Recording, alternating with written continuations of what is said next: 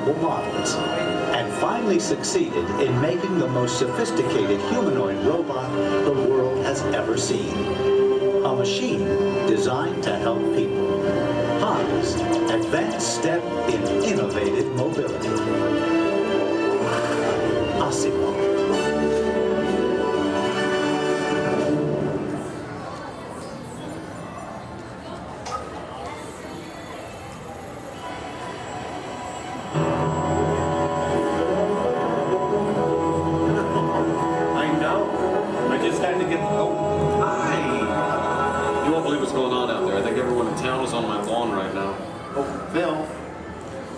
Stay out of the rose bushes, buddy.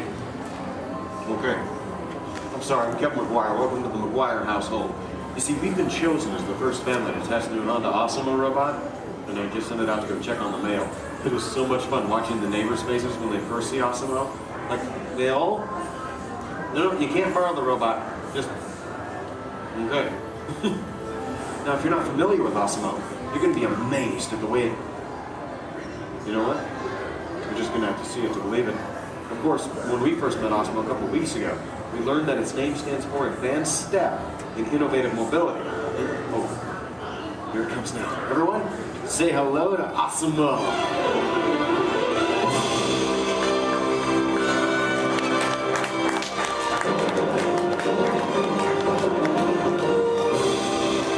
That's a good idea. Everyone welcome the newest member of the McGuire family, Asimo.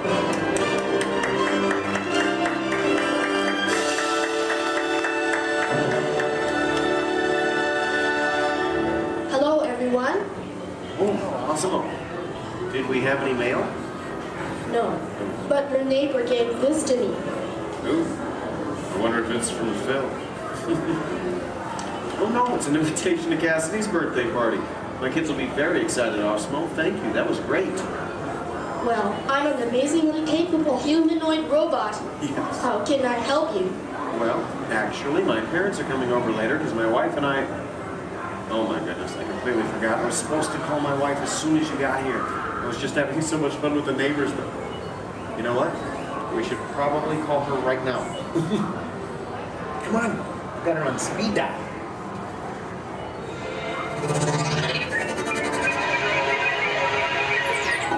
Hi, honey. Hi. Hey, look what just arrived. Asimo. Yeah. Can I keep it? Sure. Hello. Hi, Asimo. I'm leaving work early today, and I'll pick up the kids. Okay. They are so excited. So I'll see you in a while. Oh, and honey, don't forget we're going out tonight. So remind your parents that they're babysitting and order pizza. Oh, yeah. Thanks. See you. Bye, honey. Bye. Bye, Asimo. Goodbye. Well, Asimo, welcome to the family. Thank you. I just need to remember to order that pizza. What do you think, sausage or pepperoni? What am I talking about? Now, developing the world's most advanced humanoid robot didn't happen overnight. It took teams of Honda experts over 20 years to create this amazing piece of technology. And we're talking about experts in the fields of physics, anatomy, mathematics, computer sciences, chemistry, mechanical, and electrical engineering. Oh, check this out. Asimo? Come this way, please. Now, if I'm sitting down, or in a wheelchair like my wife, Asimo's camera eyes are at about the same level as my eyes, and this makes communication very simple. In fact, if you take a look at the screen, you can see Asimo looking at me. Hello, Asimo. Hello, Kevin. Oh, Asimo, please turn out to all of our new friends. And everyone, wave and say, hello, Asimo. Hello, everybody. And there you are.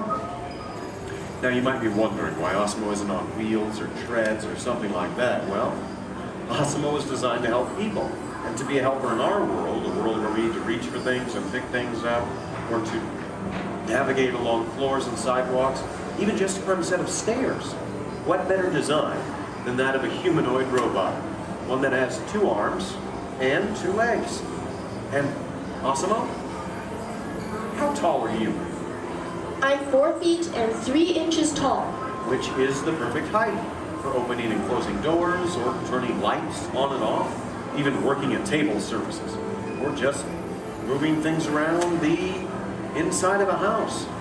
And Osimo, how much do you weigh? I weigh 119 pounds. And I wonder what all that would be in metric. Carry the one. I'm 130 centimeters tall and weigh 54 kilograms. All right. Oh, and how fast can you walk? I can walk about 2 miles per hour. And in metric, that would be about... That would be about 3 kilometers per hour. Yeah, that's great, Osimo. Thank you, Kevin. Now, in order for a robot to operate in our world, it must have the ability to walk. And walking can be very complicated. Follow me on this. You see, with each step that I take, my brain sends thousands of signals at lightning fast speed throughout my nervous system. Now, these signals travel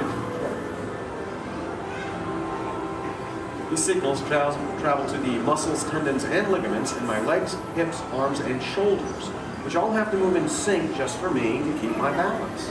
But the really amazing thing is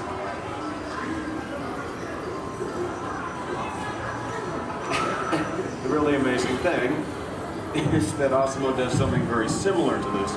It uses motors, sensors, and computers to keep its balance and walk like a human. Now, Osimo can also sidestep in a straight line or on a curve.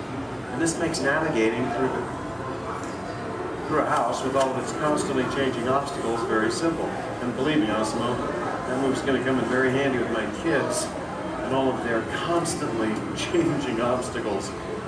But what's even more impressive, not only can Osimo walk forward, but Osimo can also walk backward as well, constantly adjusting its center of gravity with each step, just like us. And Osimo's balance is so good, you know what? Let's just show them. Osimo, please balance on one foot, like this. Yeah. Now Osimo makes it look easy. How about the other foot? All right. And Osimo must constantly analyze the data from all of its sensors and 34 separate servo motors. Well, Osimo, I guess it's true. There's really nothing you can't do, except fly, right? But I could play soccer. Yes, you can. You know, I think Molly left her soccer ball here, so yeah. Why not show everyone? Oh, hold on just a moment. Let me get some goalposts so we can make it official. All right, Osimo. Bend it like Beckham. And that's a goal! Very nice, Osimo. Yes. Now, it looks simple, but kicking the soccer ball actually requires some technically advanced balance, stability, and coordination. But you know, Osimo, with your ability to understand vocal commands and navigate effortlessly through the environment, it's easy to see how helpful you're going to be around the house. Oh, telephone. Okay, Osimo. I'll get it. Hey. Hey, is Osimo there? Yeah, right here. Hello. That is so cool! Osimo, we'll be home in like 5 minutes. Osimo, I told everyone in school they can come over and meet you. And I invited everyone in the neighborhood. Hold on. Also your video. Yeah, Osimo, you're a star. Bye, Osimo. Okay, bye, kids. I know. How about a bye, Dad? Bye, Dad. Love you. You're cool. Well, Osimo, looks like you're pretty popular with my kids. Oh, come on. You know what I'm talking about. Actually, what my kids are talking about is Osimo's DVD, Step to Safety with Osimo, in which it shows how we can use Osimo's unique walking ability to help teach young children safe ways of crossing the street. But Osimo can be helpful in many different ways. In fact, Osimo, did you use your wireless networking capabilities to go online and look for tonight's weather forecast? Yes, I will go online. Great. My wife and I are going out for our anniversary tonight, so I thought I'd check. Partly cloudy, with a high in the mid-60s. Perfect. I'll just remind her to bring a sweater. We can have dinner on the patio. Now, even though Osimo's current role is to help her in the home today, someday Osimo might be able to work in dangerous situations, like fighting fires or working in unhealthy environments, cleaning up toxic spills. And there's even the possibility... But I'm not only designed to help, I can also have fun. I think I know what you're talking about. Everyone, would you like to see Osimo dance? Yeah? All right, how about this, Osmo? You lead, I'll try to follow. Go ahead and kick it.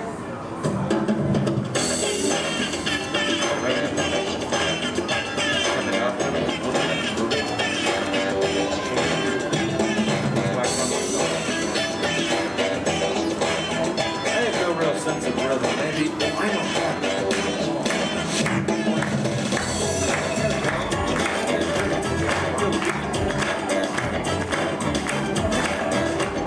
Bring it on, bring it on.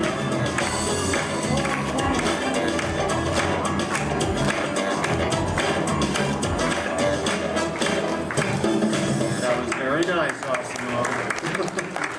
Wish I could dance something. Hey guys. It's on, Dorothy. Hello. Oh, hi dear. Hi, Mom. What are you doing? Trying to keep the rhythm. Tell them to be over in a while. Oh, your father says to tell you we'll be over in a while to watch the kids. Okay. That's about the robot. Oh, did that cute little robot arrive? Yes, Mom. Osmo's right here. Oh, good. Well, we'll see you soon. Okay. Make sure our room is ready. Make sure our room is ready. Dad, I can hear you. We can all hear you. Can hear you, girl. We're good. Okay, honey. Bye. Bye. How do I turn this thing off, girl? Use the remote. It is the button on the right. My parents and technology don't always mesh well. There you go. Oh, you know, this is the first time in a long time my parents have actually volunteered to watch the kids. I wonder why. It's a mystery. Anyway, if you'll excuse me a moment, I need to go check on them. A second, Osmo? Could you do me a favor? Yes, Kevin. Could you go upstairs and look into the room on the right to see if it's ready for my parents? Of course. Great. Now, what you're about to see is one of Osmo's most challenging maneuvers, made possible by combining all of its onboard technology. The ability to climb a set of stairs with balance and precision is a culmination of over 2 decades of research and development. Now, first, Osmo stops momentarily at the foot of the stairs and adjusts its position by reading a mark on the floor using the sensor in its torso. Oh, are you all ready, Osmo?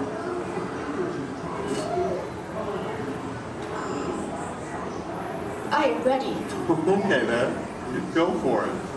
Now, with each step, Osmo must adapt and constantly counterbalance using all its computing power to remain upright all along the way. Way to go, Osmo! Now that is truly a historic step forward in human technological progress. Okay, Osmo, go ahead and take a look into the room and see if it's ready for my mom and dad, please. And boom. That looks perfect. Thank you, Osmo. You're welcome. Now, if you thought going up the stairs was difficult, it takes even more balance and coordination to make it back down whenever you're ready, Osmo. Once again, Osmo will find its position by reading a mark on the floor using the sensor in its torso. And when it's ready, it will descend the stairs, constantly adjusting with each step.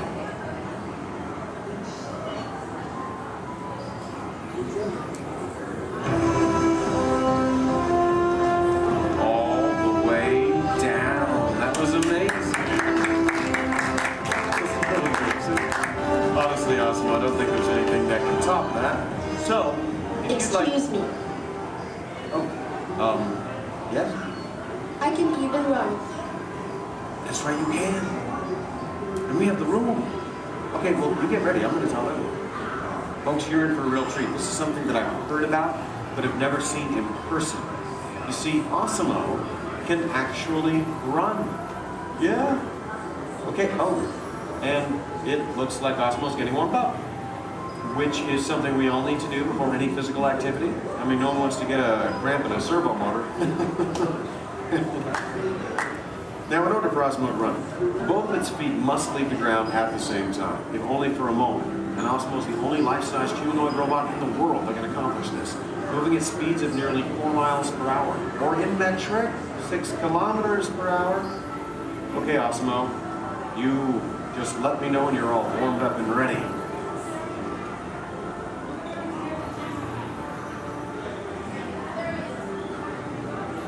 I am ready. Alrighty then. On your mark, get set, go!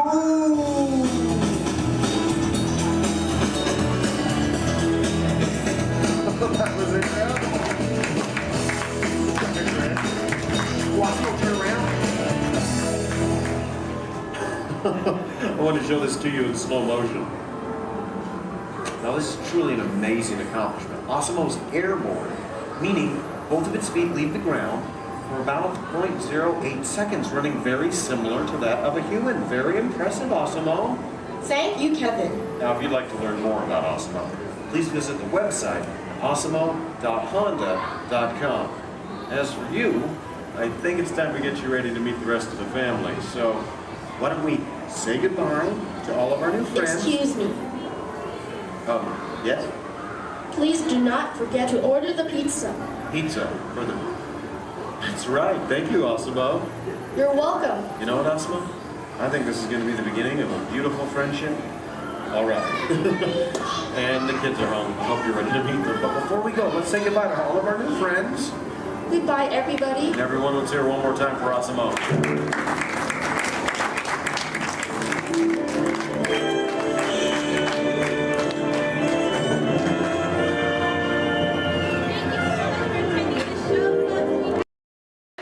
Remain seated with your hands, arms, feet, and legs inside the vehicle and supervise children.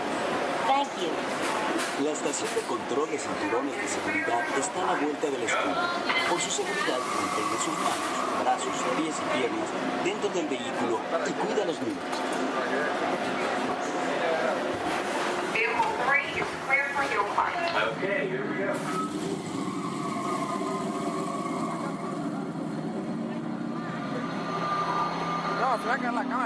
Torque and transmission load data are looking good. Great. Let's proceed to the rough road tests. You got it.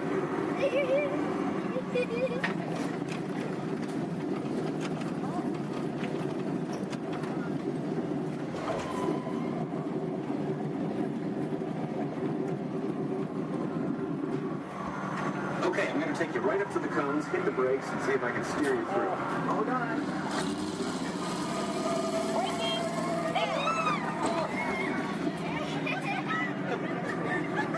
Okay, we're back on track. Let's do that other sequence. Okay, let's try it again, this time with the anti-lock brakes. ABS rear. Braking! All right, that's the way it ought to be. You see how ABS lets you keep control of the vehicle while braking?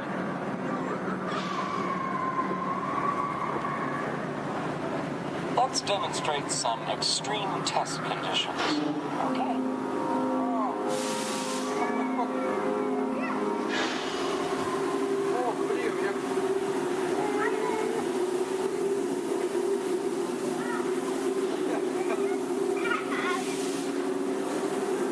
Did you remember to turn off those robots?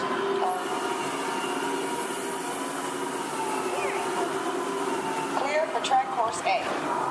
All right, let's pick up the pace. Increasing speed. 10%.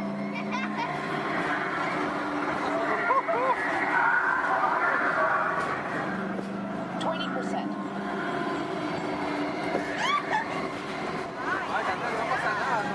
30%. Are you seeing an increase in lateral forces? Sure am.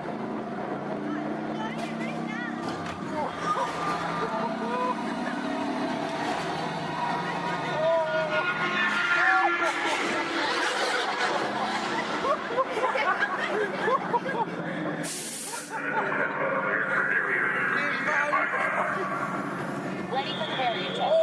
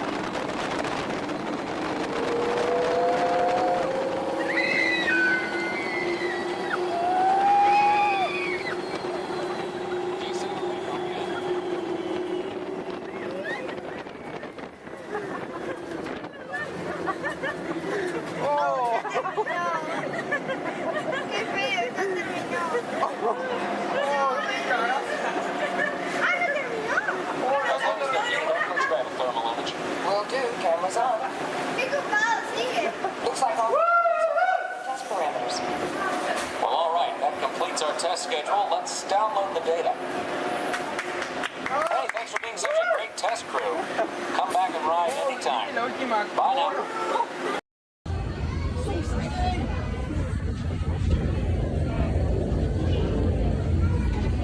Thanks. What'd you say? Yeah, I said you did? Oh. So I said like no. I knew that. Motion tracking, assigning individualized color profiles, web shooters calibrating. Woo! You there, Spider-Man? I'm here. Where are you? On our way. Okay, please sit back and enjoy your ride until we reach the intended disaster. Wait, I thought you were still an exponential major. Yeah, disaster sounds right. I'm not here today.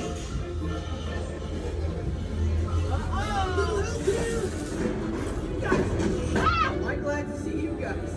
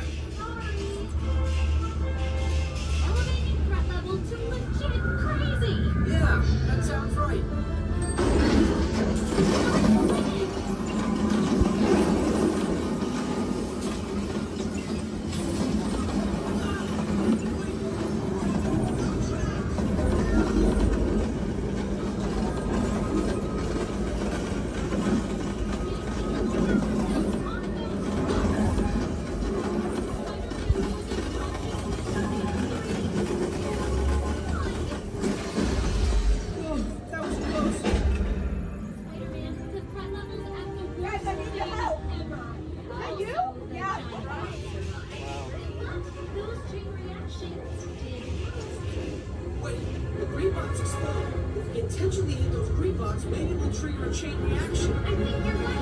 That should stop it.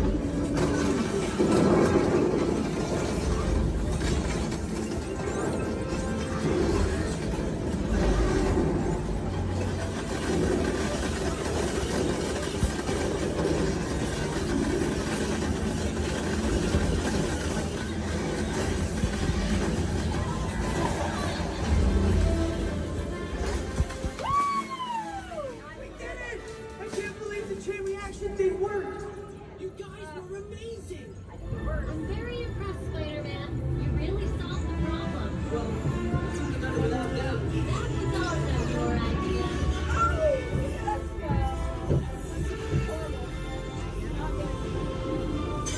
Dang it!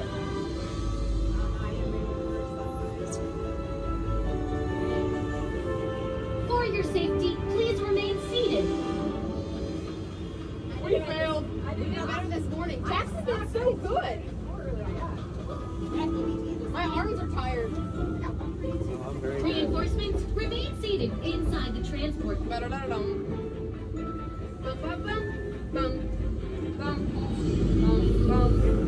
Hey, thanks for attending our open house presentation and preventing the destruction of the world as we know it.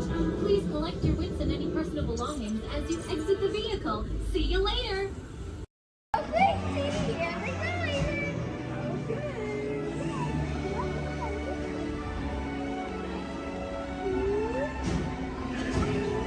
Are we going around? I went that side! And there's the way!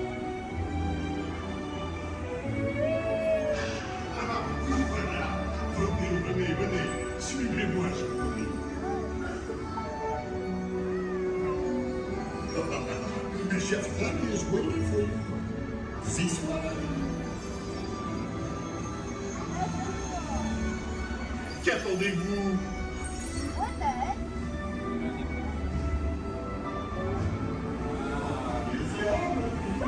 Invité pour le dîner. Pour le repas idéal, en commun? Non. A simple omelet? Too simple. What? Mais oui, that's it!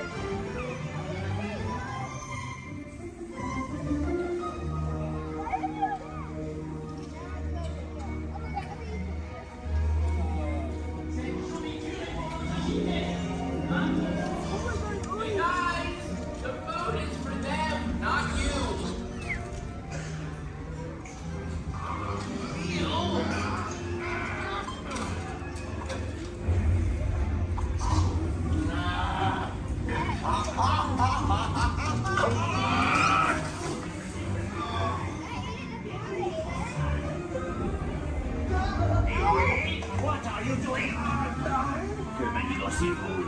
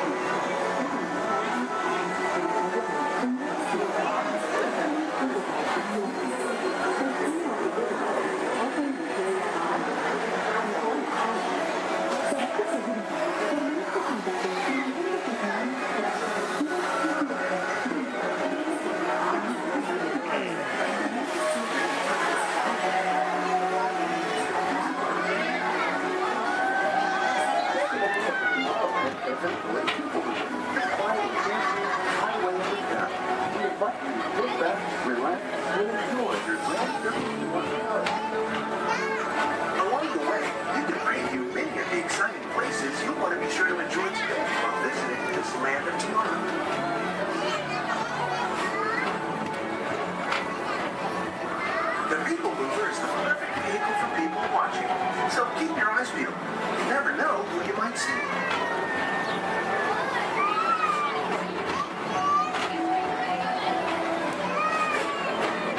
Coming up, Stitch's Great Escape, where you can report for duty as a security agent for the Galactic Federation.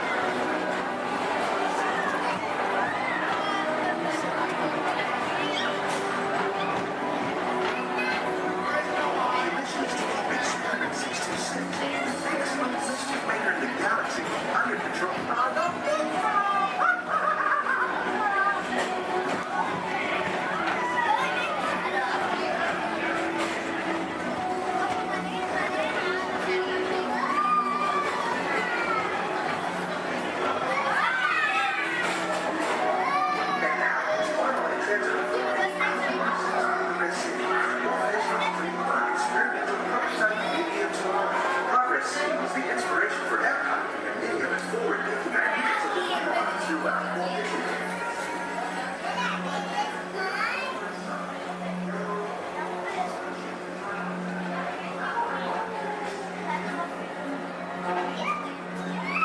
If your future includes shopping, then you'll want to visit Mickey Stuff Traders, where you'll find the greatest goods from around the galaxy. That's right! It's out of this world!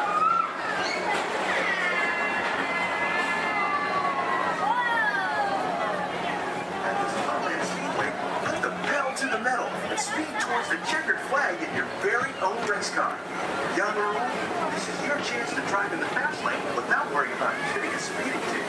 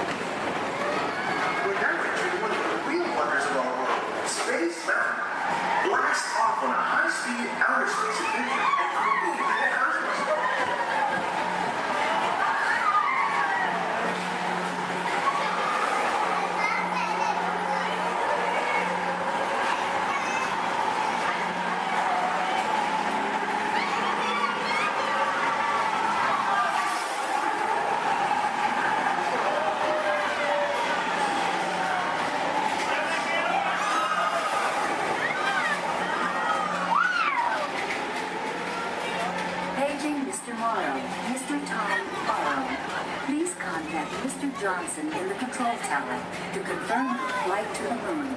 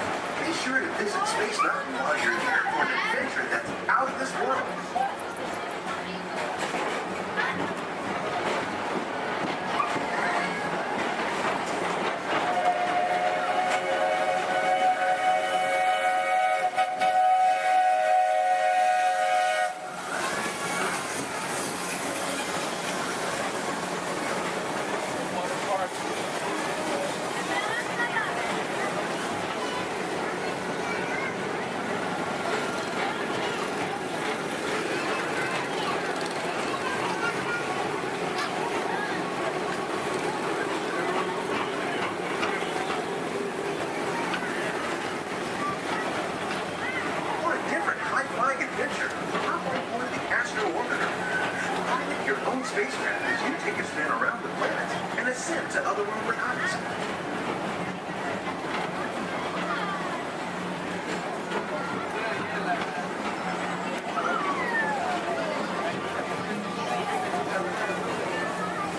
We're now approaching Walt Disney's Carousel of Progress.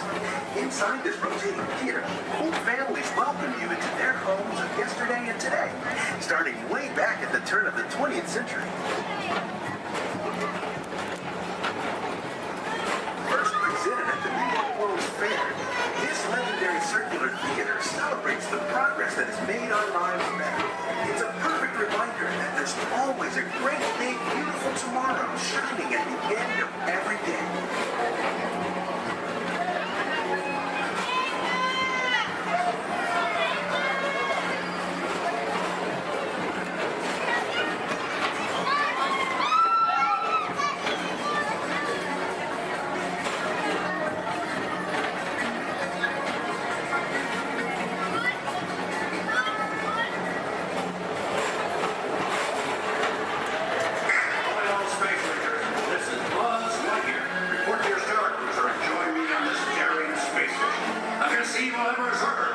As an honorary space ranger, you'll use your own personal laser cannon to save the entire galaxy.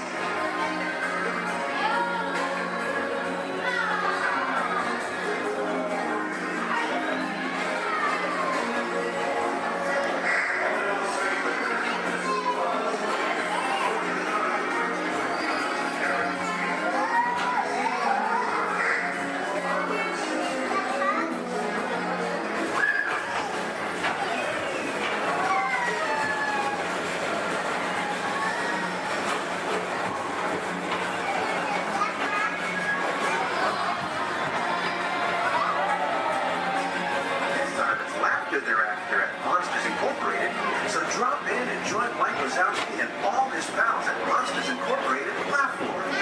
Share the fun.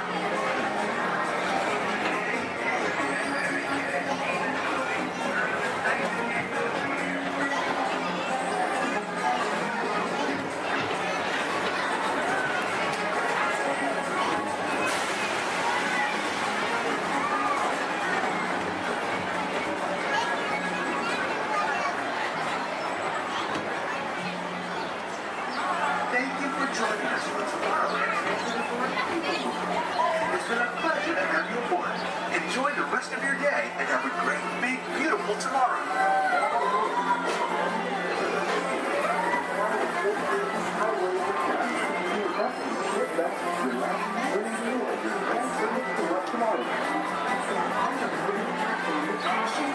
Exit by stepping away from the car.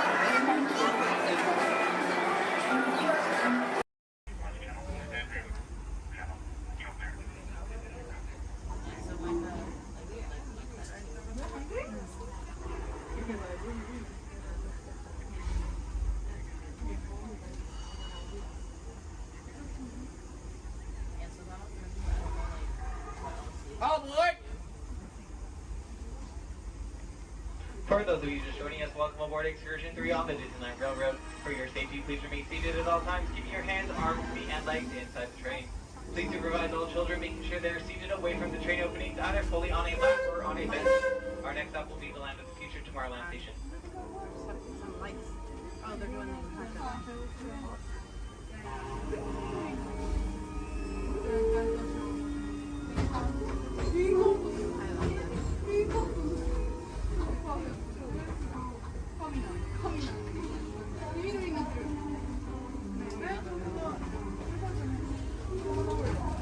Hello, everyone. Thanks for joining us on the Disneyland Railroad. For a safe ride, remember to stay seated with your hands, arms, feet, and legs inside the train. And please watch your kids. ¿Qué tal, amigos? Y bienvenidos a bordo. Para su seguridad, permanezca sentado y mantenga las manos, brazos, pies y piernas dentro del tren y cuide a los pequeños. Gracias.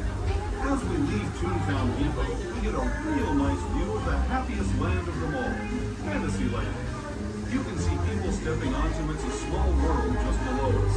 And, off in the distance, majestic Matterhorn Mountain.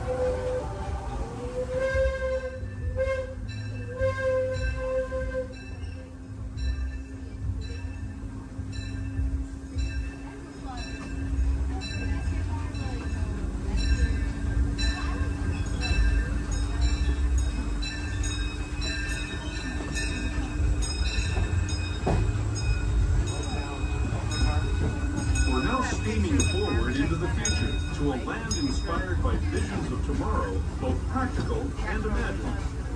Here you'll find rocket ships and star speeders, submarines and astroblasters, and, if you look overhead, maybe a glimpse of a Mark 7 monorail. This is the latest version of the first daily operating monorail system in the entire Western Hemisphere, gliding above Disneyland since 1959.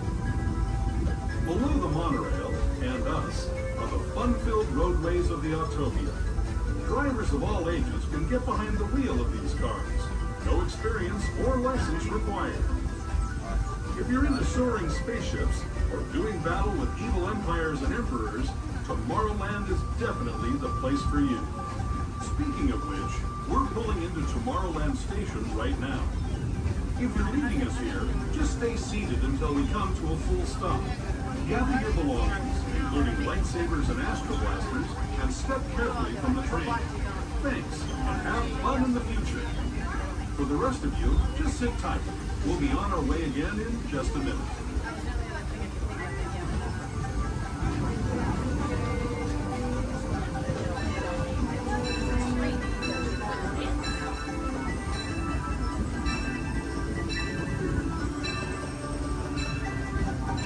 As we make our way into Tomorrowland Station, we do ask that you please remain fully seated until the train has come to a full and complete stop.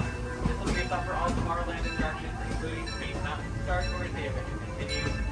Finding out our submarine voyage, the monorail, the Autopia, and many more.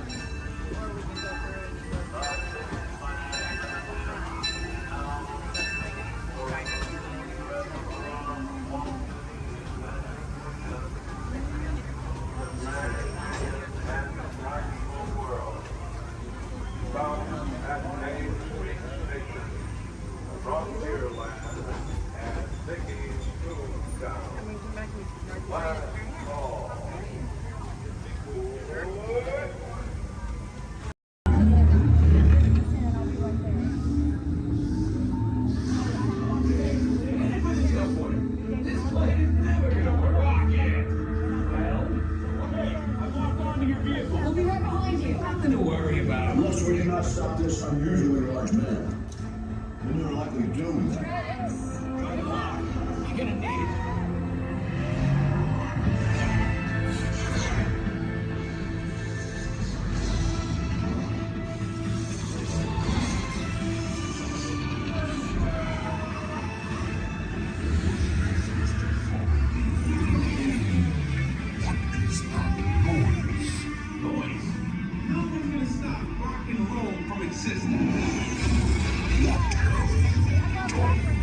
What have we done? I think we're jumping back. All the way. Oh, God. That's the big bang. Let's see here. We gotta get that generator. It's the only way back. We got the generator. Oh, yeah? See about that.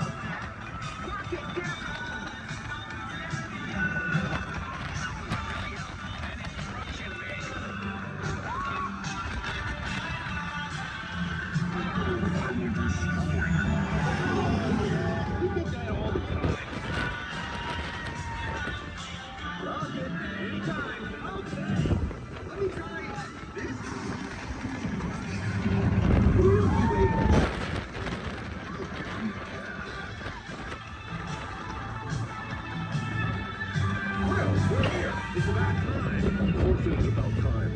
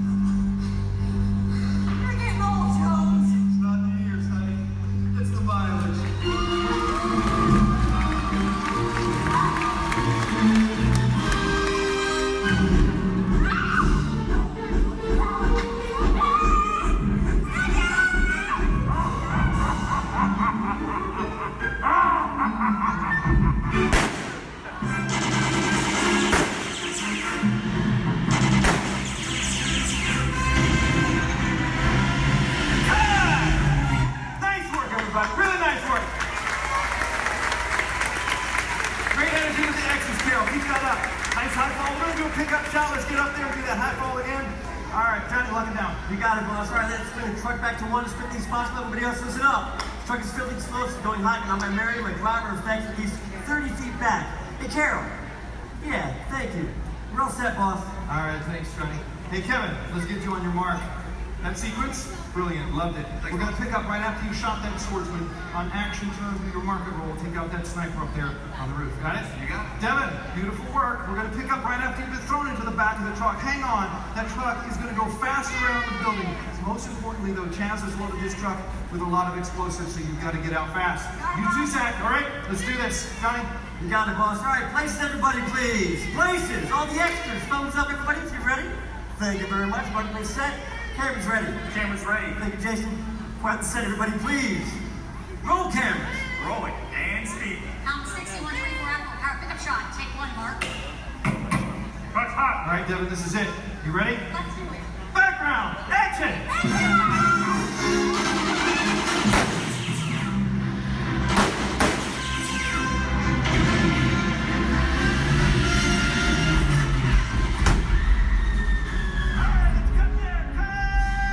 Nice work, everybody. Really nice work. We're moving on. All right, look at that. Get them.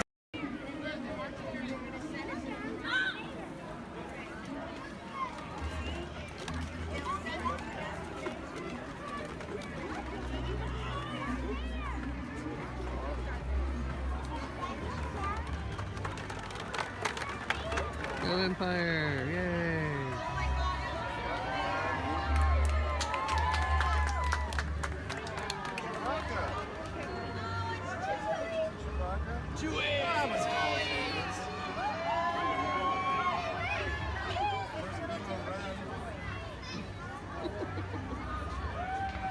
Hello, what's up? Hey. Oh, just that.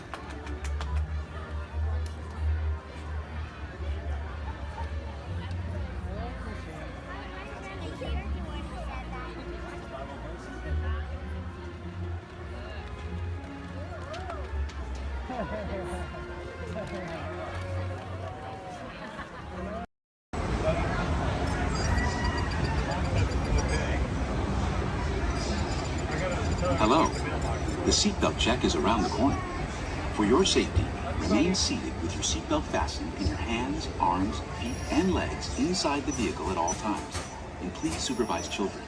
Thank you. La estación de control de cinturones de seguridad está a la vuelta de la esquina. Por su seguridad, mantenga sus manos, brazos, pies y piernas dentro del vehículo y cuide a los niños.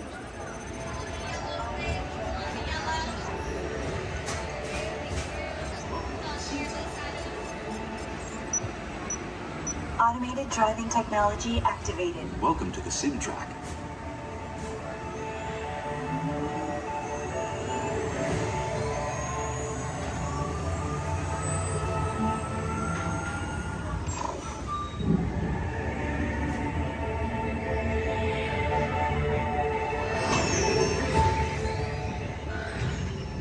We'll begin with the capability test to see how your vehicle designs perform under challenging weather and surface conditions. Monitoring road surface. Connecting to OnStar. SIMCAR performance data acquired.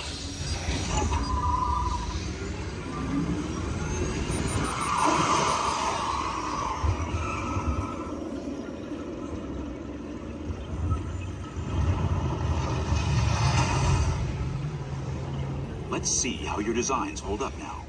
Commencing SIMCAR off-road and extreme weather sequence.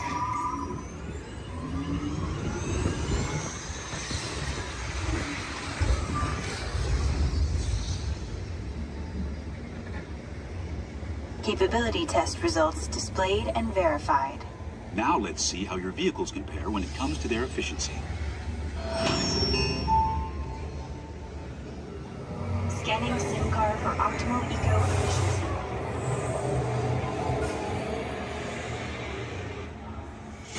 Engaging EcoScan for aerodynamic efficiency.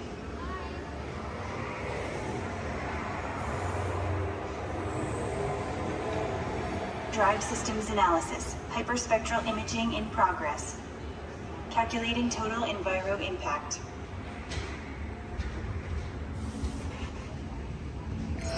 Commencing responsiveness test. Okay, the responsiveness data is now being synchronized. Automated driving technology verified and active.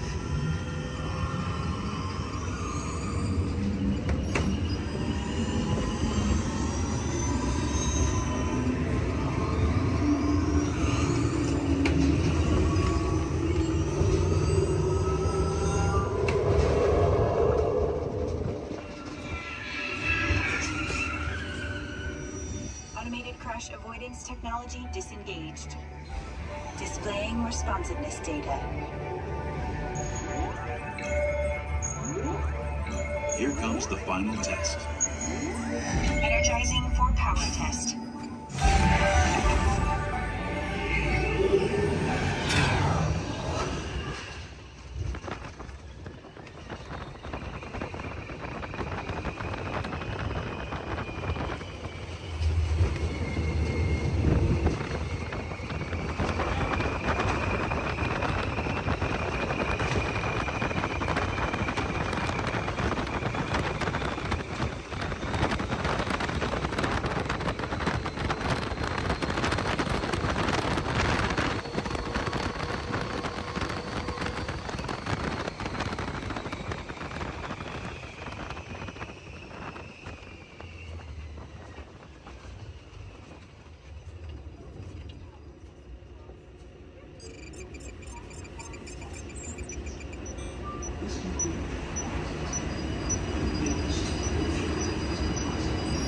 Displaying power test results.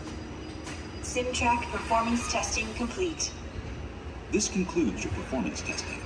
You'll be able to see how your Chevrolet custom concept vehicle designs compared with the sim car after you disembark.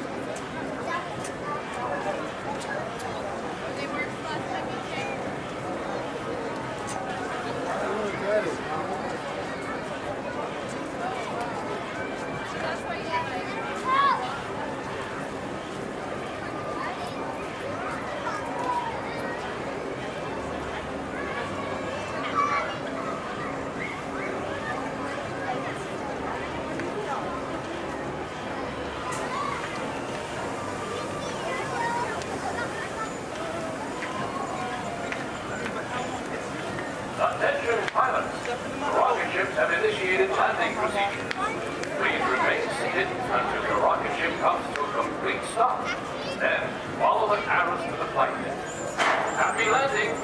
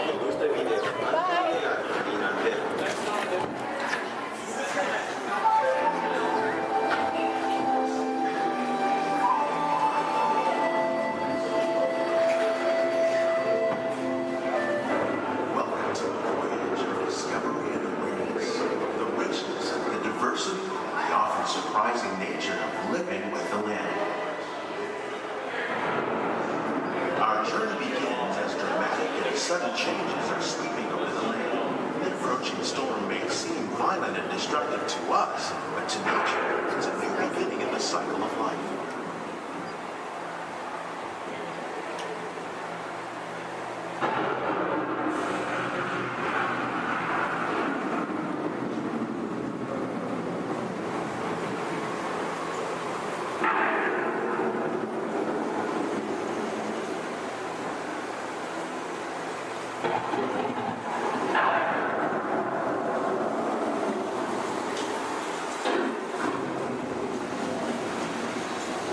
Beneath the surface of the land, roots trap water from the flowing mud, extracting precious nutrients and minerals.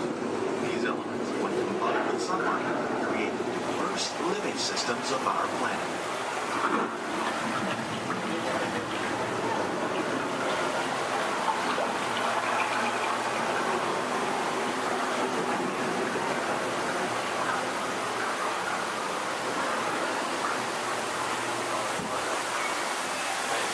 One of those living systems is the rainforest, home to the most amazing concentration of life on our planet.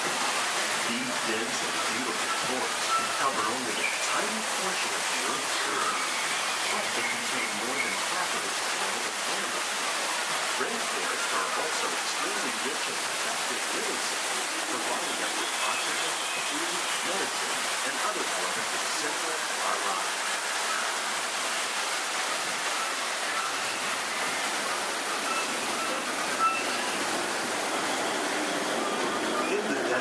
Nature has created a very different, no less beautiful living system. And while this arid landscape may seem lifeless, it is very much alive. The plants and animals that have learned to survive in these harsh conditions make use of what little water they can find and avoid the scorching. The American prairie once appeared as desolate as the desert, but over time, rainwater and nutrients gradually penetrated the hard surface of this land. Even the hooves of the mighty buffalo helped create the rich soil that would one day become home to the American farm.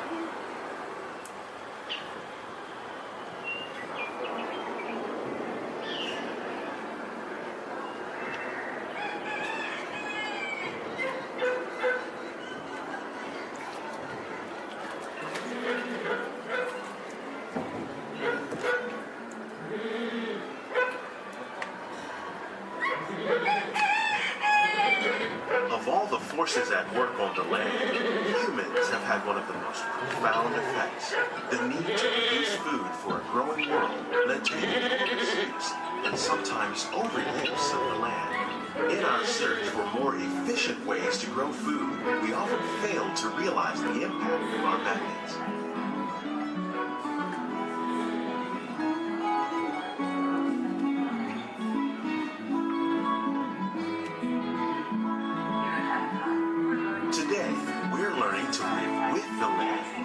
discovering better ways to grow food that will assure both human and environmental well-being. In Japan, we're learning that by adding composted leaves and other plant material to our soil, we can reduce the need for fertilizers. In farmlands across America, we're learning that by plowing under vegetation containing natural fertilizers, we can enrich the soil without the use of chemicals. In Saudi Arabia and Mexico, we're learning to produce food on desert seacoasts by developing and planting crops that thrive on saltwater. Here at Epcot, we're learning to reduce the need for pesticides by using natural predators like ladybugs and wasps to control pests. How will we meet tomorrow's growing needs for food production, yet still respect the needs of the land? Some of the answers are being discovered just ahead. To help us maintain these carefully controlled ecosystems, and for your safety, please remain seated in your boat at all times.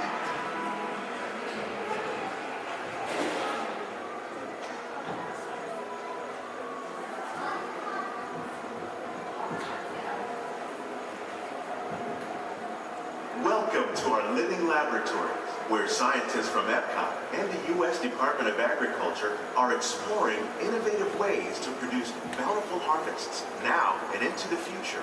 The tropics are home to the greatest diversity of plants on the planet. Many of these, like papaya, bananas, cacao, coffee, and rice, are well known around the world. Others, like the jackfruit, fluted pumpkins, and dragon fruit growing here, represent the vast number of lesser-known tropical plants. As we learn more about these crops, we discover that many are rich in vitamins and minerals, while others are well adapted to growing in less than ideal conditions. For instance, the fluted pumpkin thrives in the poorest soil conditions of Africa. With its edible seeds and leaves, the pumpkin could become an important staple for areas where other crops don't grow easily. The unique-looking dragon fruit is actually a member of the cactus family. The fruits are high in vitamin C, rich in antioxidants, and have a light, sweet taste. The fruit originated in Mexico or Central America, but is already becoming popular in Asia. It could become a source of important nutrients for people living in many areas of the world. These and many other lesser-known crops may one day be as popular as the bananas growing on both sides of the boat. More than 28 million tons of bananas are eaten annually, making it the most popular fruit in the world.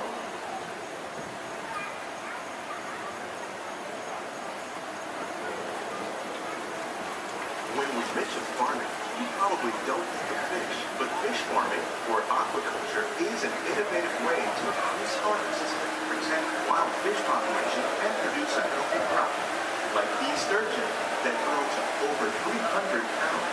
Now that's a lot of catfish. Tilapia, bass, and catfish are really popular crops raised by fish farmers around the world. Most are grown in open ponds, but innovative recirculation systems like ours can conserve water and improve health. More than 200 different species of aquatic animals and plants have been successfully farmed. Even these American alligators can be successfully raised in controlled environments. Nearly half of all fish consumed worldwide is now raised on farms, making aquaculture an important part of our efforts to produce a bountiful harvest and protect natural resources here at the land. We grow about 5,000 pounds of fish each year, many of which are featured in restaurants around Walt Disney World. This greenhouse is full of some of the best ideas for improving plant yields. Disease and pests are two of the biggest problems facing farmers around the world. By careful selection and crossbreeding, we can grow crops like these sunflowers and winter melons that are more resistant to pests and diseases. Scientists have even been able to breed plants that can flourish in marginal areas where water and nutrients are in short supply. The result of these efforts is higher yields with less impact on the environment.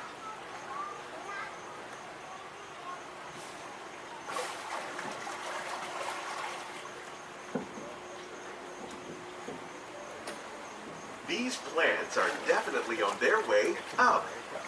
Innovative growing techniques like the ones you see help to increase yields while more efficiently using resources like water, fertilizer, and pesticides.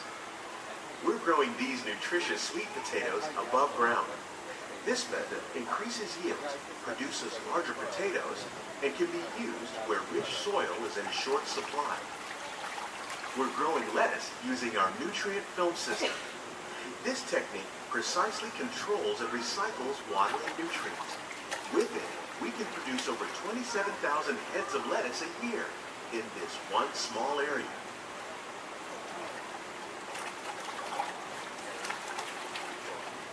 Here's something you don't see every day.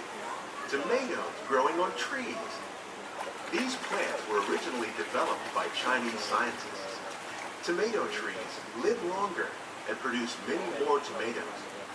One of ours lived 16 months and produced over 32,000 fruits.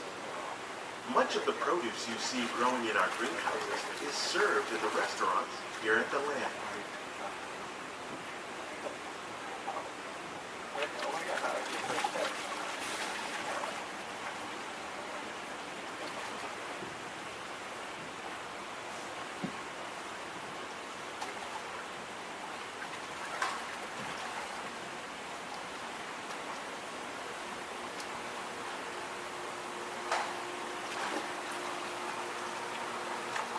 The future of agriculture includes some high-flying ideas like the ones you see here. The aquaponics system on your left integrates hydroponics with aquaculture. The fish provide a source of natural fertilizer for the plants, and the plants help keep the water clean for the fish.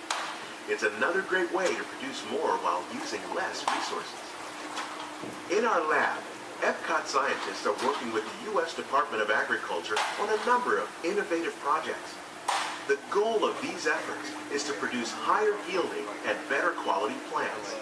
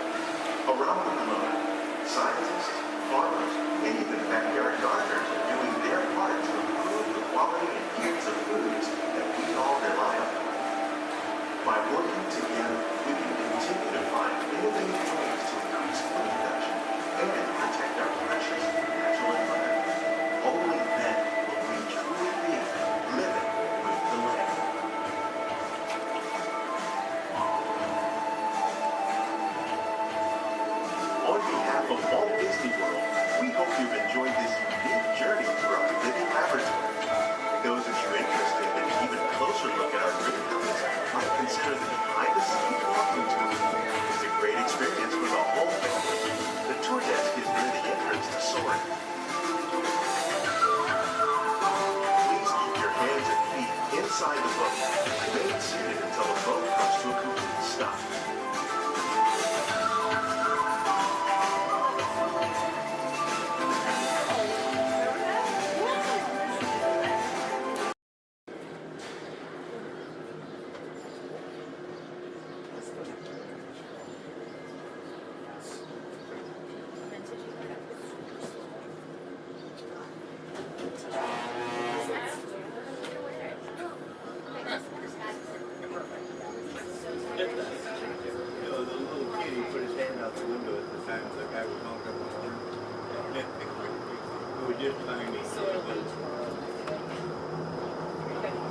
To those of you who have just joined us, welcome aboard the Disneyland monorail. For your safety, please remain seated, keeping your hands, arms, feet, and legs inside the train. Watch your children, and no smoking, please. Bienvenidos a bordo. Para su seguridad, permanezca sentado y mantenga las manos, brazos, pies y piernas dentro del tren y cuide a los niños. Por favor, se ruega no fumar. Gracias. We're now en route to our final stop, the Tomorrowland monorail station. Along the way, you can get a bird's eye look at the downtown Disney district, Disney's Grand Californian Hotel and Spa, and Disney's California Adventure. To the left of the monorail is the main entrance of Disneyland, the happiest place on earth. Disneyland is truly an American origin. Since its opening in 1955, it has hosted more than 500 million guests from around the world, including presidents, kings, and celebrities. It is the original Disney theme park, created and enjoyed by Walt Disney himself. To the right is our transportation plaza, where you'll find taxis, hotel shuttles, and public transit stops. We're about to enter Disneyland. Some of the clearances are pretty tight up ahead, so be sure to remain seated, keeping your hands and arms inside the cabin.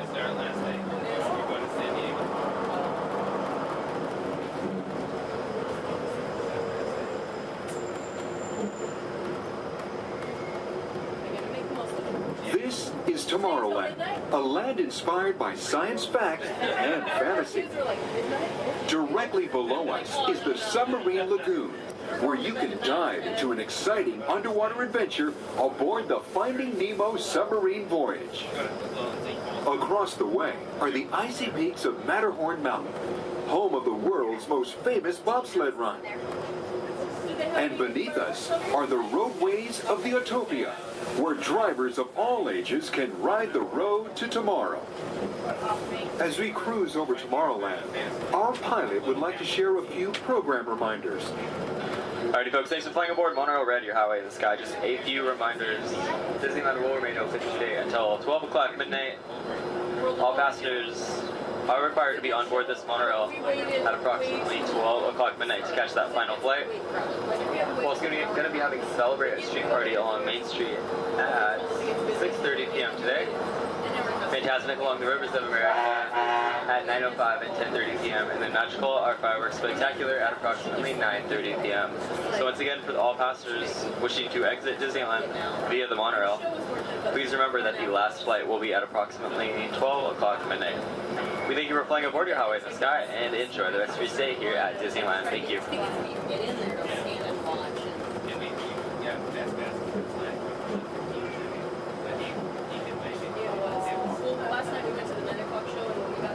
Just ahead and to the right of the train are the sparkling gold spires of one of Disney's most beloved attractions.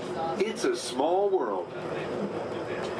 Beyond it is the wacky world of Disney's classic cartoon characters, Mickey's Toontown. We're now riding alongside the happiest kingdom of them all, Fantasyland, home to Pinocchio, Snow White, Peter Pan, and other storybook characters.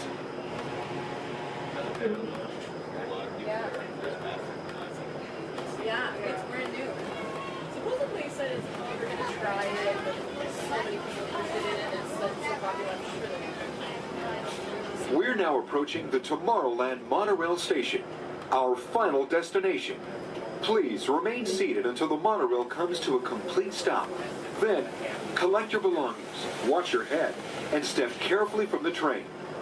On behalf of all of our crew, thanks for traveling with us, and we hope you'll have a happy and memorable visit here at Disneyland.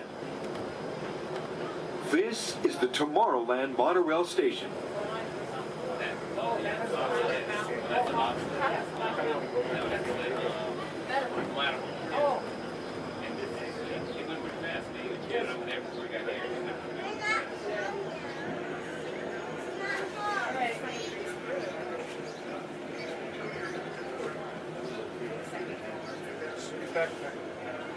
We did? Okay. We recently learned that your Terran visionary, Walt Disney, had a similar goal in mind with his early concepts for the experimental prototype Community of Tomorrow.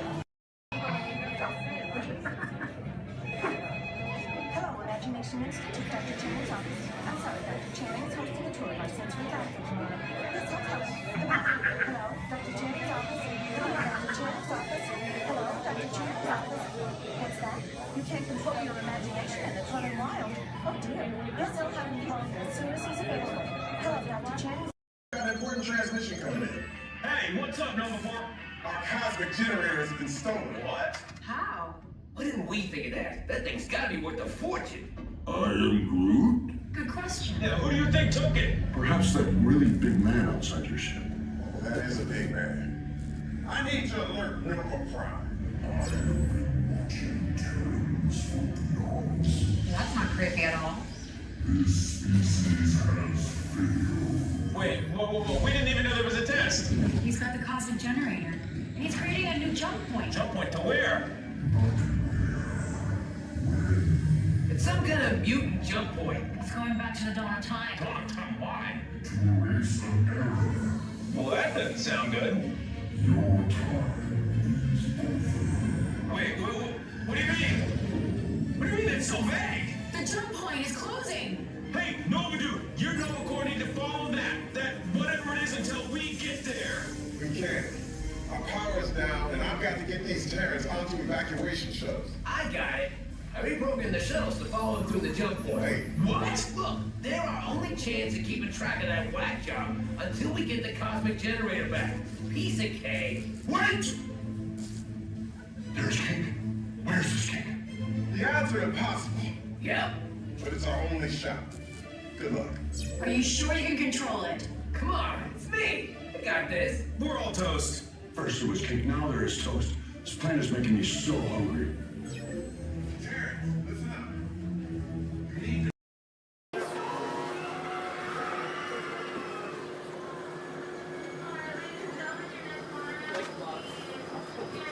Hello, everyone. Welcome aboard the Disneyland monorail. We are now beginning a 2.5-mile journey to downtown Disney Station and back. For a safe trip, remain seated, keeping your hands, arms, feet, and legs inside the cabin. Be sure to watch your children, and no smoking, please. Bienvenidos. Para su seguridad, permanezca sentado y mantenga las manos, brazos, pies y piernas dentro del tren y cuide a los niños. Por favor, se ruega no fumar. You're riding aboard a Mark 7 monorail, the latest generation of Disneyland monorails. When Walt Disney introduced this attraction in 1959, it was the first daily operating monorail system in the Western Hemisphere. Just ahead is Disney's California Adventure, where you can live the ultimate California dream through attractions and live shows that are as diverse as the Golden State itself. The towering hotel is home to the Twilight Zone Tower of Terror, where you can literally take a thrilling drop into Hollywood history. The bear-shaped rock formation is part of the Grizzly Peak Recreation Area, a haven for outdoor adventures. Beyond it, you'll find the high-energy fun of Paradise Pier. Coming into view on the left are the villas at Disney's Grand Californian Hotel and Spa. It's the first Disney Vacation Club resort on the West Coast and shares the same arts and crafts style as the famous hotel which we are now entering.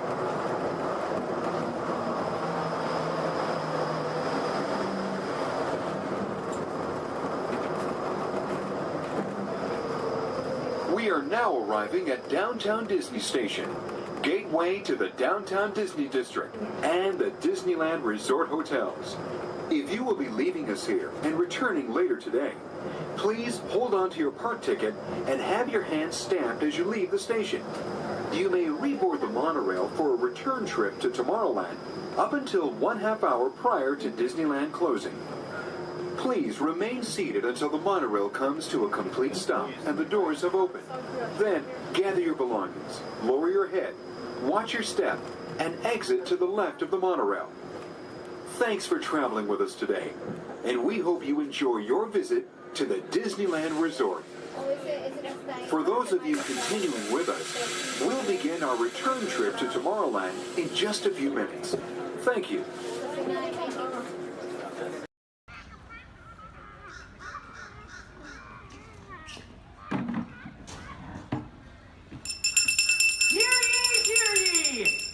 James Jefferson, the town crier of Liberty Square. But my friends, call me JJ.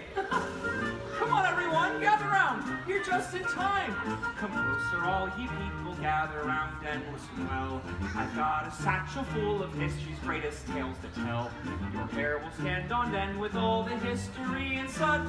Unless, of course, you're bald like me, in which case, not so much. Hey, Sam! It's Sam Eagle, everybody! Tell us, Sam, what great American story are we sharing today? Today we shall salute the Declaration of Independence. Ah, a great story indeed. The people of the colonies, they said, let freedom ring! Declared their independence. And they overthrew the king. There were battles, there was violence, there were spies and tricks too. We won't speak about all that. This is wholesome through and through. Right, let's bring out some friends to help us. Hey there, that's your cue. Welcome! Hiya! Woo! Great moments in history. La la la la la. Great moments in history. And this one features more. And here's what you will take away in all your minds and hearts. Great moments in history. Great moments in history, but just the American parts. Hi-ho, and welcome to Great Moments in History. But just the American parts. That's right, Sam. And as the official Liberty Square historian, I have drafted tributes to every important event in American history. JJ, please remind everyone which great moment we are sharing today. The Declaration of Independence! Excellent! I read it every night before bed, and so should you. And now I will recite from memory the entire Declaration of Independence. When in the course of human... Excuse me, Sam? Kermit, you are interrupting America. Sam, the gang and I were talking, and we had some ideas to make your show more entertaining. Entertaining? Mm-hmm. In a theme park? Yeah. Highly unusual. Aw, please, Sam? JJ, I could use a little help here. Sure, Kermit. Let's put this to a vote.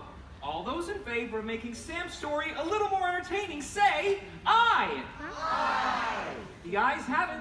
Oh, it appears democracy has spoken. All right, Kermit, you and your band of weirdos can help. Okay. But please, do it with dignity. Oh, sure, Sam. We always do things with dignity. Hey, Kermit, the all-chicken chorus is ready for their big number. The cluck heard round the world. Hit it, girls! Back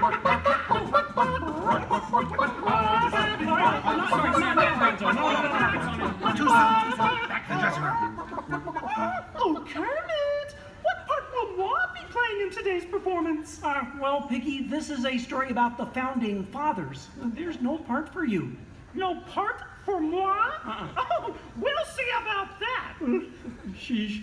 Okay, places, everyone. Sam, JJ, take it away. All right, friends, what do you say? Want to help us make some history? To the patriotic music. The year is 1776. 1776. We are in Philadelphia. Philadelphia? JJ, why are you doing that? I'm the town crier. Well, cheer up and allow me to continue. The year is 1776, and the Second Continental Congress has convened. Roll call, Thomas Jefferson. Hi-ho, Jefferson here. John Adams. Hey, that's me. Woohoo! And the highly quotable Benjamin Franklin. Ah, Ben Franklin here. A penny saved is a penny earned. And if at first you don't succeed, then skydiving is definitely not the sport for you. Let's hear it for your founding fathers. Sam. The delegates are discussing the question of America's independence from England, and there is much debate. Psst. Hey, that's you guys. Oh, Right, debate. Debate. Point of view. Opinion. Says you. Argument. Point. Counterpoint. Order. Needle point. I'll take 2 hot dogs with extra mayo. A banana sounds appealing. Waka waka. You get on with it. Okay, Sam. Guys, look, let's get down to business. Does anyone have any arguments in favor of independence? I do. Our continued association with England has grown intolerable. King George has altered our government, enforced cruel repression, and abolished our rights. Nice job, Gonzo. How did you remember all that? I stapled it to my arm. Oh, yeesh. That's gonna leave a mark. Okay, now, does anyone have any arguments in favor of England and King George? Boo! Come on, No everyone! King George! No King George! No King George! No King George! No King George! No King George! Did someone call moi? Piggy, what are you doing here? I told you there's no part for you in this show. Of course there is. After all, who better to play royalty than moi? All hail King George! Piggy, women aren't kings, they're queens. Fine. All hail Queen Georgette! Good grief. I protest! This is not historically accurate. The king was not at the Congress. You got a bear playing Ben Franklin. And doing a great job at it. Let's hear it for the bear, huh? Go Fozzie! Go Fozzie! Go Fozzie! Go Fozzie! Go Fozzie! Go Fozzie! Continue, please. Oh, sorry. Sorry, Kermit. King George, Queen Georgette, you are not a good ruler. Who? What?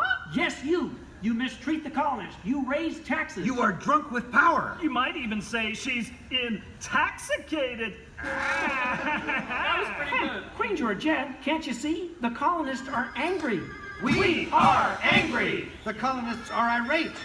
We are irate. The colonists are revolting. We are revolting. And say that again. We are revolting. Sorry. Okay, it's time to vote. JJ, if you please. All right. All those in favor of declaring their independence from England and Queen Georgette say aye! Aye! The ayes have it. Let's declare our independence. Yeah! Queen Georgette, it appears you lose. Wait, what? I lose? Well, sure, Piggy. You see, in the American Revolution, England loses, which means the king, or the queen, loses. Excuse me? It is I, Georgette Washington, and I cannot tell a lie. I look fabulous! Piggy. This is a Oh boy, nice outfit. Enough of this nonsense. Can we please move on? Sure, Sam. Now, we need someone to write the declaration. We need someone with the brains, someone with the wit, someone with a pen. Sheesh. Okay, I, Thomas Jefferson, will write the declaration. But I'm going to need everyone's help. Let's start with a list of demands, shall we? I demand a new cell phone, a bigger dressing room. I want a case of rubber chicken. Somebody said chicken. Okay, girls, get it. A case of banana.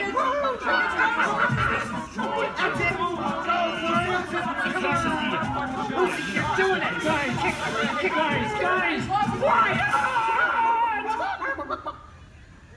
Guys, when Jefferson wrote the Declaration, it was more than a list of demands. What? Oh. What are you talking about? Yeah, it was about things we all believe in. Things worth fighting for. Things that inspired the birth of a new nation. Gee, Kermit, what do you mean? Well, like the Declaration says, we hold these truths to be self-evident, that all men are created equal, that they are endowed by their Creator with certain unalienable rights, that among these are all together life, liberty, and the pursuit of happiness.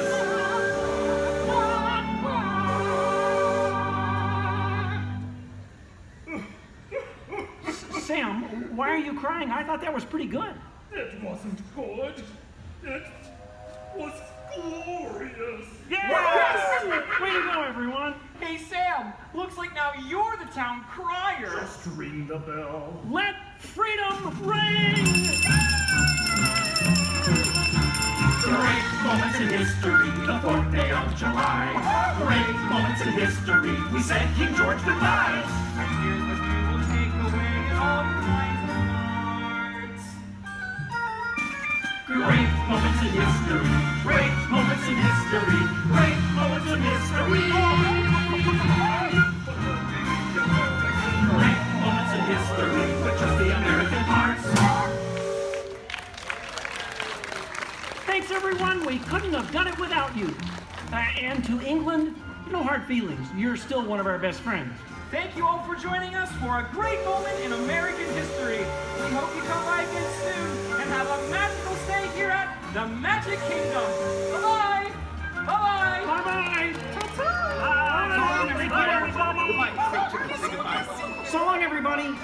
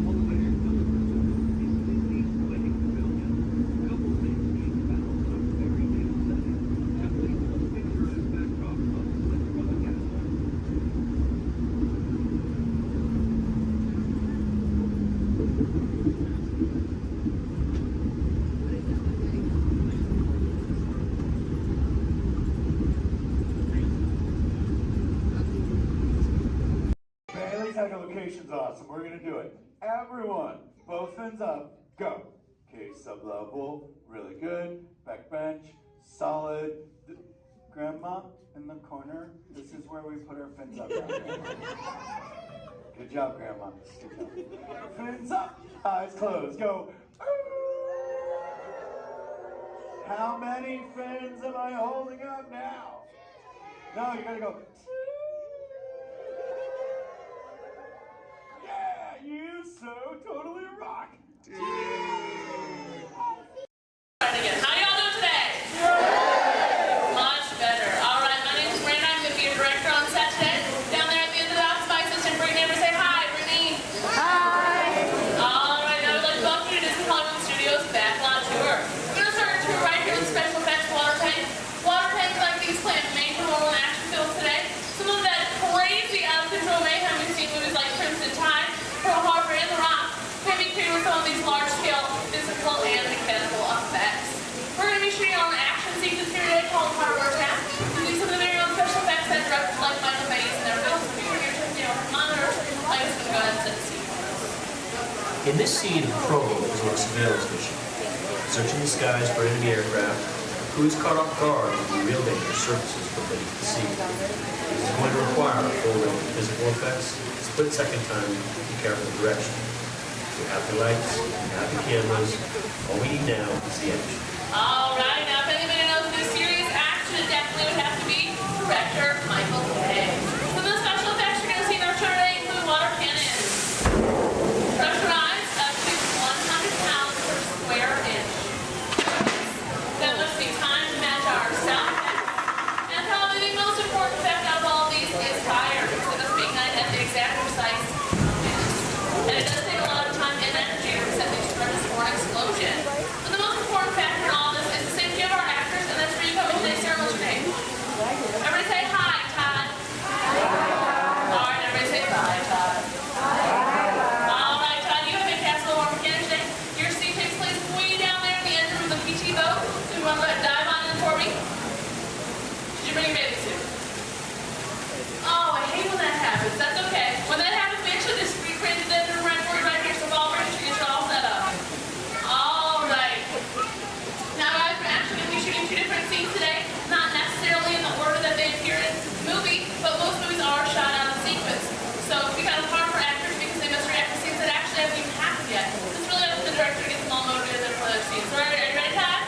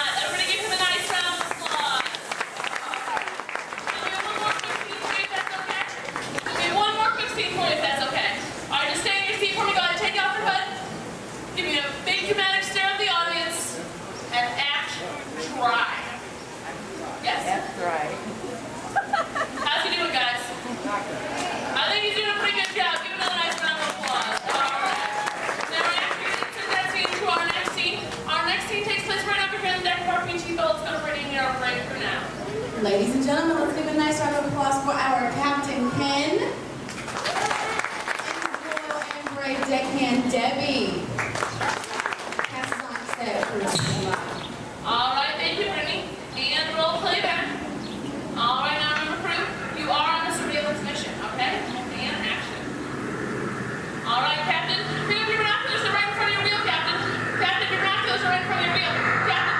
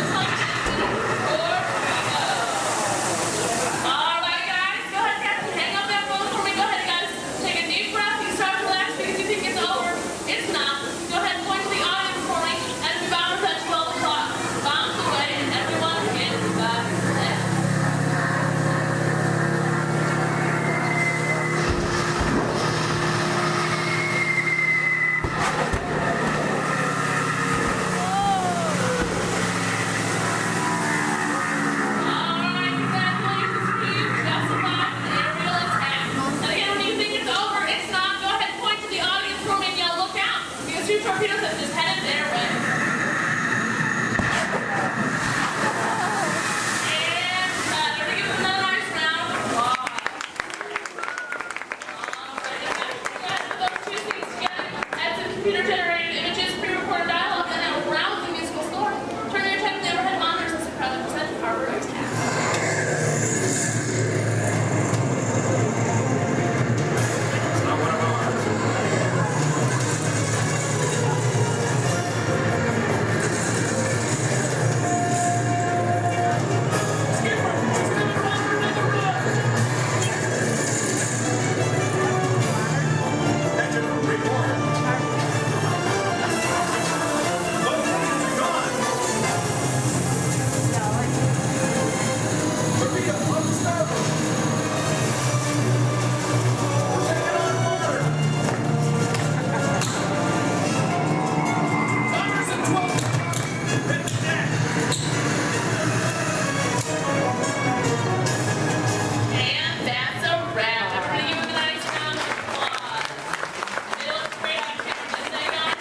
Grab the anti-aircraft guns. Myself and my assistant Brittany would like to thank you all for coming out Oh, they for our should. attack. If you're waiting for any of our brave volunteers, just stay right where you are.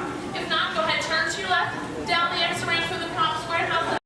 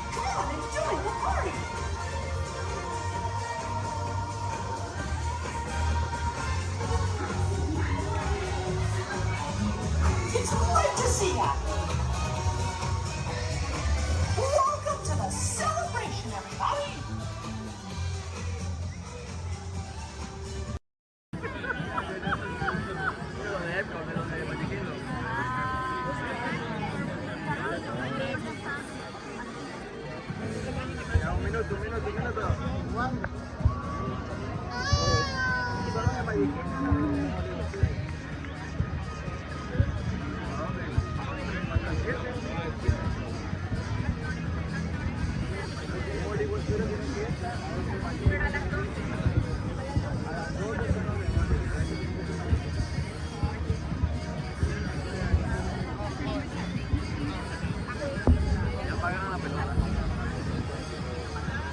aquí.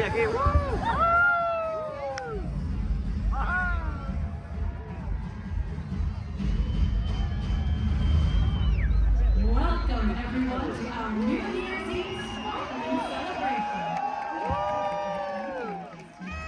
As we await the approach of midnight here in the United States, Canada, and Mexico, we should note that many of our World Showcase friends have already greeted the New Year.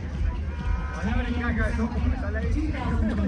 reached the country of Japan, and 1 hour later, China celebrated the New Year. Let's celebrate with them now. 皆様、新年明けましておめでとうございます。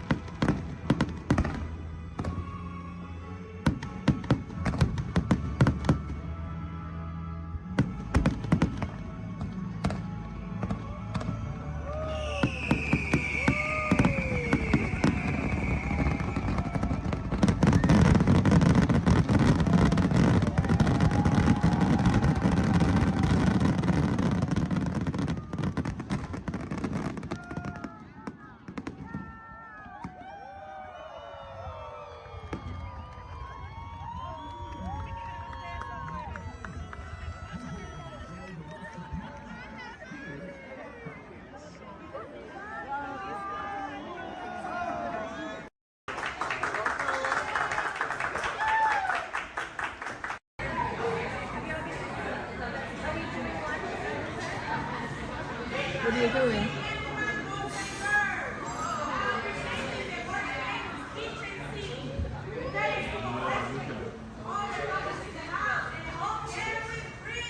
The whole can?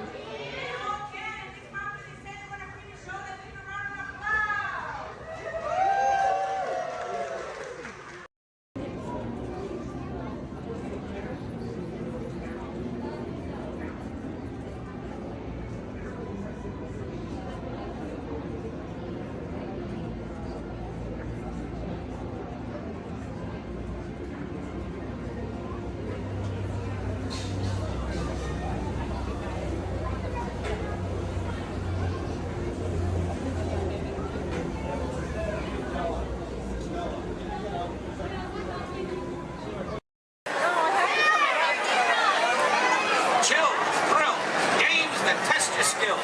It's all right here at Toy Story Midway Mania.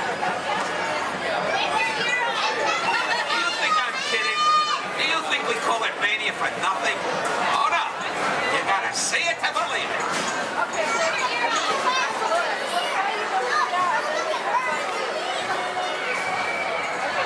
Who out there can hear me? Raise your hand. Good, good, good. Who out there can't hear me? Raise your hand. Look over here. You got a bunch of wisecracks.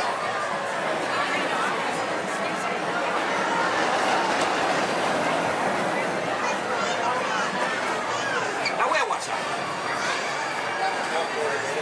Oh yeah. Hurry, hurry, hurry. Right this way. Toy Story Midway Mania. It's a ride that's a game. It's a game that's a ride. Step right up and see what's inside. Now where was I? Hurry, hurry, hurry. Right this way to Toy Story Midway Mania. It's a ride that's a game. It's a game that's a ride. Step right up and see what's inside.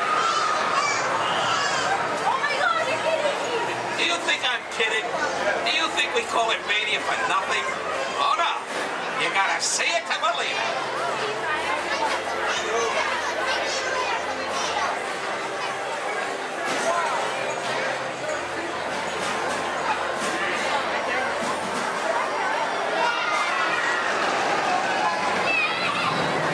Quiet, everyone. I think I hear Andy coming. Everybody, freeze.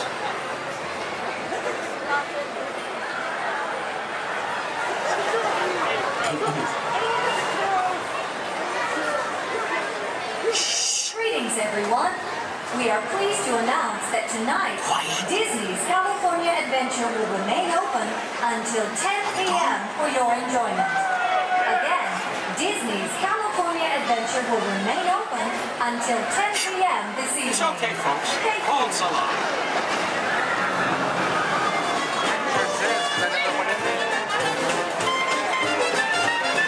I'm saying you'll be playing, yes I am. With Woody, Buzz, Bo Peep, and Rex and Ann. My toy friends, they adore you, so they built the place in for you. Step right up, folks. I tell you, everybody can. Now I'm saying, you'll be playing, yes I am. Listen, pal, I'm saying, you'll be playing. Oh, what a treat, so sweet. Complete with Jesse, Mommy Ben, and Stinky Pete, me, you. And these rumors humming, cause company's coming. You know everyone's a winner, that's the plan. I'm saying, you are playing, yes I am.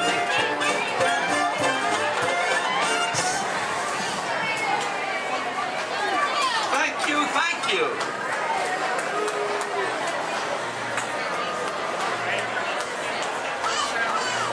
Last night, Mrs. Potato Head said, honey, there's a salesman at the door with a mustache. I said, tell him I've already got one.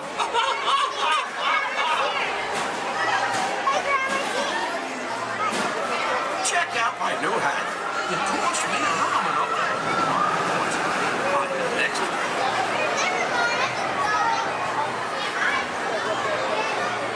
Okay now, give me a D. I said, give me a D.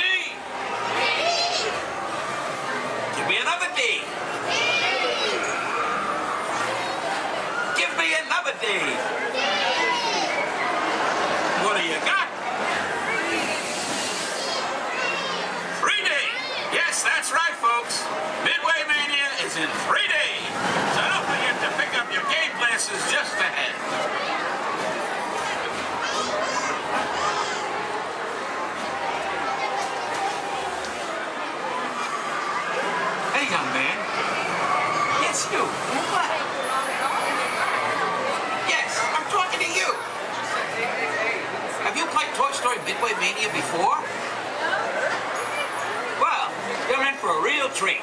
All the toys are inside, setting up the carnival playset.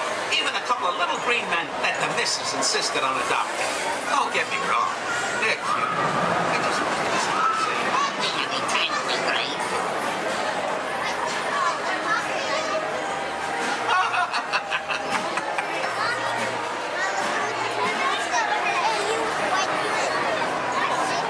Hey, young lady.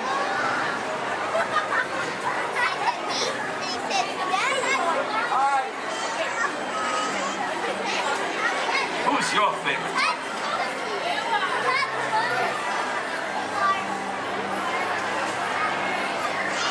Speak up, princess.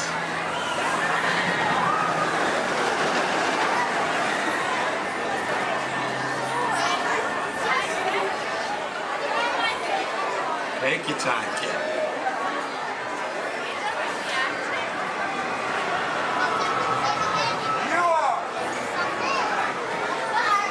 Thanks. You're my favorite too.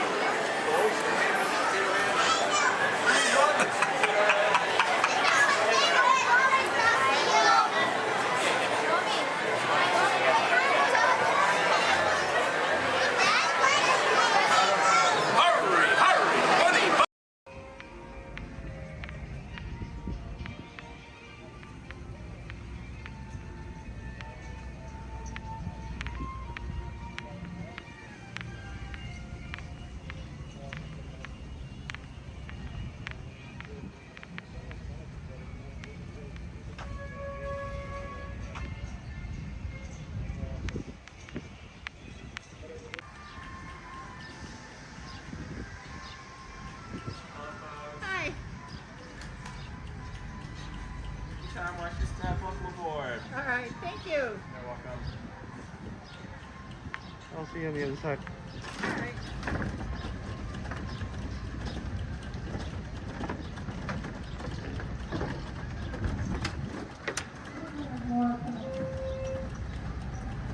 I believe there's some more coming. Oh, okay. I'm gonna fill my water bottle in the bottle.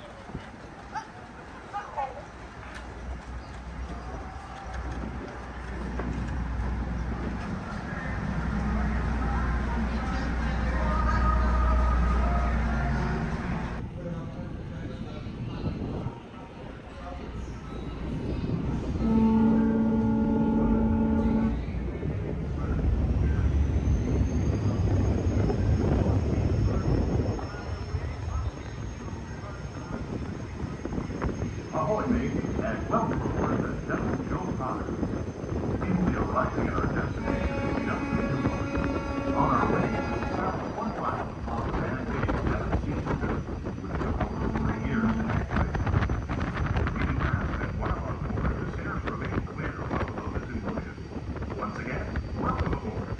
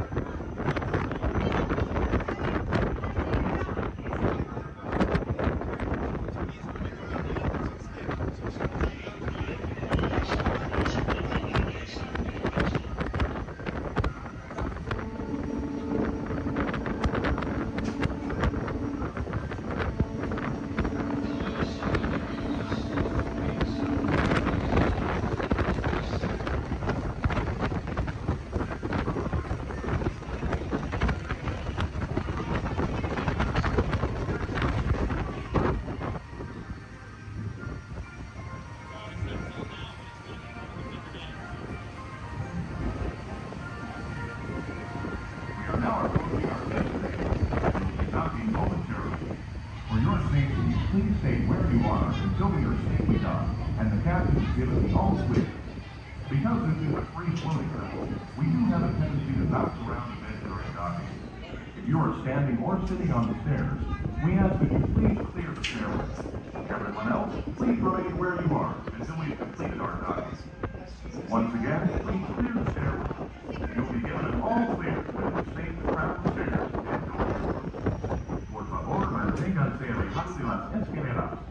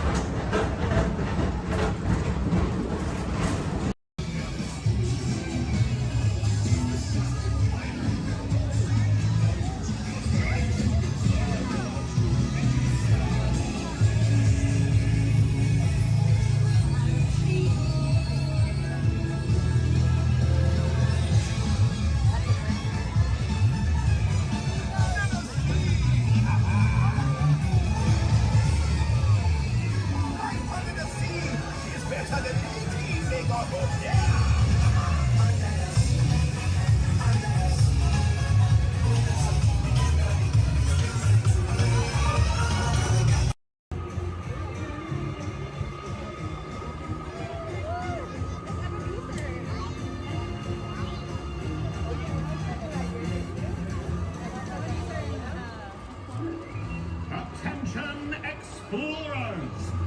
Set your sights on the Discovery River, because he's at it again! Yes, famed billionaire and thrill seeker Scrooge McDuck is back in pursuit of high adventure! At the navigation helm, why, it's his personal pilot, chauffeur, and travel companion, Launchpad McQuack. This expedition will surely produce a grand ducktail!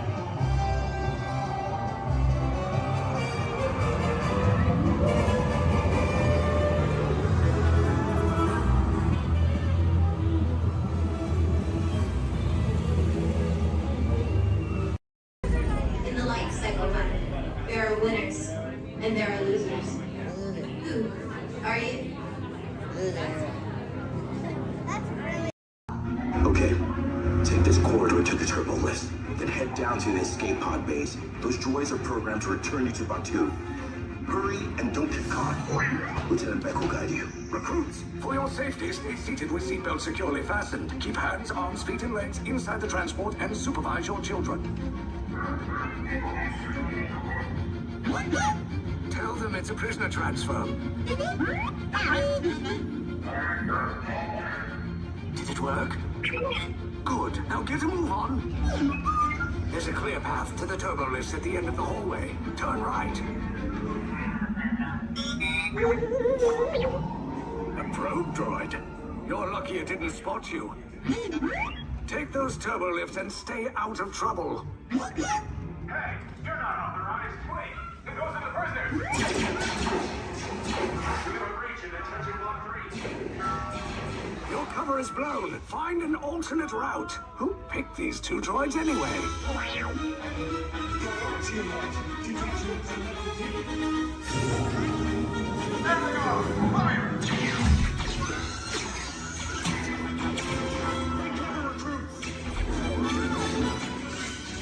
The escape box just below us. Take the lift down. Hurry! Hurry! No, not up! I said down!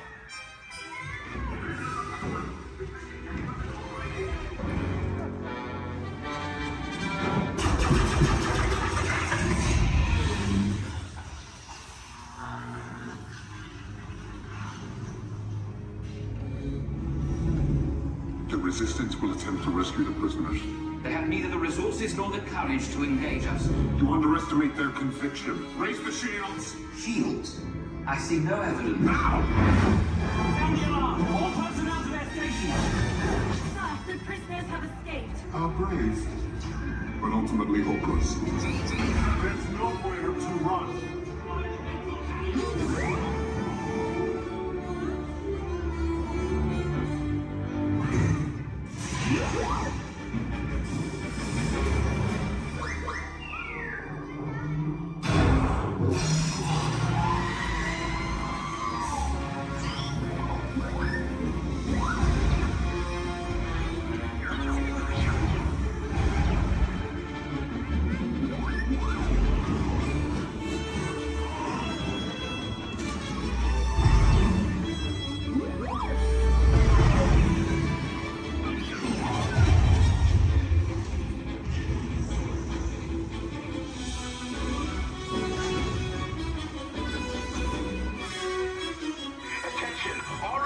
Personnel, abandon ship.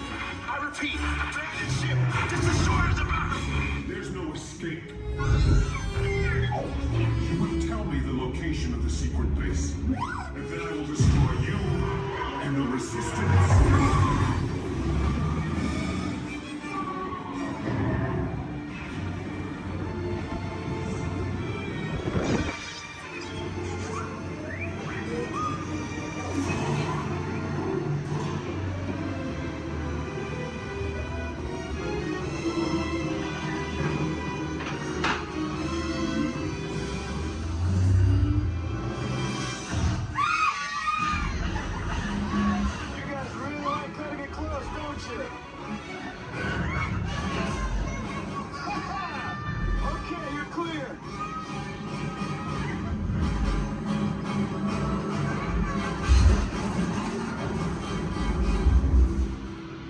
Escape pods came in a little off target. Ground crews will meet you outside the wreck. All right, nice job, recruits. Not what you signed on for, but hey, you're Resistance now. I think I have that authority. Right, Beck? Where's the lieutenant? I need eyes on Beck. I know, Scaffold's pod beacon. More escape pods down in Sector 4. Verification pending from Key Command personnel. Lieutenant Beck here. Beck! You're alive! I should hope so. Great job, recruits. Thanks to your heroism, the location of the Resistance base is secure. Bravo! Yes, R5, you too.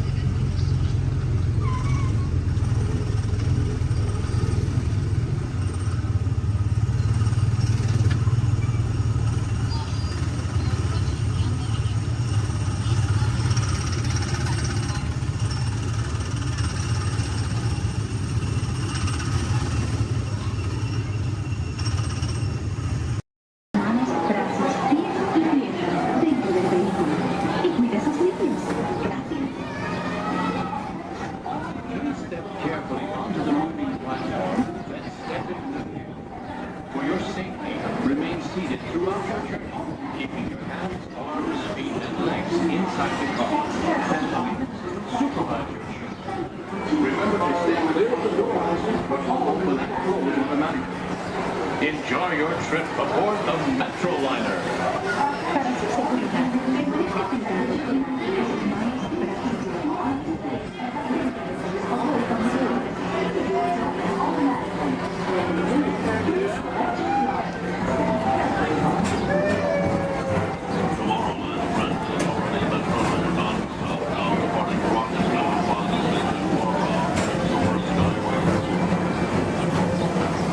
Welcome aboard, TTA travelers. We hope you enjoy Tomorrowland Transit Authority's Super Skyway.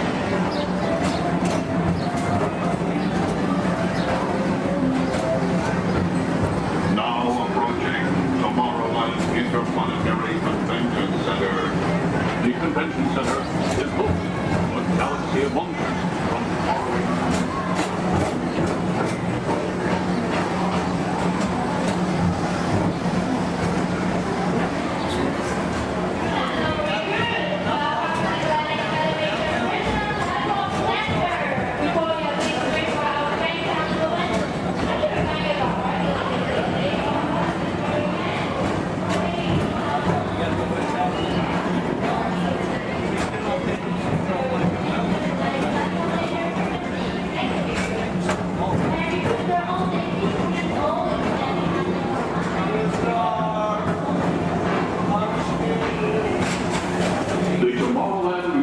Metro Historical Society presents Walt Disney's 20th century vision for the future. This model city dared to dream the perfect community in which to work, live, and play.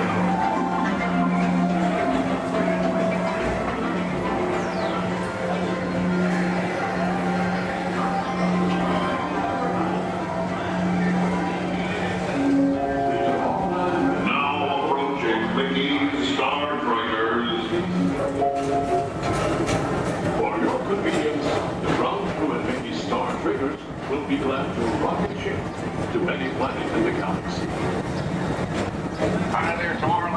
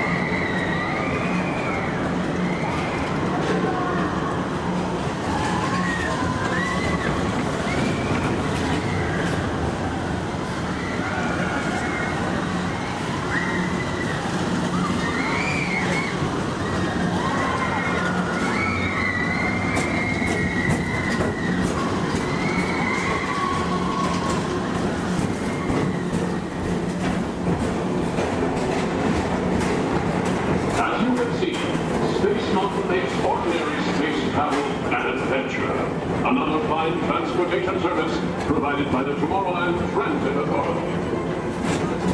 Attention, all visitors from Galaxy M31. Please keep forward-facing tentacles clear of oncoming Metroliner vehicles. Thank you.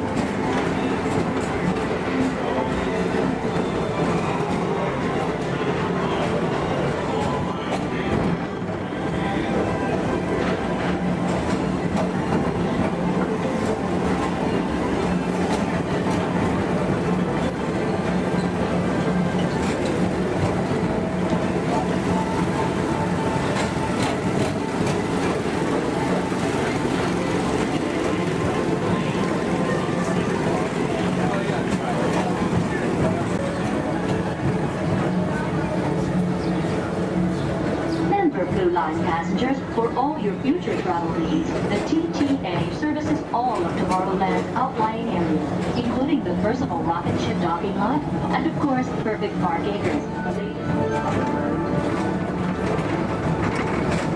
Paging Mr. Morrow, Mr. Tom Morrow. Your party for the Saturn has arrived. Please give them a ring. Now approaching Walt Disney's Carousel of Progress.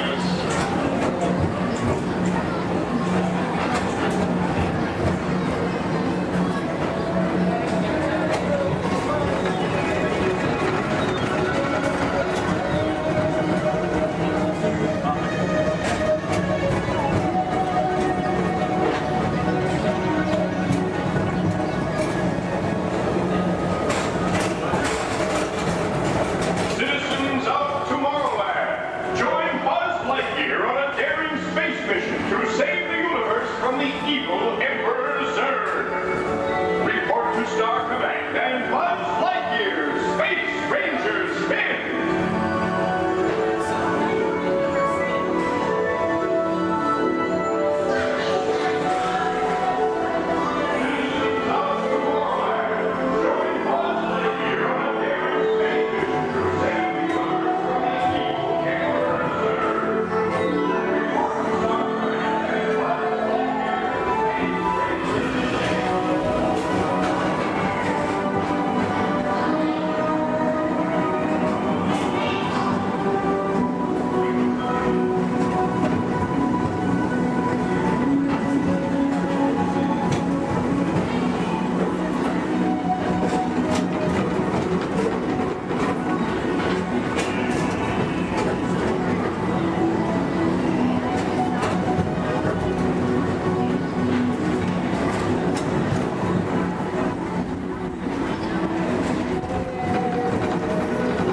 Welcome back to Rocket Tower Plaza at the heart of Tomorrowland. Come now, rejoin us and believe in the promise of tomorrow.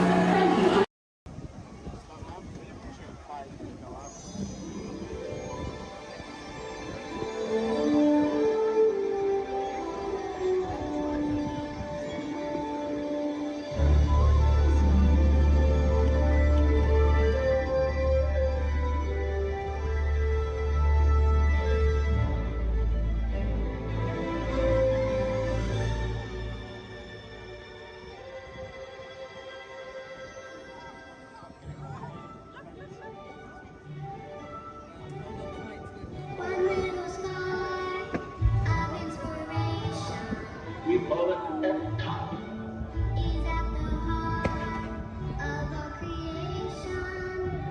EPCOT.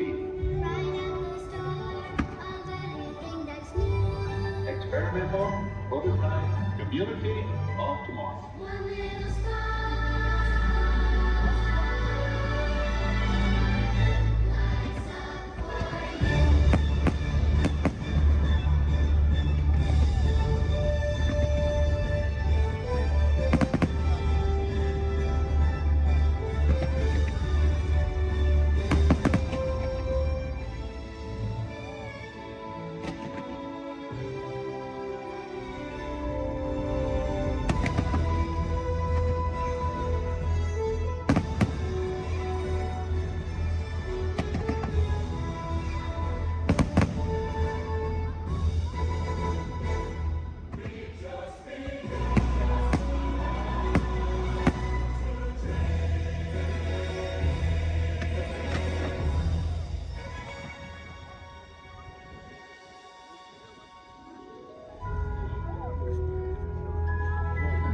to the future.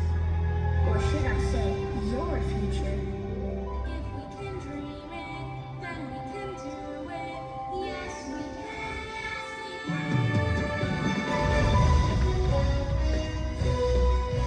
Feel the flow. Here we go. Through the universe of energy. Feel it grow. See it grow. It's the universe of energy. The universe of energy.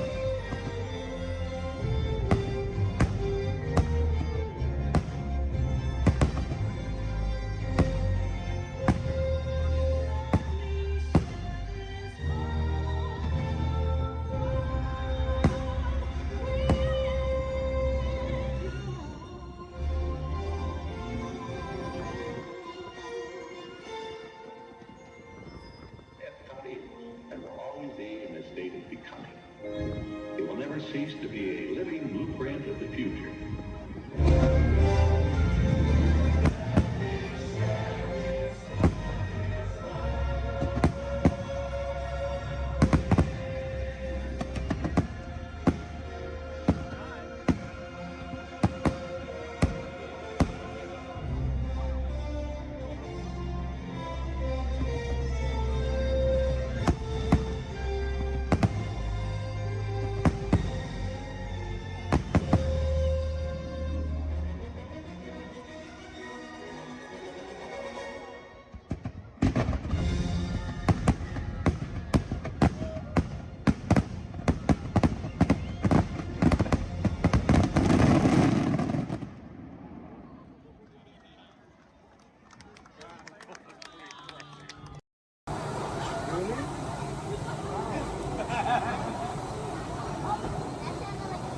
Attention pilots, the rocket ships have initiated landing procedures.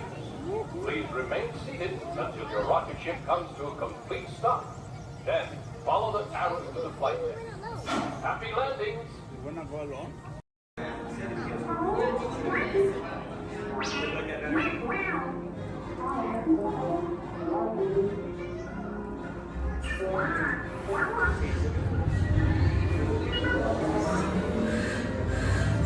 Incoming transmission from Ray.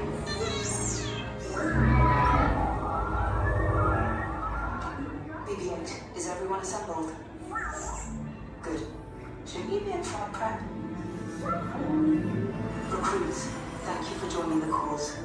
A covert resistance team led by my friend Finn has infiltrated a First-Order Star Destroyer that is now headed to this system. Your outpost on Batu is no longer safe. We have transports waiting to take you to General Organa's secret base on Pokhara. I'll regroup with you there. The Resistance desperately needs your help in our fight against Kylo Ren and the First Order. Remember, it is vital that you keep the location of the Pokhara base secret. Lieutenant Beck, one of our top commanders, will lead you. Affirmative. Transport is ready. Line up and I shall personally see them delivered. Thank you, Lieutenant. Welcome to the cause. May the Force be with us. Commander Poldan and a squadron of X-Wings shall escort us to the rendezvous point on Pokhara. Roger, this is Black Leader. I hear you're a fine-looking group of recruits. Well, no time to waste. Let's get you on your way to the General.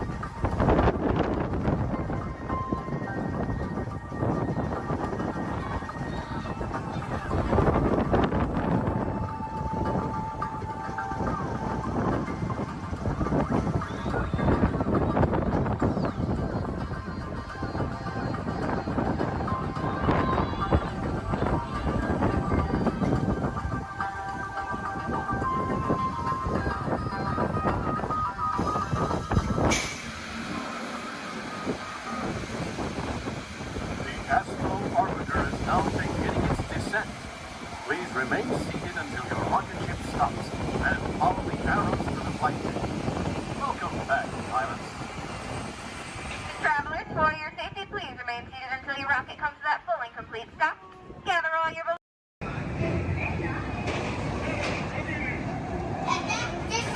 Hold on!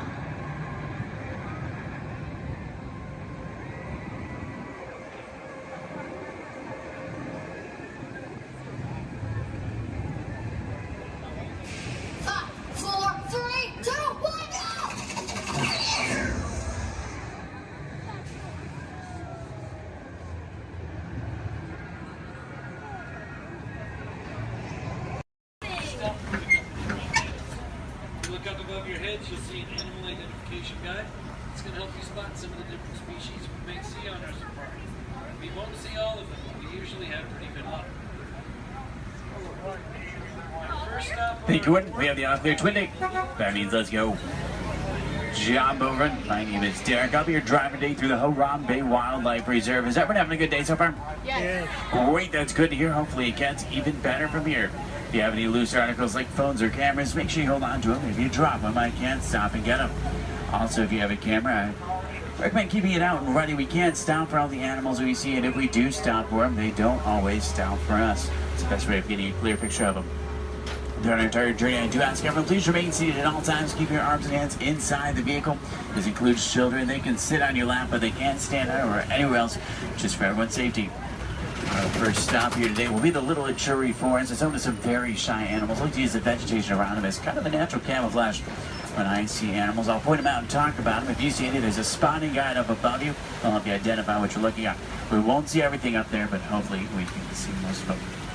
We're going to start on strong. Out to the right-hand side, there's some animals up on the hill there with striped legs. They kind of look like zebra, but they're not related to zebra at all. Actually, the only living, no relative of giraffe. They're called okapi. They're extremely shy, recluse animals. They're so shy they weren't even discovered by Westerners until 1901. Just like giraffe, they have really long tongues to help them reach their food.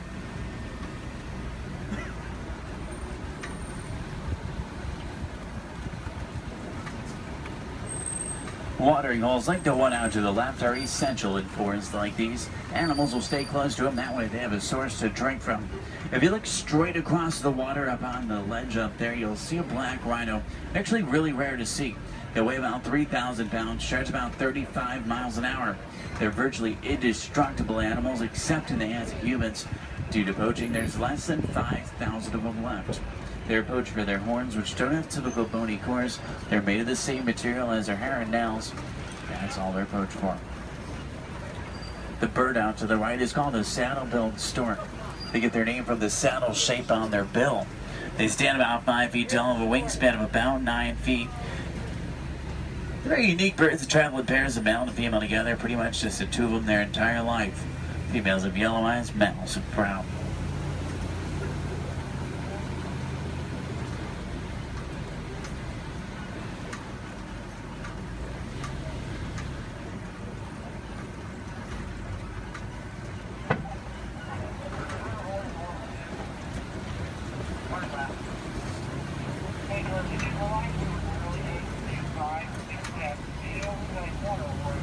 To the left, you'll see some tannish animals. They're called greater kudu. The second largest antelope in Africa. Males have horns, females don't. They're shy nocturnal animals. Next to them are bongo. They're known as the ghosts of the forest because they're so shy and timid. Males and females have very uniquely shaped horns that help them run through the brush without getting tangled. There's even some babies back there. Along the edge of the Ituri Forest runs the Safi River. Sometimes we'll spot hippos there. Do we have any hippo fans? Awesome. Let's see if we can find any. Hippopotamus means river horse, but they're actually closely related to whales. They weigh about 5,500 pounds, can run about 30 miles an hour. Hippos are nocturnal. At night, they leave the water searching for food. They'll walk up to 6 miles looking for it, and once they find it, they'll consume about 90 pounds of grass each every single night. They can hold their breath for about 8 minutes, and they walk along the ground under the water, which makes it challenging to spot them. You see a blob discoloration or bubbles in the water, it's probably a hippo. Keep in mind, you might not always see them on the surface, but that doesn't always mean they're not there. A group of hippo together is called a bloat. There's two in the water out to the right, you can kind of see, and there's quite a bit more in the water out to the left behind that island there.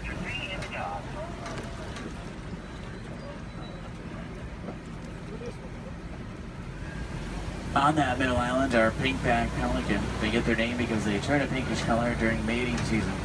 They nest up in trees. Hippos may seem cute, but they're actually one of the most dangerous animals we'll see all day. They're extremely territorial. If you get too close to a hippo or get in the water without realizing they're there, they become very, very aggressive. You don't want to mess with them.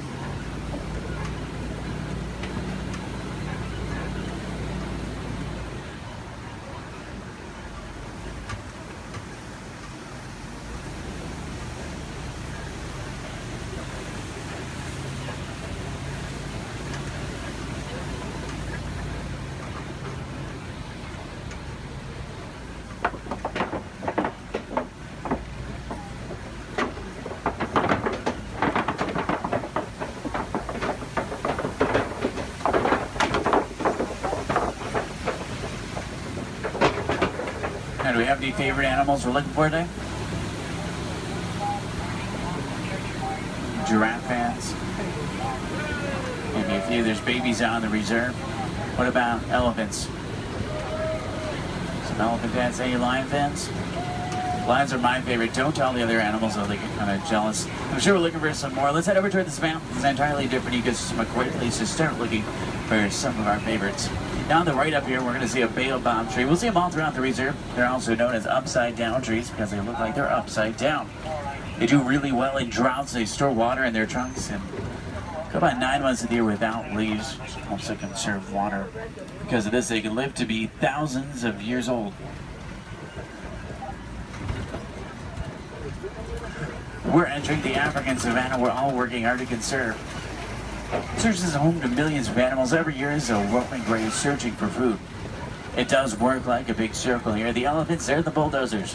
They push down the trees, which helps the grass grow and helps provide food.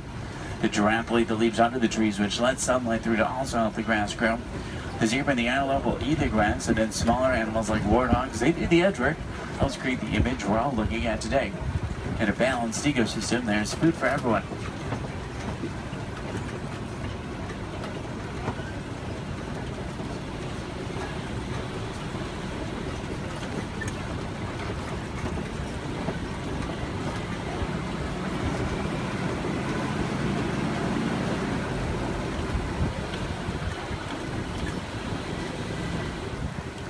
You look under the big tree out to the left, kind of in the grass there, you'll see painted dogs. They're also known as wild dogs. They're not your typical dog, though. They're actually the most successful hunters in Africa.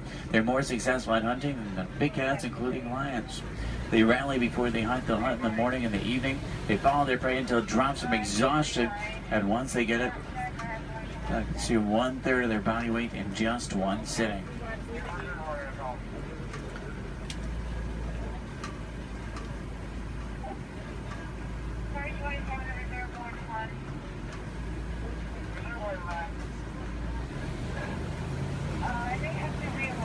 On the left, you'll see Patterson Zealand lying down by the trees back there. They're actually the largest antelope in Africa. They'll stand about 5 feet tall. Their shoulder height can weigh up to about 2,000 pounds. They can jump up to about 8 feet in the air. Both males and females have spiral-shaped horns on their head. The orangish mounds we're passing are called termite mounds. They're hard as concrete. Elephants use them as scratching posts. Once they wear them down a little, antelopes stand on top of them. That way they can see predators like lions approaching. Inside each mound are millions of termites. There's also a series of tunnels and canals that help in the move.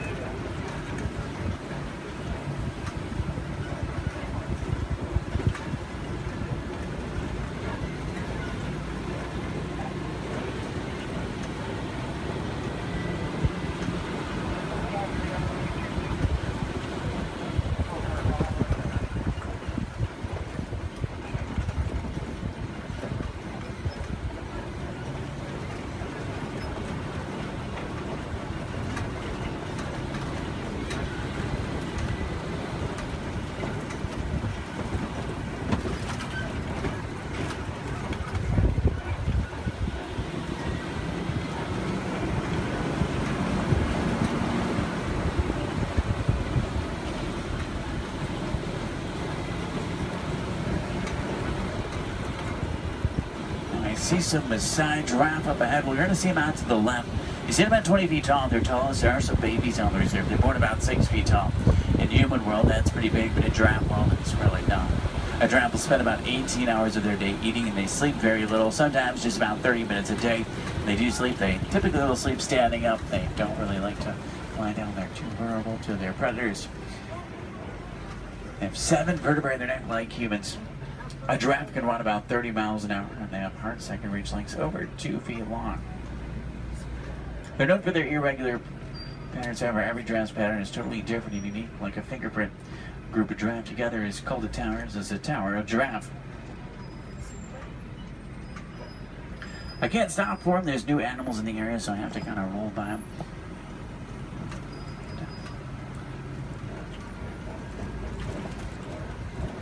I see a lot of downed trees up here as well. That's normally a pretty good sign. There's elephants nearby. Elephants are extremely social creatures as well.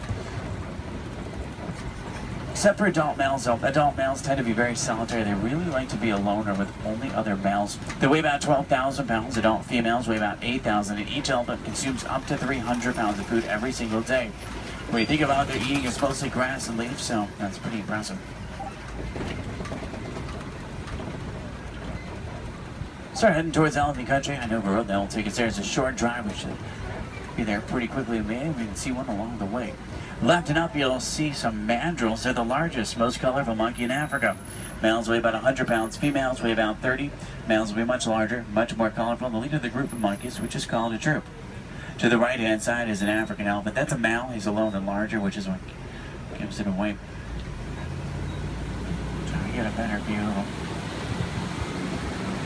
Uh-oh. The road I was going to take is closed. I know a different way. There's an old rickety bridge. I haven't been there in a while. What do you say? Should we go for it? Yeah. Let's do it. We're going to see some more elephants, right? If you're not an African, easy to tell you're looking at an African elephant is from their ears, which look like the shape of Africa. And they flap their ears. That's how they regulate their body temperature.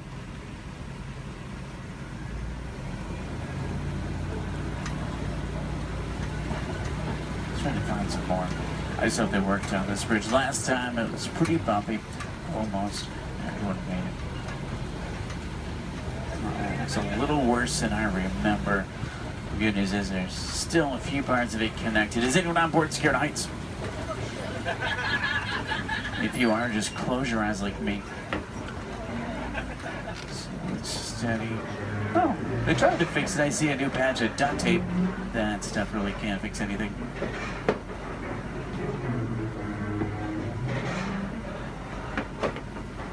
Well, I'm safe. About half of you are. Did everyone make it across with me this time? Yeah. Great, let's try to find some elephants, make it worth the trip. Now you see tusk marks in the clay up here. Elephants will break it off and eat it. It gives them minerals they don't get in their regular diet. It's like a vitamin for them. I think it's pretty cool. For all the moms on board, this fact will be much scarier than that bridge. Female elephants are pregnant for 22 months. I know, that's a long time. Now, young elephants have the second longest childhood to humans, about 15 years. There are young elephants on the reserve. It's really hard to tell how old they are, though. They grow fairly quickly. We're trying to find the best place to see them up ahead. Hopefully we can find some down by the watering hole. I'm still in that area where the new animals are, so I have to keep rolling for the elephants, too. I can't come to a complete stop, but I can slow down quite a bit. So make sure every camera's out and ready so you can get a good picture if you want one. In the meantime, I'm going to try and tune into a local Harambe radio station. I can normally get a pretty strong signal here. That way we can listen to some music while we look for elephants.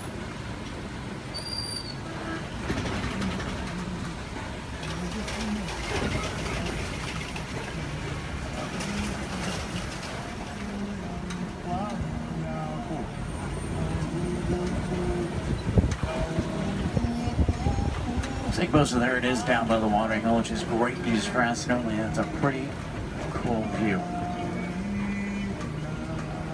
If you see any elephants throwing dirt on their back or rolling in dirt, they can actually get sunburned, and they'll use dirt like a sunblock. Both male and female African elephants have ivory tusks, which I want their pouch for.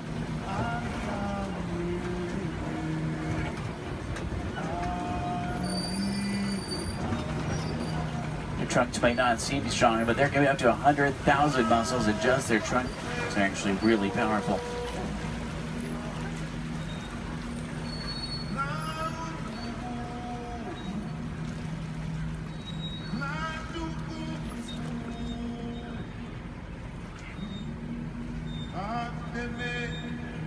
Out to the left are greater flamingo. They're born gray, but after about a year of eating brine shrimp and other seafood, they turn the pinkish color we see right now. The chemical in the shrimp that turns them pink is beta-carotene. Does anyone know you call a group of flamingo together?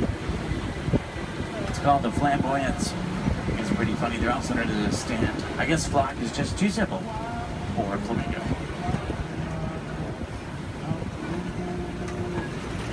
Now, I see white rhino markings up ahead here. White rhinos are bigger than black rhino. They weigh about 5,000 pounds compared to 3,000. They're not named after their color. Both white and black rhinos are both actually gray. They're named after the shape of their mouth and their size. Their mouths are wider. They get their name after the African word bite, which means wide, but it's translated into white. Let's see if we can find any up ahead. Looks like they might be moving around a little bit. In the meantime, out to the left, we do see some zebra. A zebra's skin mirrors the pattern of their fur. Their hind leg is so strong that with one kick it could break a lion's jaw. Zebra are also blind runners, which means if they get scared or spooked and start running, they can't see.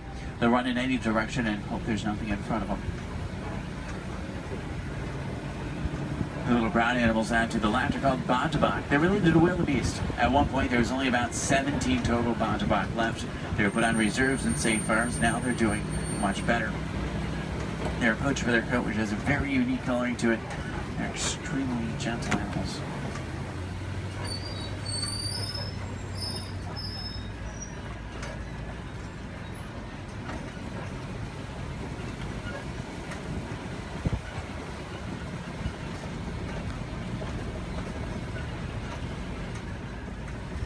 See some spots on the side of the hill here. If you look out to the left and backwards, you might be able to see them. It's kind of a tough angle. There's some up ahead as well. These are a little bit easier to see. These are cheetah. Cheetah run an average speed of 60 miles an hour. They're daytime hunters, have phenomenal vision. It takes them about 3 seconds to reach that 60-mile-an-hour mark. Once they hit it, they can only run it for a short distance. If you look out to the left, you'll see them lying down. It's really hard to see them. They blend in well with the sun and shade combination. Does anyone see them over there? They're kind of, if you look out to the left and then to the right a little bit, you'll see them to the bushes. They're in this direction, this way. Can you see them? I know, they're really hard to see. They're camouflage. They're not powerful animals, they're speedy animals. If they come across an animal that is powerful, like a lion, they'll turn around and run the other way. Speaking of lions, I see a Kobe rock formation up ahead, which is a good place to look for them. Lions are inactive about 20 hours of the day. It doesn't necessarily mean they sleep all day, it just means they really like to lay around a lot. You can hear lions roar for up to 5 miles. Females, they're the hunters. Males typically stay back and protect the pride. At night, a lion's vision is 6 times stronger than a human and helps them hunt.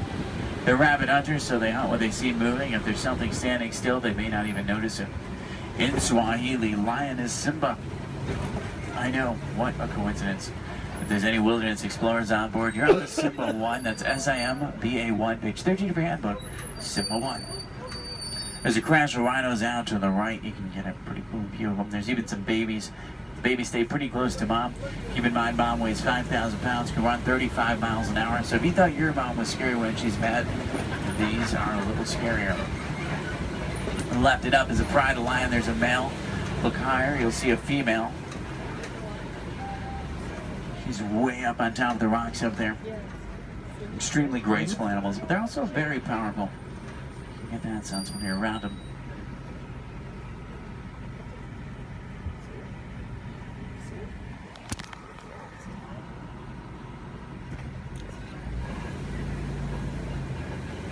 I see some burrows up ahead. Warthogs live in burrows that they typically take over other animals and make their own. Sleep with their tusks out to protect themselves. The males do actually have warts on the side of their head, so it's not as literal as it sounds. They may seem harmless, but they can run 35 miles an hour, and their tusks are razor sharp, so you don't want to get in their way. On the left and down again up here, we're going to see some ostrich eggs in the dirt. Ostrich eggs are the largest eggs in the world. Each one will weigh around 3 pounds. You can stand on one of them and it wouldn't even crack.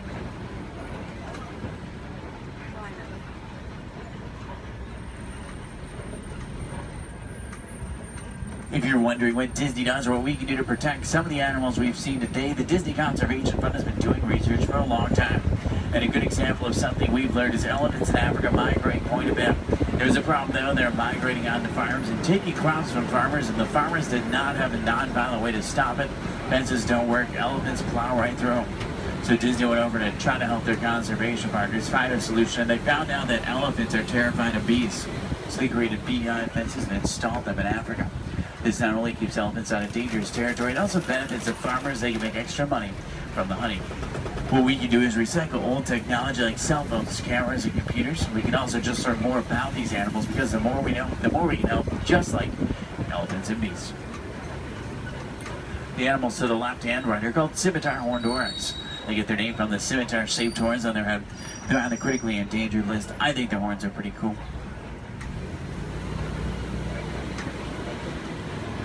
If you have any questions about anything we've seen today or anything I can help you with for the rest of your day, feel free to let me know.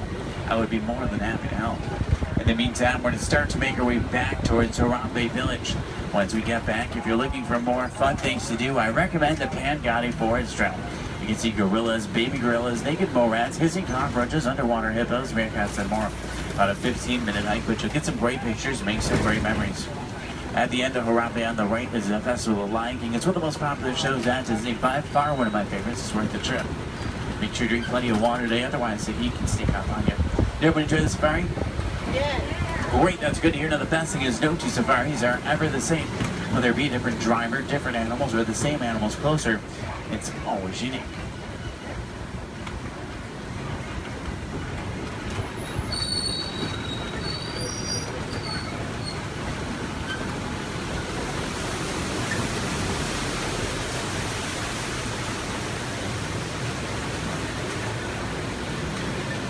Here we say Sante Sana, say thank you so Sante Sana for joining me today. It's been a pleasure having you.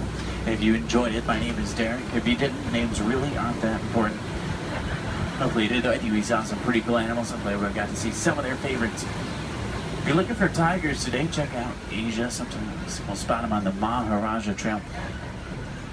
If you're looking for crocodiles, head over to Dinoland. You may be able to spot them there. The American crocodile. Sometimes you'll see them there.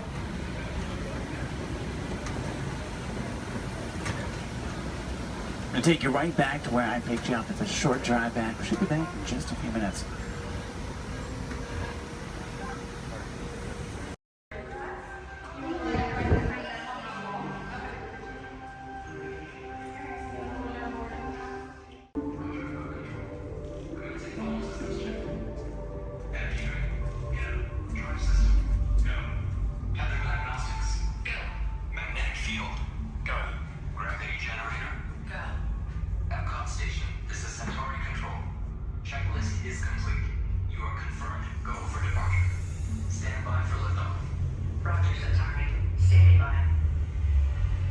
Welcome aboard this elevator. In just a few moments, you'll be on your way up to Space 220 aboard the Centauri space station. Enjoy the ride. SV1, you are clear. Initiating in 3, 2, 1, liftoff. You're riding aboard the Mark V Stellarator, the latest in space elevator design and technology. Today, you'll have a spectacular view of Florida and the eastern seaboard. Enjoy the ride. I'll be back in a bit with arrival information.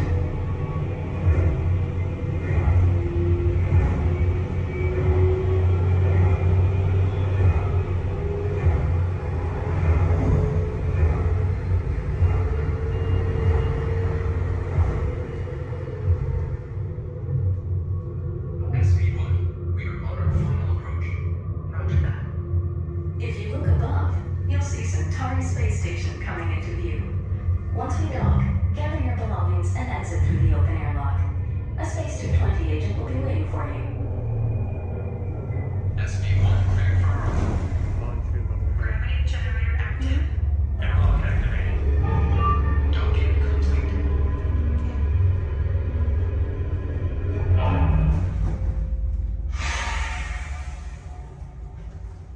Welcome aboard. Is this where we go down? Yeah.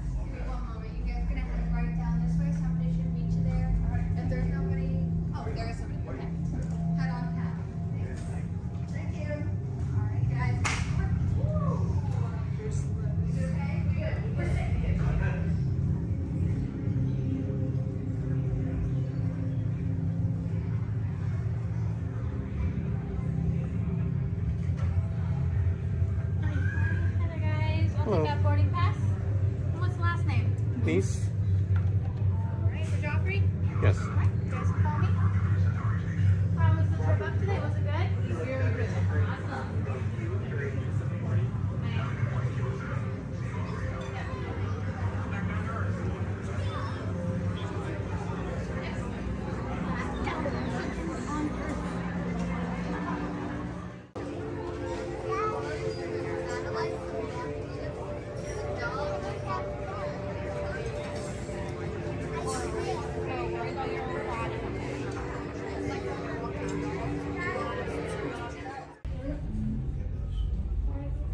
SV2, you're cleared for departure.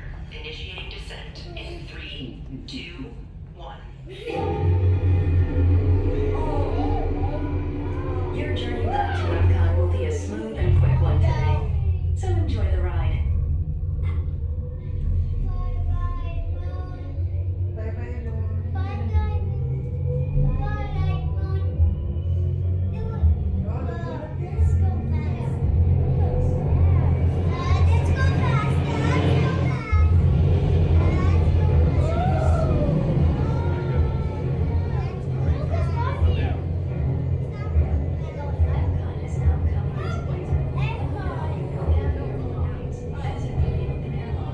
Watch your younger travelers. Yeah, it's way SD2 cleared.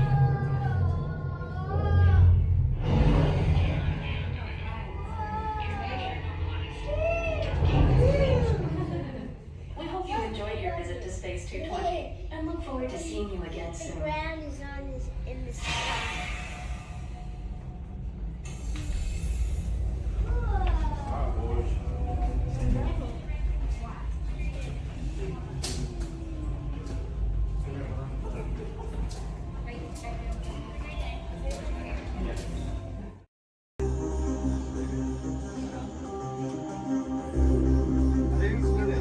You see alligators on this ride? Yeah, space alligators. Also known as alligators.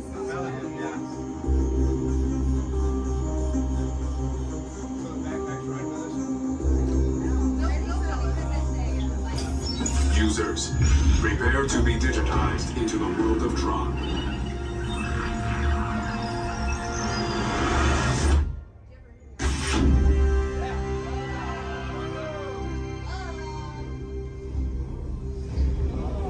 Team Blue, welcome to the grid.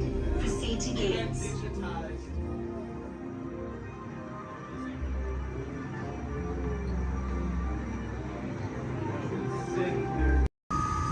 Welcome aboard the Walt Disney World monorail to Epcot. For those of you safe, please hold on to the handrails throughout our journey and stay clear of the door. For the comfort of others, no smoking, please. Thank you. As we turn south, you can catch a glimpse of the spires of Space Mountain in the Magic Kingdom. Nearby is Disney's contemporary resort.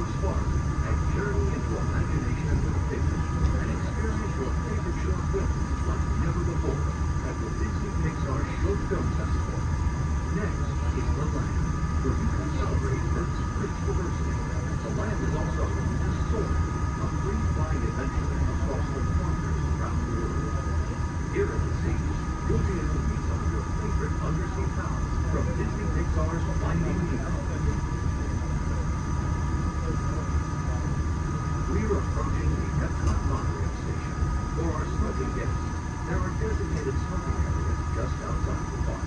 Please hold onto the handrail and stay clear of the doors until the monorail stops completely and the doors open. On behalf of the cast of the Walt Disney World Resort, welcome to Epcot.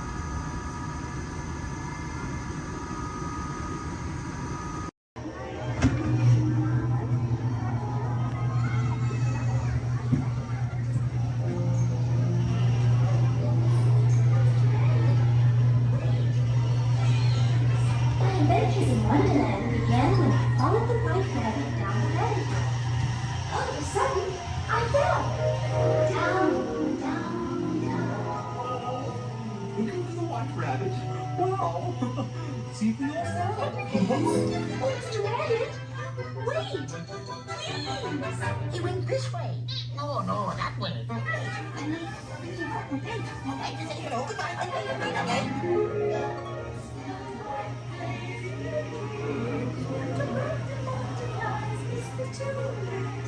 And the sun is like a toy on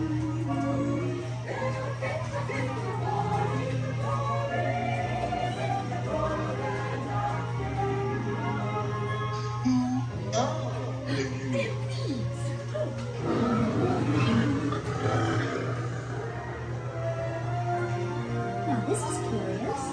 I wonder if the rabbit came in here. Yes, I'm not sure. Where I am, you do. Wait! Don't go, please!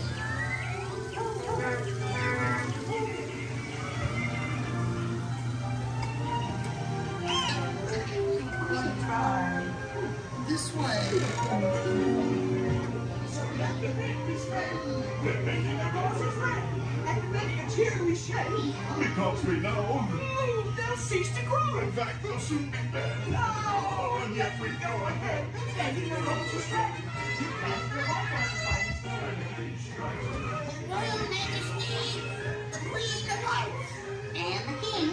Shall we play croquet? Rule 42, the Queen always wins.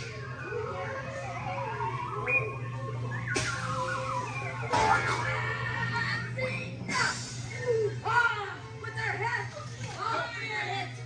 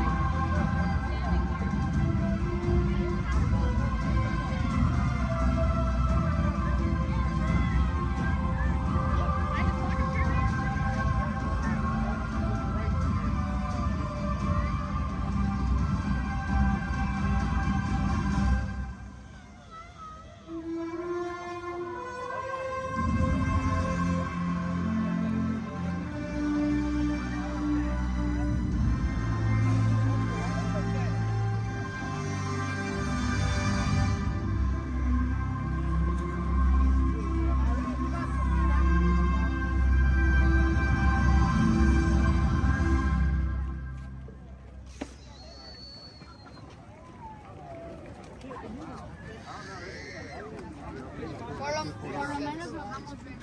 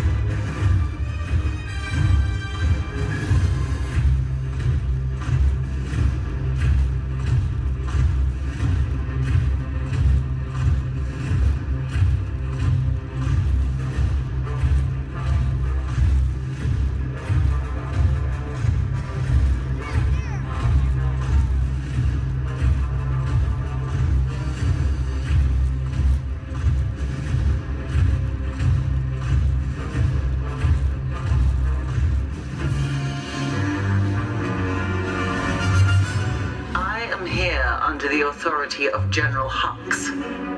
You are here under the authority of me. Stand proud.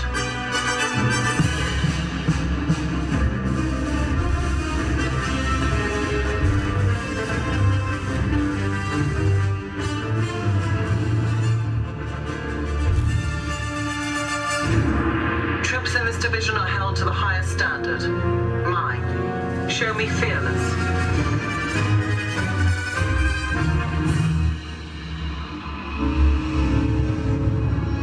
Under my command, you will be proud to wear the armor of a stormtrooper. You will learn discipline, loyalty, and what it means to be a stormtrooper. Battle stance.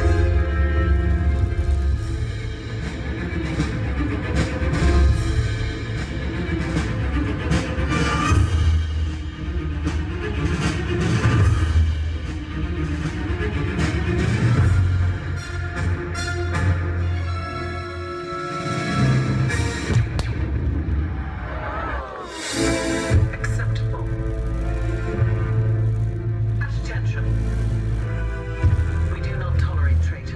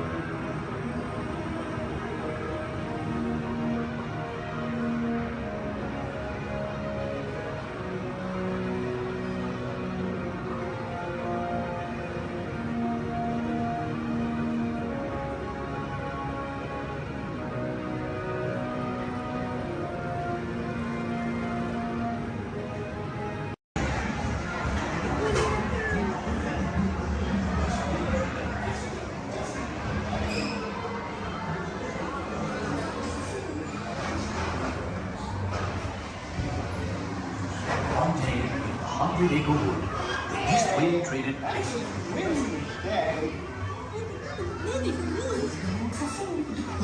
If you ask me, he'll never reach there.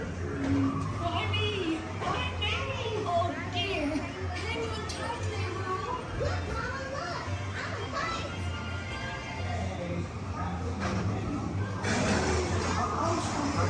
So unrolled by our secret funds. Time to tell you about my Uncle Clyde. Hunter, come bounce with me.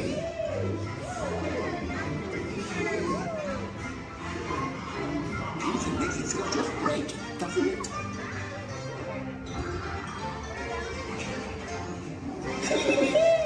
Follow me. Like to see. I almost bounced right out of the ride. Watch out for everyone in the water. They steal honey. Steal honey.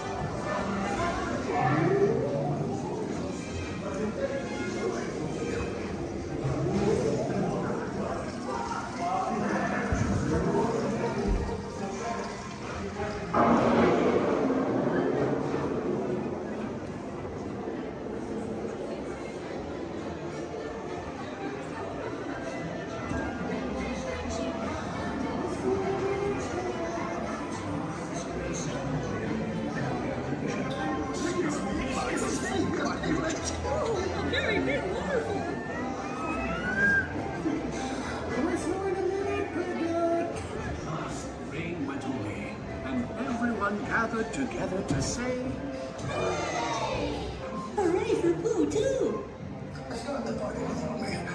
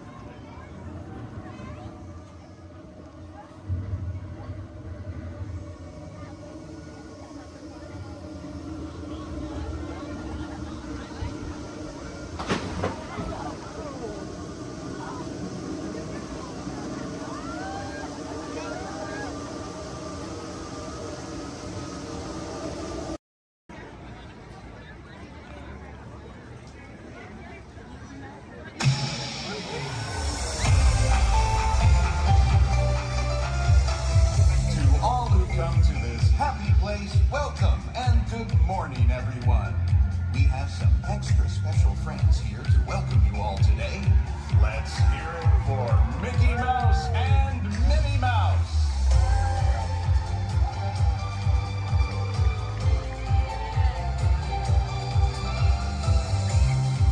Well, hi everybody. Good morning. Gosh, it sure is great to see so many amazing friends. It certainly is.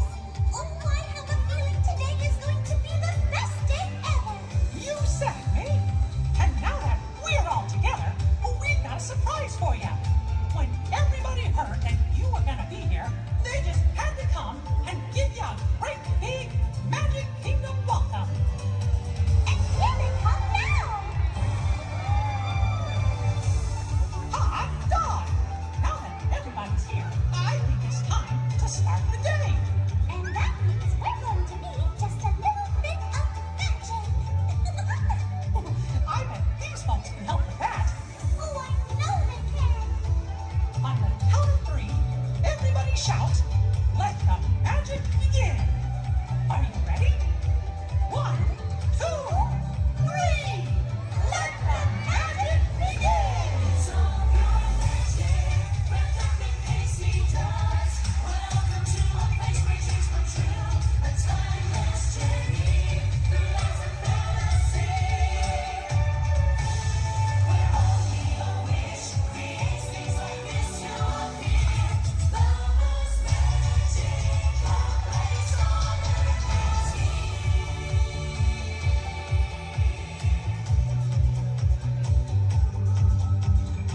Well, what are we waiting for?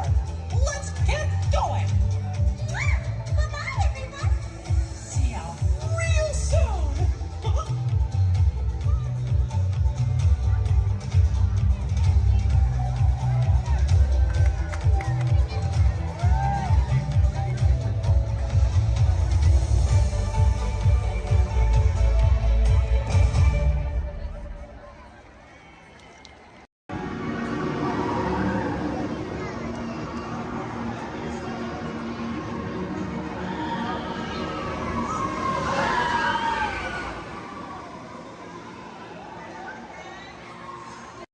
First order.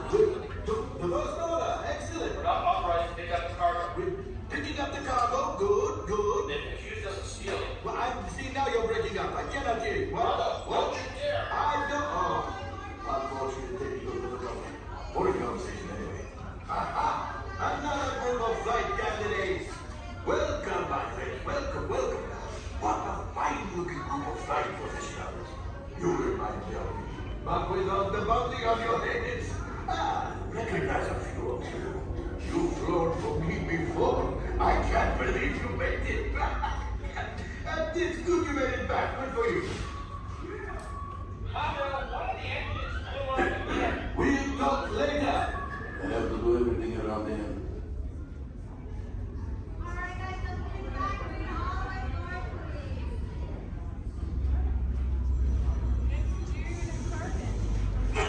Yes, yes. Hello, hello, my friends. I am Hondo Onaka, and this is Onaka Transport Solutions. Today, I am offering the opportunity of a lifetime. I need flight crews to transport this valuable merchandise across the galaxy. Pilots to navigate, engineers to operate the ship, and gunners to defend the shipments. And that is where you come in. Oh, the Millennium Falcon. Oh no, for some very fast and very profitable expeditions. Chewbacca, my fine furry friend. Yes, yes, as we agreed, you let us use the ship. We'll get you the supplies you need. It's a win-win. You help the resistance. I get all the profits. What? No, the First Order will never know we were there. Okay, time to go, so, bye-bye. We're gonna go before he changes his mind. Hold on, my friends. Listen carefully and remember, the better you world you are.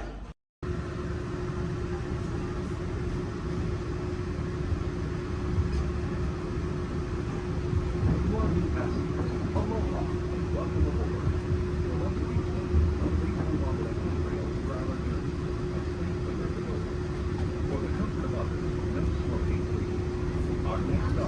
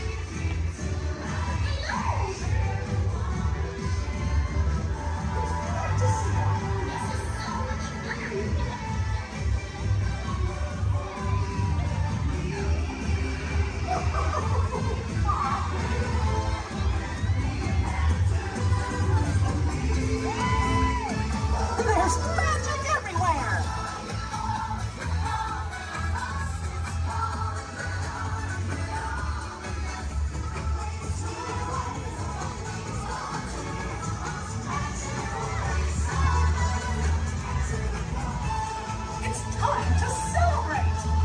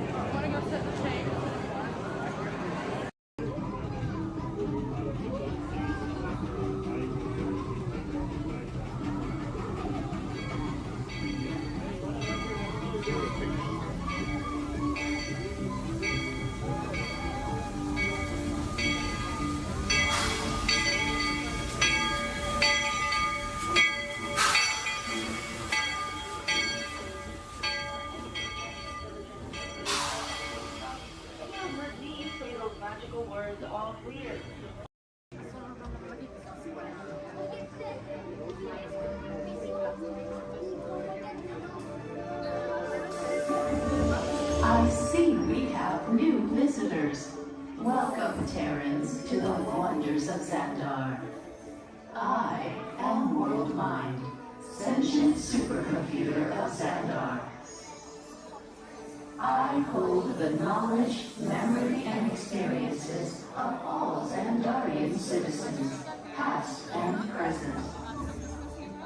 This gives me extensive knowledge, yet I am constantly learning, and I am now learning about you and your planet, Terra.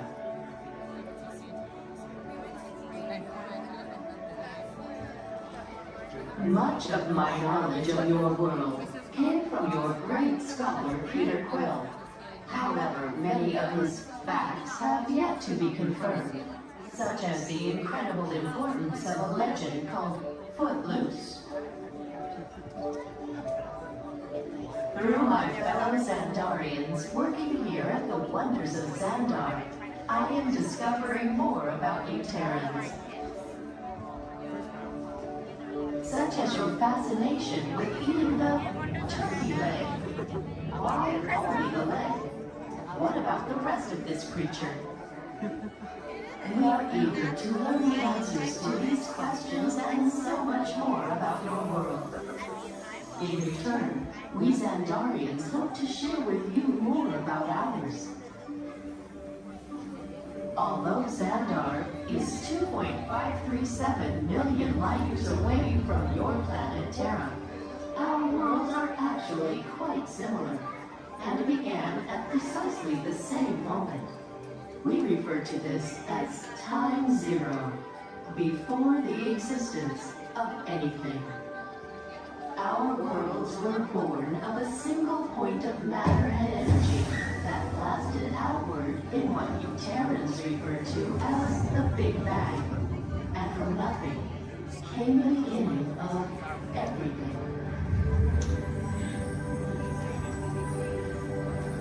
Incredibly hot and extraordinarily powerful, this explosion filled the cosmos with a cloud of rapidly moving particles.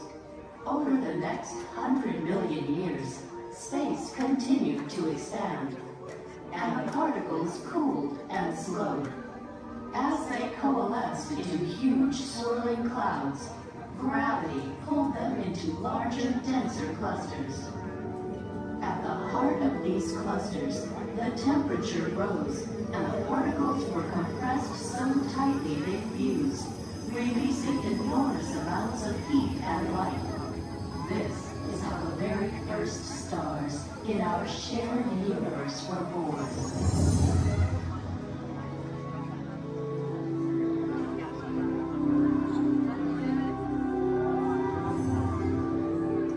The singularity is just one of the commonalities between our two worlds that we will explore today.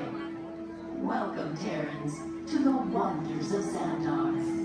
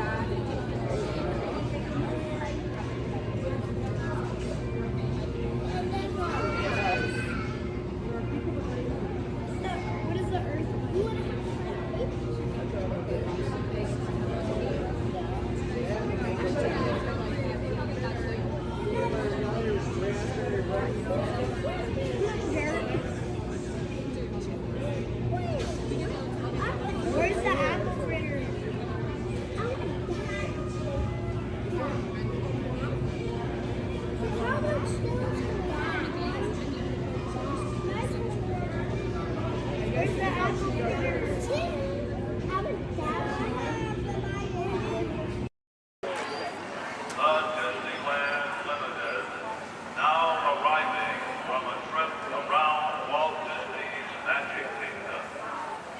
Passengers will stand by to board.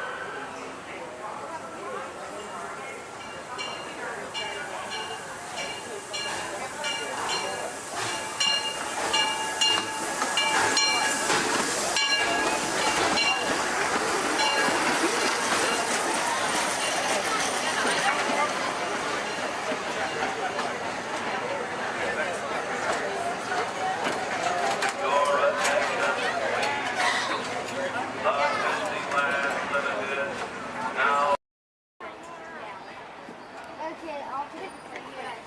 What?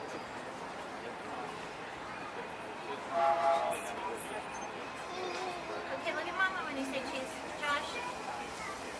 Oh my gosh, Bill. This train could probably take us to the roller coasters. Hey,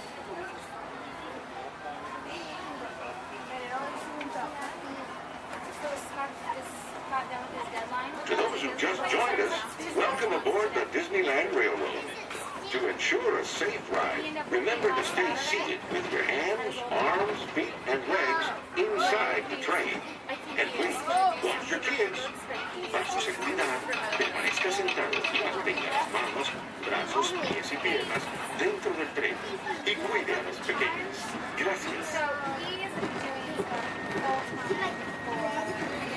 We're now entering Splash Mountain, where every day is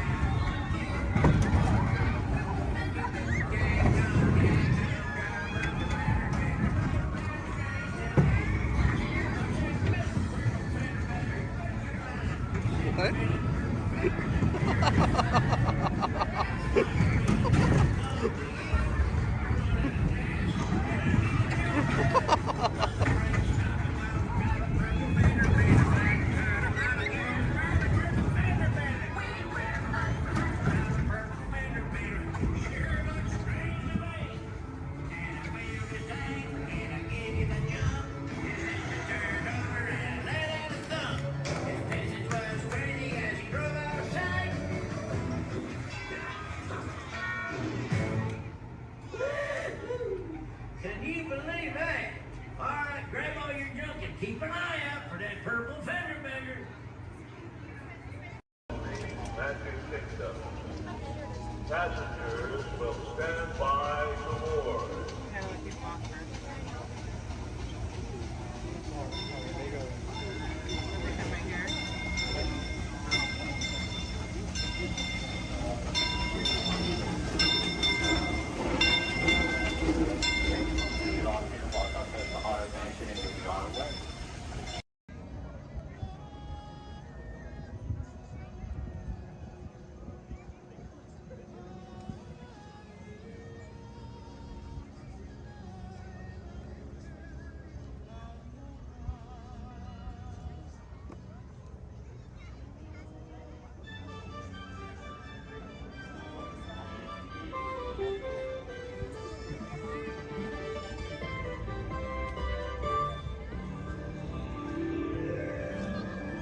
Guests of Disney's Polynesian Village Resort, aloha!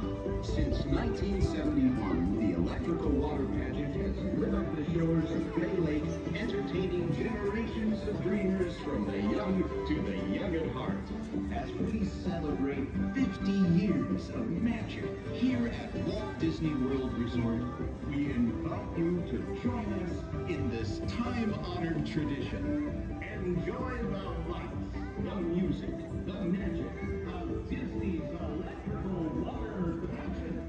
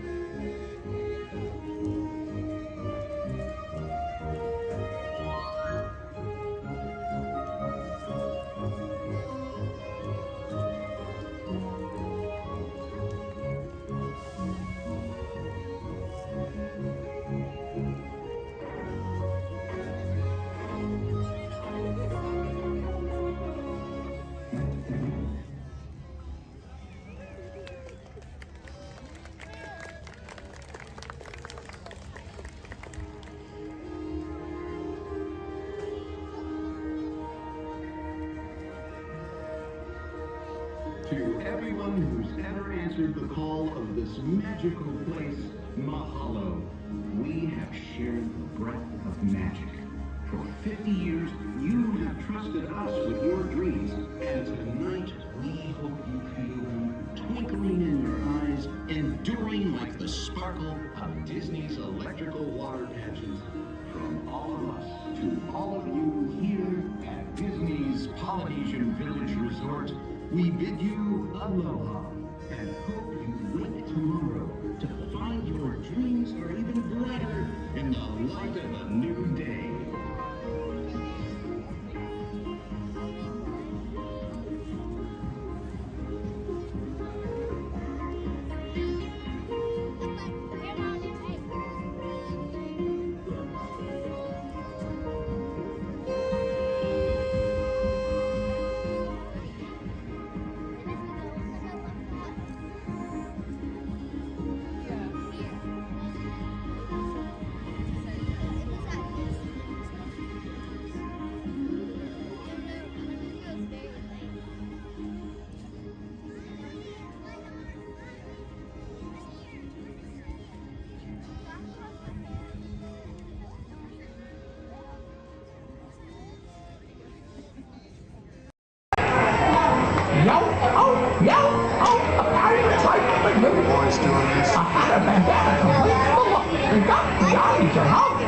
With patches of feathers, it's like I can run. A pirate's life for you. You pick out a hat and you rig it with blue. Beyond your home. Like earrings and medals and dreadlocks to boot.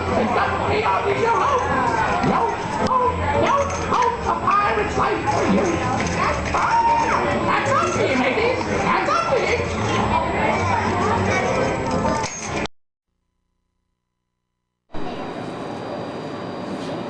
Please stand clear of the doors. Por favor, manténganse alejados de las puertas.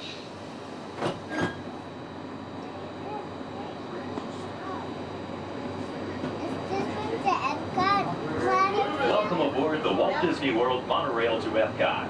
For those of you standing, please hold on to the handrails throughout our journey and stay clear of the doors. For the comfort of others, no smoking, please. Thank you. As we turn south, you can catch a glimpse of the spires of Space Mountain in the Magic Kingdom. Nearby is Disney's 8th-ranked contemporary resort. Where are we at? That's where we were just at.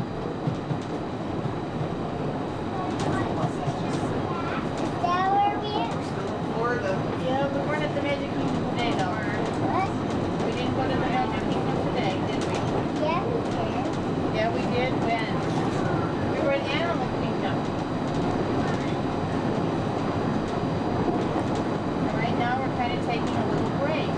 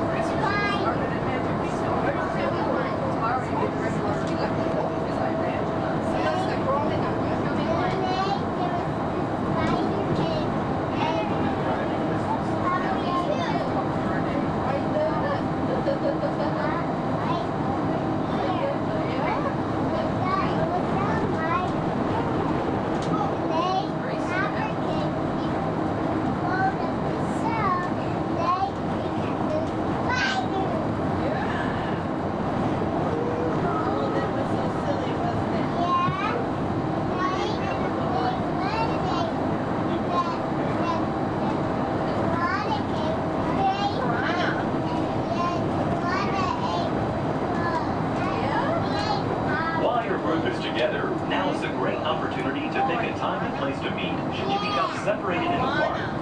If you should need any assistance, please go to Guest Relations, located in Interventions East. Guest Relations can also assist you in making dining arrangements, provide special tours of Epcot, or make other suggestions for planning your visit to Walt Disney World.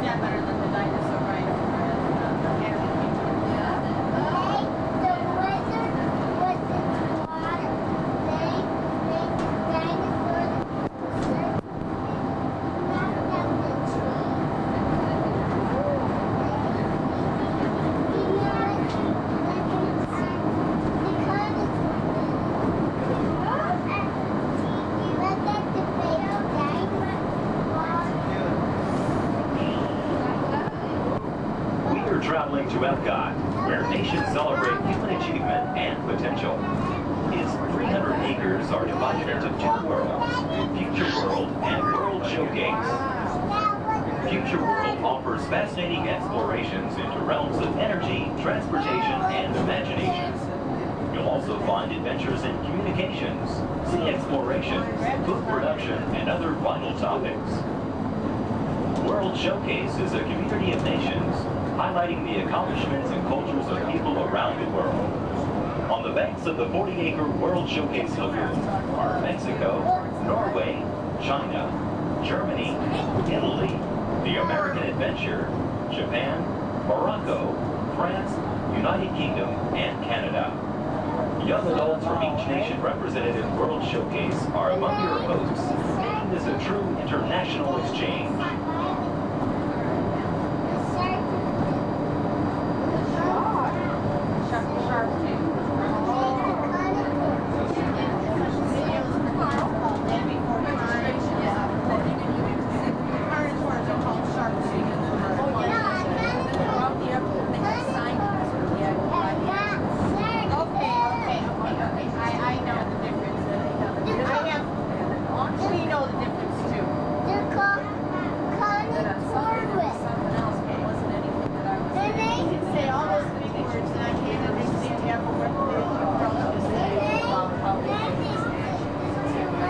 Beyond the trees ahead and to the right-hand side of our forward motion is Spaceship Earth.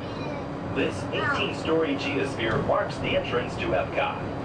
Inside Spaceship Earth, time machine vehicles take you through the evolution of human communications, from a distant yesterday to the dawn of tomorrow.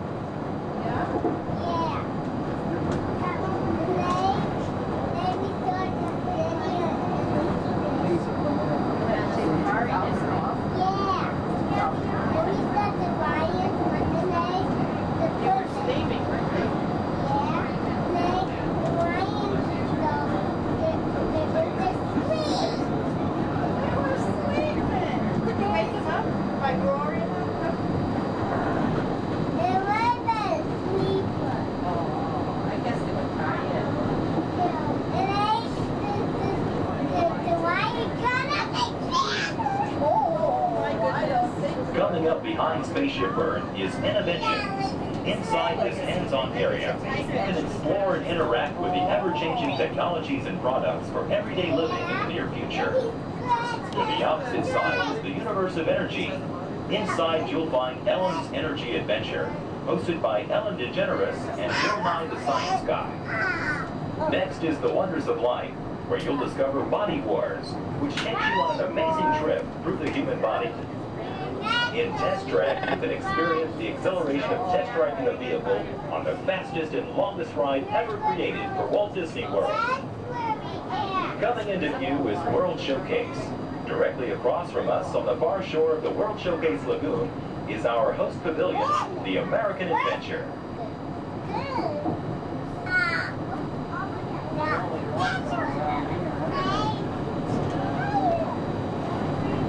The glass pyramids are the gateway to your journey into imagination.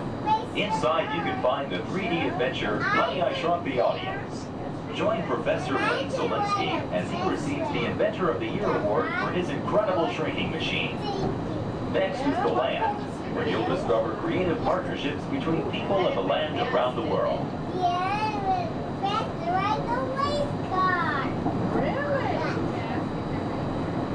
In the living seas, you can descend via hydrolator to Seabase Alpha and navigate the largest, most spectacular coral reef environment ever created by humankind.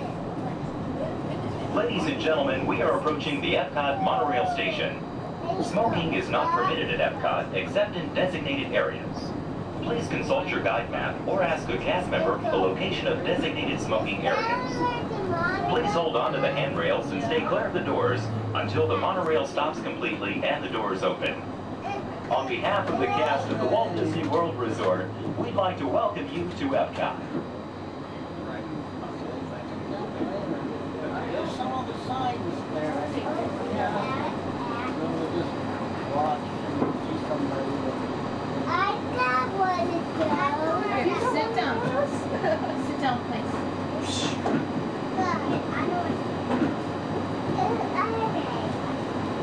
Ladies and gentlemen, please remember to collect your belongings and take young children by the hand.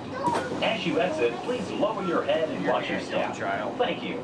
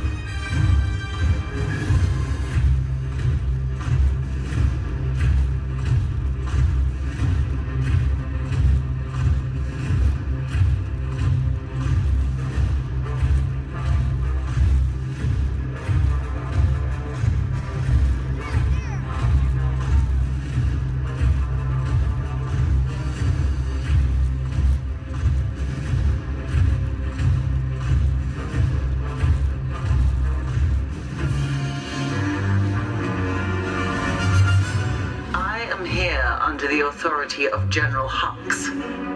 You are here under the authority of me. Stand proud.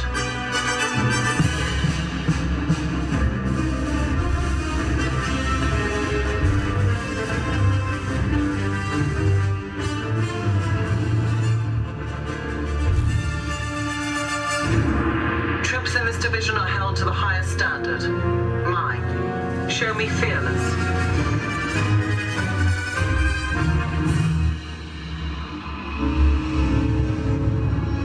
Under my command, you will be proud to wear the armor of a stormtrooper. You will learn discipline, loyalty, and what it means to be a stormtrooper.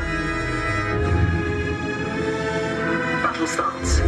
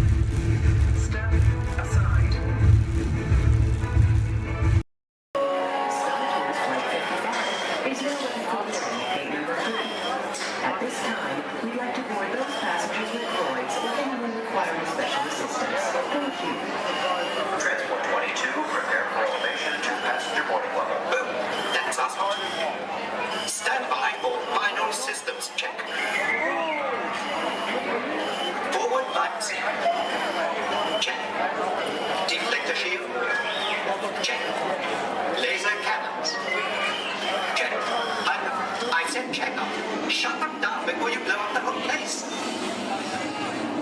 Sometimes, Arthur, I can't understand your logic at all. No, not at all. We would like to continue the board of the Flight 55 train door. All passengers holding confirmed tickets may board at this time ticket number 3. Thank you. Star Tours is proud to introduce the Star Speeder.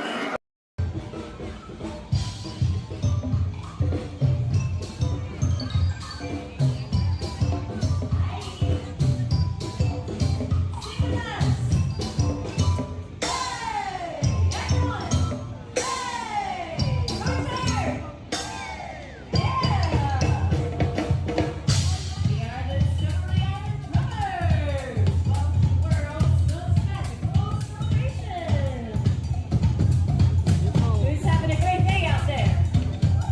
Yeah! Thank you!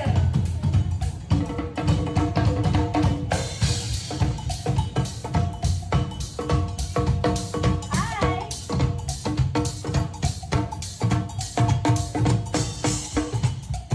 Hi! Oh!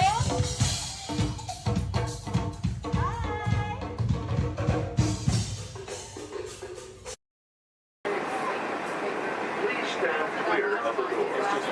Or manténganse alejado de las puertas.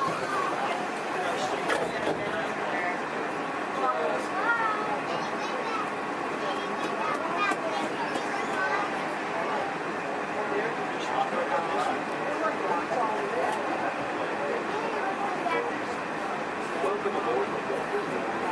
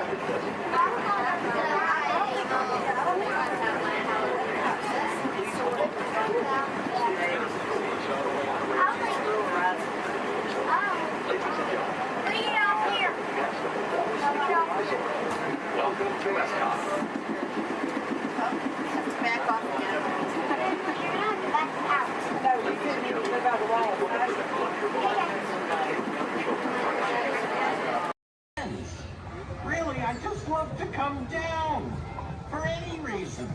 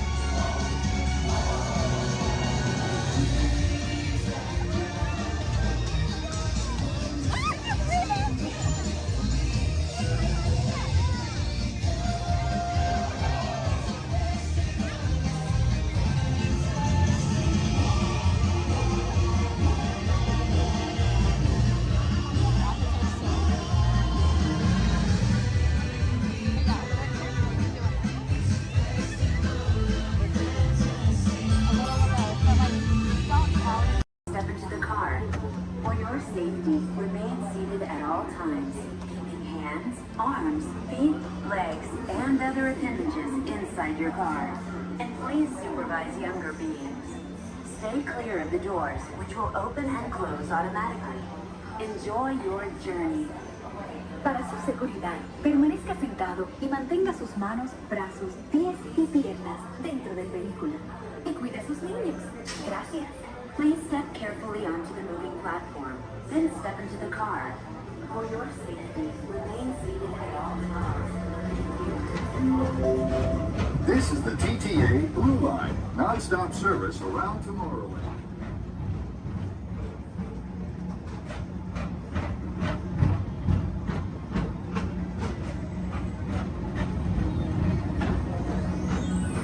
Greetings, intergalactic travelers. Welcome aboard the People Mover, presented by Enterprise. I'm Morak 5, your guide aboard this highway in the sky, the absolute best way to see Tomorrowland. And my stars, is there ever lots to see? From spacecraft to monster labs, there's really nothing like today in Tomorrowland. For your safety, if you have wings, jetpacks, or gravity polarizers, please do not take flight while on board. Thank you.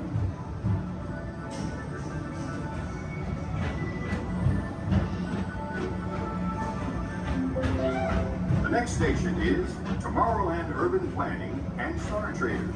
Transfer to the green and red lines. Don't worry, your express train keeps on rolling through the future, right by two of my favorite spots.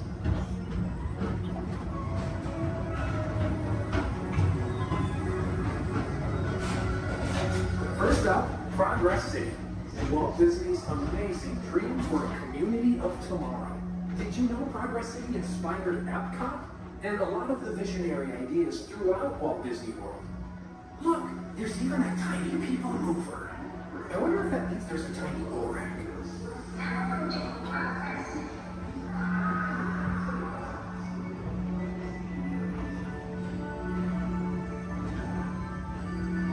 On your right is Star Traders, home to the greatest goods in the galaxy. Except actual stars. Those are no longer sold.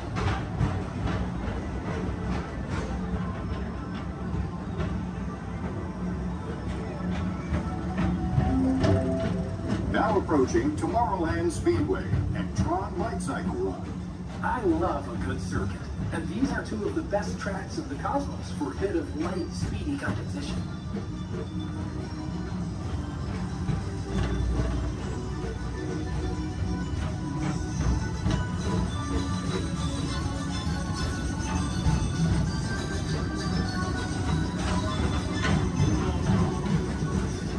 Attention all visitors from Galaxy M31. Please keep forward-facing tentacles clear of oncoming vehicles. Thank you.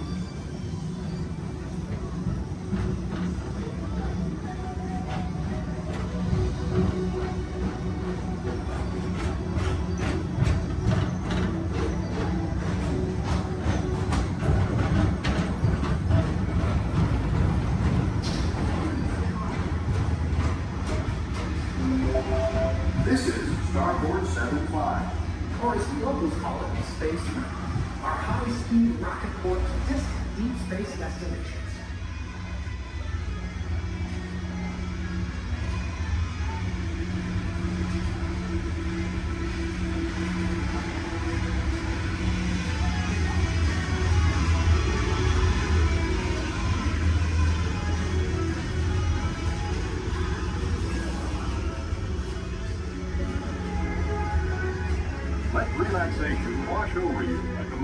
refreshing retreat in the galaxy. The coral rooms of Pisces 7. You H2O it to yourself. Book today.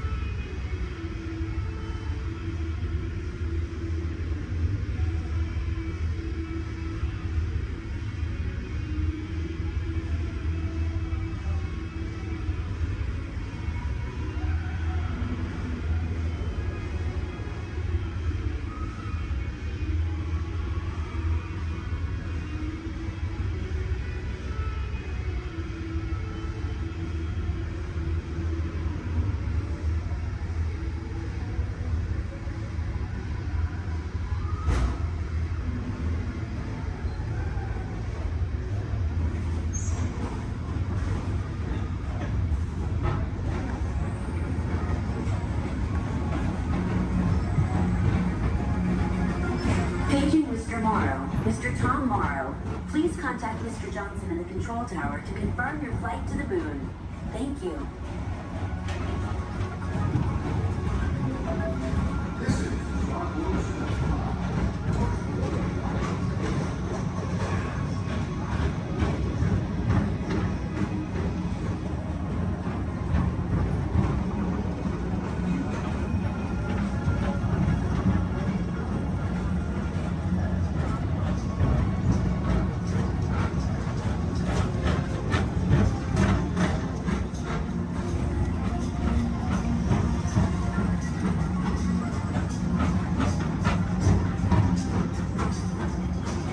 Attention all visitors. To your right is the Astro-Orbiter, our celestial symbol of interplanetary harmony and fellowship. Hop aboard and launch high above Tomorrowland for a spin amongst the planets.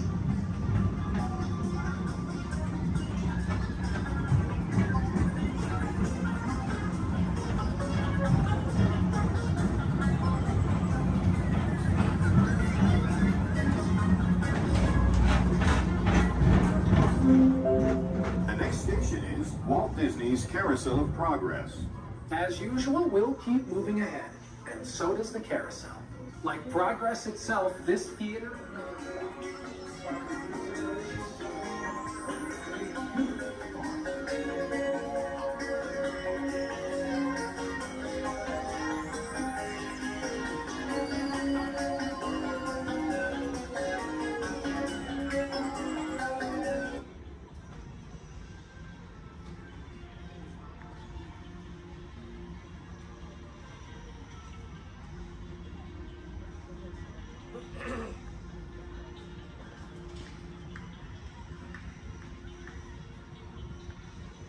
Attention on the people mover, please stay seated.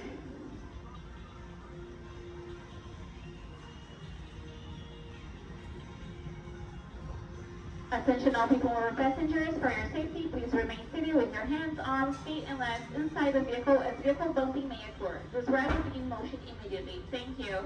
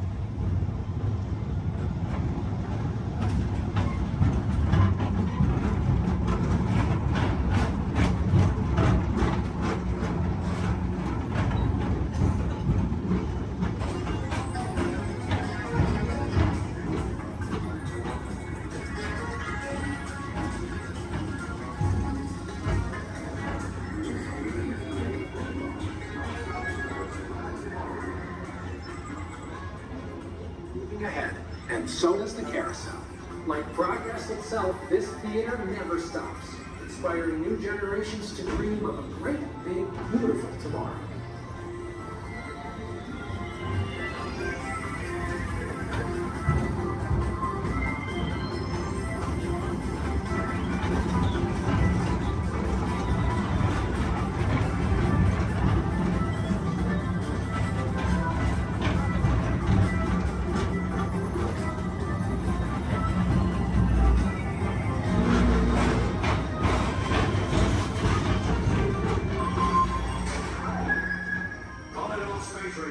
Report to your Star Cruiser and join me on this daring space mission against the evil unreserved.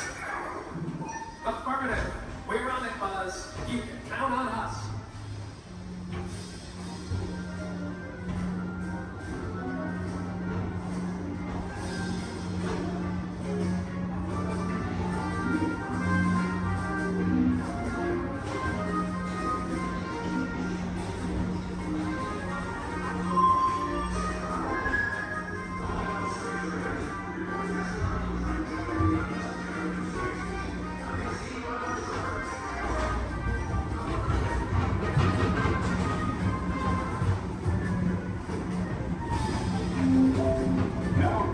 Monsters Incorporated laugh floor.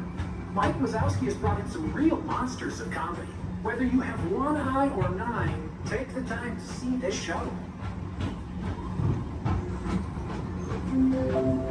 Now approaching Tomorrowland Transit Authority Station. My fellow sentient life forms, our people mover journey has nearly come full orbit. Thanks for riding with us. It's been a pleasure to have you aboard. And even though we're concluding, this is always my favorite part. Because now is the time, now is the best time to go out and explore tomorrow, today. See you in the future.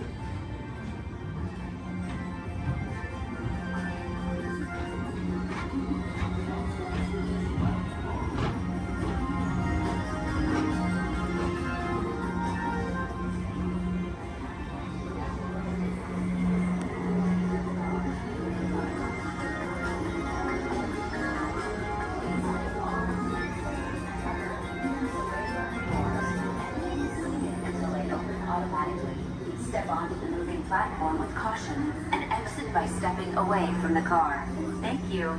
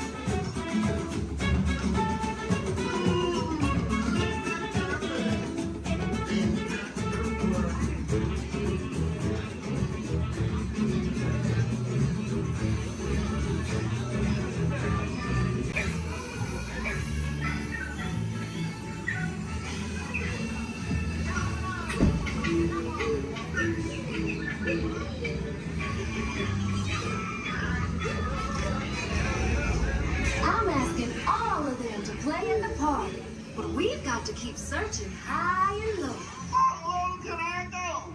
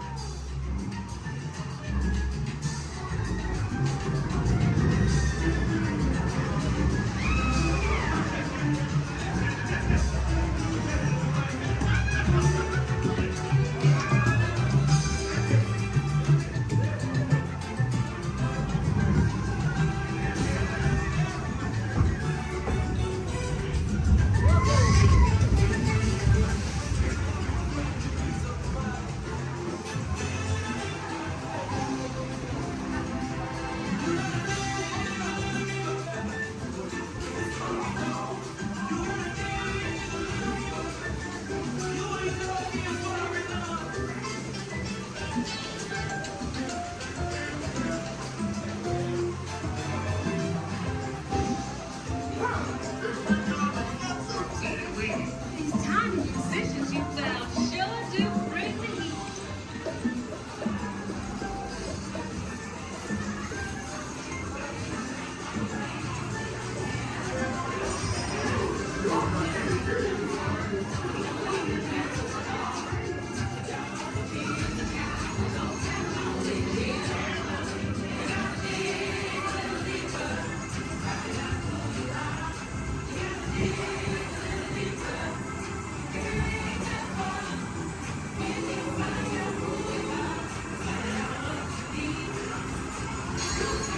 Get your hands in. All the bigger you are, the bigger the splash will make.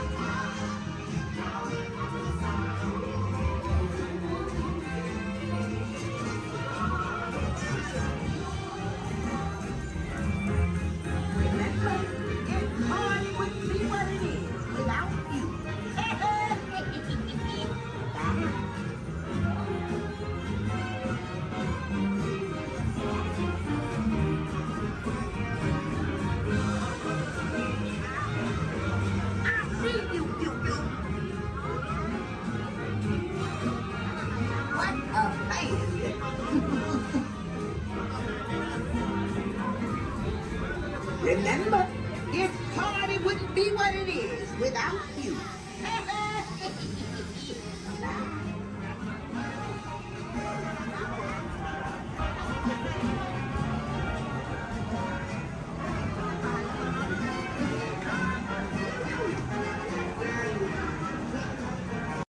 Make room for everyone. Please offer available seating to those needing special assistance. If you're standing, please hold on to the handrails and stay clear of the doors. The monorail will depart momentarily for the Magic Kingdom. Thank you.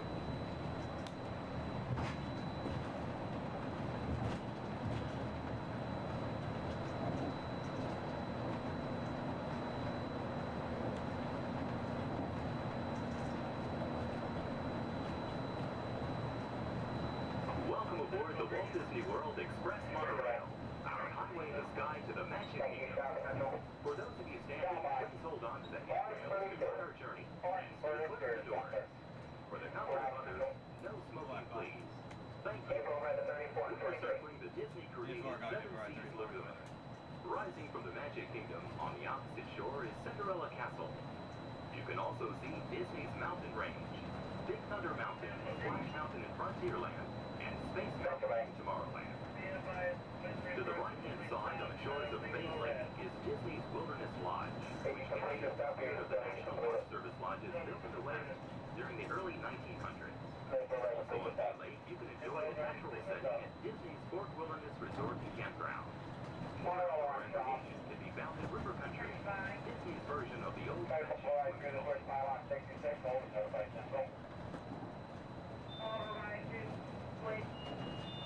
Hold at 66 and notify. 10-4, notify Central. Notify Central. Central 3. Central man. Pages radio. 10-4.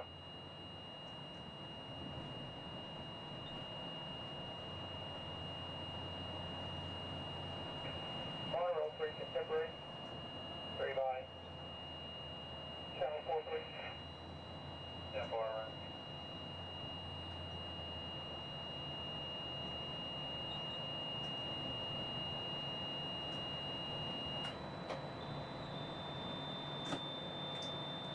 Ladies and gentlemen, welcome aboard Monorail Black. We're going to be holding here just momentarily. At this time, they're bringing out another train onto this beam ahead of us.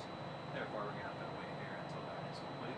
Once the train is on this beam and they line the swiftwing back up, we'll be prepared to proceed. I apologize for any delay and we'll be on our way as soon as possible. Thank you. Turn stop, orange.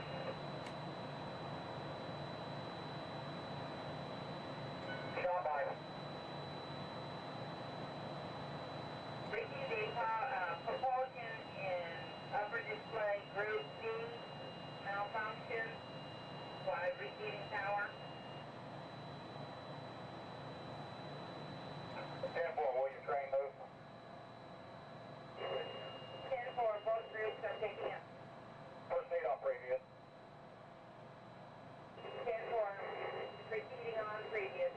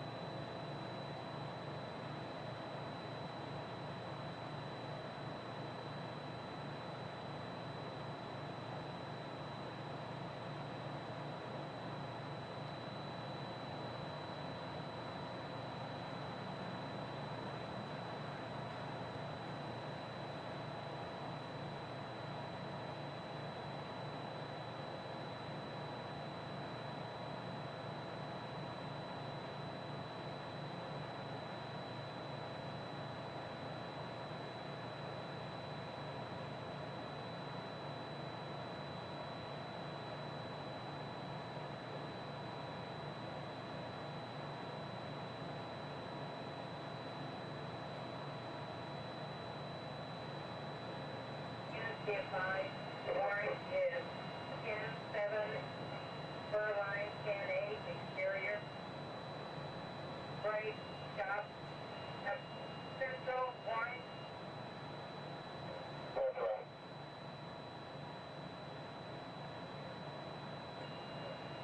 Maple holding a pylon 66, Amber as coming through the switch.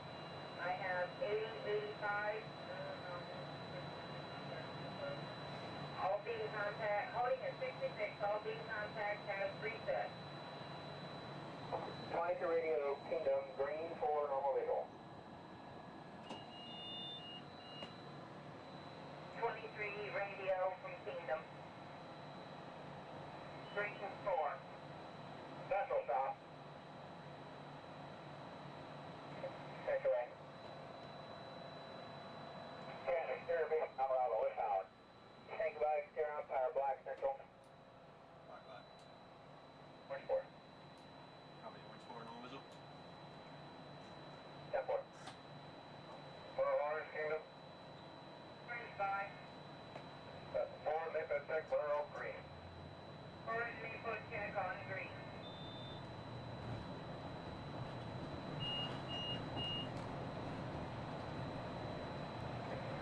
That's 23 hours.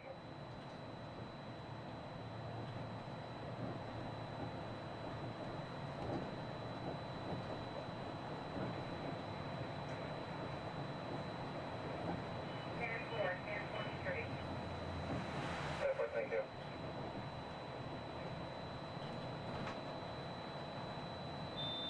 Contemporary, Grand Floridian.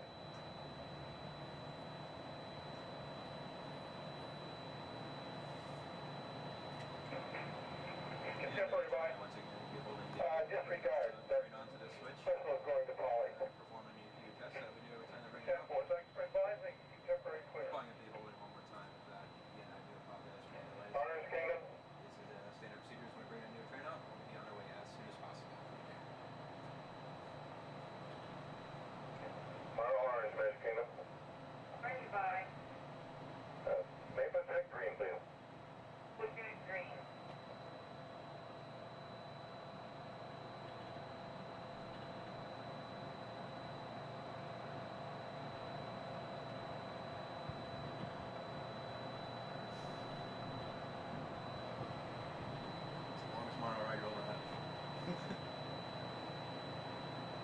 Well, the fun thing is I had the rest of my group on the boat there, and I was telling them I might beat them.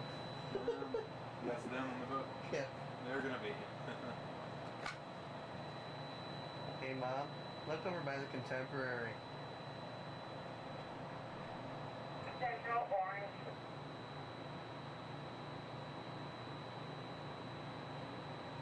Thank you, right. Holding in a pylon 58 with red maple. Good docking. Yeah, I know. I'm the black monorail in front of the Contemporary. Yeah, for Maple clear, normal visual. Full clear, normal visual. Yeah, they can't go far without me anyway. I got the tickets.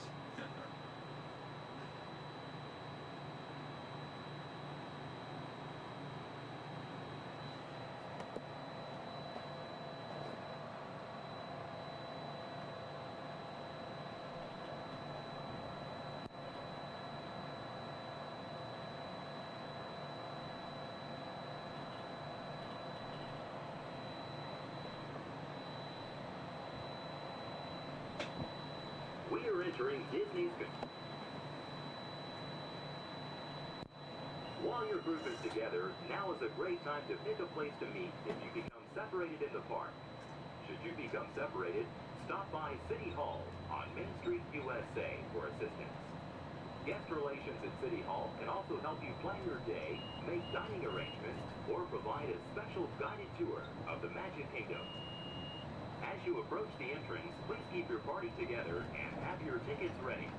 If you are traveling from another Disney theme park, please have your tickets and hand stamp ready as you enter the Magic Kingdom.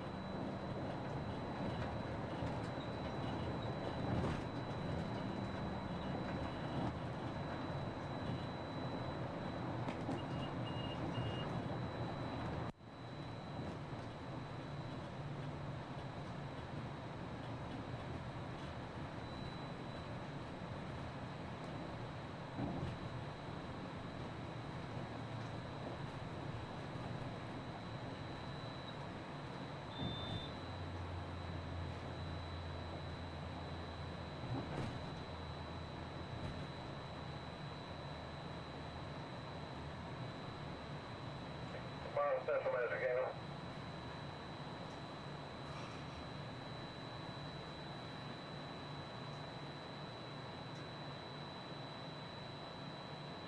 Central Kingdom. Sanctuary. One egg of orange Ben Steve is loose. Copy, thank you. Orange Central. Orange. All doors closed. Kiosk on notify status.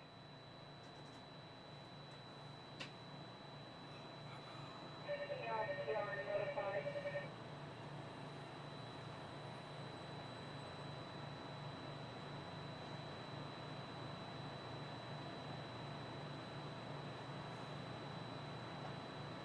See your group?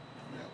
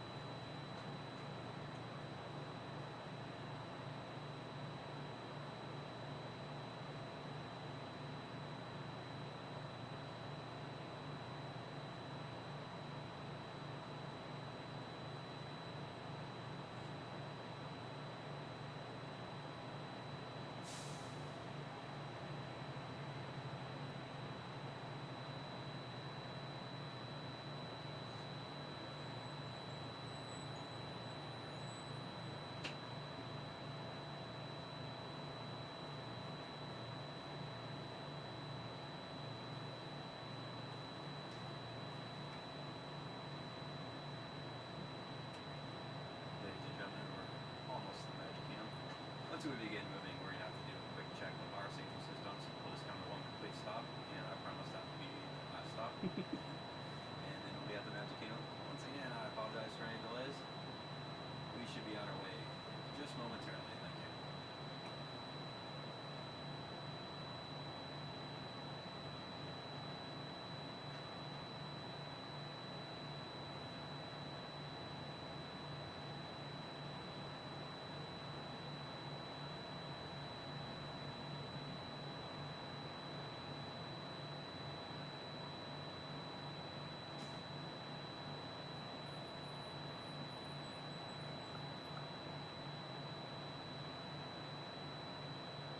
South Central, Monorail Orange, Cab 1 radio check, how do you read? 10-2, Emily. 2 also. Reset complete. Propulsion has cleared up in upper display and monitoring. 10-4, nominal. And for normal visual.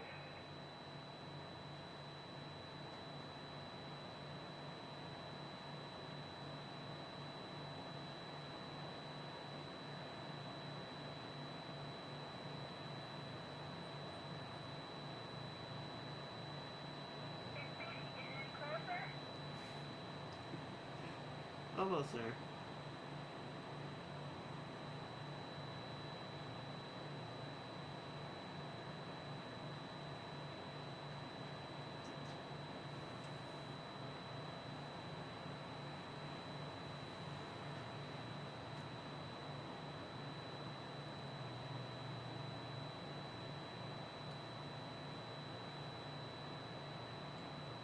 Central 3, hand unit radio check. 10-2, Emily. 10-2, thank you. Pretty clear. Go.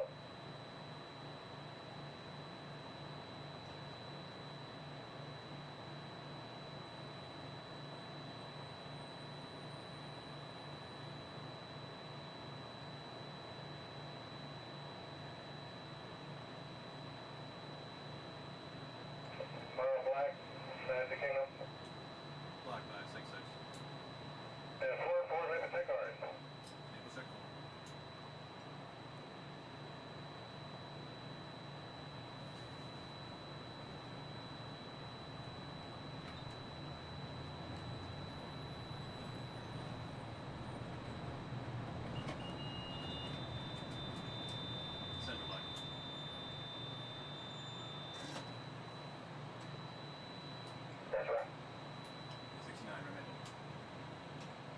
Central, clear nominal.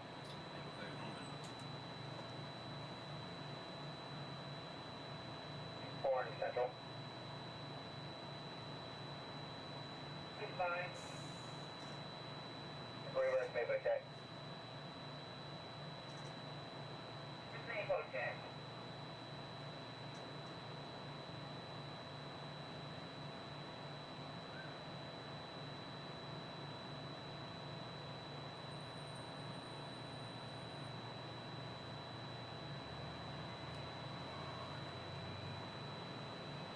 Another reason why it's going so slow is it's a training and that train.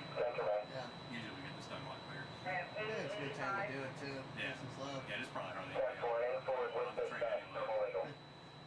Forward, with dispatch, normal vehicle.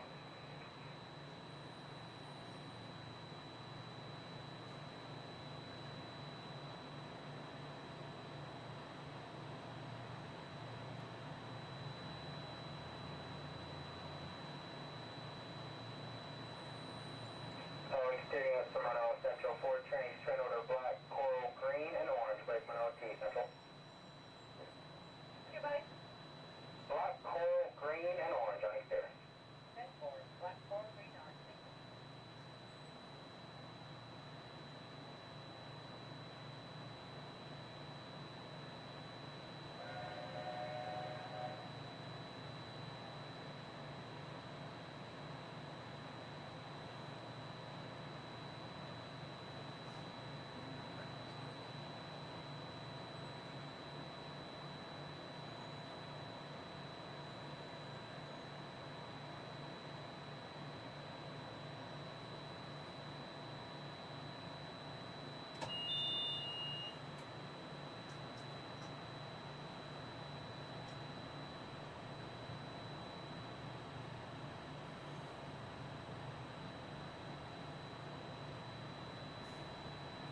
Better pull out fast enough or she's gonna make a liar out of me. She doesn't, I got to stop one more time.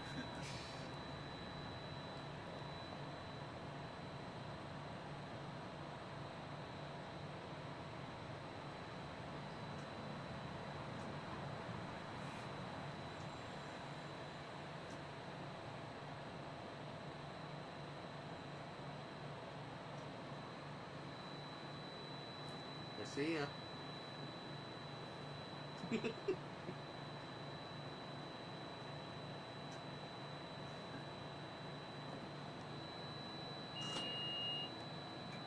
Ladies and gentlemen, we are approaching our station at the entrance to Main Street, USA, gateway to the 7 themed lands of the Magic Kingdom. Smoking is not permitted at the Magic Kingdom except in designated areas. Please consult your guide map or ask a cast member for the location of designated smoking areas. If you are standing, please hold on to the handrails and stay clear of the doors until the monorail stops completely and the doors open. Ladies and gentlemen, this is the Magic Kingdom Monorail Station. On behalf of the cast of the Walt Disney World Resort, we'd like to welcome you to the Magic Kingdom.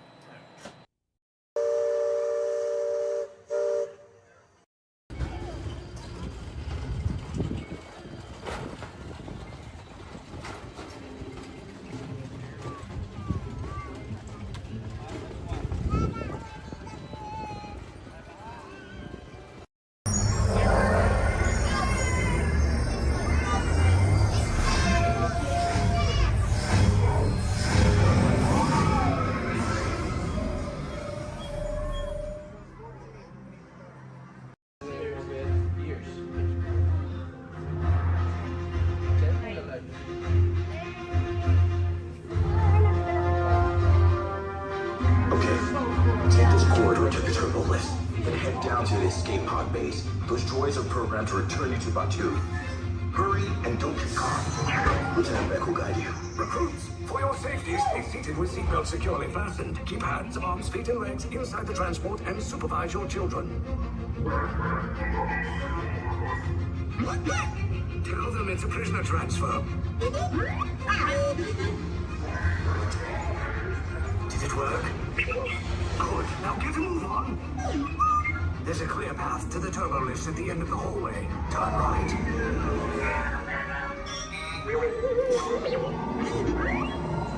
probe droid. You're lucky it didn't spot you. Take those turbo lifts and stay out of trouble. Hey, you're not authorized. Wait, those are the prisoners. Your operation is touching block range. Cover is blown. Find an alternate route. Who picked these two droids anyway?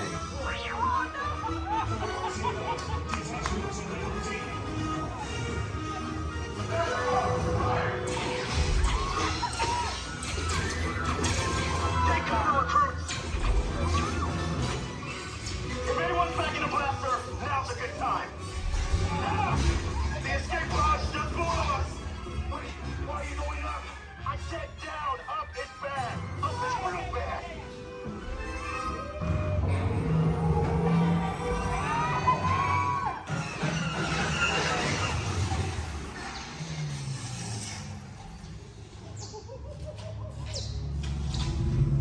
The resistance will attempt to rescue the prisoners.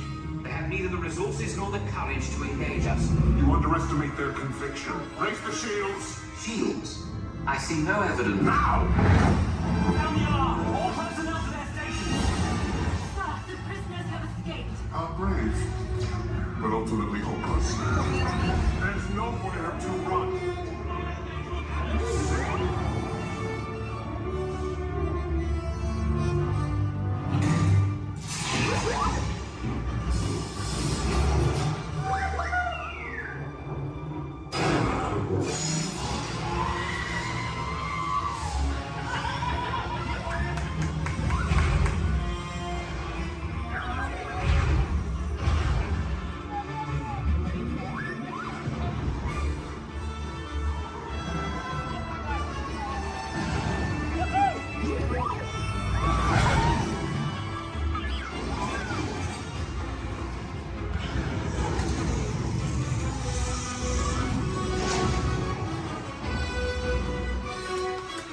Attention, all resistance personnel. Abandon ship.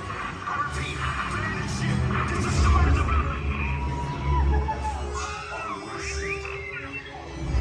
You cannot escape. Precious resistance is about to be destroyed. Now!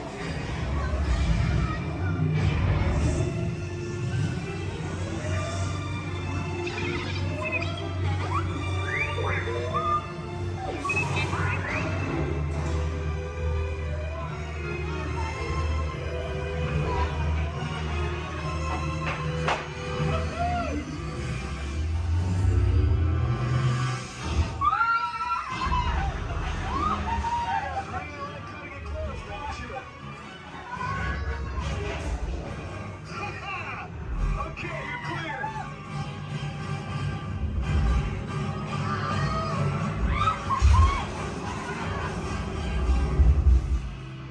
Your escape pods came in a little off target.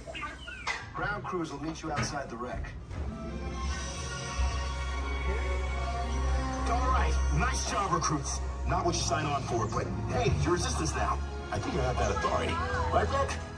Where's the lieutenant? I need eyes on Beck. Line up, Stafford's pocket. More escape pods down in Sector 4. Verification pending from Key Command personnel. Where's the lieutenant? Lieutenant Beck here. Beck! You're alive!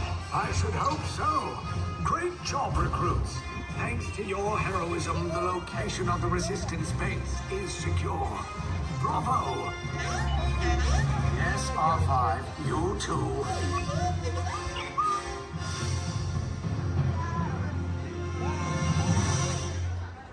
Safety, please remain seated at all times, keeping your hands, arms, feet, and legs inside the train. Please supervise all children, making sure they are seated away from the train openings, either fully on a lap or on a bench. Our next stop will be New Orleans Square Station. Do we want to discard? Do we want to stop at Nora? No, do you want to go all the way around? Or do we want to stop at Nora? Welcome aboard the Disneyland Railroad. We're embarking on a grand circle tour of the Magic Kingdom. We'll be stopping at New Orleans Square, Mickey's Toontown, and Tomorrowland. We'll also visit the Grand Canyon and make a trip back in time to the primeval world at the age of the dinosaurs before returning to Main Street Station. As we begin our journey, remember that for a safe trip, you need to stay seated, keeping your hands, arms, feet, and legs inside the train. And please watch your children. Bienvenidos a bordo del Disneyland Railroad. Para su seguridad, permanezca sentado y mantenga las manos, brazos, pies y piernas dentro del tren y cuide a los pequeños. Gracias. Our first stop is New Orleans Square Station. But to get there, we need to pass through the wilds of Adventureland. It may seem peaceful through here, but trust me, it's a real jungle out there. Literally. So be on the lookout. You just never know what might be lurking along the rails.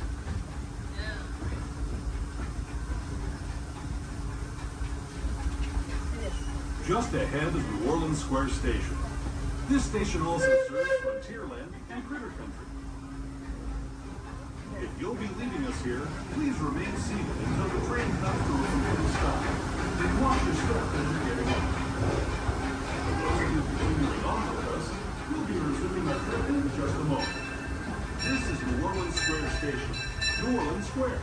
As we make our way to New Orleans Square Station, please remain fully seated until the train has come to a full and complete stop. This will be your stop for attractions such as Pirates of the Caribbean, Indiana Jones Adventure, Jungle Cruise, the many adventures of Winnie the Pooh, Splash Mountain, and Haunted Mansion Holiday.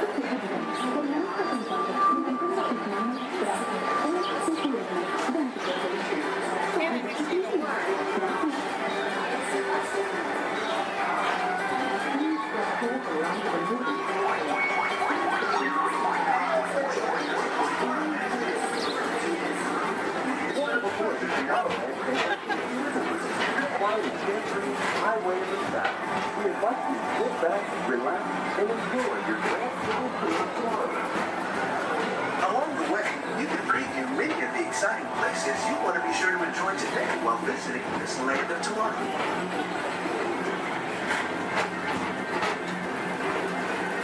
The People Mover is the perfect vehicle for people watching, so keep your eyes peeled. You never know who you might see.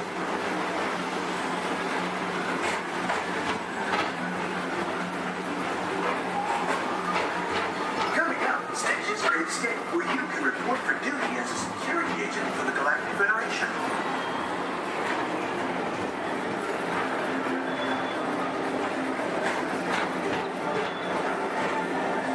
The mission is to keep Experiment 626, the biggest little mischief maker in the galaxy, under control.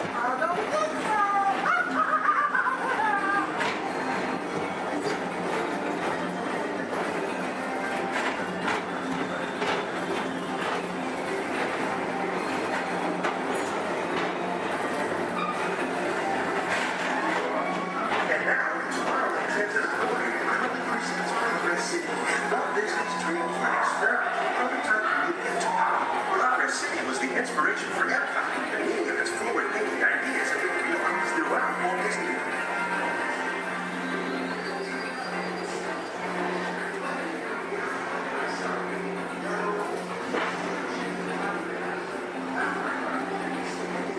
If your future includes shopping, then you'll want to visit Mickey Star Traders, where you'll find the greatest goods from around the galaxy.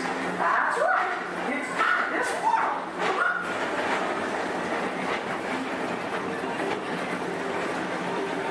At the Disneyland Speedway, put the pedal to the metal and speed towards the checkered flag in your very own race car. Young or old, this is your chance to drive in the fast lane without worrying about getting a speeding ticket.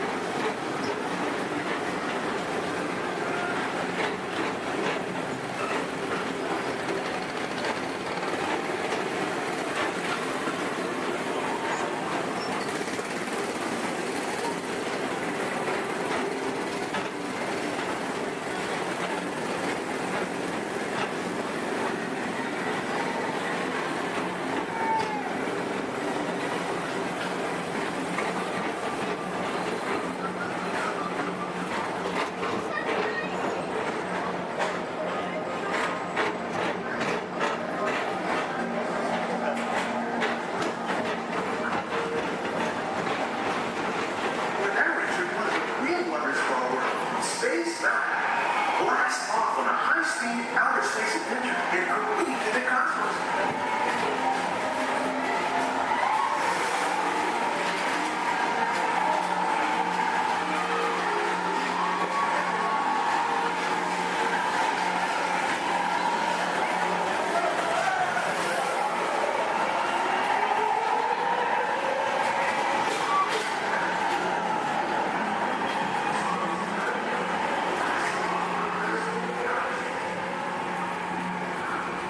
Paging Mr. Morrow, Mr. Tom Morrow. Please contact Mr. Johnson in the control tower to confirm your flight to the moon.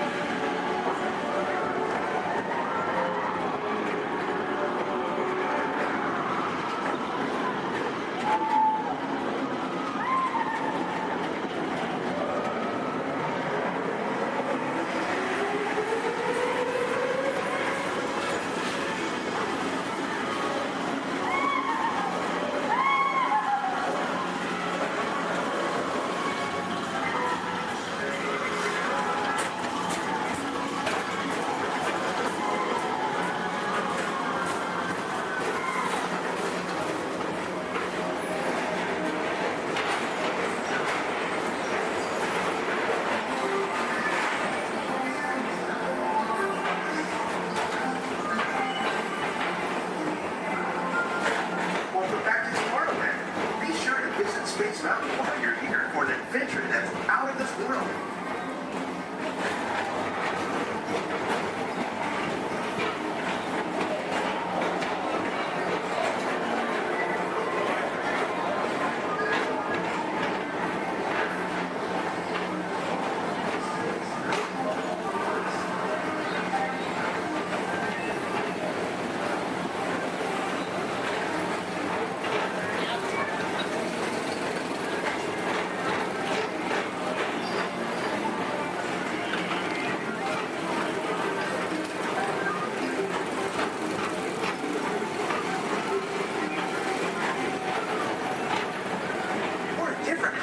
Adventure, hop on board the Astro Orbiter. Pilot your own spacecraft as you take a spin around the planet and ascend to otherworldly heights.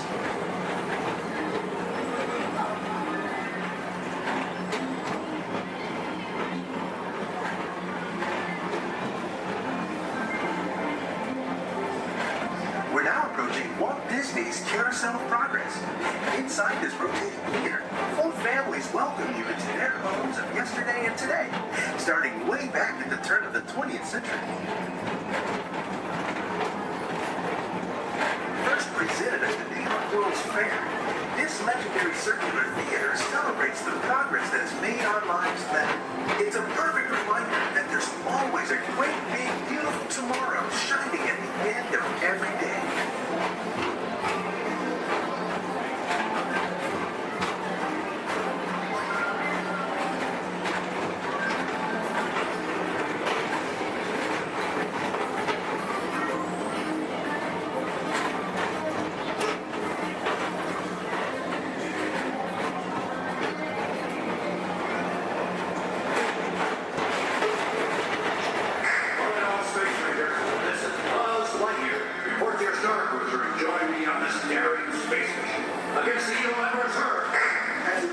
Space Ranger, you'll use your own personal laser cannon to save the entire galaxy.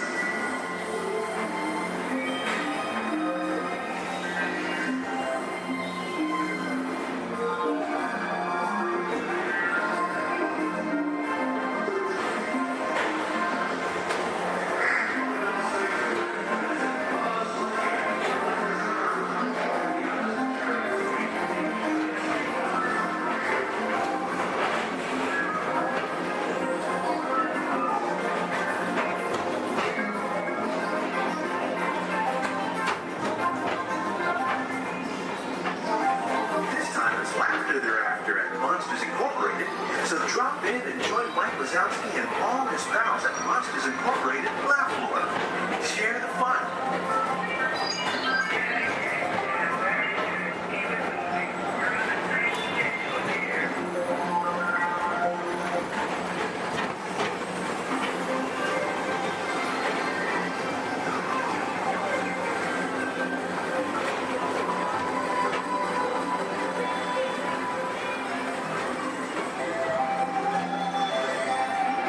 Thank you for joining us as well at It's been a pleasure to have you aboard. Enjoy the rest of your day and have a great, big, beautiful tomorrow.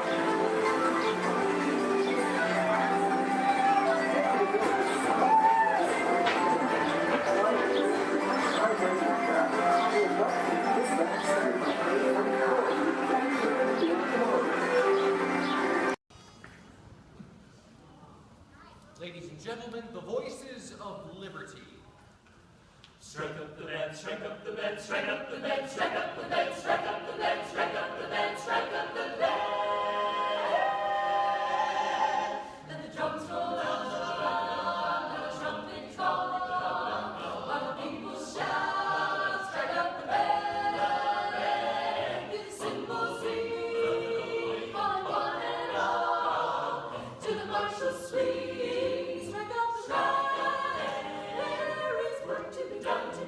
There's a prize to be won. Come, you son of a god. Take your stand. Come on and take your stand. On the night boy. Come along, let's go. Hey, leader, strike up the band. Strike up the band. Come on and hear. Come on and hear. Alexander's ragtime band. Come on and hear, come on and hear.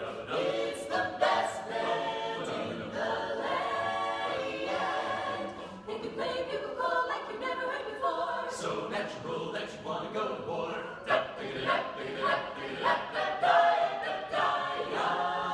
That's just the bestest band, whatever.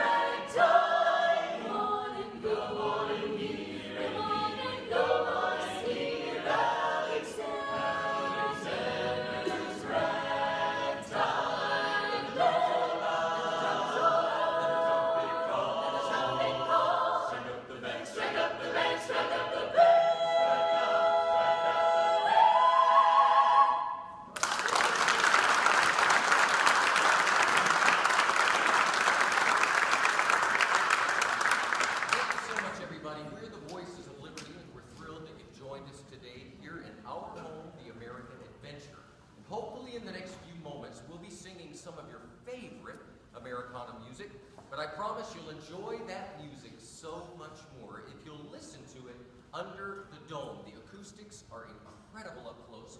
So while our singers take a step back to give you lots of room, come on up to the edge of this red circle all the way up here. You guys can just get a little closer.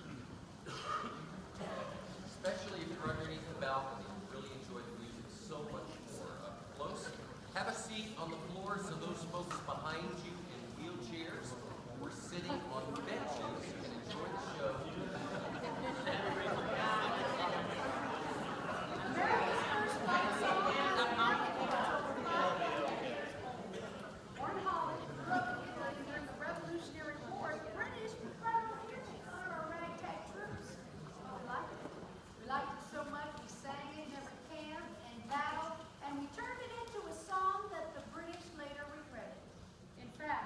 During the war, one British general was quoted saying, "I hope I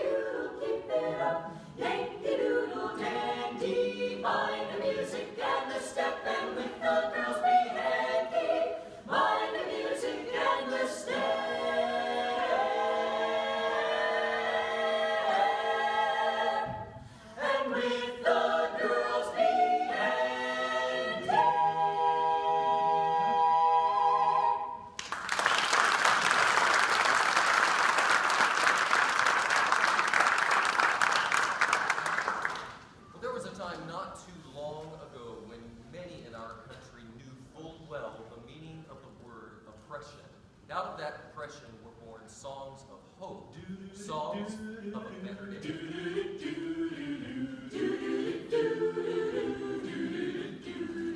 In that great get no morning, fare thee well, fare thee well. In that great get no morning, fare thee well, fare thee well. In that great get no morning, fare thee well, fare thee well. In that great get no morning, fare thee well, fare thee well. Sometimes I feel like a motherless child. Sometimes I feel like a motherless child. Sometimes I feel like a motherless child. A long way from home.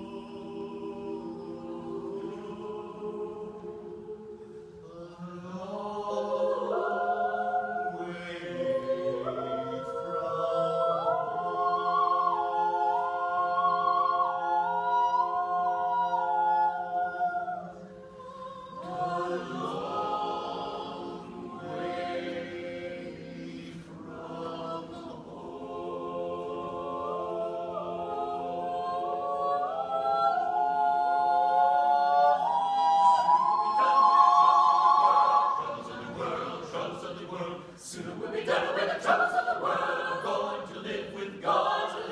No more reaping and a wailing. No more reaping and a wailing.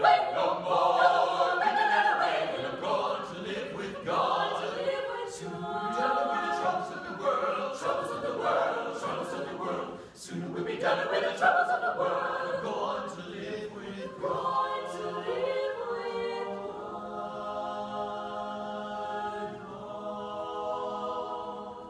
My trials, Lord, soon be over. If religion were a thing that money could buy, rich lives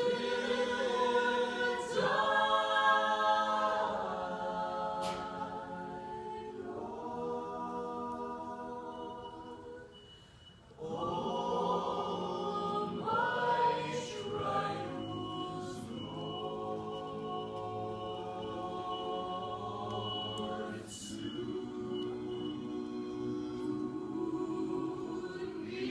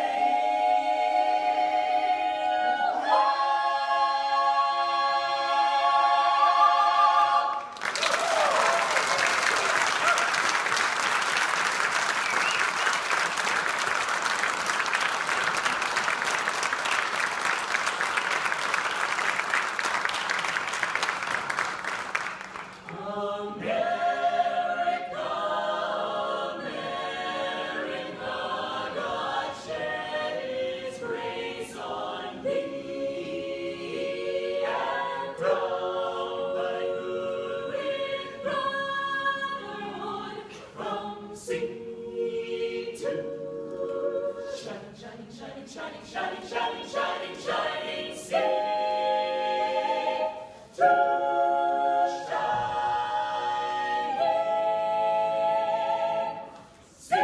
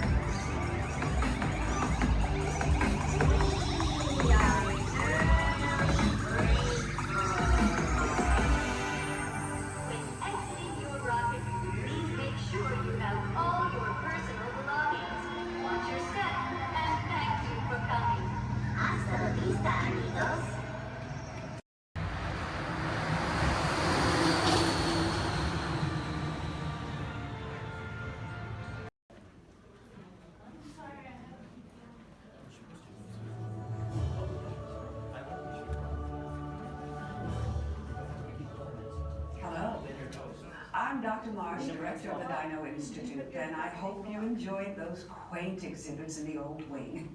That's how dinosaurs have been presented to the public since the study of fossils began over 150 years ago. Today, that bare bones approach is about to become extinct. In a perfect blending of science and technology, the Dino Institute has created the Time Rover, an amazing vehicle that will literally transport you to the age of the dinosaurs. How? That's proprietary. But the result is a breathtaking journey through a prehistoric world where you will witness the most spectacular creatures to ever walk the earth. In a moment, you'll be going live to our control center for a comprehensive safety briefing, and then it's on to the tour that will convince you forever that the future is truly in the past.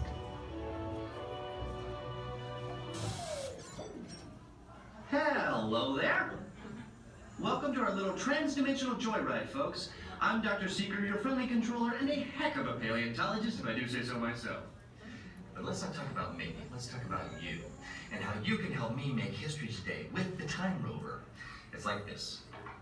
If I can bring you back from the Cretaceous period, it stands to reason that I can bring back a live dinosaur with you.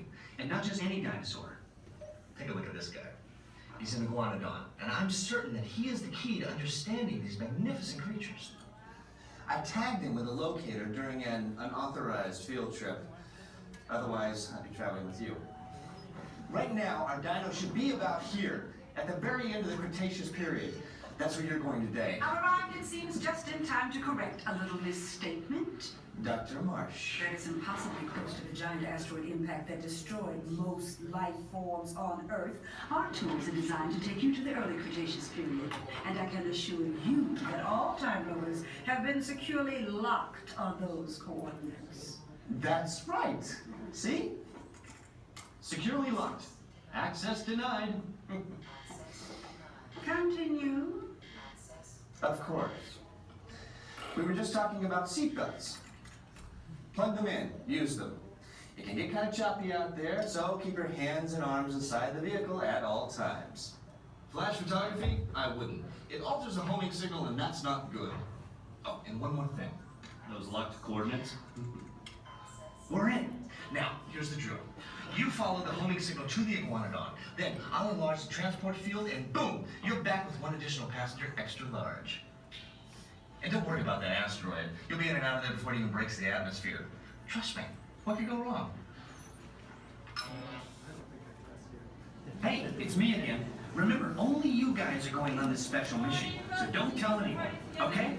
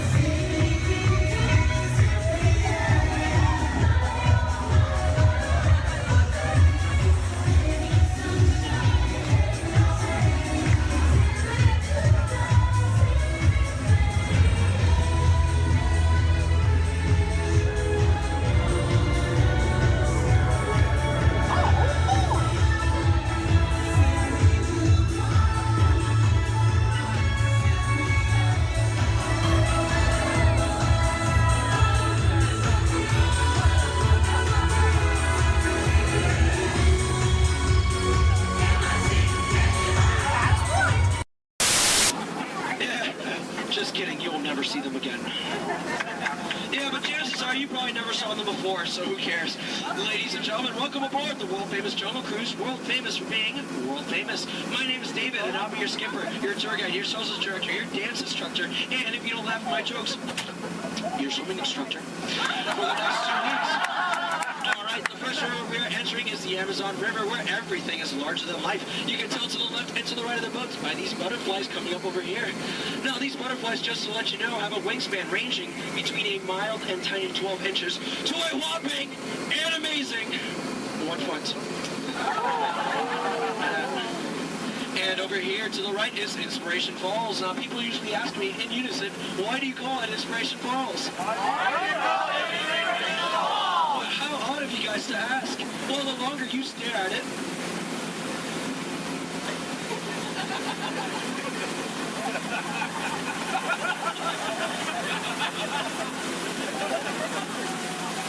the more it inspires you to travel deeper and deeper into the jungle. Everyone say, ooh.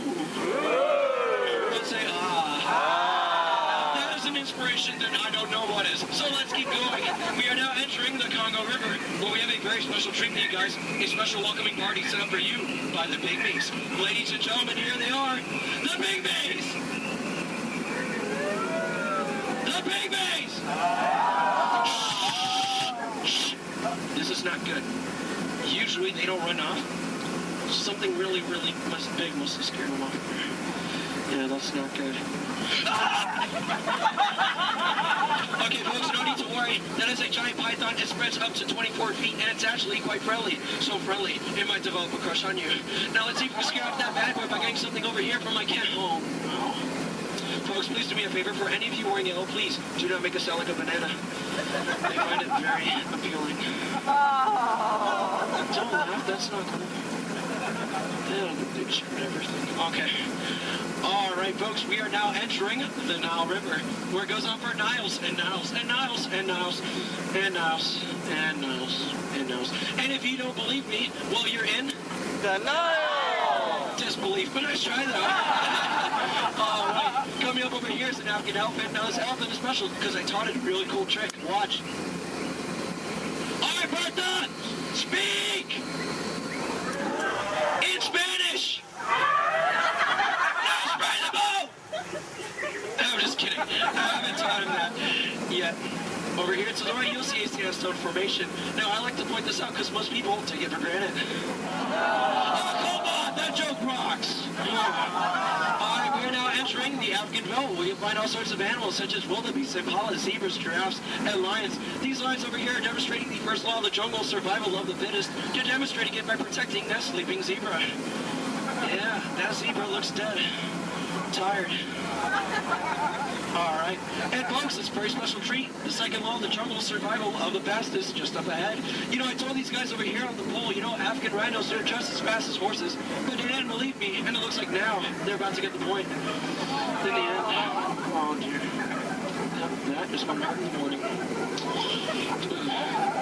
Alright, we are now entering crocodile country, where danger lurks every corner. So please do me a favor. If you have any family members that you want to get rid of, now is the time to do it.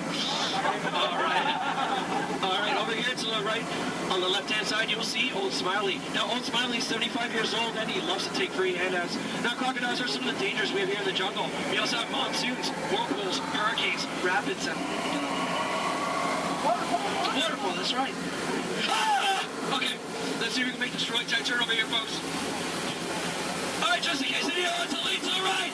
Lead to the right, lead. I'm so sorry. Lead to the right. Lead. We're not gonna make it. Okay. All right, folks, thank you very much. Just to let you know, that was Schweitzer Falls, named after the world-renowned professor, Dr. Albert Falls. Now, people usually ask me, you know, David, how did you land your job here at the Jungle Cruise? Well, it's plain to see. I took a crash course, but now I'm just winging it. Yeah. Don't laugh. This is the story of my life. Yeah. Oh, no. Okay, folks, looks like we're stumbling upon a pool of hippos. Okay. Everyone, please do me a favor. Don't do anything stupid. I'm going to try to scare them off here. Oh, God, go away! Shut up! Thank you. All right. territory. This is not a good place to be headed. You can ask my last crew over there. Yeah, they were just yelling the entire time. Alright, from my years of experience, I know when the natives are dancing like that means they're going to attack the boat. Usually they attack this side, so there's nothing to worry about if you're on this side of the boat. So, you know what, keep your eyes peeled and see if we can avoid the attack here. Establish your attack! Don't worry about it, stupid, because I'm doing that for you.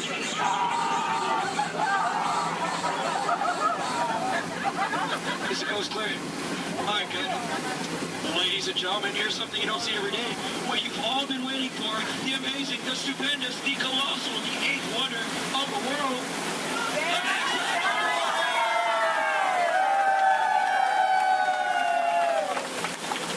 I love you guys. I love you guys. I'm just trying to... Thank you. Alright, we are now entering the Mekong River, deep in the heart of Cambodia, where the Khmer Empire used to rule for over 7 centuries, and they used to build temples just like this one. Although I clearly remember the entrance being right here. Okay, I don't like the look of this at all. Alright, this path could lead to danger. It could lead to treasure. It could lead to doom. Should we go in? Yeah! Really? Oh, no?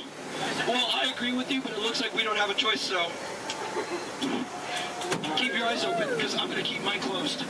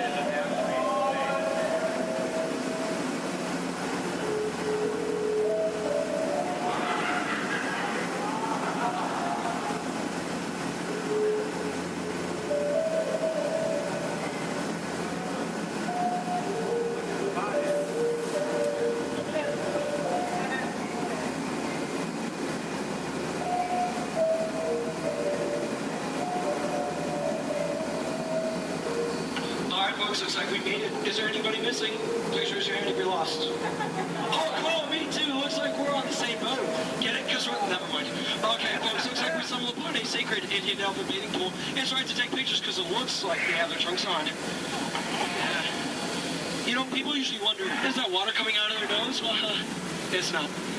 It's not. Hey guys, look. On a beautiful night, we have a full moon. All right. Wait, what's he doing? What's he doing? No, bad one, no! He's gonna try to squirt the most of everyone on this side of the boat. Get ready to duck. Ah! That was close. Hey, my friend, everyone on this side of the boat, duck. I'm just kidding, that's an elephant. Alright, ladies and gentlemen, listen up. We're now entering the educational part of the tour, where I love to point out my favorite plant life. Ready? Listen up. Ready?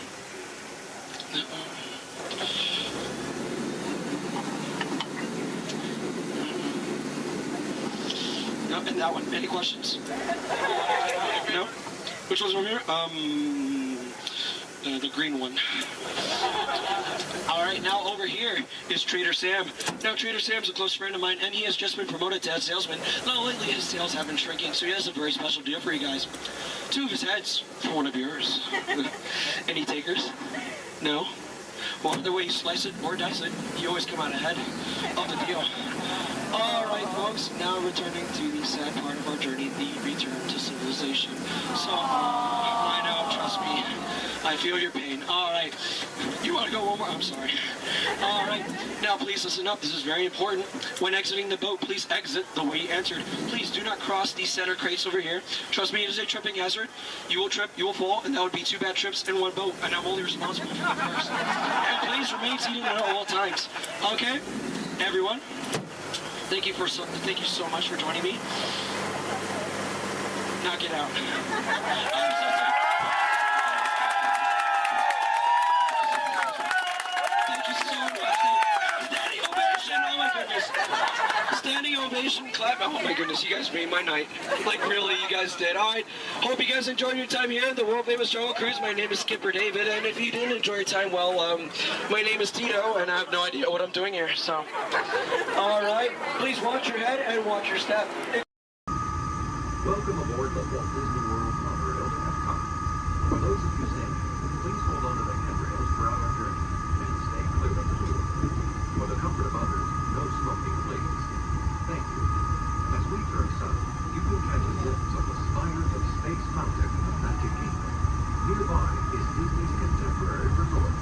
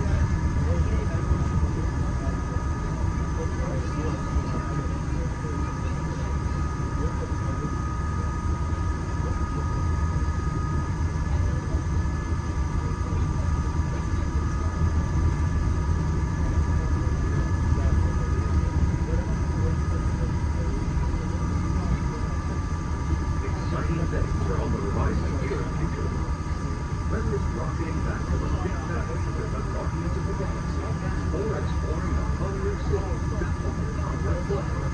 These worlds are truly inspiring. If you're looking for an exhilarating sensory thrill, step into Mission Space, where you and your flight crew can sign up for one of 2 out-of-this-world missions. And just next door is the new Space 220 restaurant, where you can lift off and enjoy stellar dining in space. At Test Drive, you can experience the exhilaration of test driving a vehicle all on the fastest ride ever created for Walt Disney. Across the river and World Showcase, you'll find representatives from the Coast, making this a truly international experience. Some exciting new adventures from around the world are coming to France, Canada, China, and the United Kingdom.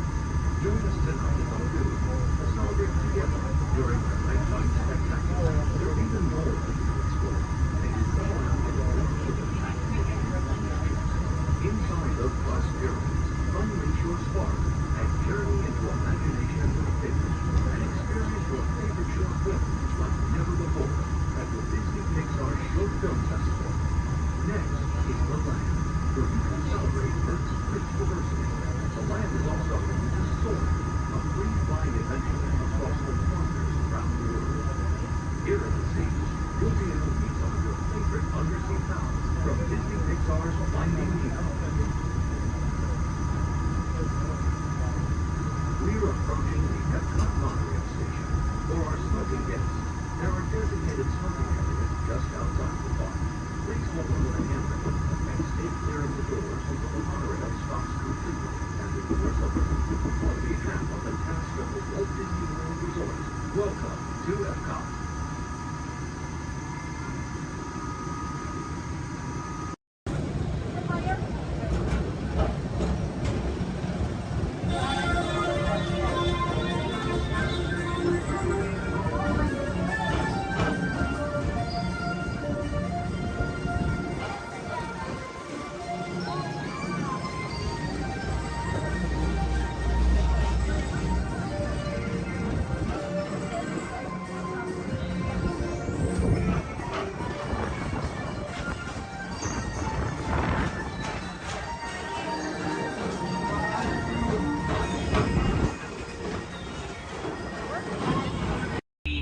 Please remain seated at all times. Please keep your hands on seat, legs, and elbows inside the vehicle, and please supervise your children. This is a one-way trip to Main Street, USA, and enjoy your ride.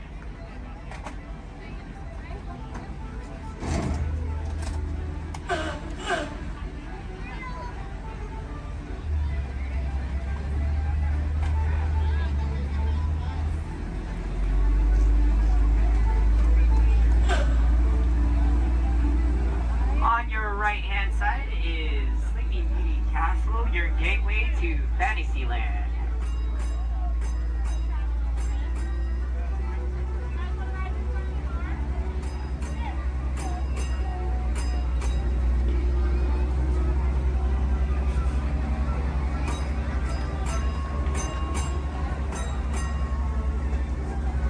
Coming up on your right-hand side is Frontierland and Adventureland. Beyond that, Critter Country, Darling Square, and Star Wars Galaxy's Edge.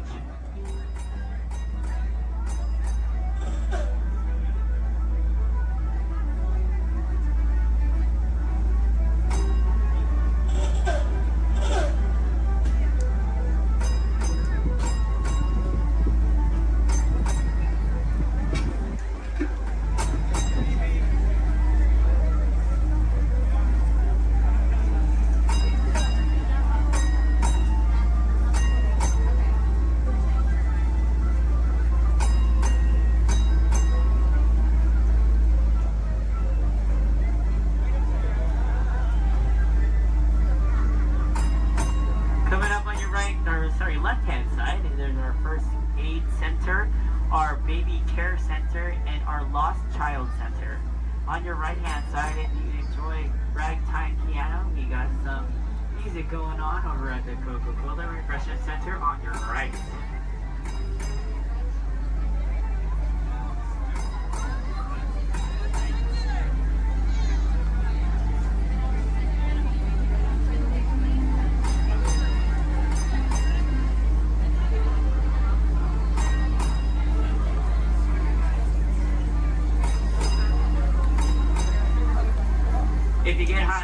On your right hand side is our Dips and Girl ice cream parlor. And on your left is Market House, where you can find our Starbucks coffee and tea. Beyond that is our locker station.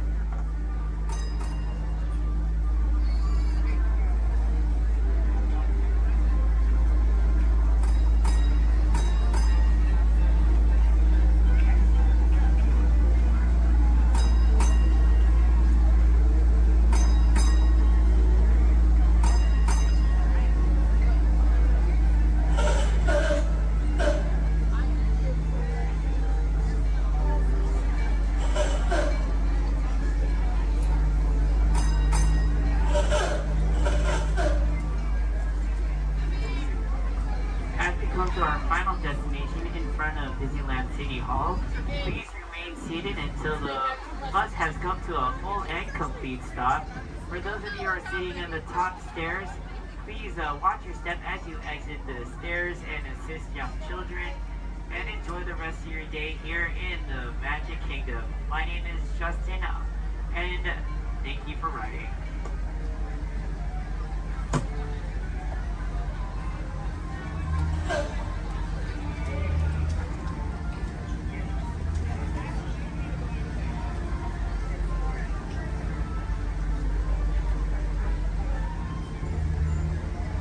Thank you. Please remain seated, folks. I do need a park deck right over there. Yeah.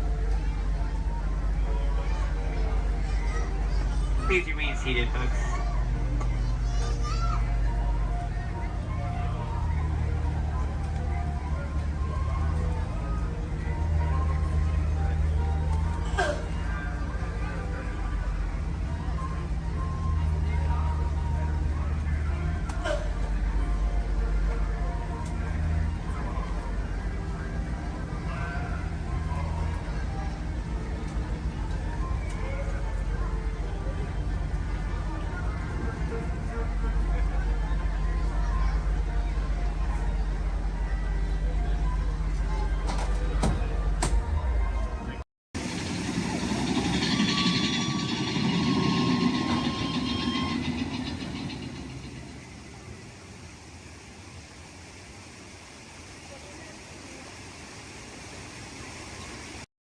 Y mantenga sus manos, brazos, pies y piernas dentro del tren.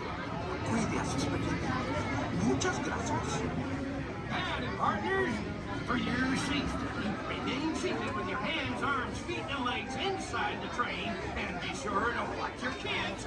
If any of you folks are wearing hats or glasses, best remove them, because this here's the wildest ride in the wilderness.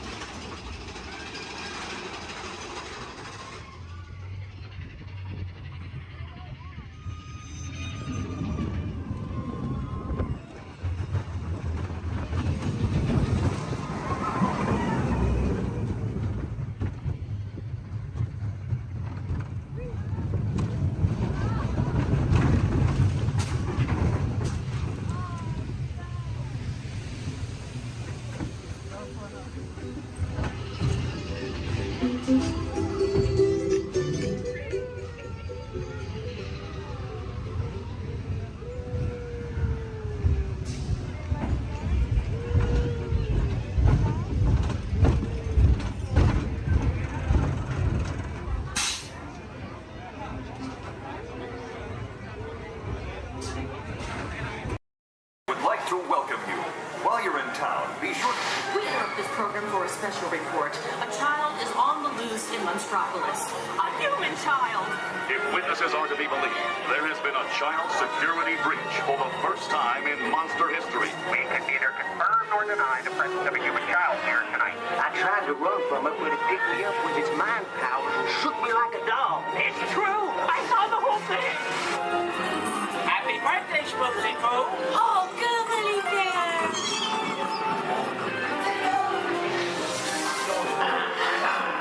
He grabbed me with his giant fork tongue and rolled me up and down like a yo-yo. It was horrible. I was minding my own business. We gotta get you home.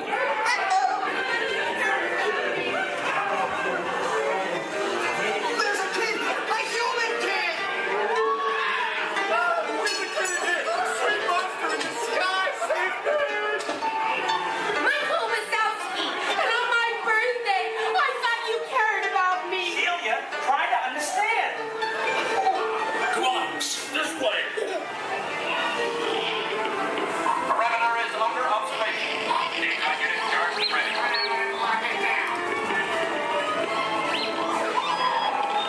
There's nothing down here. Be on the lookout for this child.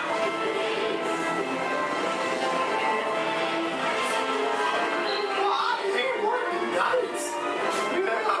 Nothing exciting ever happens. Hurry up, Sully, hurry up. I've got Boo's gonna set up on the scare floor. Are you done here, Boo? Race you to the scare floor.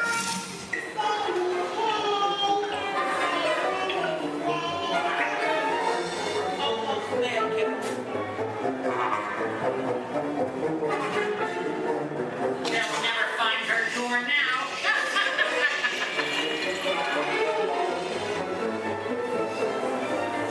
Look, Boo, there's your door.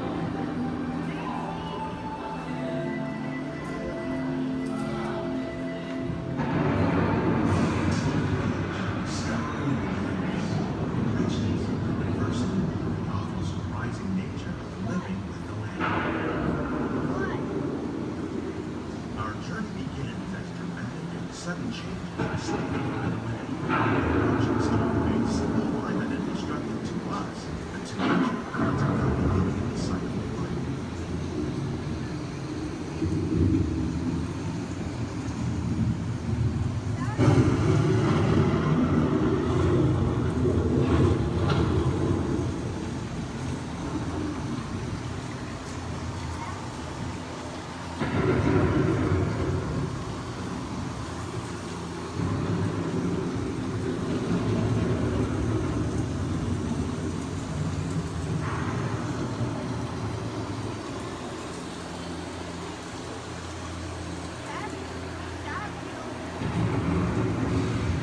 The surface of the moon is a trap water from the flowing mud, extracting precious nutrients and minerals. These elements, when combined with sunlight, create the diverse living systems of our planet.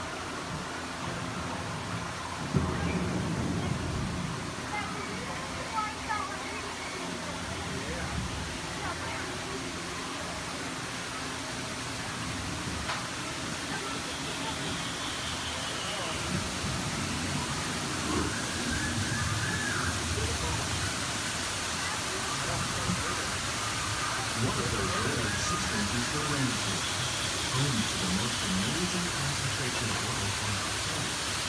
These dense and beautiful forests cover only a tiny portion of the Earth's surface, but they contain more than half of its planetary atmosphere.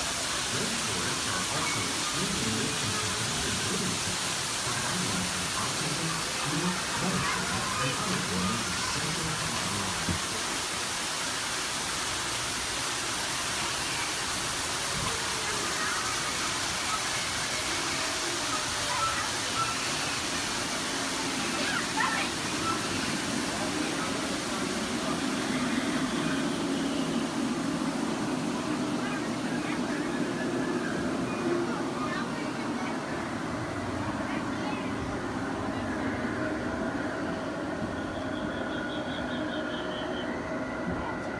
In the desert, nature has created a very different, known as beautiful living system.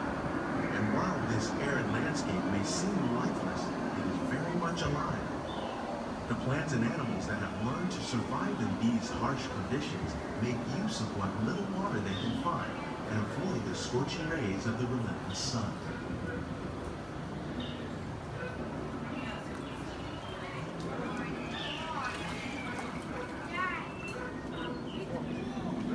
The American prairie once appeared as desolate as the desert, but over time, rainwater and nutrients gradually penetrated the hard surface of this land.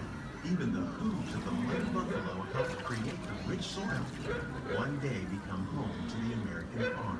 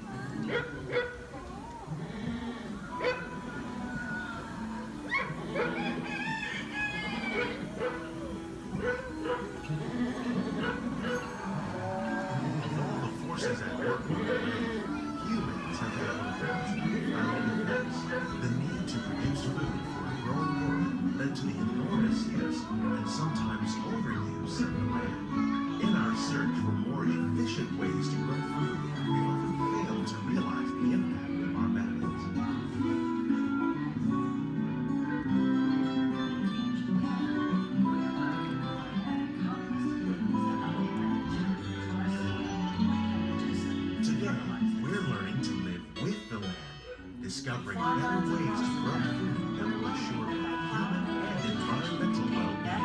Fertilizers, we can enrich the soil without the use of chemicals. In Saudi Arabia and Mexico, we're learning to produce food on desert seacoasts by developing and planting crops that thrive on saltwater. Here at Epcot, we're learning to reduce the need for pesticides by using natural predators like ladybugs and wasps to control pests. In Japan, We're learning that by adding composted leaves and other plant material to our soil, we can reduce the need for fertilizers. In farmlands across America, we're learning that by plowing under vegetation containing natural fertilizers, we can enrich the soil without the use of chemicals. In Saudi Arabia and Mexico, we're learning to produce food on desert seacoasts by developing and planting crops that thrive on salt.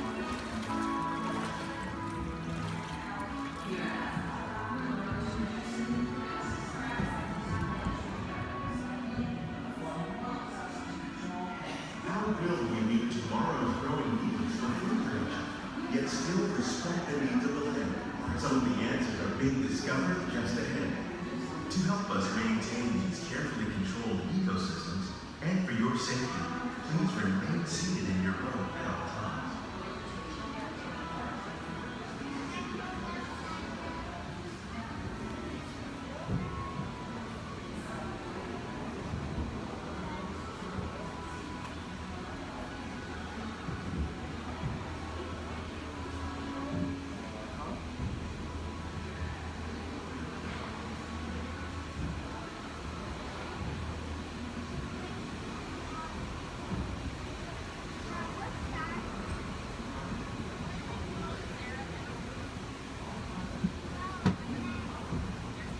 Welcome to our living laboratory, where scientists from Epcot and the U.S. Department of Agriculture are exploring innovative ways to produce bountiful harvests now and into the future.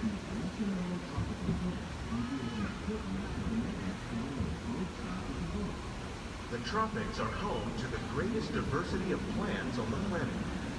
Many of these, like papaya, bananas, cacao, coffee, and rice, are well known around the world. These are just a few of the edible plants that have been an important source of nutrition for people living in the tropics. Many are rich in vitamins and minerals, while others are well adapted to growing in less than ideal conditions. Some, like the water lily, thrive in wet, swampy areas and waterways. All parts of this plant, even the flower petals, are edible.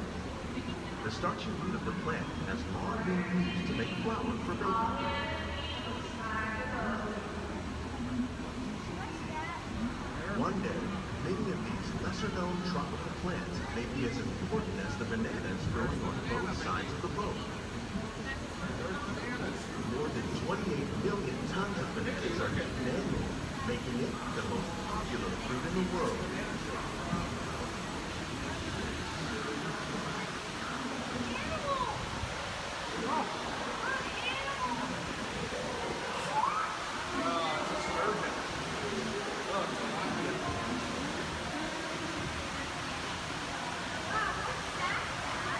When you mention farming, you probably don't think of fish, but fish farming for aquaculture accounts for nearly half of all the seafood consumed globally. So pieces of crabs and catfish, like the ones you see here, are three of the more popular crops raised by fish farming. The sustainable system we're using here recycles the water in the tanks. As a result, we're able to save millions of gallons each year. Our small fish farm produces nearly 5,000 pounds of fish each year to serve in restaurants around the nation. Innovations like this can play an important role in our efforts to produce bountiful harvests and still protect natural resources. Shrimp. That's a big shrimp.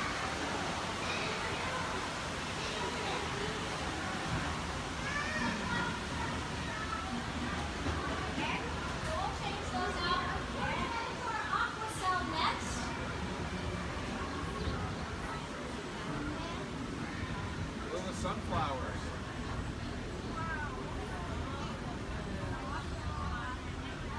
While there are more than 50,000 edible plant species in the world, most of us are only familiar with the handful that make up our everyday diet. The common grains growing here, wheat, maize, sorghum, and millet, plus rice, account for nearly 2/3 of our global food consumption. Learning how to increase yields of these staples is an important goal of research around the world. A blue agave. A monkey puzzle tree.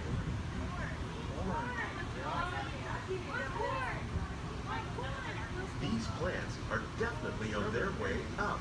Innovative growing techniques like these increase yields, while more efficiently using resources like water, fertilizer, and pesticides. Another innovation at work here is our integrated pest management program. By populating our greenhouses with beneficial insects that prey on harmful pests, like aphids and flies, we are significantly reducing our reliance on conventional pesticides. We're growing these crops using our nutrient film system. This technique precisely controls and recycles water and nutrients. With it, we can produce over 27,000 heads of lettuce a year in this one small area. Look at the cucumbers.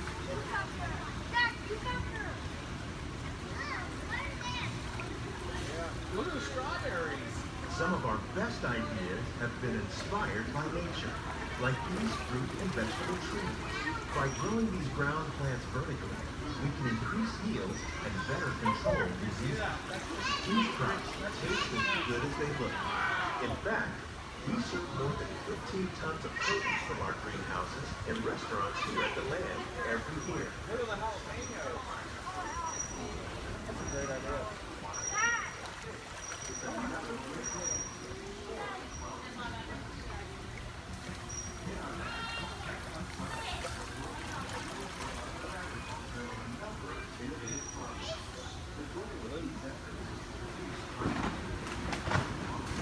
The future of agriculture may include innovative ideas like this vertical growing system. Plants grown in this way use a fraction of the space required by traditional growing methods. That saves water and increases production. The aquaponic system on your left combines hydroponics with aquaculture. The fish provide a natural source of fertilizer for the plants, and the plants help keep the water clean for the fish. It's another great way to produce more while using less. In our labs, Epcot scientists are working with the U.S. Department of Agriculture on a number of innovative projects. The goal of these efforts is to produce higher yieldings and better quality items. Together, we can continue to find more ways to increase food production and protect our precious natural environment. Only then will we truly be living with the land.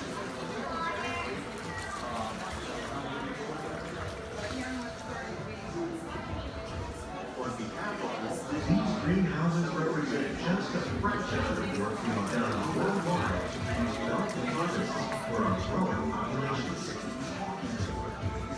Scientists, farmers, and even backyard gardeners are doing their part to improve the quantity and quality of foods that we all rely upon. Together, we can continue to find more ways to increase food production and protect our precious natural environment. Only then will we truly be living with the land.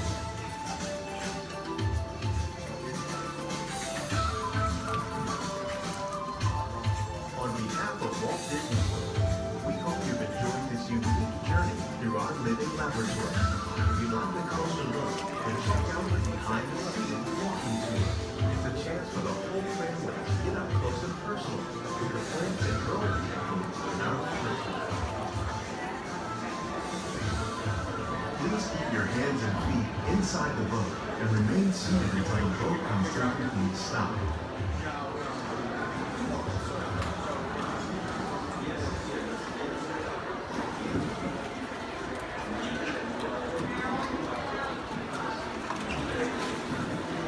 To see some car chases.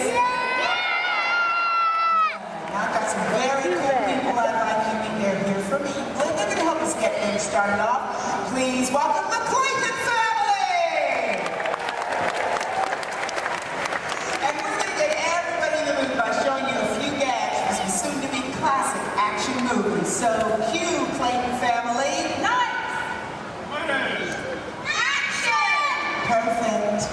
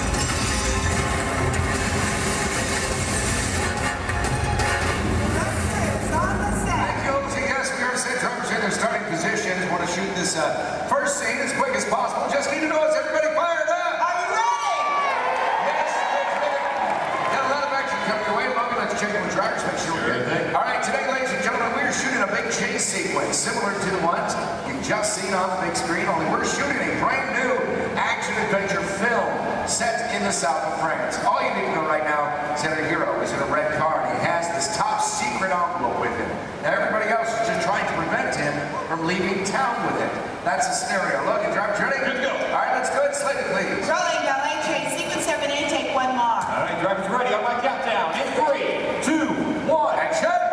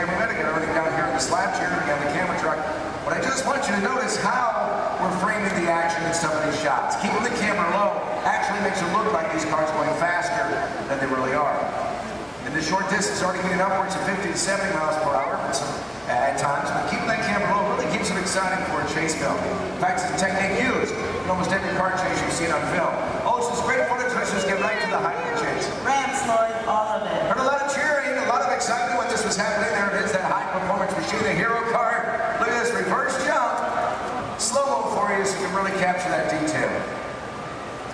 Ernie, my main cameraman, right underneath those cars, and then zooming right in on the driver. There it is right there. Main man, Ernie. Here's a look from inside one of the vehicles, give you a perspective of what the drivers are looking at. I do want to talk about the hero cars, so let's bring up camera 4 and let's freeze that jump, okay? All right, Lloyd, I'm going to need you to roll into camera 4. Yeah, go straight on. And then freeze it at the top of the jump. There you go. Cha-ching. Right there. There you go. All right, this is a very special car for us. Yeah, it sure is. Ladies and gentlemen, this hero car out here was designed and built specifically for our film. It is built with 4 forward gears, but unlike the cars we drive every day, it also has 4 gears of reverse. Now, obviously, we can go a lot faster that way going backwards. Something else a little bit different than the vehicle is where we put the motor. It's not in the front or in the back. It's actually mounted right behind the driver. Now, the reason we do this, it balances out the car, gives it better overall stability, and of course, maneuverability on all these tight turns out here. That's right. And speaking of time, it's not really a luxury ride for the drivers. They are programmed to these vehicles. Don, we're still setting up here. Let's just bring out the hero truck. You know, let's do that. Let's introduce it tomorrow. All right, let's do it. Hero 2 set. Thank you. Oh, yeah. There he is, being into place. Ladies and gentlemen, how about a nice warm welcome for your hero from Brazil, Mr. Eduardo.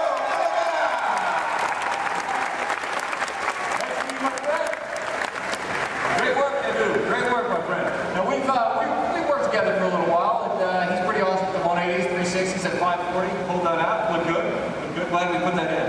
How about you? You glad we put that in? Yeah? You're glad? Okay. It's all right. This thing's on. You can talk. Hey, Eddie, go ahead and look at the camera and tell everybody how you did the jump backwards. They love that, too. It's going to take a long time? Yeah. All right. Well, I'll summarize for you guys. As good as he is at what he does, this unique, one-of-a-kind car has its win. Let's check that out. Hero 2 on set. All right, now you see, folks, it's really not safe to drive in reverse at high speeds, of course, or jump a car backwards for that matter. So what we did is we had a duplicate car built. This is exactly every detail as Eduardo's hero car right here, except for one tiny modification. It's built, so our driver faces out the back. Check this out. We even took it a step further. Built a reverse stunt driver. It made it look like he was facing out the front. Hello, everyone. I'm not Bill. So reverse hero, let's hear for Ron Fox. Nice work, guys. Great exchange. Now, folks, you may be wondering out there how we're able to switch these vehicles mid-take like that without you noticing. In fact, Olga, we got that video system. We bring it up. You got it. I need cameras 1 and 6, Lloyd. Roll. There we go, guys. You can see right over here, this is our first hero, Eduardo, drove on the set. Our reverse hero, well, he was actually waiting in position to take over for him. That's right. The 2 cars are like runners passing the baton in a relay race. Once the main car disappeared, well, this reverse car took over without missing a beat. Let's hear it again for these drivers.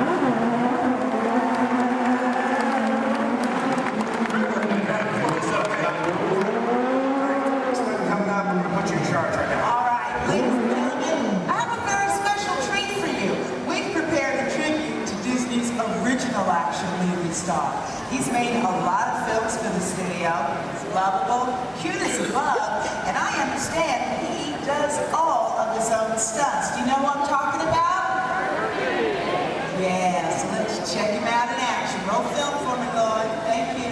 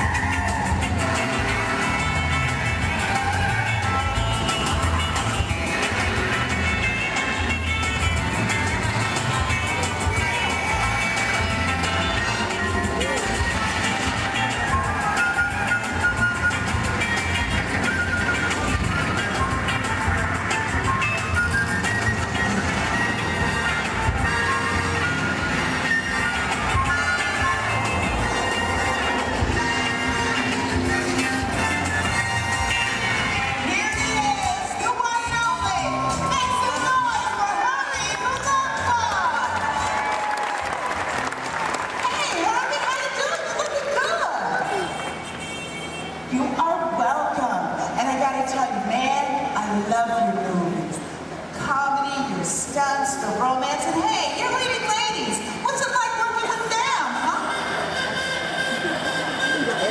Okay, down boy. You know what? I think we understand. Now look, we gotta finish setting up for the next sequence, so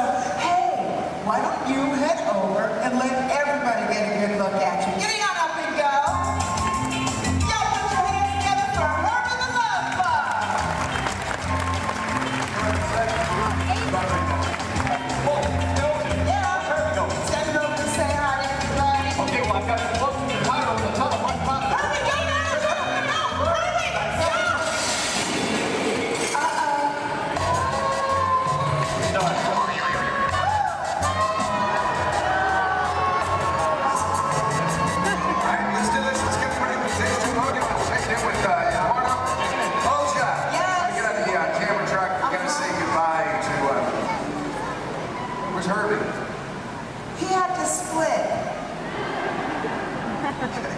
What's this one? Let me get on the camera track. Go ahead and set this scene up for everybody, okay? Okay, cool.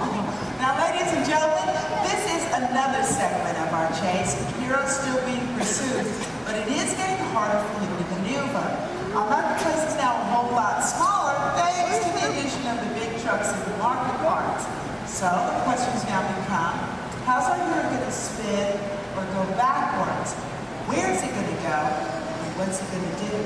Let's find out. Got them all set up for you. All right, good. Everybody set? Yes, good. Logan, driver's ready? Oh, yeah. That's good. Slater, please. Rolling, blockades, it's 8, take one more. All right, guys, here we go. One more countdown. In 3, 2, 1. Action!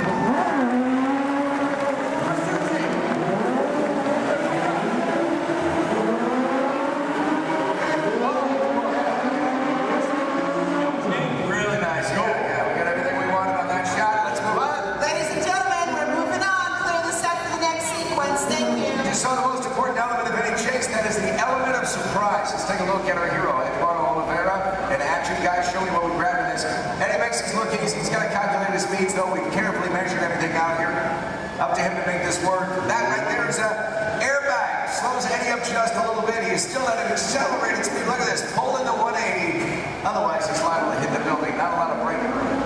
Not a lot of room to play with.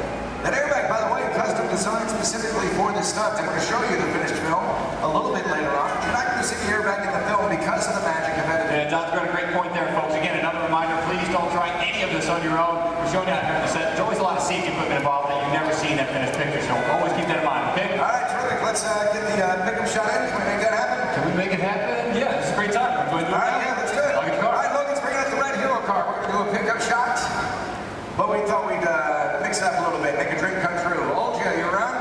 Yeah, I'm in the air conditioning. Well, come on out here, okay? Yeah, we can't be in the air conditioning when we're all suffering out here. Yeah, well. But let's make a dream come true. I want you to head out to this crowd. I want you to find me one driver to get behind the wheel of that hero car. Actually drive the vehicle for us. Okay, what are you looking for in a driver? Gotta have quick reflexes, okay? Great hand-eye coordination. Yeah. If you play a lot of video games, you should volunteer.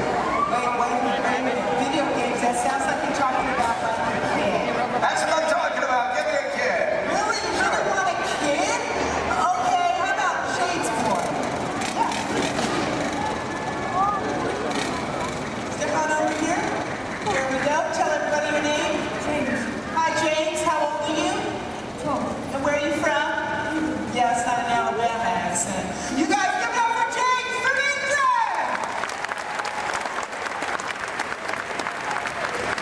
James, you're stepping onto the set. You're going to star in a scene in an action movie. Is that cool? Yeah, high five to that. Meet you, boss. All right, look right up here at this big screen. I'm going to show you a part of the film. Then I'll tell you what you'll do for us. Okay? 6 first unit, Lord. All right, our hero's on foot. He's in trouble. He literally calls for his car. Look at this. Using a remote in his watch. Car gets to him on its own. Hero makes his escape. I need a longer shot of the car. You're going to drive it for us, and there it is. Do you know what's so special about that car? Well, it's a full-size remote-controlled vehicle. That's right. You drive it with this remote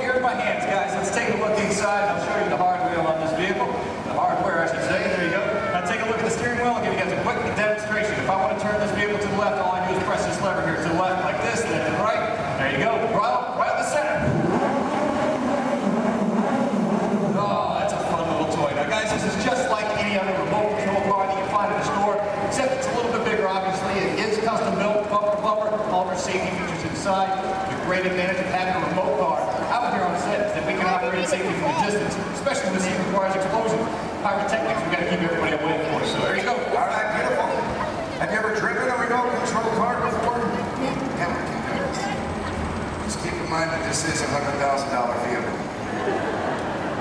Now, James, is going to be really easy. As a matter of fact, Logan's already shown you how to steer, but for this particular sequence, dude, you have so got to concentrate on directional.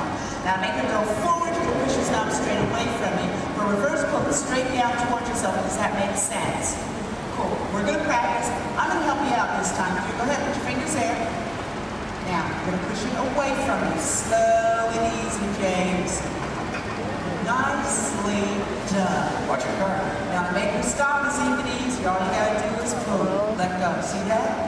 Comes to a stop. Now put your fingers back in place and pull it down towards yourself. Again with the slow and easy. Now Donna steers back to what we in the business call one. That's the starting position for anybody in a scene, whether that's even a movie, TV show, commercial, or even a music video. Let her go, make her stop. Beautiful. Now, James, I need you to be very, very careful with that car. Is that over there? Dude, that's your entire college career, man. Roll film. Let's go faster, okay? Take this, move it all the way up. Ready? Go ahead. Action, straight. Touch it. Nice. Hands first. Okay, let go. Pull it down. Pull it down. And hold it. Next one is touch it red. Forward. Take it forward. All right, stop track. Stop.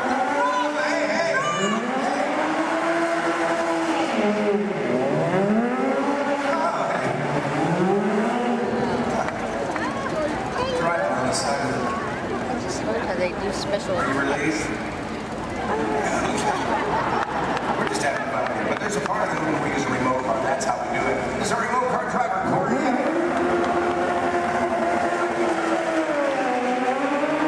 We're actually driving the vehicle, but you were the star of the scene. And to commemorate this moment, I have for you lights, motors, action, extreme stunt show, honorary driver pin. Can't get this pin anywhere in the world except for starring in the role you just did. That's how exclusive this is. All yours.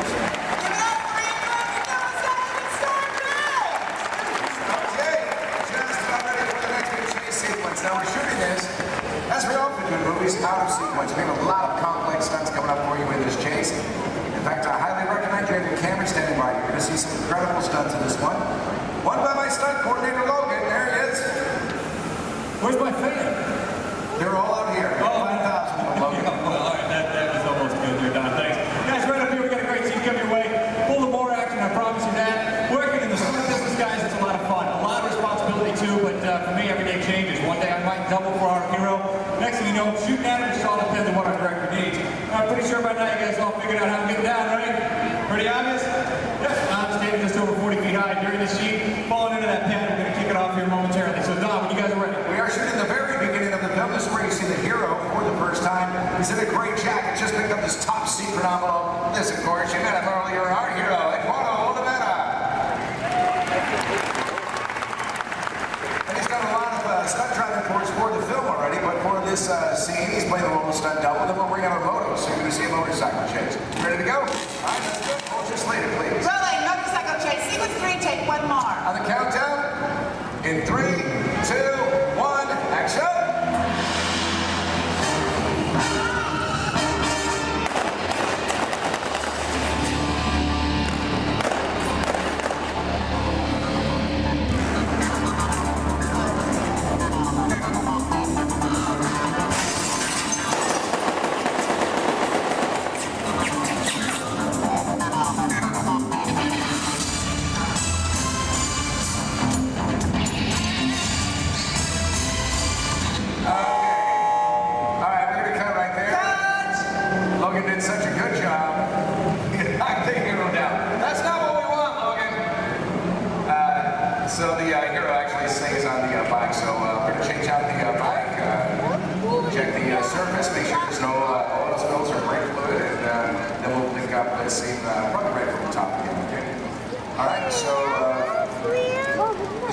He's calling shots for this while Logan was doing the stunt for us, but we'll get the high fall in there. So let's just go to BGM for a moment, and we'll get this started as soon as we can.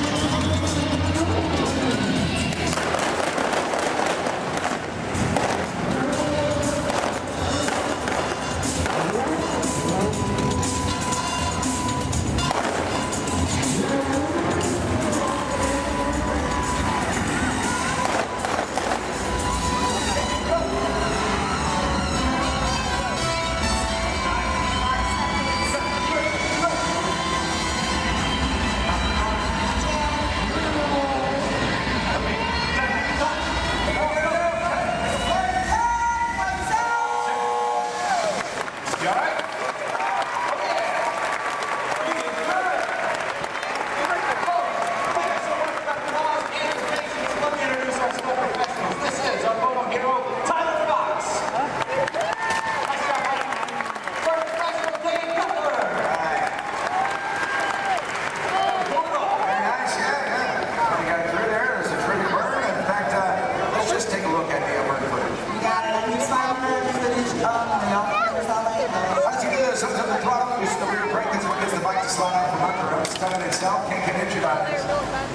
Glides right through that trench, just touches the fire, that's all we need. He's already engulfed in flames right when he's at his feet. 1 second that took. Yeah, it didn't take long. Yeah. There you go. Good job. It's nice right there. A lot of this one's going to end up in the fire. Right there in the background. That's Love it, the hero. Background there. 10 seconds in, Nick starts feeling the intensity. We know it as soon as he goes down. Our crew right there to put him out. Absolutely. Never wait for his thumbs up. Make sure he's not feeling any hot spots over any part of his body. Which we get right there. Yeah. For stunts like this, we use as many different cameras and angles as possible. Well, folks, we have to. It's a big stunt, a lot of safety. We need it in one take. That's right. Elaborate stunt. A lot of prep time involved. That's exactly right. A good half an hour of preparation just for Dave, our bird guy alone, folks. He is wearing 5 different layers. Now, the first layer that we put on him is a dry layer of Nomex, extra fire retardant material. We throw in some pads, of course, for the impact of that fall. Another layer of Nomex. There it is. And the fourth is a specially designed to saturate the cool gel. That acts as a thermal barrier between Dave and those flames. The last is his moto driving suit. And what we do with that is paint it with a flammable gel. Now, ladies and gentlemen, it is the flammable gel that you notice burning and not Dave's moto driving suit itself. Now, one can do amazing things with digital effects, but nothing beats capturing fire stunts live. Yeah, that's where I like it. That's right. Good. Hey, you know what? This is what I want to do. I know we're set up for the final race. Let's get a pursuit route to camera out. Let's go inside and show our guests how much we modified these vehicles. I got you what you need. Let's do it. Guys, let's get V2 out to camera out. V2 set, camera out. V2 is on set.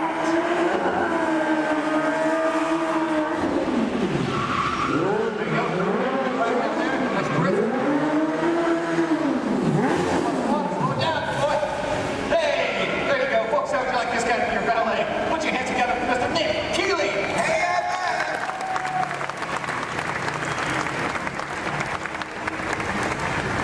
because the set is village in the south of France, that means we have to make everything match, and that would include the cars. These are local courses. We had them shipped directly to us from Europe, and then we literally gutted them out. We modified them to suit every need that we have. Yeah, absolutely. Which basically included losing a lot of weight on these cars. We wanted to make them lighter. We rebuilt these cars from the ground up. Let me show you how we reinforced that interior. We did it by installing this rally car crash cage that is fused throughout the entire vehicle there. We also took out the motors that these cars came with. We replaced them, of course. Right behind the driver, folks, that's a 1300cc motorcycle engine. These cars are balanced out and modified. They're designed specifically for these stunts. Ernie, let's go on the side here for a second. Now, executing these maneuvers, pulling off these stunts that our drivers do, it requires a lot of complex timing, using your clutch, your gas, and an emergency brake. These cars here, that e-brake releases the moment our driver lets it go. The cars we drive every day, it locks in position until we release it manually ourselves. These guys are pulling off all these maneuvers and they have to keep going. So that's why we leave it released. Something else a bit different, the gear shift, second, third, fourth gear, just requires a little push forward. It's called the bump shift in our business. If you want reverse, you just turn the handle on top and you've got 4 gears of reverse at your command, just like that. And we are ready. Final shot. Thanks a lot, Nick. All right, let's do it.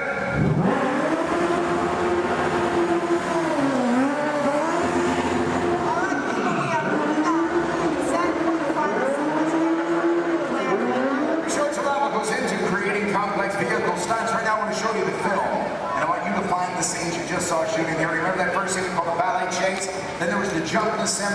Now this motorcycle chase you'll see first in the film. Also look for an additional stunt that Logan did for us on that iPhone. We're going to heat things up right now. Let's roll that film.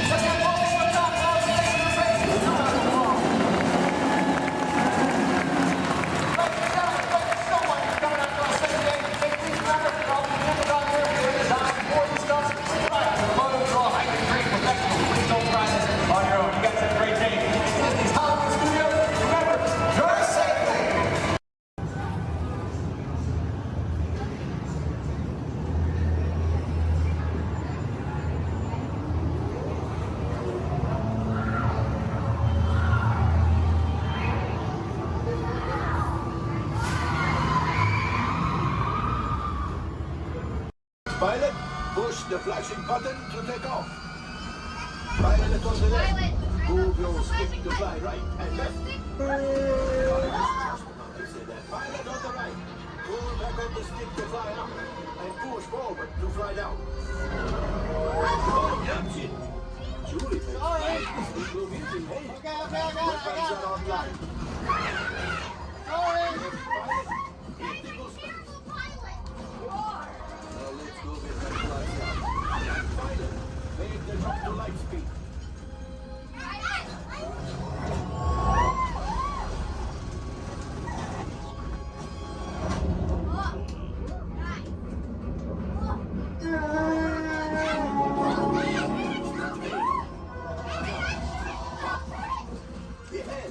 Yes, keep shooting. They've locked onto us. Take evasive action.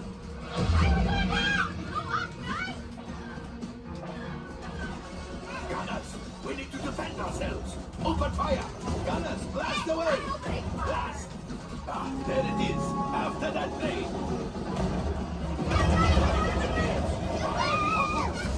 Excellent. Now, gunners, shoot the cargo free. The pilot brakes. I can't stop. That could have been much worse. Okay, it's much worse.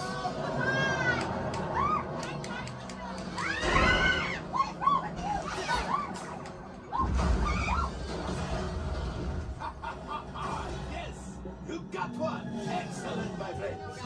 Now power up the ship. Well, gravity gold axiom. You see, just as I promised, my friend. Now that the resistance has what they need something from Bando. Pilots, line up behind the train so we can harpoon that last guy. Gunners, shoot the train. Engineers, reel us closer. Cargo's pretty, keep shooting. Good job, my friends. Yes. We got the coaxium. I will grab it. You keep up to the train.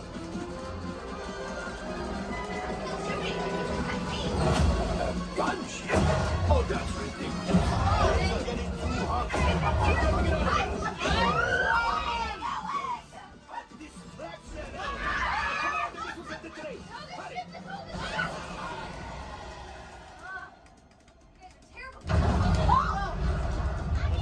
Coming down. I can't see.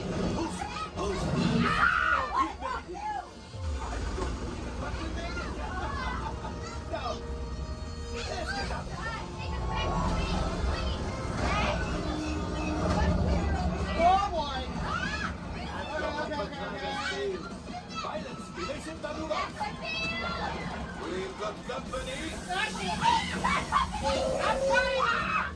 Who is right? We need them back behind the resistance. Only 3 left.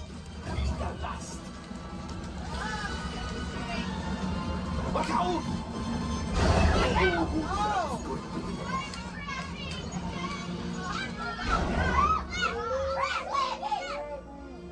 Yes, Chewie will pilot us. This would greatly help the resistance. You will earn the first order and made Chewie proud. Now, after my modest profit, your cut minus what you owe me for damaging the Falcon. Not bad. You are 36%. This thing doesn't work well. Awful. Fired. That's not too bad. R5, damage report. I'm driving next Engine time. failure. All right. Hyperdrive leak. That is not too good. Multiple hull ruptures. Well, it could be worse. Life support failure. Okay, that's something. Yeah, I'm just going to cut you off there. It might be faster if you list the parts that are not damaged. You know, the ones that help us to breathe. All right, my friends. You brought the Falcon back in one piece, and I guess that is something. Not a lot, but something. Welcome back to Batu.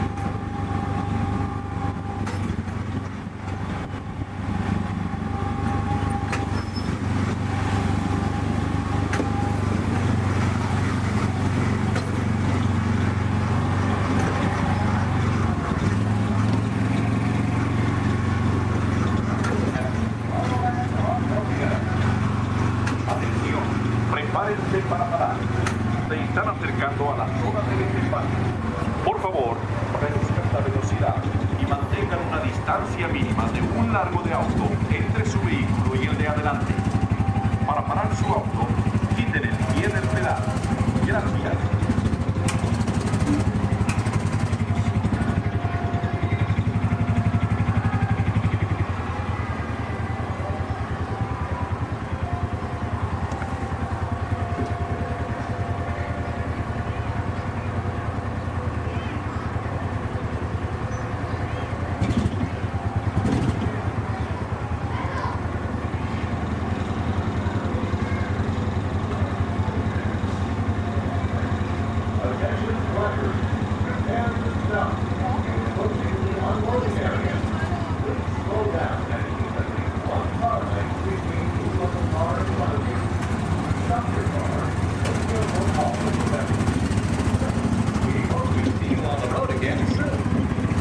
Atención, prepárense para parar.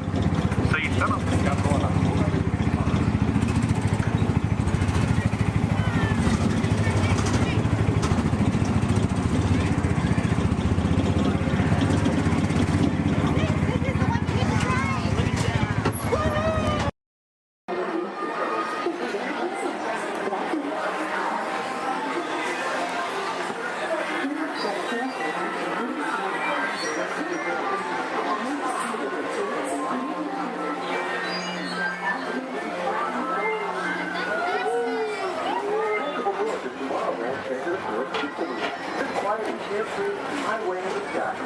invite you to sit back, relax, and enjoy your Grand Circle Tour tomorrow. Along the way, you can preview many of the exciting places you'll want to be sure to enjoy today while visiting Disneyland of Tomorrow.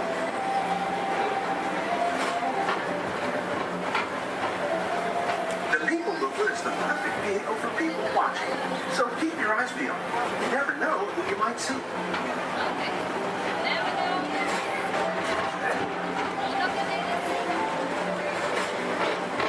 Coming up, Stitch's Great Escape, where you can report your duty as a security agent to the Galactic Federation.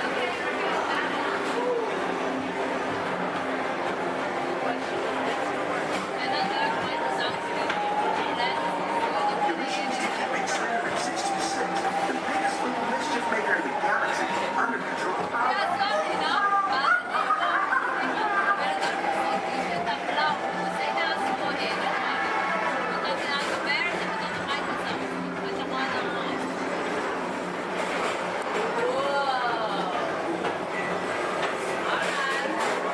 And now, Tomorrowland Transit Authority proudly presents Progress City, Walt Disney's dream for an experimental prototype community of tomorrow. Progress City was the inspiration for Epcot, and many of its forward-thinking ideas have been realized throughout Walt Disney World.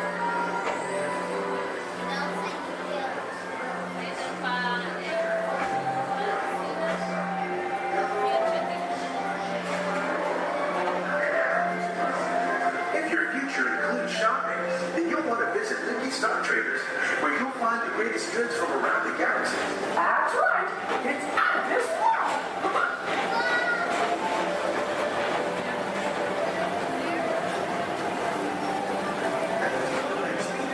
Put the pedal to the metal and speed towards the checkered flag in your very own race car.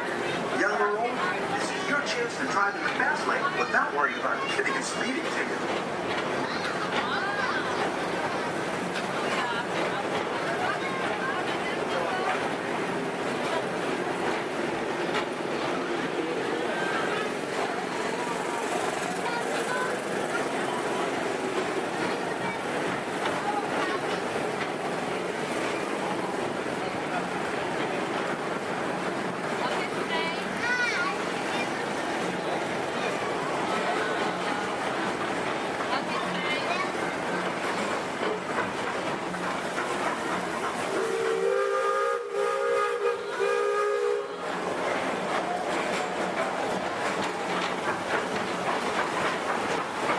We're now entering one of the real wonders of our world, Space Mountain. Blast off on a high-speed outer space adventure and complete the cosmos.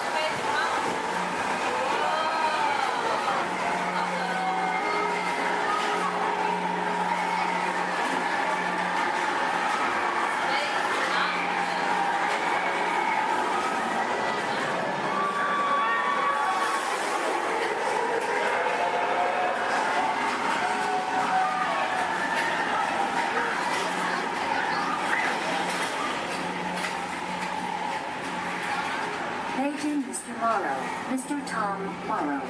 Please contact Mr. Johnson in the control tower to confirm your flight to the moon.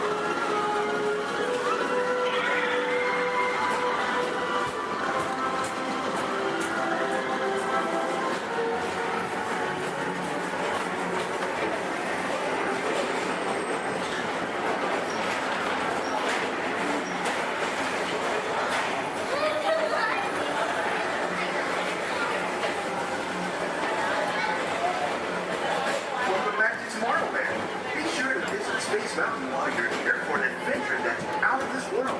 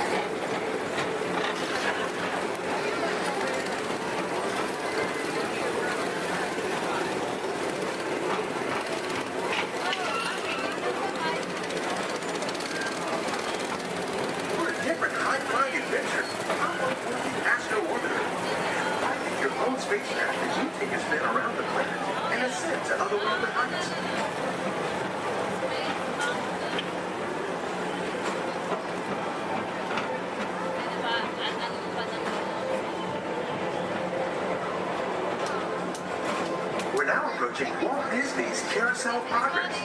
Inside this rotating theater, 4 families welcome you into their homes of yesterday and today, starting way back at the turn of the 20th century.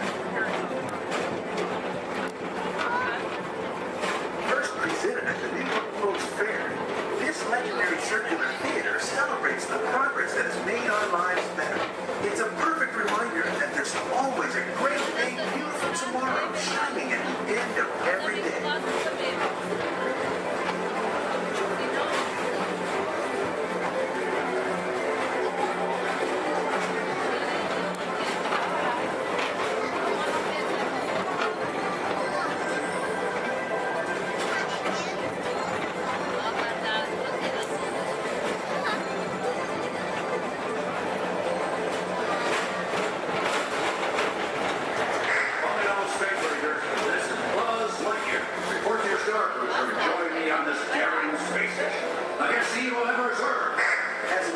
Space Ranger, you'll use your own personal laser cannon to save the entire galaxy.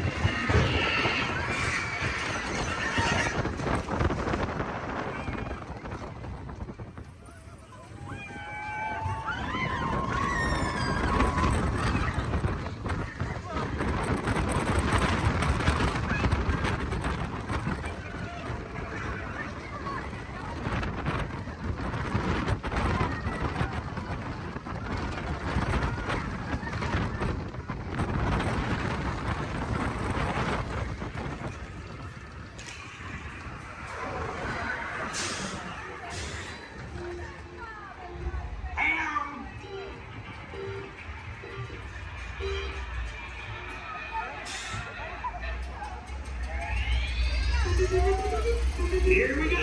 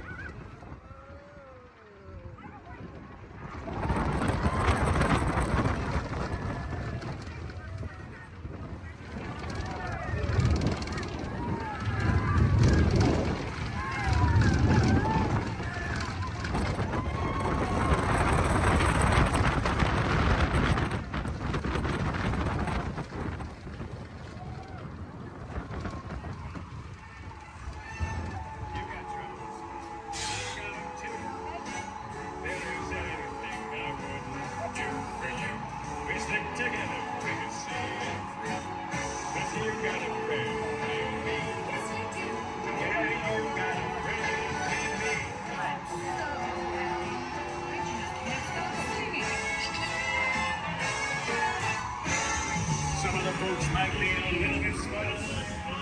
Stay safe until we come to Disneyland Limited now arriving from a trip around Walt Disney Magic Kingdom.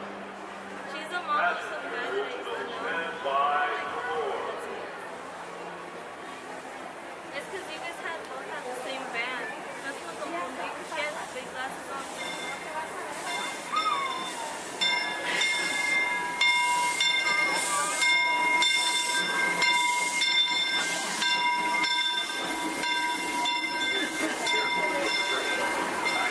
We'd like to thank those of you who've been with us for the Grand Circle Tour of Disneyland. We sure hope you enjoyed the travel with us and see the characters in the train. I'd especially like to thank those of you who've been with me for the Grand Circle Tour of Disneyland. We sure hope you enjoyed your travels with us.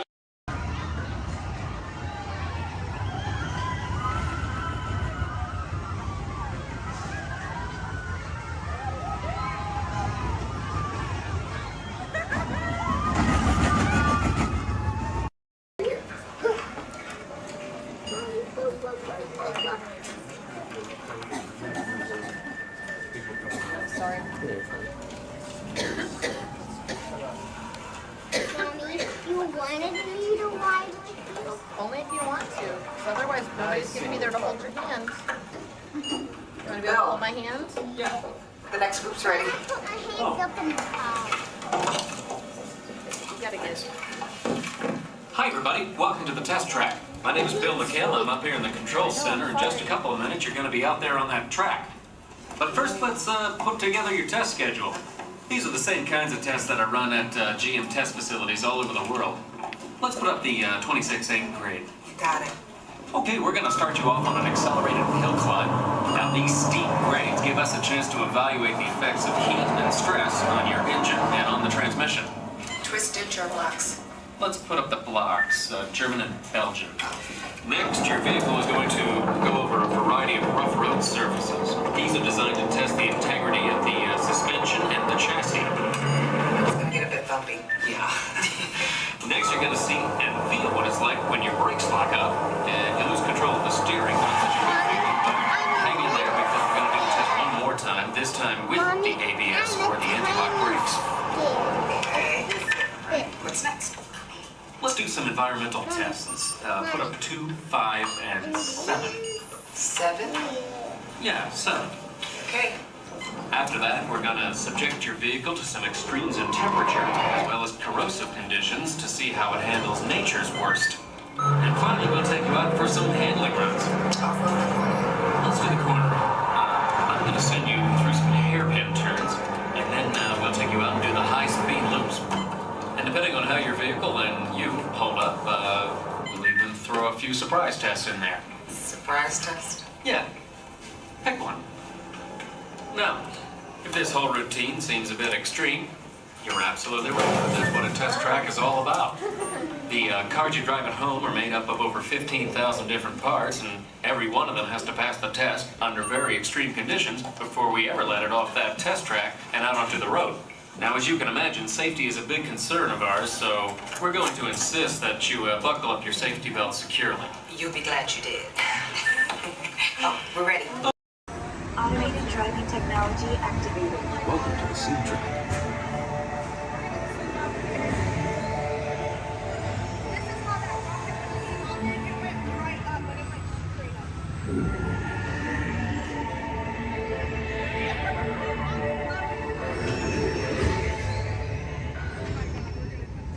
begin with the capability test to see how your vehicle designs perform under challenging weather and surface conditions. Monitoring road surface.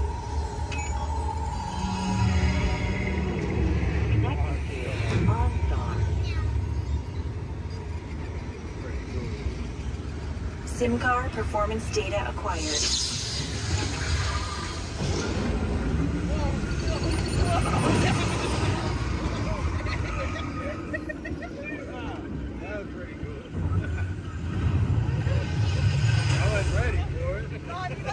Let's see how your designs hold up now. Commencing SIM car off-road and extreme weather stunts.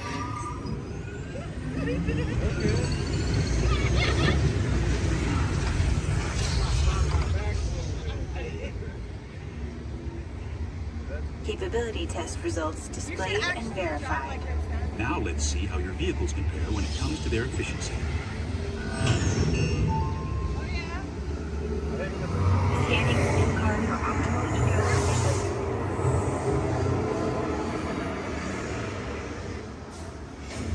Engaging eco-scan for aerodynamic efficiency.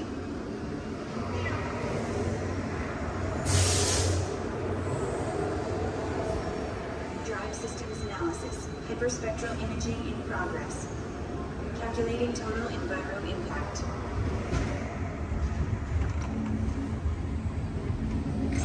Commencing responsiveness test. Okay, the responsiveness data is now being synchronized. Automated driving technology verified and active.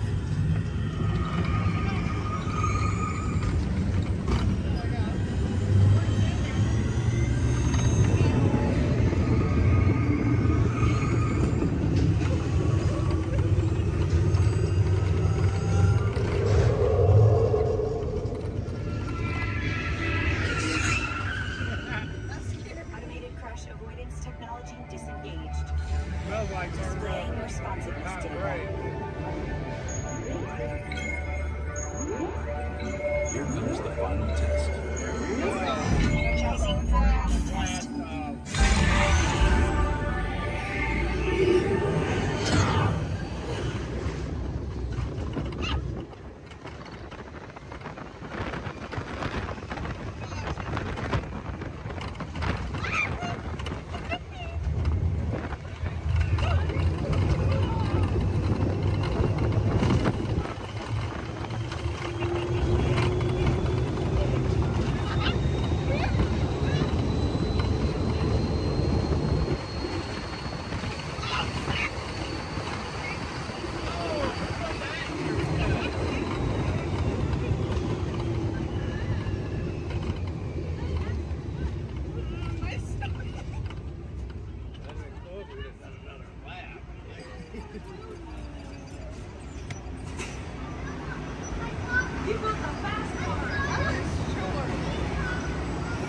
Displaying power test results. SimTrack performance testing complete. This concludes your performance testing. You'll be able to see how your Chevrolet custom concept vehicle designs compared with the SIM car after you disembark.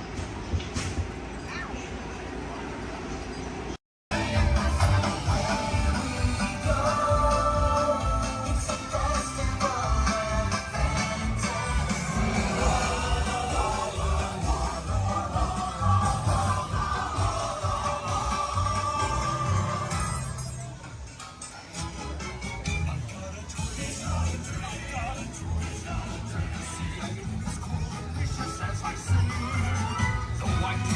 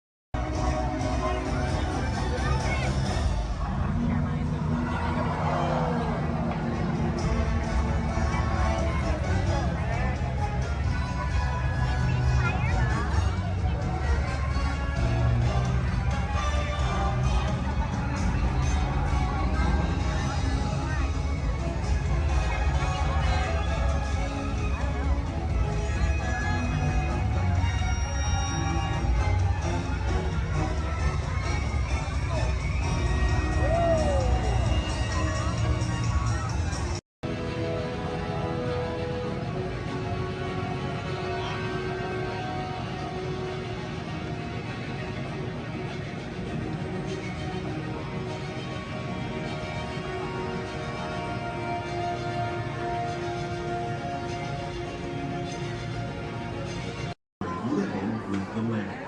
Por su seguridad, permanezca sentado con sus manos y brazos, pies y piernas dentro del parque y cuida a los pequeños. A manera de recordatorio, no tomar fotos con flash y luz de video antes de llegar a la universidad.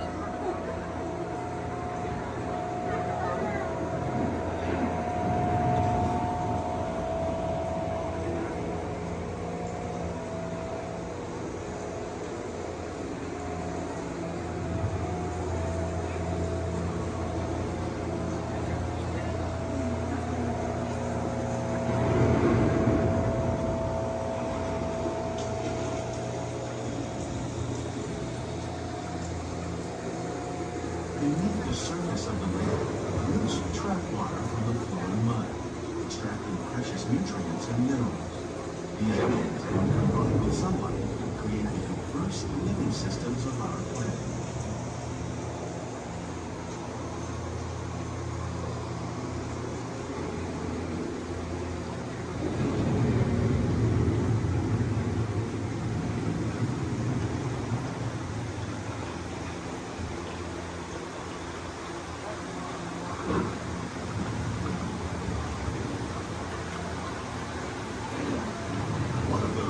Systems is the rainforest, home to the most amazing concentration of life on our planet.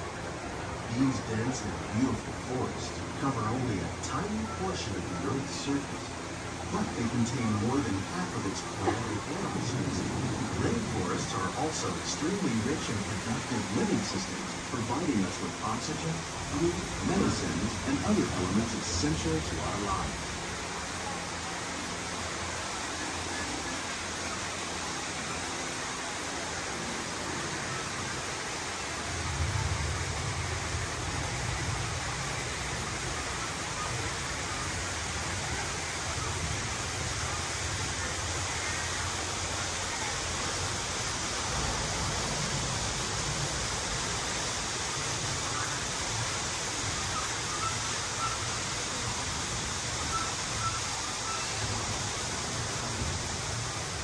In the desert, nature has created a very different, but no less beautiful living system. And while this arid landscape may seem lifeless, it is very much alive. The plants and animals that have learned to survive in these harsh conditions make use of what little water they can find and avoid the scorching rays of the relentless sun.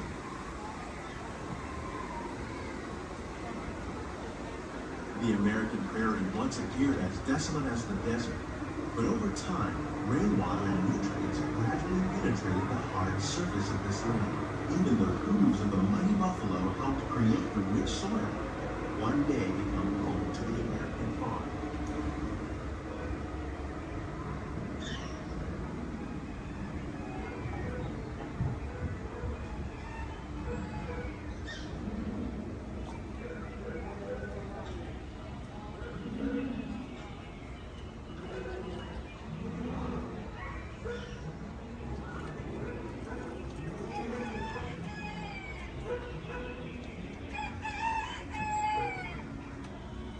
Of all the forces at work on the land, humans have had one of the most profound effects.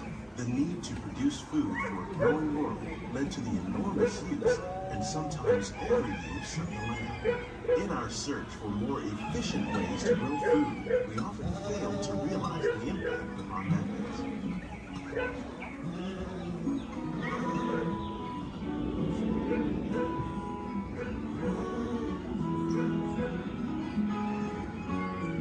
Today, we're learning to live with the living, discovering better ways to grow food that will assure both human and environmental well-being.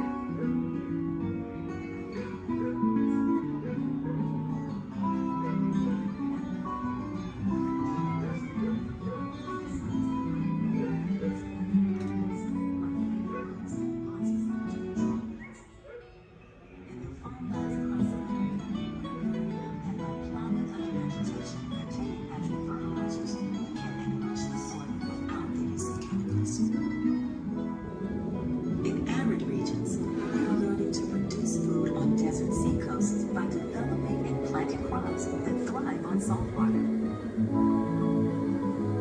In Japan, we're learning that by mixing leaves and other living materials into our soil, we can make farmland more fertile without the need for chemicals. Here at Epcot, we're learning to reduce the need for chemical pesticides by breeding and using natural predators, like ladybugs and wasps, to control pests. How will we meet tomorrow's growing needs for food production, yet still respect the needs of the land? Some of the answers are being discovered just ahead.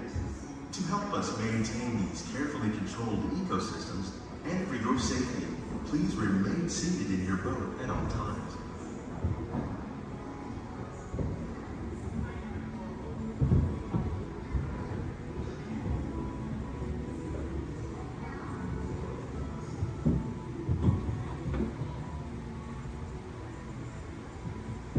Welcome to our living laboratory, where scientists from Epcot and the U.S. Department of Agriculture are exploring innovative ways to produce bountiful harvests now and into the future.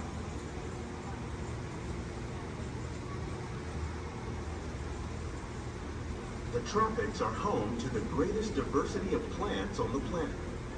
Many of these, like papaya, bananas, cacao, coffee, and rice, are well known around the world. These are just a few of the edible plants that have been an important source of nutrition for people living in the tropics.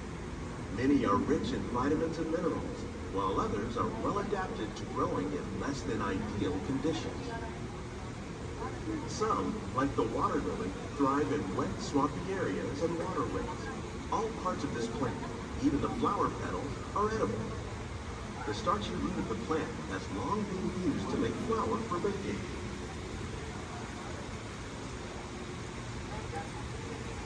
One day, many of these lesser-known tropical plants may be as important as the bananas growing on both sides of the boat.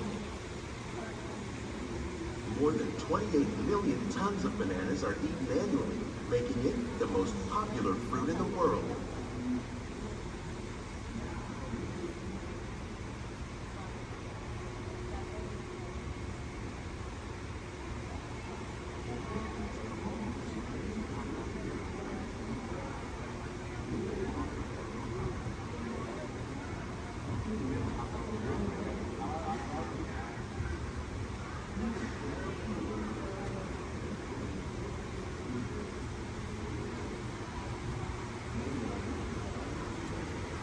When we mention farming, you probably don't think of fish.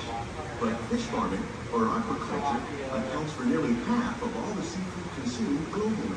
Tilapia, bass, and catfish, like the ones you see here, are three of the more popular crops raised by fish farmers. The sustainable system we're using here recycles the water in the tanks. As a result, we're able to save millions of gallons each year. Our small fish farm produces nearly 5,000 pounds of fish each year to serve in restaurants around Walt Disney World. Innovations like this one can play an important role in our efforts to produce bountiful harvests and still protect natural resources.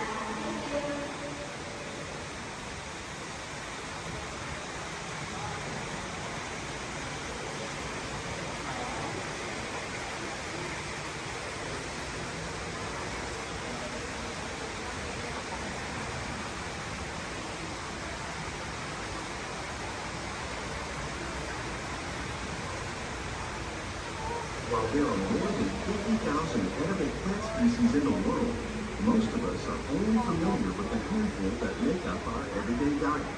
The common grains growing here Maize, sorghum, and millet, plus rice, account for nearly 2/3 of our global food consumption. Learning how to increase yields of these staples is an important goal of research around the world.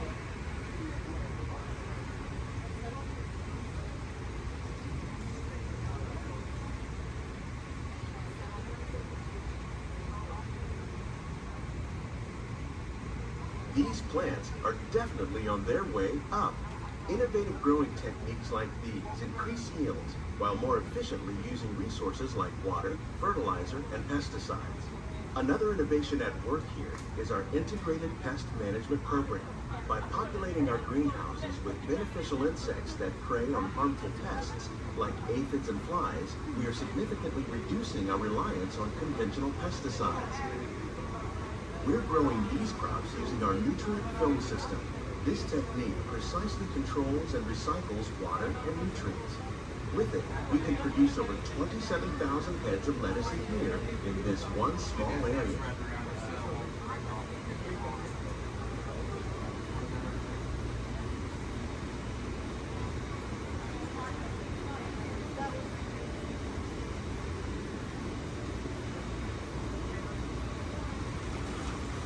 Some of our best ideas have been inspired by nature, like these fruit and vegetable trees. By growing these ground plants vertically, we can increase yields and better control diseases. These crops taste as good as they look. In fact, we serve more than 15 tons of produce from our greenhouses in restaurants here at the Land every year.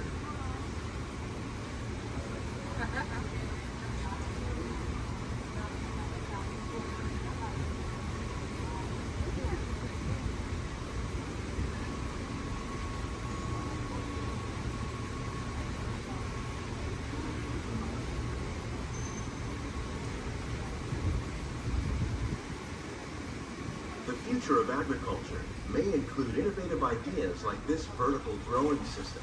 Plants grown in this way use a fraction of the space required by traditional growing methods. That saves water and increases production. The aquaponics system on your left combines hydroponics with aquaculture. The fish provide a natural source of fertilizer for the plants, and the plants help keep the water clean for the fish.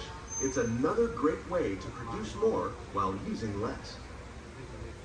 In our lab, Epcot scientists are working with the U.S. Department of Agriculture on a number of innovative projects. The goal of these efforts is to produce higher yielding and better quality plants.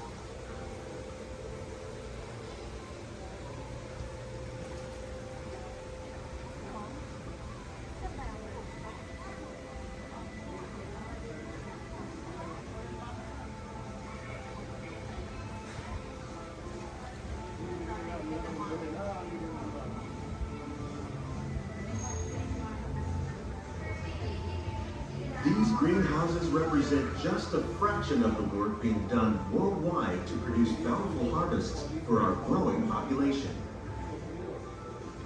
Scientists, farmers, and even backyard gardeners are doing their part to improve the quantity and quality of foods that we all rely upon. Together, we can continue to find more ways to increase food production and protect our precious natural environment. Only then will we truly be living with the land.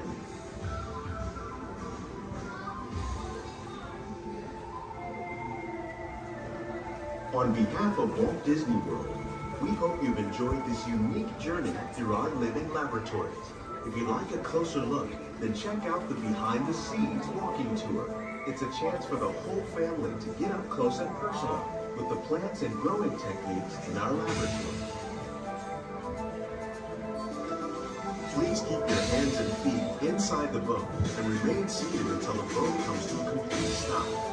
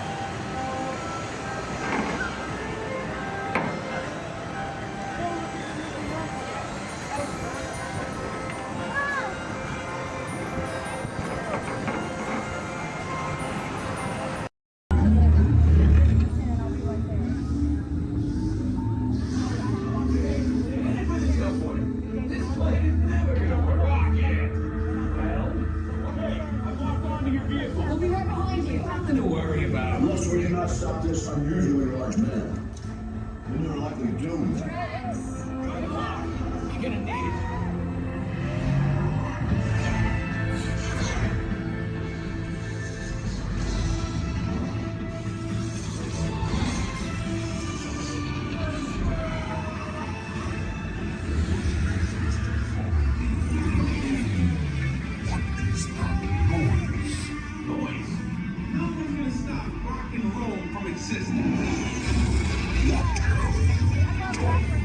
What have we done?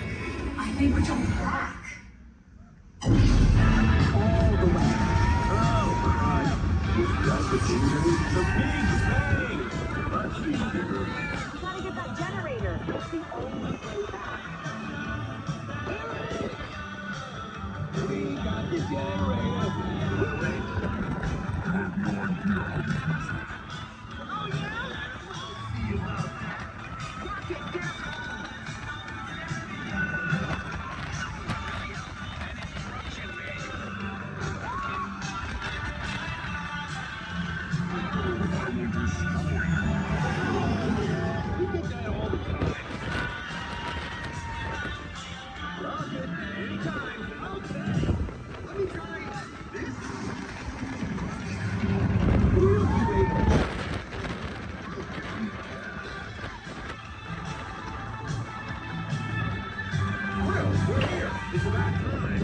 See about that.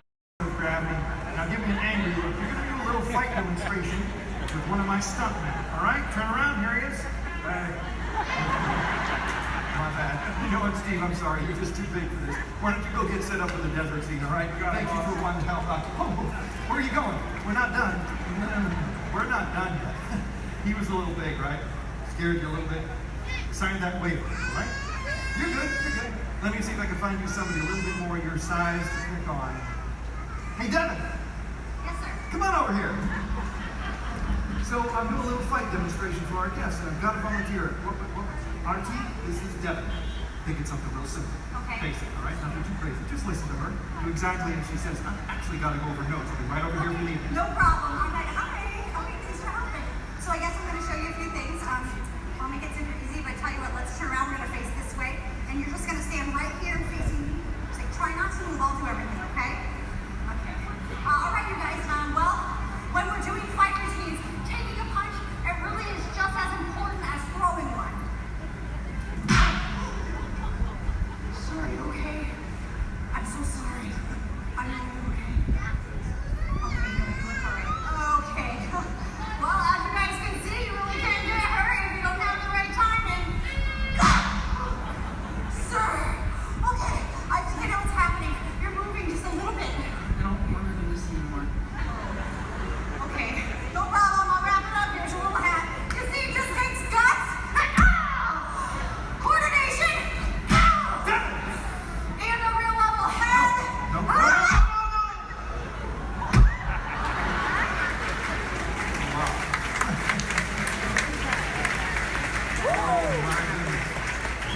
Not at all what I had in mind.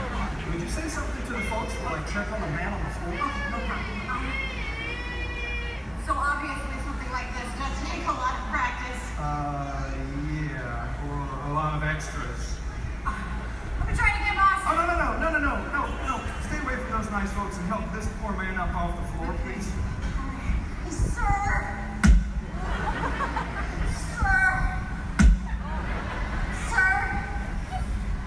Ladies and gentlemen, that is indeed one of my stuntmen. Give it up for Mr. R.T. Lovato! He's got applause going for all of our background extras!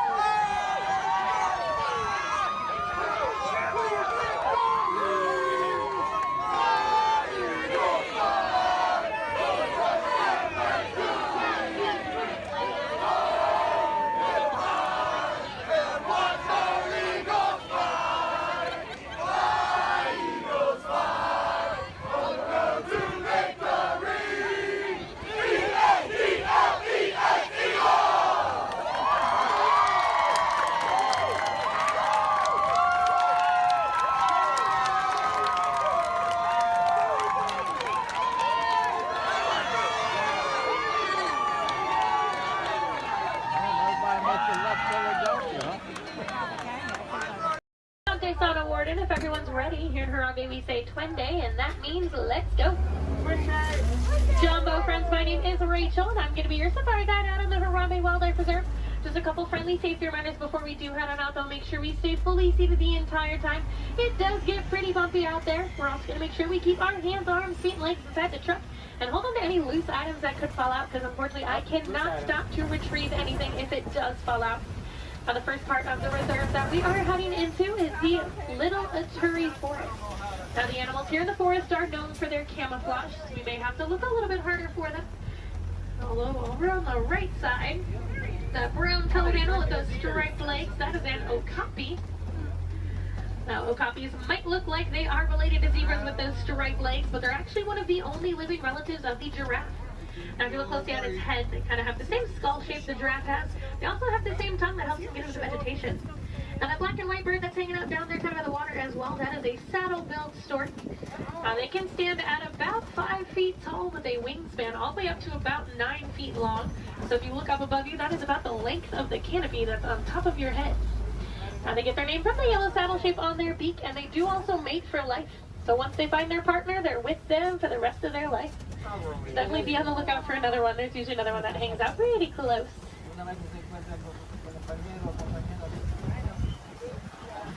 Looking a little bit quiet on this part of the forest. So let's see if we can head up, see what else we can find.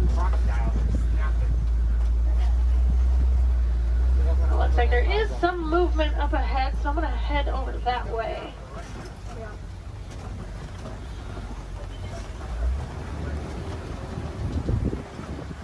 Alright, so coming up on the left, you might see there's some light tan colored animals kind of huddled underneath the tree, kind of by that bamboo. Those are greater kudus. And then actually up, kind of under the trees, and then also at the top of the hill up there, those darker brown colored animals with those horns on top of their head, those are bongos. Now, bongos are very shy and reclusive animals. That is how they get their nickname, the ghost of the forest. Both males and females do have those horns on the back of their head. And if you notice they're angled backwards, that's to help them get through any of that thick and tangled brush here in the forest they usually live in. Alright, it looks like we're going to cross over some water, so that means we're heading out towards the Safi River. You're going to want to keep your eyes near the water, looking for any kind of shadowy figures. A lot of times we'll see Nile crocodile or even Nile hippos. Now, hippos will spend most of their time in the water, and even spend about 8 minutes at a time underneath the surface. The average male hippo does come in at about 5,500 pounds, and they do kind of float to the bottom of the water and walk along the bottom rather than swim. Although, to be fair, if I was 5,000 pounds, I'd probably do the same thing. It takes quite a bit of energy for them to swim around. I haven't seen any yet, but they do have a couple spots here in the river, so we'll head up. Now, those white and gray birds that are hanging out on the island, those are pink-backed pelicans. They do get their name from the pink coloration that their feathers get during mating season. That's not actually the feathers that turn pink, though. It's their skin that turns that color. It kind of makes their feathers look it.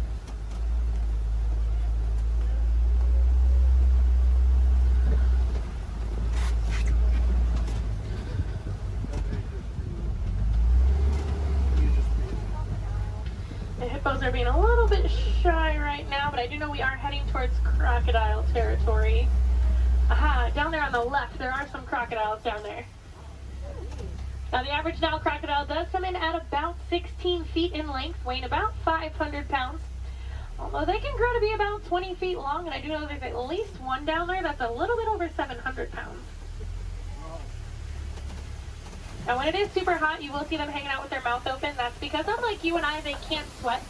So they do open their mouth. It does help them regulate their temperature, keeps them a little bit cooler. You'll notice a lot of the animals here in Africa actually have some sort of natural cooling capabilities. It does get pretty hot out there. Now, we are going to start making our way out towards the savannah. That does happen to be one of the largest parts on the reserve. It's also home to some of the more famous animals like lions, elephants, and giraffes. So hopefully we'll see some of those out there today. Now, coming up on the right side of the truck now, this tree that almost looks like it was planted upside down. That is a baobab tree, also known as the tree of life or the upside down tree. And they will remain leafless or dormant up to 9 months out of the year, and that's to help conserve any kind of water or energy the tree does have. And I'm already seeing quite a bit of movement down there, so we're going to head down, get a little bit closer to everything. Now, unlike the animals in the forest, the animals out here on the savannah do rely on speed and agility to protect themselves. Even giraffes can run at about 30 miles per hour. That is a pretty funny run if you've ever seen it. Kind of see the head move way before you see any other part of the body move.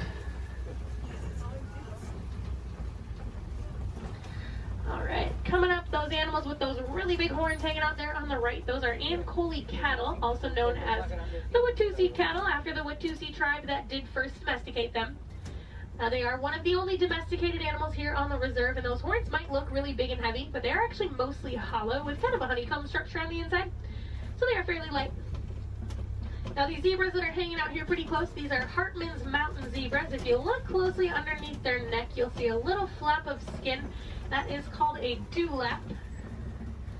Now, that does help them regulate their temperature. They're also the only zebra species that has it, so it does help us identify them as Hartman's mountain zebras. Now, a group of zebras is called a dazzle. And if you've ever wondered if a zebra is black with white stripes or white with black stripes, just look at their nose. If they have a black nose, they're black with white stripes, and if they have a white nose, they are white with black stripes. Alright, we are going to slowly start making our way towards those giraffes.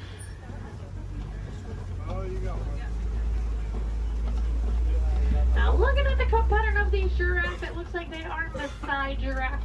Once we get up there, they do have that kind of jagged puzzle-like coat pattern. Also over on the left, kind of hanging out in the back by the trees over there, those are sable antelope.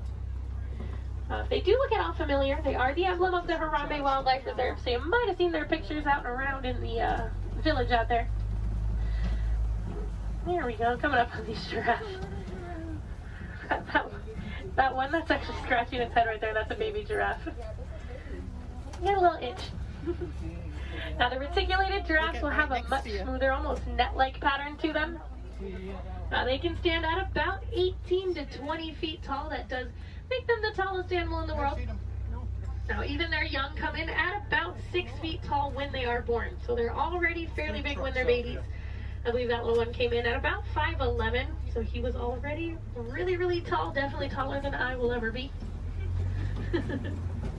Now, these two animals that are hanging out here on the right, they're both Patterson's eland. Now, that darker colored one that's a little bit bigger, that is a male, and then the lighter colored one, that's a female. Now, they are one of the larger species of antelope, coming in at about 6 feet tall at the shoulder. Can also jump up to 9 feet in the air. Now, with those giraffes, just like your fingerprint is unique to you, the coat pattern of the giraffe is unique to them. And it does help them tell each other apart when they're in groups. And a group of giraffes is called a tower. Seems to be a pretty fitting name for something so tall. They do also only sleep for about 30 minutes a day. The rest of the time is pretty much spent eating. There's a really good view of those Ankole cattle there.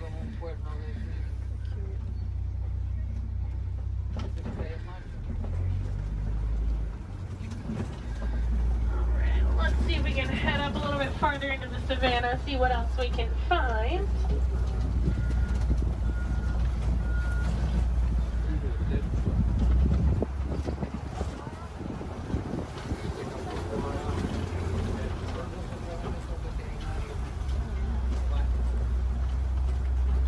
It looks like there's a couple animals coming up on the hillside up ahead here. Once I make the turn, they're going to be on the right side. Those are white-bearded wildebeest. We might get a little bit closer to them in a moment, though. Now, they are a large herding animal. They take part in the Great Migration, which is so large it can actually be seen from space. There's easily over 1 million, usually more like 1.5 million that will migrate every year together.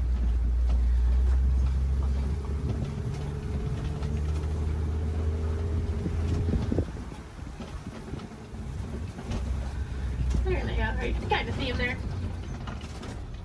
Now, we are also coming up on some knockdown trees just up ahead, so we're going to head over that way. Usually that is a pretty good indicator that there's an elephant or two nearby. Elephants are known as nature's bulldozers, so you can always kind of assume. Actually, it looks like there is one up ahead of us. I'm going to see if we can get a little bit closer to it.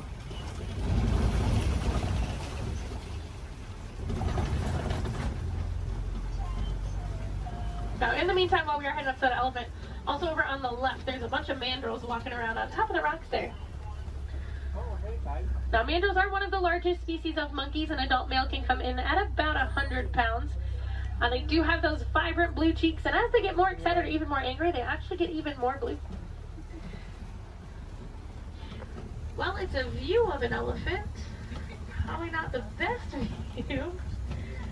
I do know there is usually another herd of them that like to hang on a little bit farther up as well, so we'll see if we can head over that way, maybe get more of a frontal view of an elephant. That would be nice. Now, as male elephants grow older and more mature, they do get kicked out of the herd by the female elephants. They can live in solitary or smaller groups of male-only elephants. They do tend to get a little bit too rough with the young ones, and the females are not a huge fan of that. Well, you can kind of see that one a little bit better. Now, we can also tell that's an African elephant, not only because we're in Africa, but if you look at the ear shape, it almost looks like the continent of Africa. Makes it super easy to identify. Let's see if we can head up and find the herd. Pixar team's conservation efforts, they found that elephants are afraid of bees. So because of that, farmers have been putting up beehives around their crops. It's a much safer alternative for the elephants. It keeps them farther away from the crops, but it also keeps our locals and our farmers happy. Now, I thought it was so funny that such a large animal was afraid of such a tiny little insect. And it's actually the noise that the bees make. So elephants do have really sensitive ears, and that buzzing noise bothers their ears more than anything.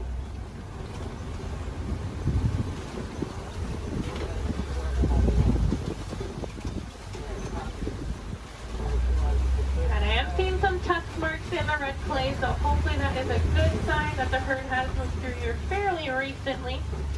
Now, just like you and I might take a multivitamin every day, the elephants do eat that red clay. It gives them a little more nutrients they may not always get from their daily diet. Female elephants do also have one of the longest gestation periods, coming in at about 22 months. So I'm not sure I blame the females for wanting to kick the males out after a while. Personally, I might do the same thing if I had to go through that. Looks like there were a few of them moving up ahead, so we're going to see if we can get a little bit closer to them.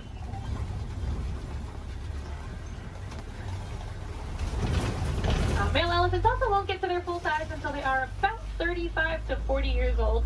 That is about half of their lifespan. In the wild, their lifespan is about 60 to 70 years, and that full size can come in at a whopping 15,000 pounds. So that does make them one of the largest land animals.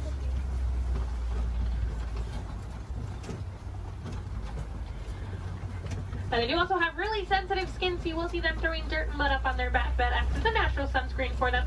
You're also going to see them flapping those really big ears that they have, as those ears are home to a bunch of blood vessels on the inside. So just doing that, it does actually activate those blood vessels and can even cool their body temperatures down about 10 degrees.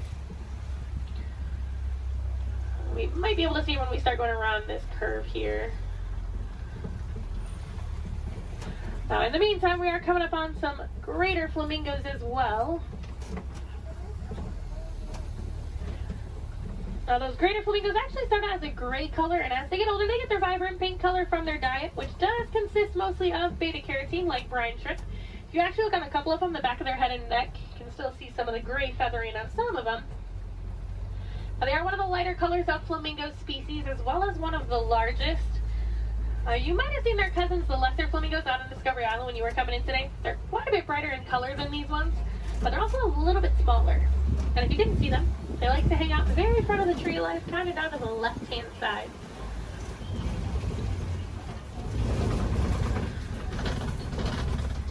Looks like those elephants are wanting to be shy, but we are coming up on some white rhinos. Now, white rhinos don't get their name from their skin color. They get it from the Afrikaans word weit, which means wide. Now, if you look, they have a very wide mouth. Now, they're also one of the larger rhino species, coming in at about 5,000 pounds. Now, one of my favorite facts about them, even though they are 5,000 pounds, when they run, they can actually get all four of their little legs off the ground. So kind of like how a horse gallops. So they are very graceful for how large they are. Oh, there's one running. It was, for like a hot second, it was actually doing like the actual full run. I'm mad he stopped. Oh, he said, I got snacks over here. I'm coming over here. And usually if you see a couple, there's quite a few. So there might be some more around. So we'll definitely be on the lookout for some more. A group of rhinos is also called a crash. That is a pretty good name for them because they are almost blind. They kind of seem more like shadows. It's really funny when they stand really close to the road. Sometimes when you try to sneak by them with the trucks, they don't realize we're there until they hear the truck and they're like, ooh, they like jump and run back. Well, we are coming up on a couple cheetahs. There's a cheetah laying down right on top of the hill there that's really close, and there's a couple more walking in the back. Yeah. Now, cheetahs are one of the fastest land animals. They can go from about 0 to 60 miles per hour in just about 3 seconds. Now, they do get to that speed fairly quickly, but they can't actually maintain it for very long. It's more like a short sprint of a couple hundred yards. Looks like there's a couple more walking up ahead here. Now, they will use that long tail of theirs. Kind of works as a rudder to help them turn. Their nails also don't retract, so they do stay out. It does help them gain traction when they are running those speeds. And unlike most big cats, they will do most of their hunting during the day and do tend to be way more active during the day. They're also one of the only big cats that can purr. So kind of like your household cats, just a little bit bigger.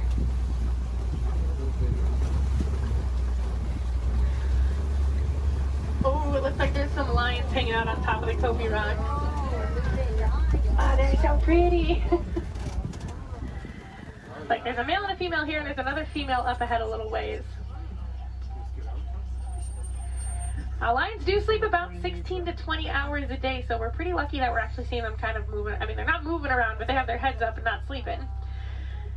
Now, they do tend to be more nocturnal and will do most of their hunting at night, and it's actually the females that will go out and do the hunting while the males stay back and protect the pride.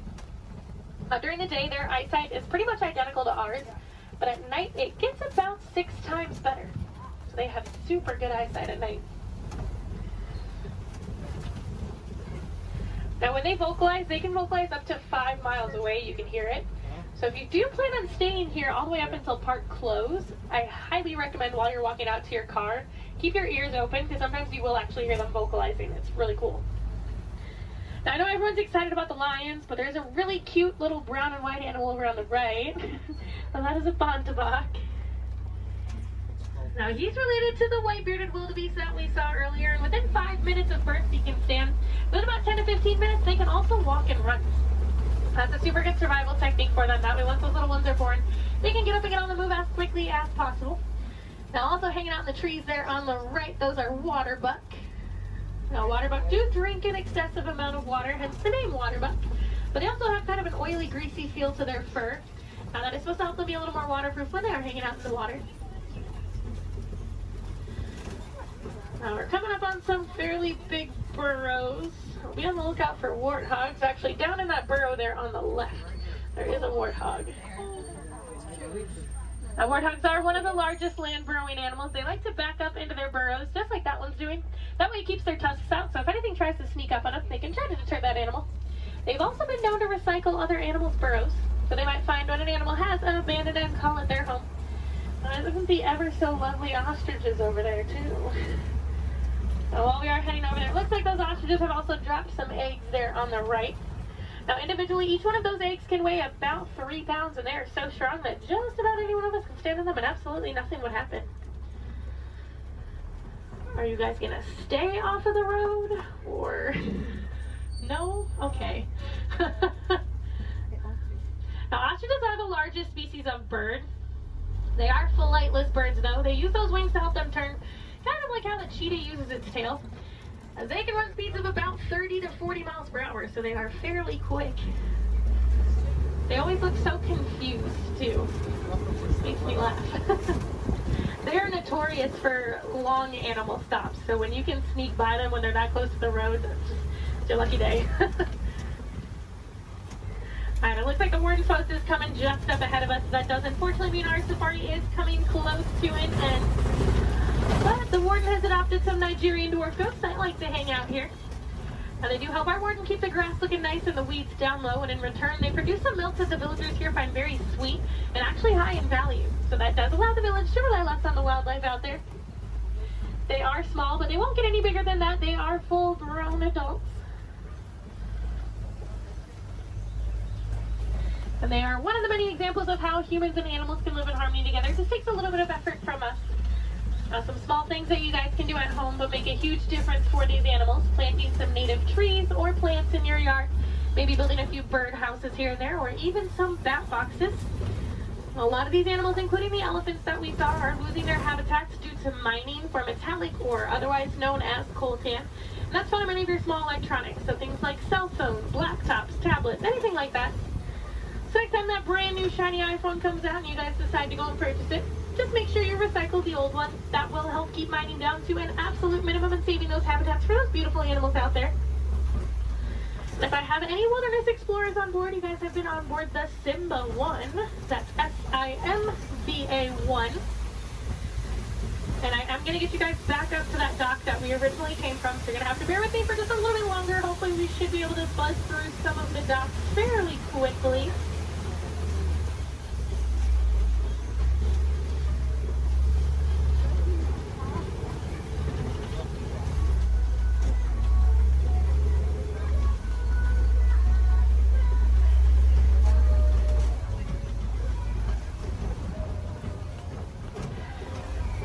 Now, if you guys did enjoy seeing the animals here on the safari, there are plenty more for you to see today. Now, actually, when you guys get off of the truck, when you hop down that little pathway there and go down the hill, if you guys take an immediate left, you'll actually be on the Gorilla Falls Exploration Trail. Now, over there, they have naked mole rats, meerkats. They have an underwater hippo viewing pool where you can usually get a little bit closer view of some hippos, as well as silverback gorillas. If you're heading over to Asia, right behind Tully River Rapids, you'll find the Maharaja Jungle Trek. Now over there they have Sumatran tigers, Komodo dragons, bats, and a whole bunch of different exotic bird species. Now both of those trails are about a 15 to 20 minute walking trail though, so you do want to give yourself a little bit of extra time. Now ECVs, strollers, wheelchairs, any of that can go through those. You don't have to park them, so you can bring them with you. And if anyone has Disney Plus at home, if you have not seen it already, there's actually a whole series on there called The Magic of Disney's Animal Kingdom. And they do go into way more detail about the animals here on the safari, as well as the ones over at Epcot and Animal Kingdom Lodge. I know they have episodes on the giraffes, the lions, the rhinos, the elephants. You get to hear from the keepers that do actually take care of them on a day-to-day basis, so you get to know them a little more on a personal level. You might even get to know some of those names. So next time you come and ride the safari, you can impress your friends and family by knowing those. On that note, no two safaris are ever the same as well, and the animals will always make sure of that. So if you guys are here on another day, or even later on in the evening, definitely come back and check us out. You might see some different animals out there. Sometimes you'll actually see the hippos. We didn't really get good luck with the hippos today. But you might see some hyenas. They do tend to be a little more nocturnal, so they'll tend to come out a little bit later. And you might see the lions actually up and moving around. You never know. They'll probably have a different safari guide as well, so you might learn some different facts you guys didn't hear from me this time around. As you guys are walking around the park too, I encourage you guys to be super aware of your surroundings. A lot of times you'll walk past different animal habitats and you guys won't even know it. On front of the trail life, you'll see those lesser flamingos that I kind of touched on a little bit. You'll see some kangaroos hopping around, some vultures, all kinds of stuff. And then towards the front of the park, actually one of my favorite animals likes to hang out there, the giant anteater. Now that's like, if you're heading out of the park when you go over the bridge and there's like the spot where you can go on the left side and the right side to exit, she likes to hang out on the right side. So if you go down there, she tends to kind of hide those. So you have to look into her habitat a little bit to see her. But she's usually there. Alright, it looks like this truck ahead of us is just about loaded, so they should be on their way. So it's a really good time. Double check your rows. Make sure you do have everything. You don't want to leave anything behind because I will be heading out on another safari as soon as I drop you guys off. So it'll take a little bit of time to get those items back to you. The warden knows we are on our way, so we should be able to get cleared of that dock here fairly quickly.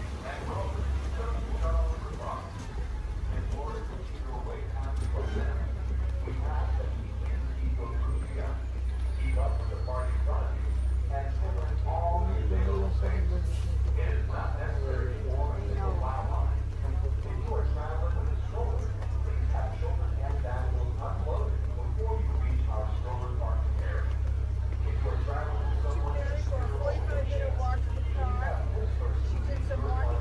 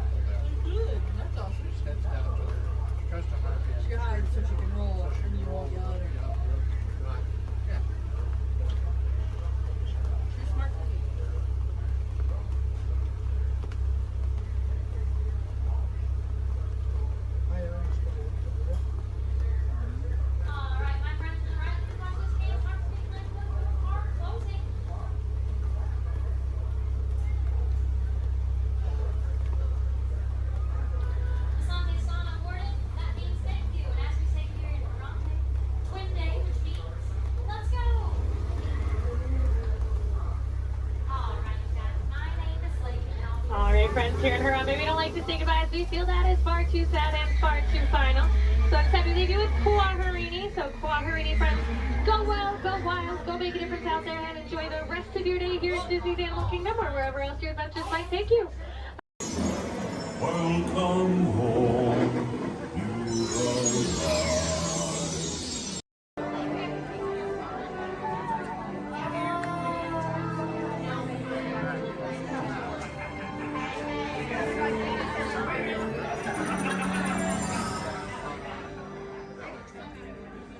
Greetings, Terrans.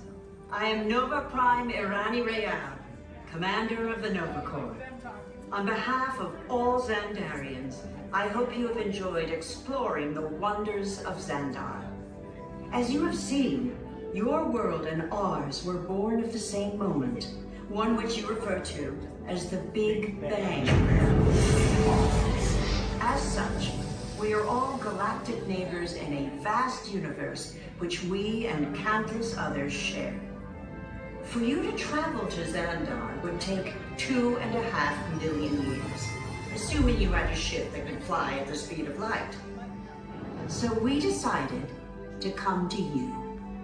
But even we could not have reached you so easily were it not for the Cosmic Generator, an advanced piece of Xandarian technology that creates jump points, artificial tunnels that act as shortcuts, linking distant points in space.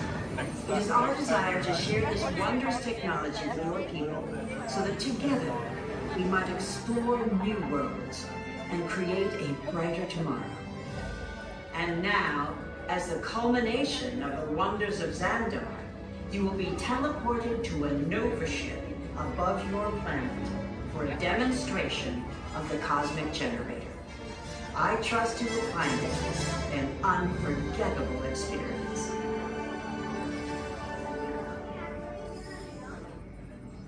Welcome, people of Epcot, Epcoters, Epcotians, citizens of Epcot.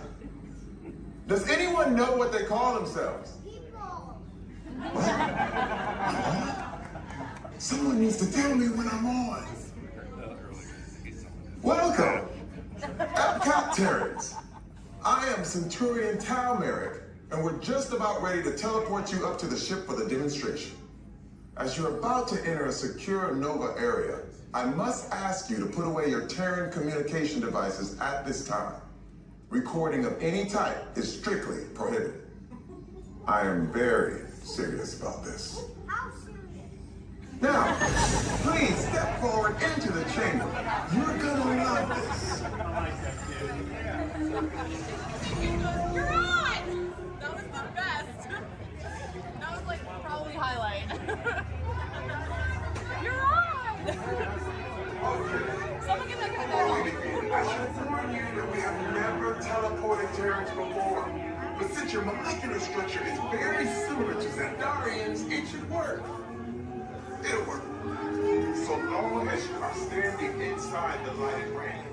You do not want to know what happened last time someone did not stand where I told them to, okay? Stand by the teleportation. Here we go.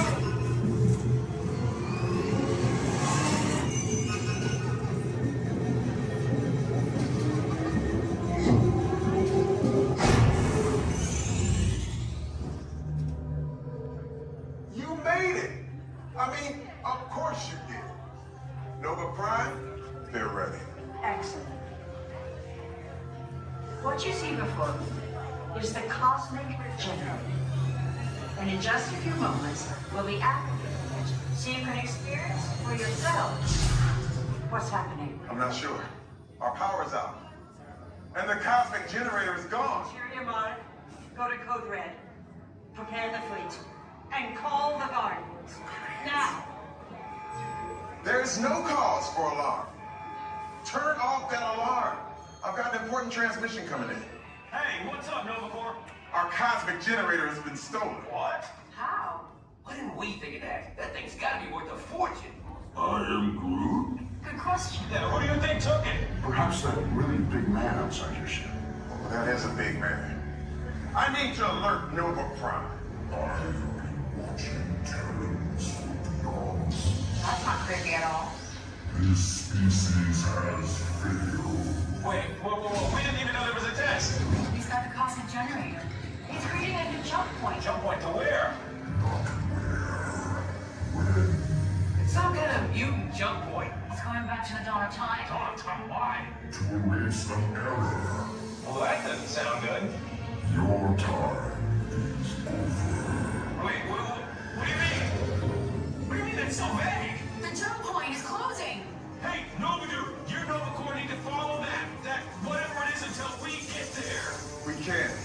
Our power is down, and I've got to get these Terrans onto evacuation shuttles. I got it. I reprogrammed the shuttles to follow through the jump point. Wait, what? Look, they're our only chance of keeping track of that whack job until we get the cosmic generator back. Piece of cake. What? There's King. Where's this King? The odds are impossible, Yep. but it's our only shot. Good luck. Are you sure you can control it? Come on, it's me. We got this. We're all toast. First there was King, now there is toast. This plan is making me so hungry. Terrans, listen up. We need to make our way to the evacuation shuttles now. We'll follow the plane and get our power.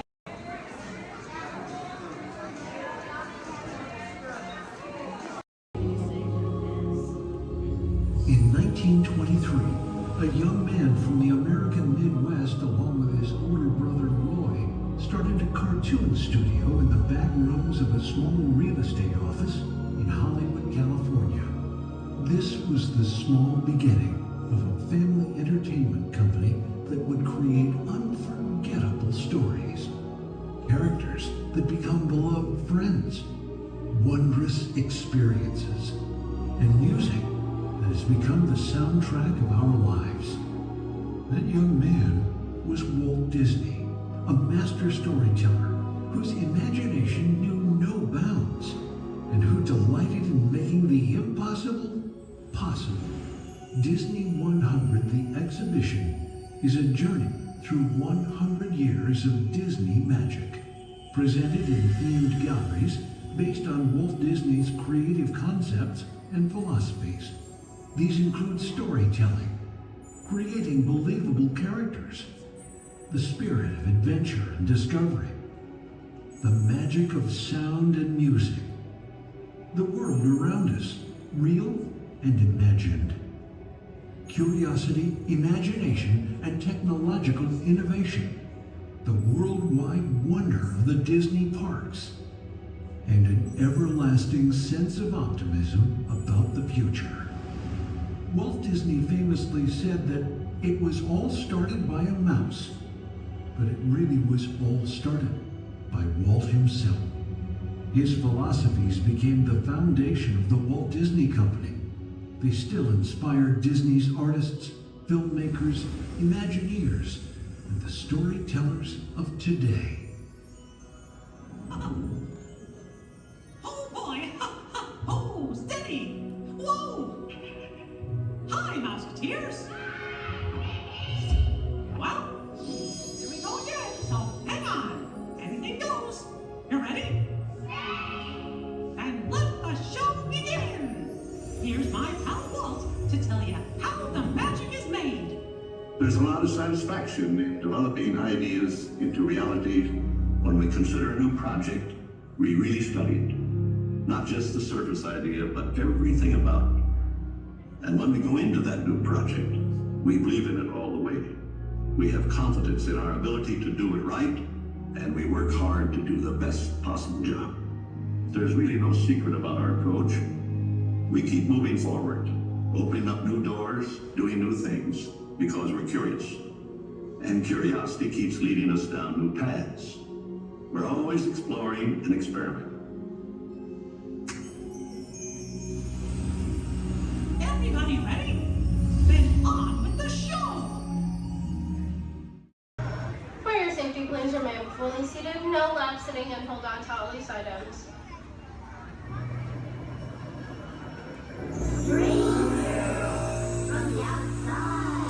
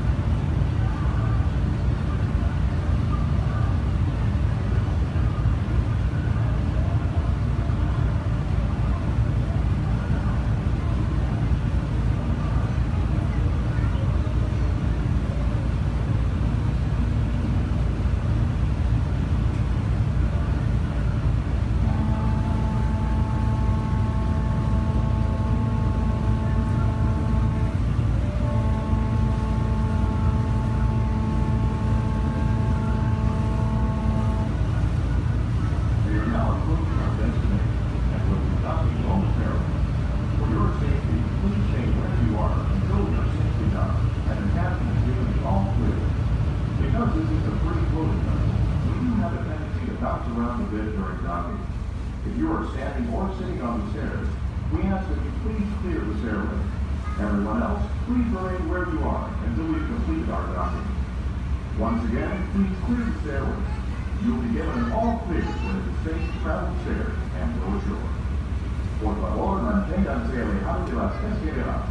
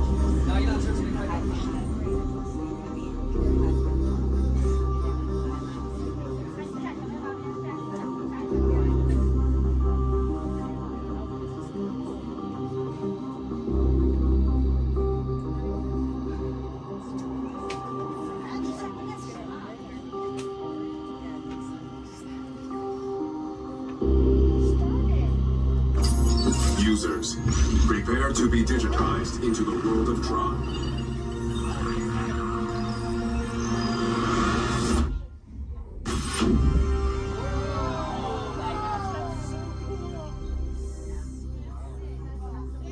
Team Blue, welcome to the grid. Proceed to games.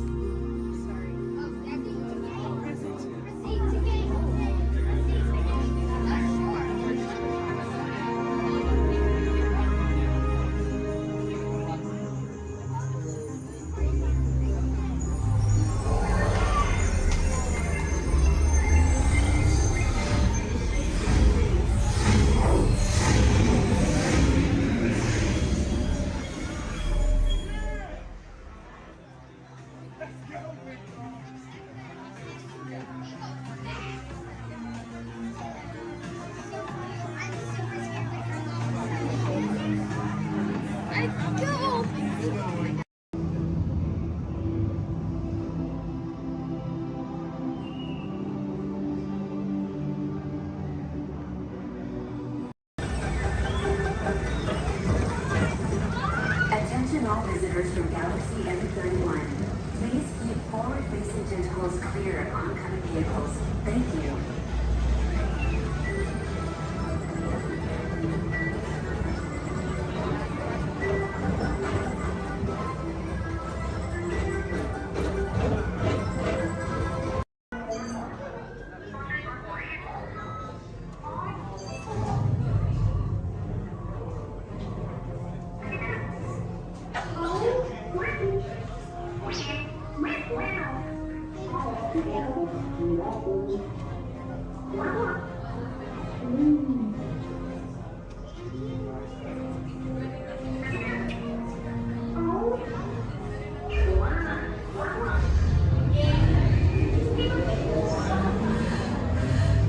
Incoming transmission from Ray.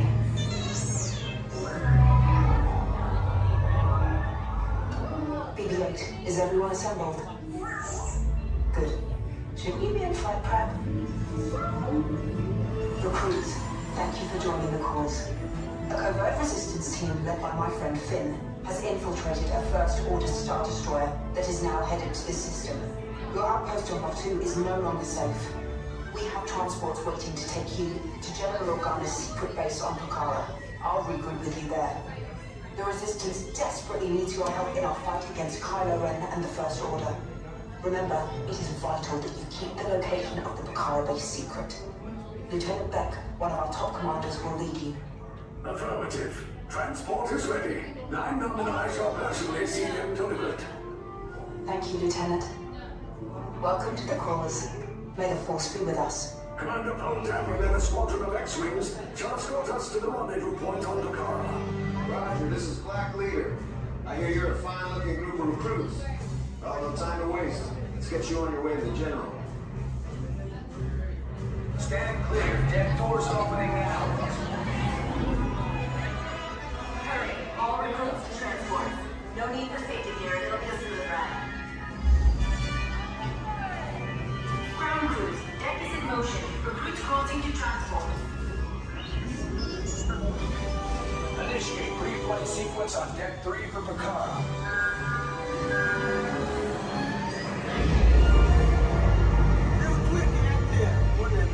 Affirmative. Deck 3, you are clear for launch.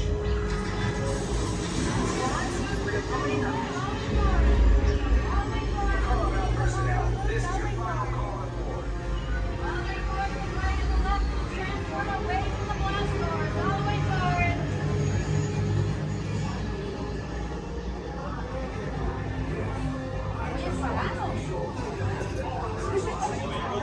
Transport is away in 30 seconds.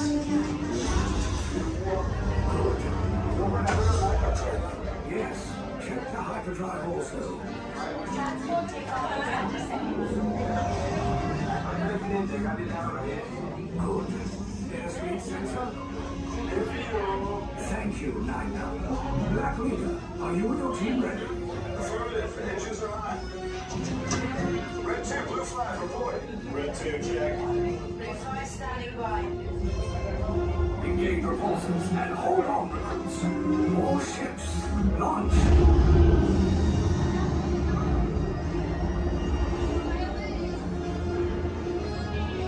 I am Lieutenant Beck.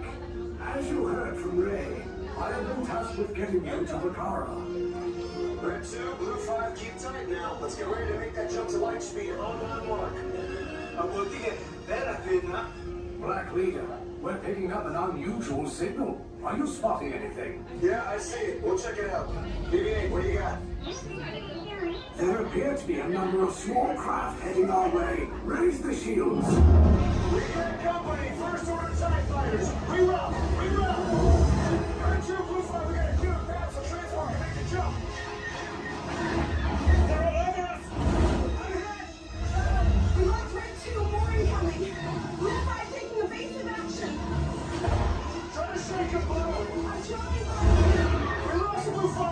I'm gonna try to draw him away. Copy that. Get us clear so we can make the jump. Be ready. You won't have much time.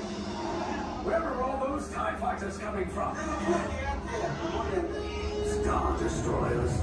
Get out of there. We can't. We're caught in a tractor beam. It's pulling us in. Our hands are friends and make us a fair fight.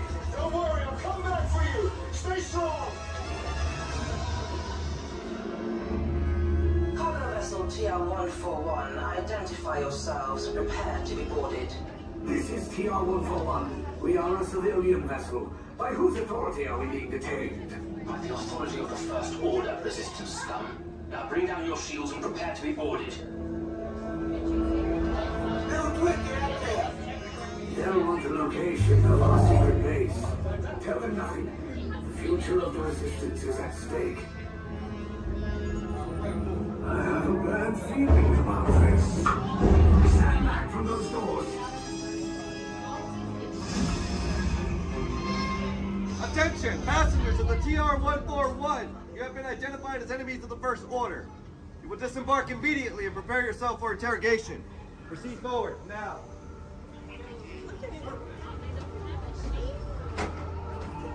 Down that hallway to your right for interrogation. Keep your...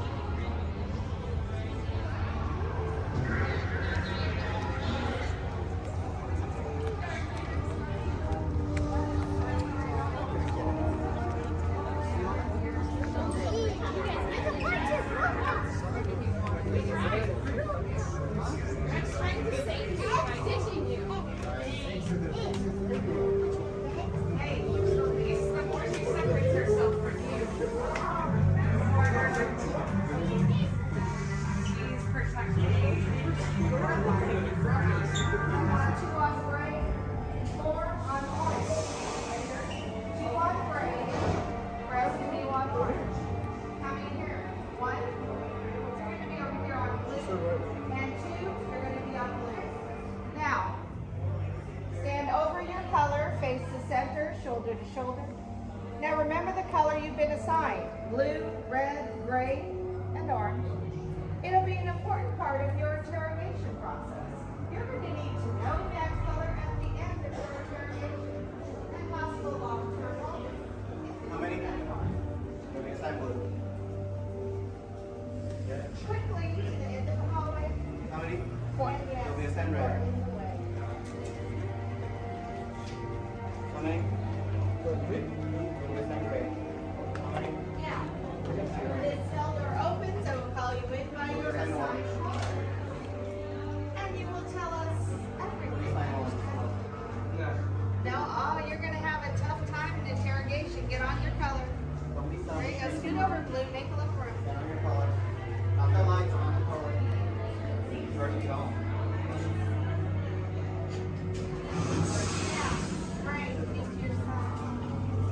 Everyone has been assigned a color. Look down and memorize it. Do not forget it. This was for interrogation. Which will be a close. Is that your only speed? Slow. Let's move on.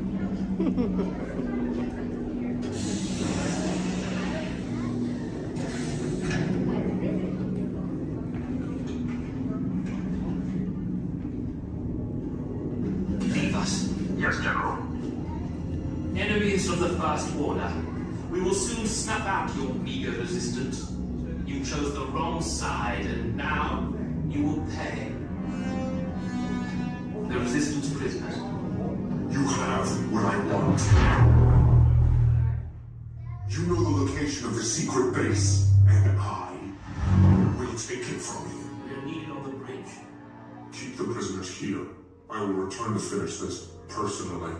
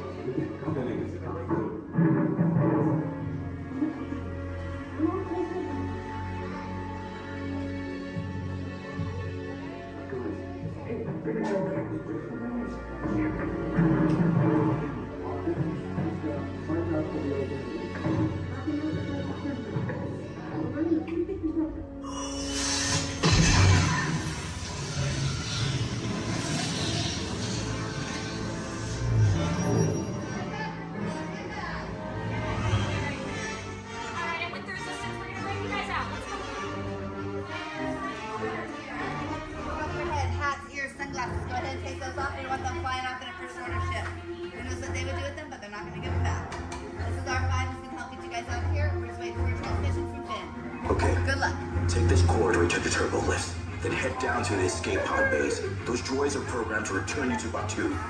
Hurry and don't get caught.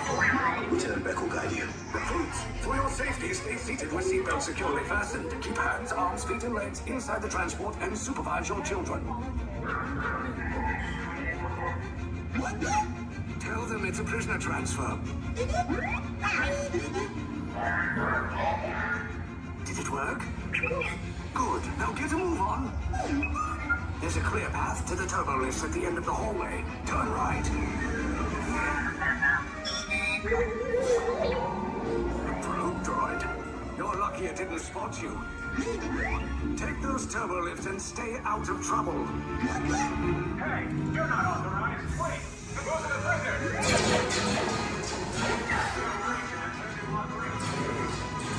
Your cover is blown. Find an alternate route. Who picked these two droids anyway? Detention approach. Prisoners will see nothing. Everyone, fire!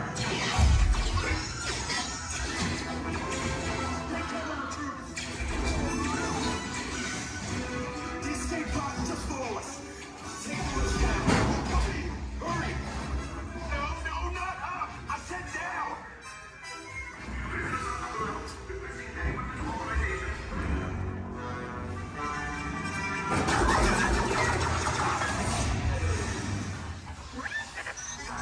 This does not look good. Try to find another way down to the escape pods. The resistance will attempt to rescue the prisoners. They have neither the resources nor the courage to engage us. You underestimate their conviction. Raise the shields! Shields? I see no evidence. Now! Sound the alarm! All personnel to their stations! Sir, the prisoners have escaped. How brave, but ultimately hopeless. There's nowhere to run.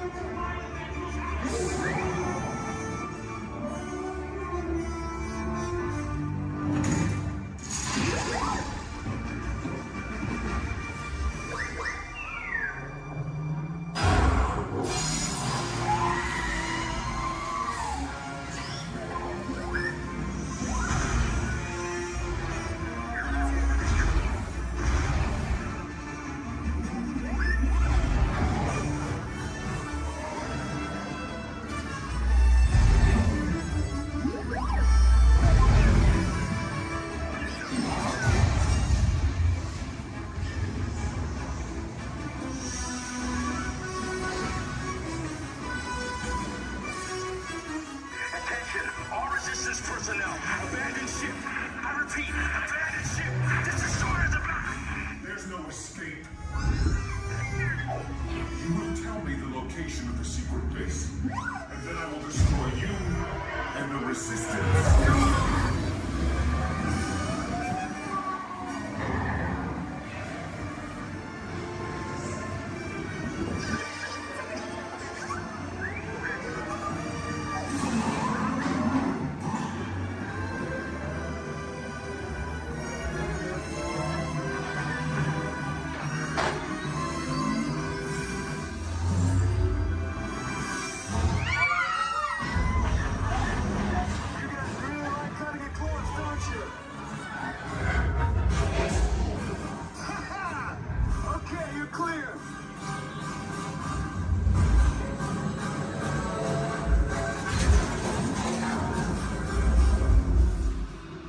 Escape pods came in a little off target. Ground crews will meet you outside the wreck. All right, nice job, recruits. Not what you signed on for, but hey, you're resistance now. I think I have that authority.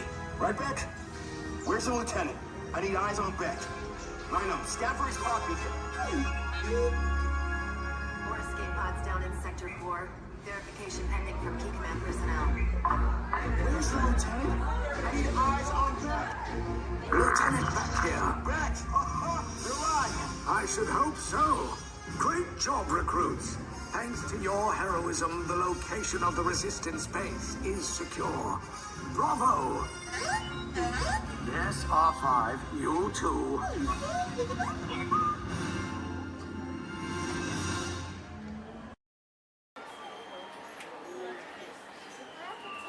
She likes it, right? Here we go. That way. No, there's need a rail to it.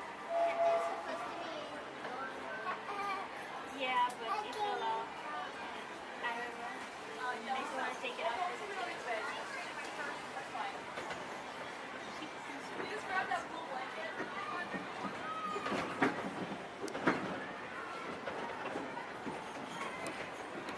Hello, everyone. Thanks for joining us on the Disneyland Railroad. For a safe ride, remember to stay seated with your hands, arms, feet, and legs inside the train. And please, watch your kids. ¿Qué tal, amigos? Y bienvenidos a bordo. Para su seguridad, permanezca sentado y mantenga las manos, brazos, pies y piernas dentro del tren. Y cuide a los pequeños. Gracias. As we steam on through Fantasyland, you may want to take one more look at the majestic Matterhorn Mountain and the happiest group that never sailed. It's a small world.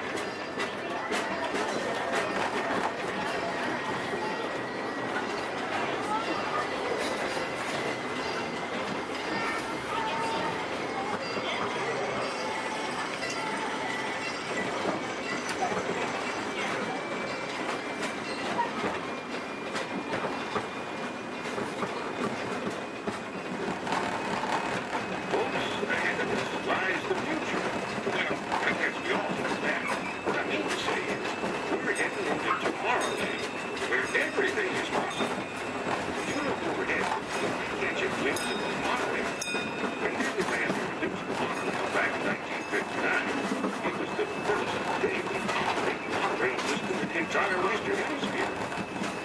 Landed below at Disney Utopia, where travelers of all ages can get behind the wheel of a car, and no license is required. If you ever wanted to become an astronaut, then you might want to stop at Space Mountain and Star Tours, where they got some new flying spaceships that launch you into the deepest reaches of space.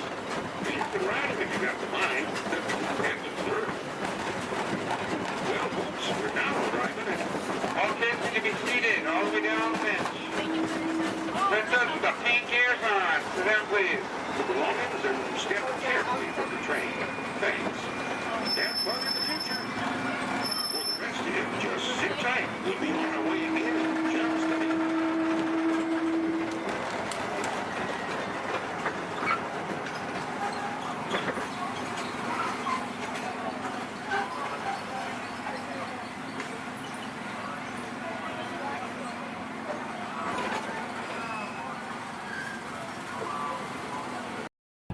Sealed genetic matching room.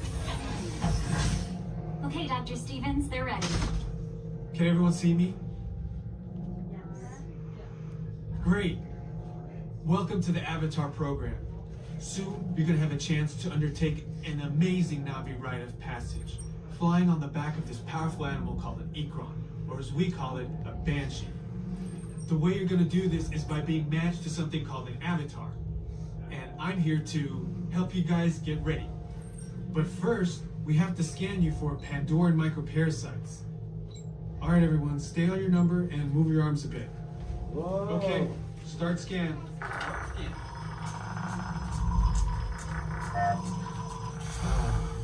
You've all got them. But don't worry, they're very common around these parts.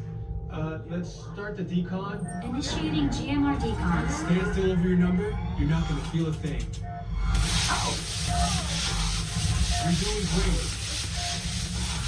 Almost done here. You're all clear. Great. Now let's go over how all this works. Like I said before, you're going to be matched to these things called avatars, which look a lot like the Na'vi. They're created by blending human DNA and Na'vi DNA. Once we match you to an avatar, thanks to a special link chair, your mind will be able to control that avatar.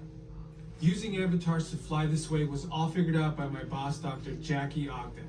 She leads our science team, which is part of the Pandora Conservation Initiative, and we're here in the Valley of Moara studying banshees and their environment. Over a generation ago, this enormous company called the RDA created a lot of damage to the area through their bad mining practices and conflicts with the Na'vi. Just like on Earth, it can take decades for ecosystems to recover. Okay, to get you flying on a Banshee, we need to find each of you an avatar. Let's prep the genetic sampling. I'm on it. Okay, first we need to find the compatible match of your genetic material with the genetic material of one of the avatar bodies that we already have. Once we do that, you'll be able to link to that avatar and fly. Help us out and move around a bit.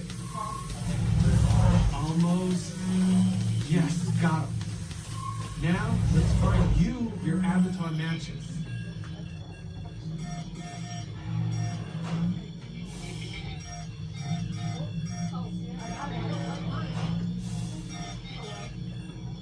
Oh, I got a match. Well, I got one. I got a match. Oh, I don't do that. I got one. All right, you've all been matched with avatars. I have purple hair.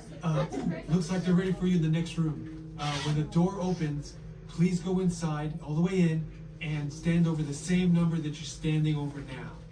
And I'll see you in there.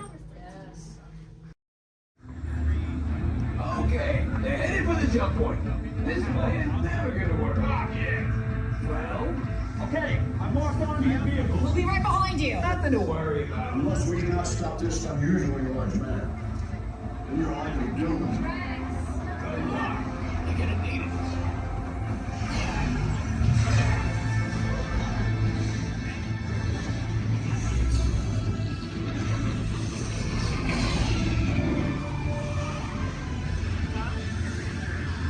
You're supposed to follow me. stop noise. Boys, no one's gonna stop rock and roll from existence. What have we done? I think we can rock.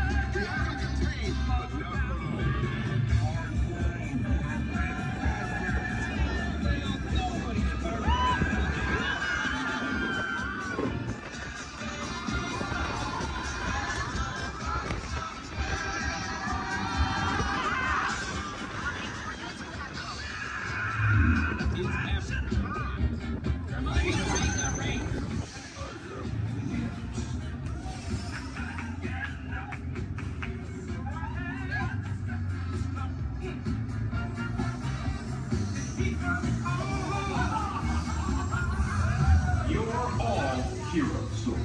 Do you really think they deserve to be called heroes? Do you see how they dress? It's just a figure of speech, Drax. You are lying to them. Now I understand. Welcome to the Guardians of the Galaxy.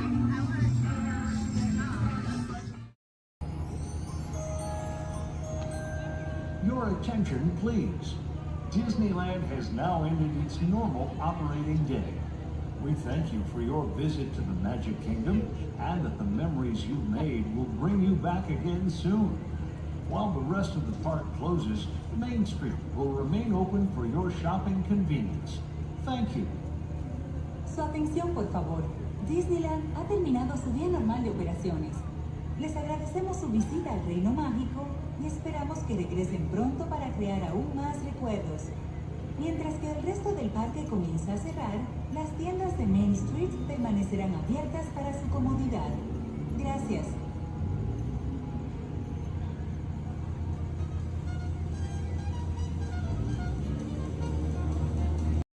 Spot, so let me ask, how's everyone doing today?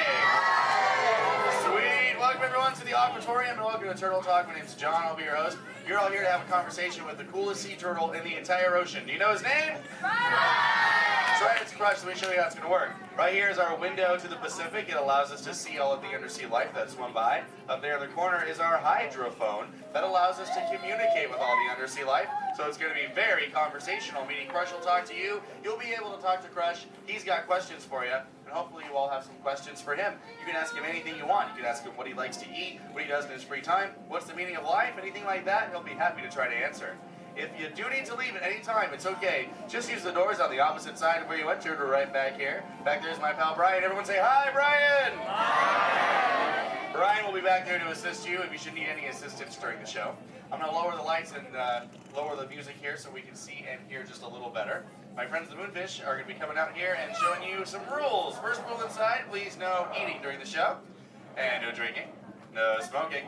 And the last one, take all the pictures and video you like, just please no flash photography or video lighting. Round of applause for the Moonfish! Excellent. All right, Crush is up there serving. He said when you're ready, just call him down. So on the count of three, yell, hey, Crush. Ready? 1, 2, 3.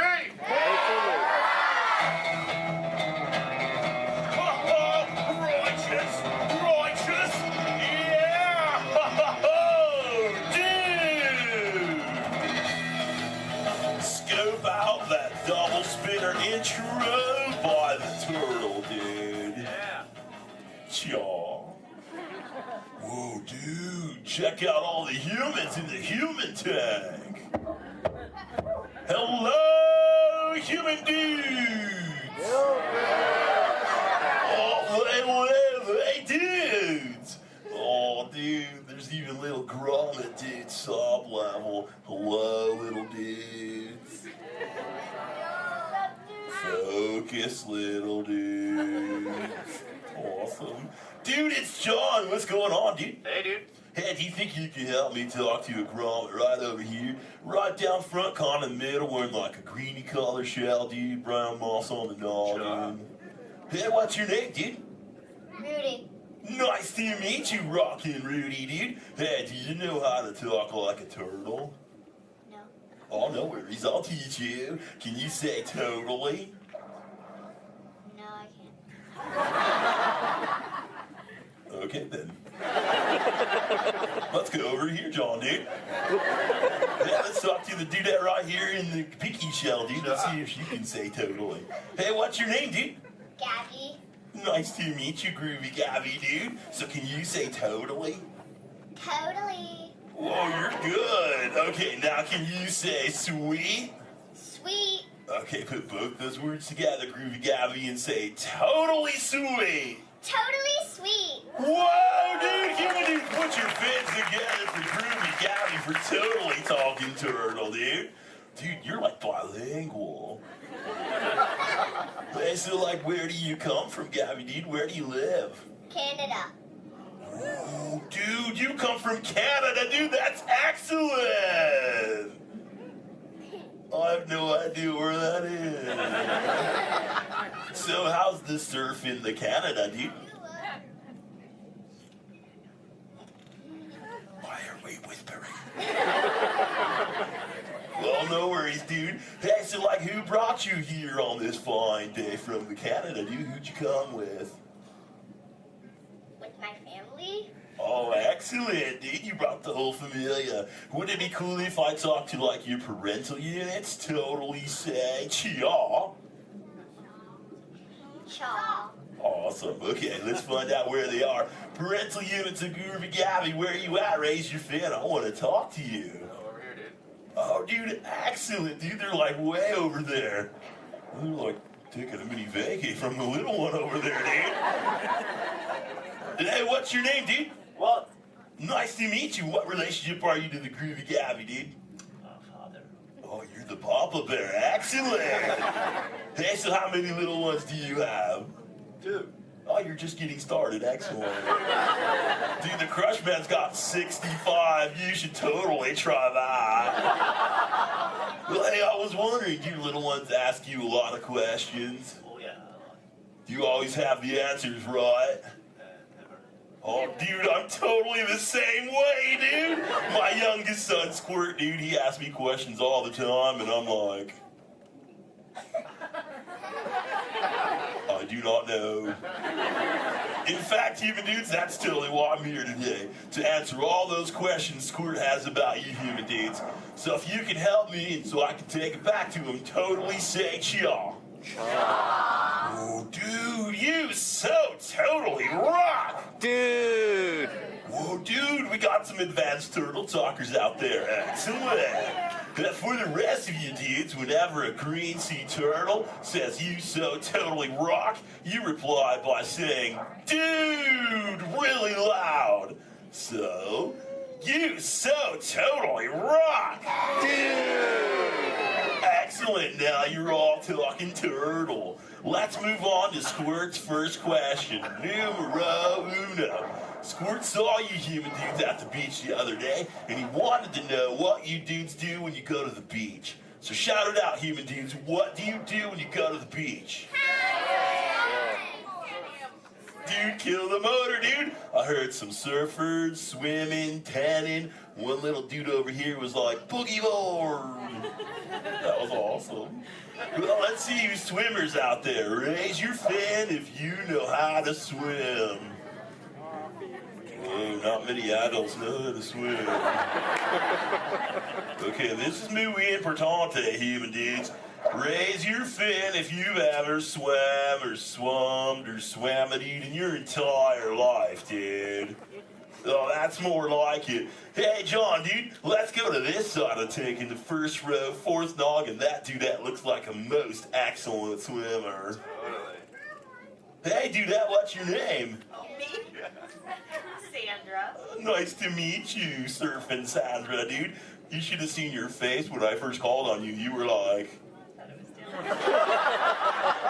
It was totally awesome. Oh, go ahead, Sandra, dude, what's up? Are there any sea creatures you're actually afraid of? Oh, dude. Those tiger sharks got some serious thrill issues. They're real jerks. Dude, but I'm a pretty fast swimmer, so I can get away from them pretty good, dude. But I do have two very good friends, Chum and Bruce, or an anchor too, don't forget about him. Well, Bruce and them started this 12-step program called Fish Your Friends, Not Food. Oh, you know it, dude. You took it too. That's excellent. It's spreading onto the land. Very cool. Well, hey, I was wondering, dude, do you ever go swimming? Do you like to go fast or slow? I like to slow down my path. Oh, dude. I like your style, Sandra, dude. There you go. Just kind of like sit back and close your lids and be like, dude, I'm Sandra. I hope there's no tiger sharks around. Dude, that's excellent. But I am a green sea turtle, and because of those tiger sharks and my love for the thrill of speed, I totally love to go fast. Hey, you dudes, you want to see how fast I can swim? Totally sensual. Excellent. I'm going to go get my motor running, and human dudes, I need you to time me. So start counting when I say go, and count nice and loud so I can hear you, okay, dudes? Ready, set, go! 1, 2. Back, dudes! Dude, I just swam all the way around the world. I did, dude. Right through Canada.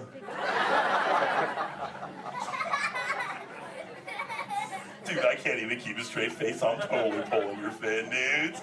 Actually, dude, we can swim up to what you human dudes call 20 miles per hour, dude. But if I'm totally riding like a gnarly, awesome current, like the EAC back there, the East Anaheim current, I'll totally go up to like 45, John will tell me, dude. It's excellent.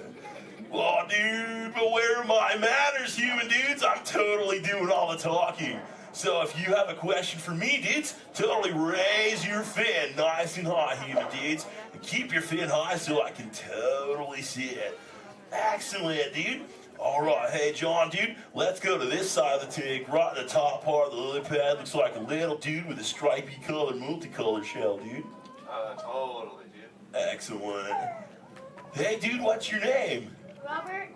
Nice to meet you, Rockin' Robert, dude. So what's your question? Do you have a favorite toy? A toy? Dude, what's a toy? I don't know. Something you play with? Oh, dude. Yeah, dude, when I first got into the ocean from the beach, dude, I totally loved to play with this sea star, dude. It was excellent. We used to, totally have fun together.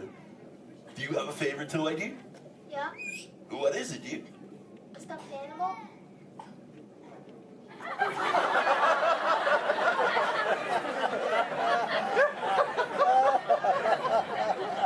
What kind of animal? One from Disneyland? What's Disney? You know what, dude? You got some serious thrill issues, dude. We're just gonna stop it right there before I go any further. Dude, that's excellent. Hey, actually, dude, you think you can help me with something? Say chomp. Chomp. Okay, the other day I found this thing. I don't know what it is. It's hoping you can tell me, dude. What is this, dude? A Buzz Lightyear toy. Oh, dude, so this is a toy, dude? Excellent, dude. So, what does he do? He flies. No way. Let's see if I can make him fly. Dude, that was awesome! Dude, the other day when I found this little mini man, he started talking to me, dude. He was like...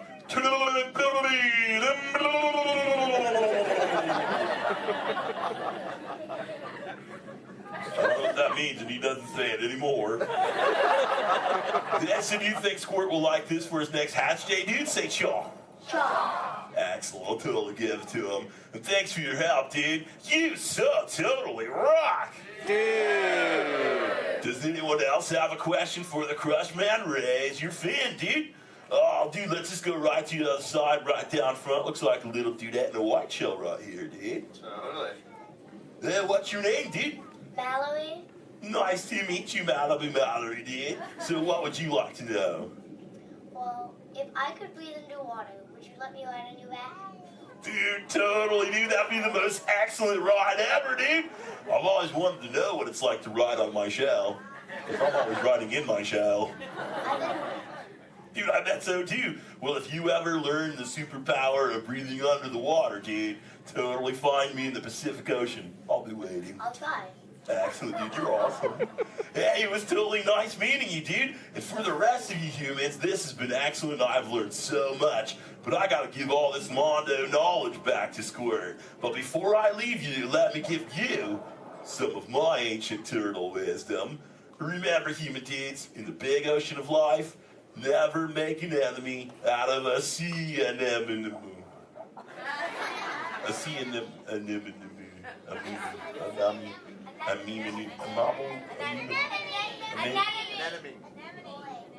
Stay in schools, dude! And remember, you so totally rock! Give it up for the Crush Man!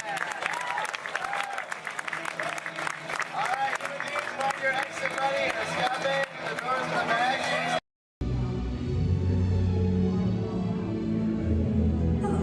My name is Becky Klein, and I'm the director of the Walt Disney Archives. Here at the Archives, it is our mission to protect, preserve, and make available the history of the Walt Disney Company. So in celebration of 100 years of Disney magic and entertainment, it's my honor to welcome you to Disney 100, the exhibition. This very special exhibition will travel the world for 5 years in 2 units, one in North America and one in international locations. Both units feature hundreds of iconic Disney artifacts from throughout its history, including props, costumes, models, attraction vehicles, and artwork, as well as original immersive activities that are sure to please visitors of all ages. We hope you'll enjoy your visit today and look forward with us to the next 100 years of Disney magic.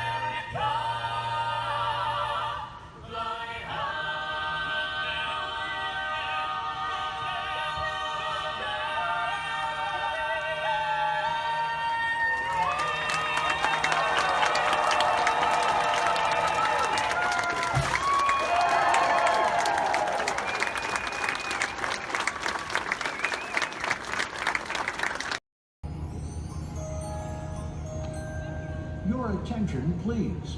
Disneyland has now ended its normal operating day. We thank you for your visit to the Magic Kingdom and that the memories you've made will bring you back again soon. While the rest of the park closes, Main Street will remain open for your shopping convenience. Thank you. Su atención, por favor. Disneyland ha terminado su día normal de operaciones. Les agradecemos su visita al Reino Mágico y esperamos que regresen pronto para crear aún más recuerdos. Mientras que el resto del parque comienza a cerrar, las tiendas de Main Street permanecerán abiertas para su comodidad. Gracias.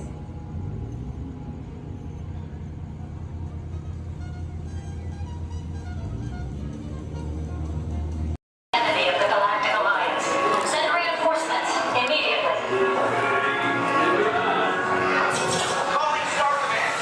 Calling Star Command! New reads! Sandy's had no trouble in Sector 9.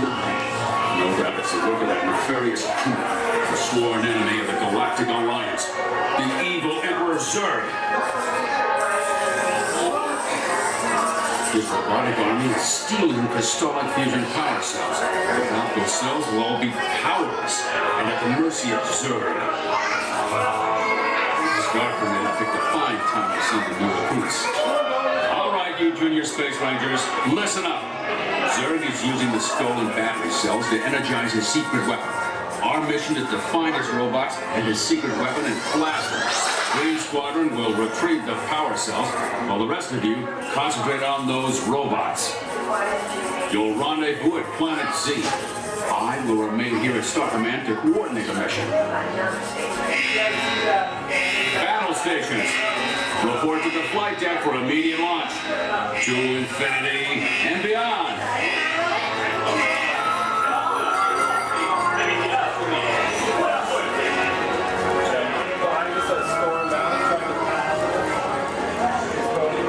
Attention, Space Rangers. This is Star Command. Prepare for immediate launch.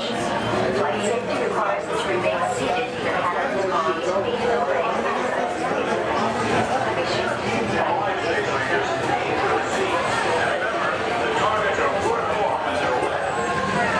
Please face forward and sit back in your seat.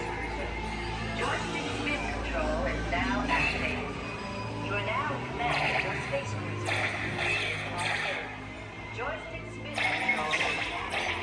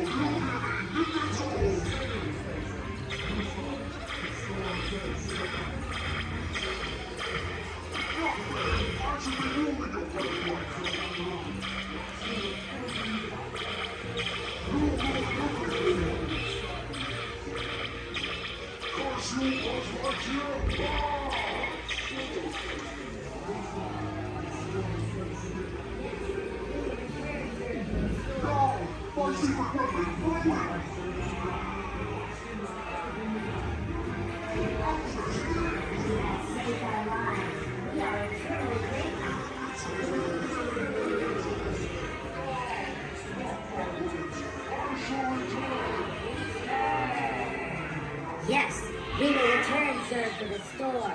He is a bad toy.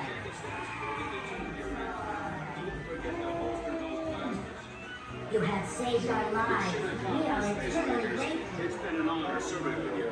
Check the status board to determine your rank. And don't forget to holster those blasters. Mission accomplished, Space Rangers. It's been an honor serving with you. Check the status board to determine your rank.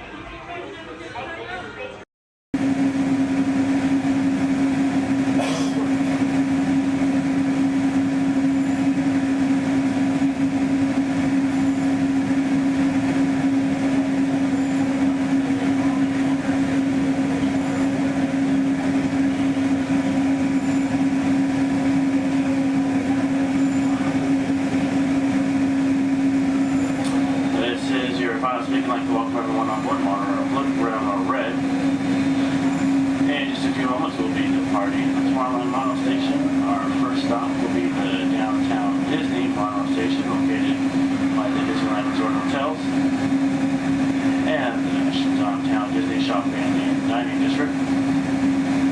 And then we'll be returning here to Tomorrowland. Tomorrowland will be our final stop.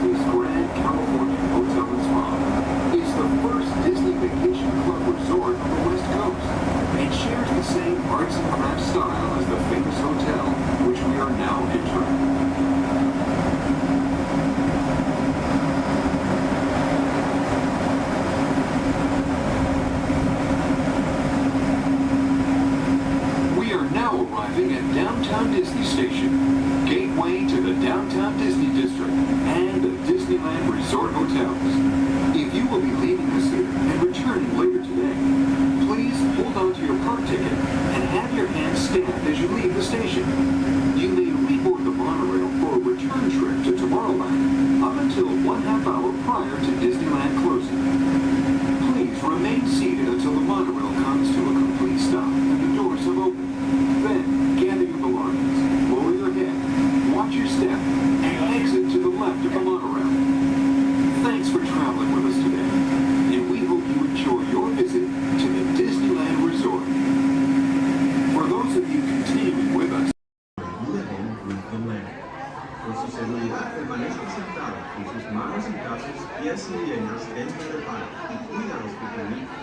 A manera de recordatorio, no tomar fotos con flash y luz de video antes de llegar al nivel.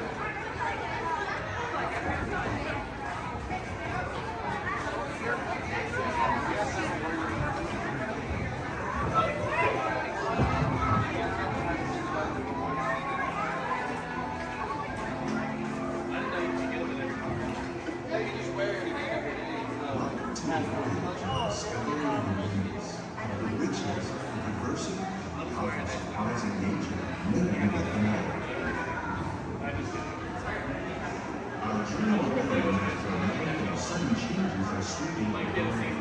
The approaching storm may seem violent and destructive to us, but to nature, it's a new beginning in the cycle of life.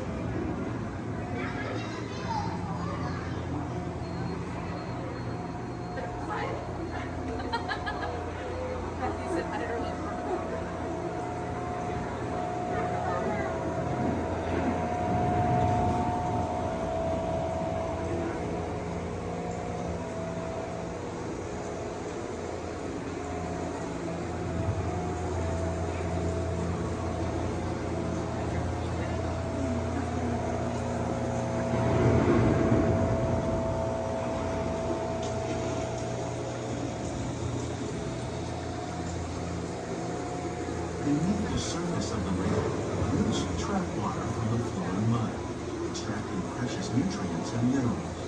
These minerals, when combined with sunlight, create the diverse living systems of our planet.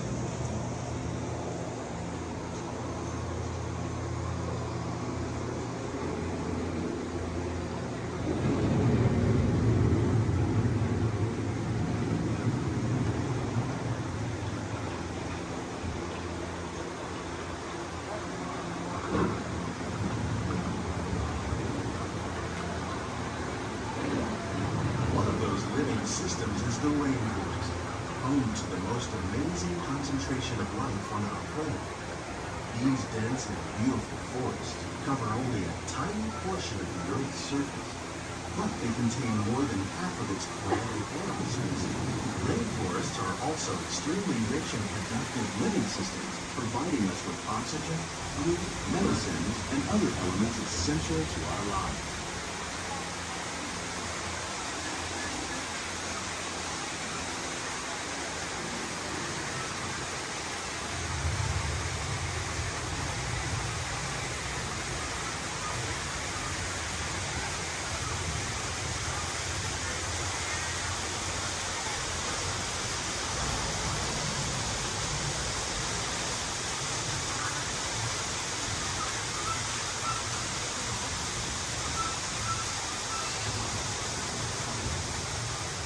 In the desert, nature has created a very different, but no less beautiful living system. And while this arid landscape may seem lifeless, it is very much alive. The plants and animals that have learned to survive in these harsh conditions make use of what little water they can find and avoid the scorching rays of the relentless sun.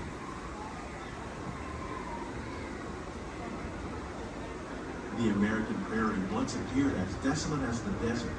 But over time, rainwater and nutrients gradually penetrated the hard surface of this land. Even the hooves of the mighty buffalo helped create the rich soil that one day become home to the American farm.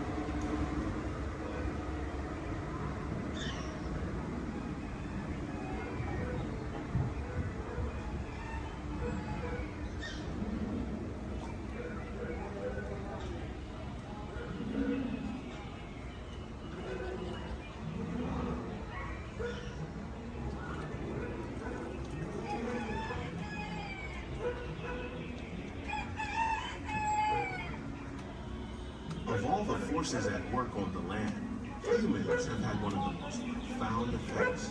The need to produce food for a growing world led to the enormous use and sometimes overuse of the land. In our search for more efficient ways to grow food, we often fail to realize the impact of our methods.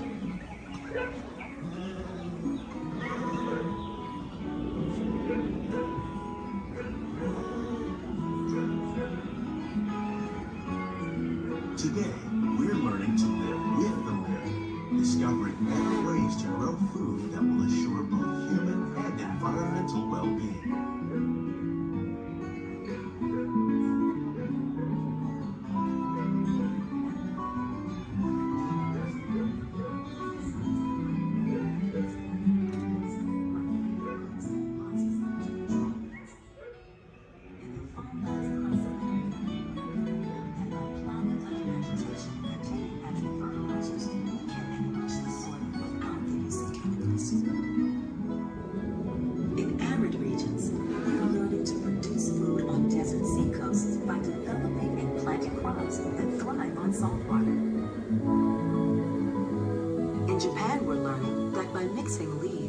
other living materials into our soil, we can make farmland more fertile without the need for chemicals. Here at Epcot, we're learning to reduce the need for chemical pesticides by breeding and using natural predators, like ladybugs and wasps, to control pests. How will we meet tomorrow's growing needs for food production, yet still respect the needs of the land? Some of the answers are being discovered just ahead. To help us maintain these carefully controlled ecosystems, and for your safety, please remain seated in your boat at all times.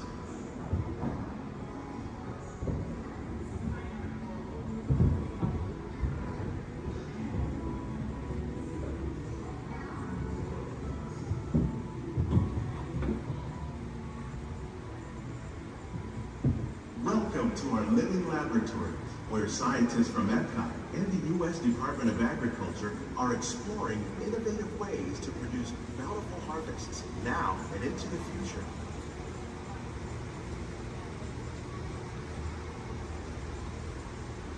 The tropics are home to the greatest diversity of plants on the planet. Many of these, like papaya, bananas, cacao, coffee, and rice, are well known around the world. These are just a few of the edible plants that have been an important source of nutrition for people living in the tropics. Many are rich in vitamins and minerals, while others are well adapted to growing in less than ideal conditions. Some, like the water lily, thrive in wet, swampy areas and waterways. All parts of this plant, even the flower petals, are edible. The starchy root of the plant has long been used to make flour for baking.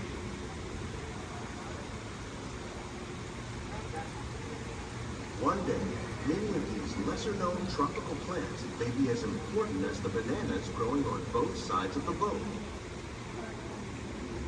More than 28 million tons of bananas are eaten annually, making it the most popular fruit in the world.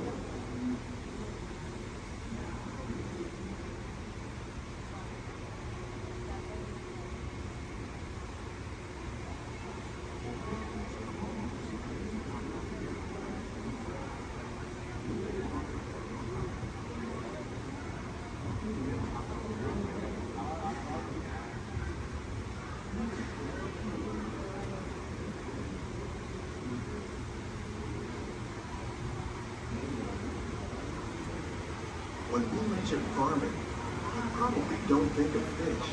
But fish farming, or aquaculture, accounts for nearly half of all the seafood consumed globally. Tilapia, bass, and catfish, like the ones you see here, are three of the more popular crops raised by fish farmers. The sustainable system we're using here recycles the water in the tanks. As a result, we're able to save millions of gallons each year. Our small fish farm produces nearly 5,000 pounds of fish each year to serve in restaurants around Walt Disney World. Innovations like this one can play an important role in our efforts to produce bountiful harvests and still protect natural resources.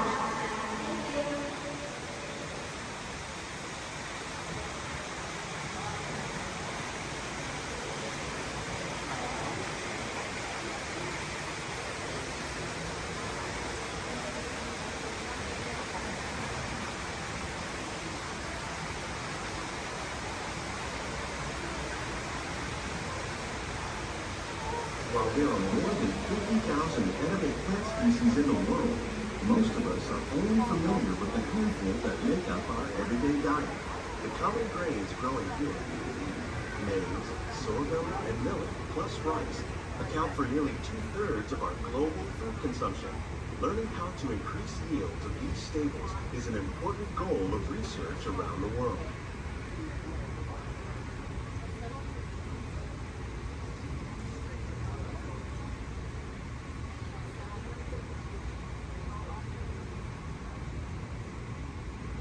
These plants are definitely on their way up. Innovative growing techniques like these increase yields while more efficiently using resources like water, fertilizer, and pesticides.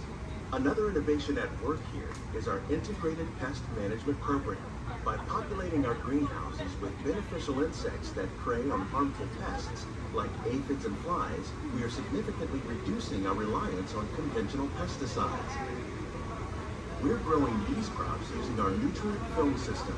This technique precisely controls and recycles water and nutrients.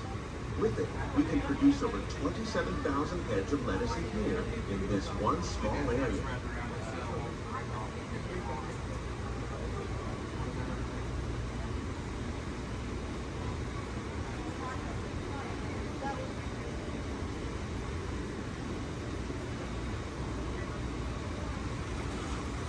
Some of our best ideas have been inspired by nature, like these fruit and vegetable trees. By growing these ground plants vertically, we can increase yields and better control diseases. These crops taste as good as they look.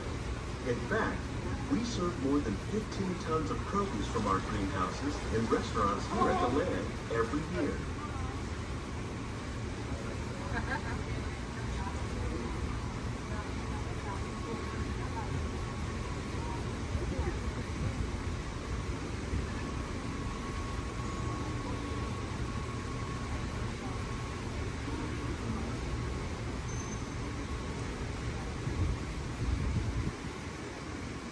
The future of agriculture may include innovative ideas like this vertical growing system.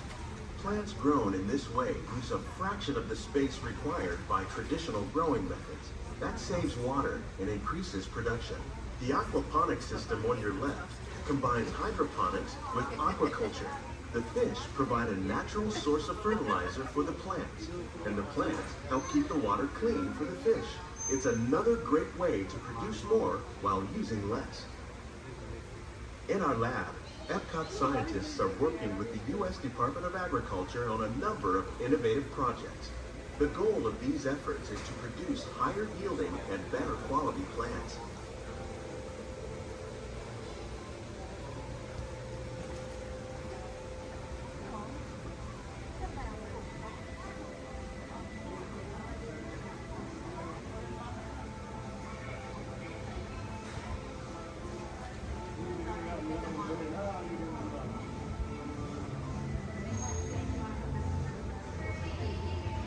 These greenhouses represent just a fraction of the work being done worldwide to produce bountiful harvests for our growing population. Scientists, farmers, and even backyard gardeners are doing their part to improve the quantity and quality of foods that we all rely upon. Together, we can continue to find more ways to increase food production and protect our precious natural environment. Only then will we truly be living with the land.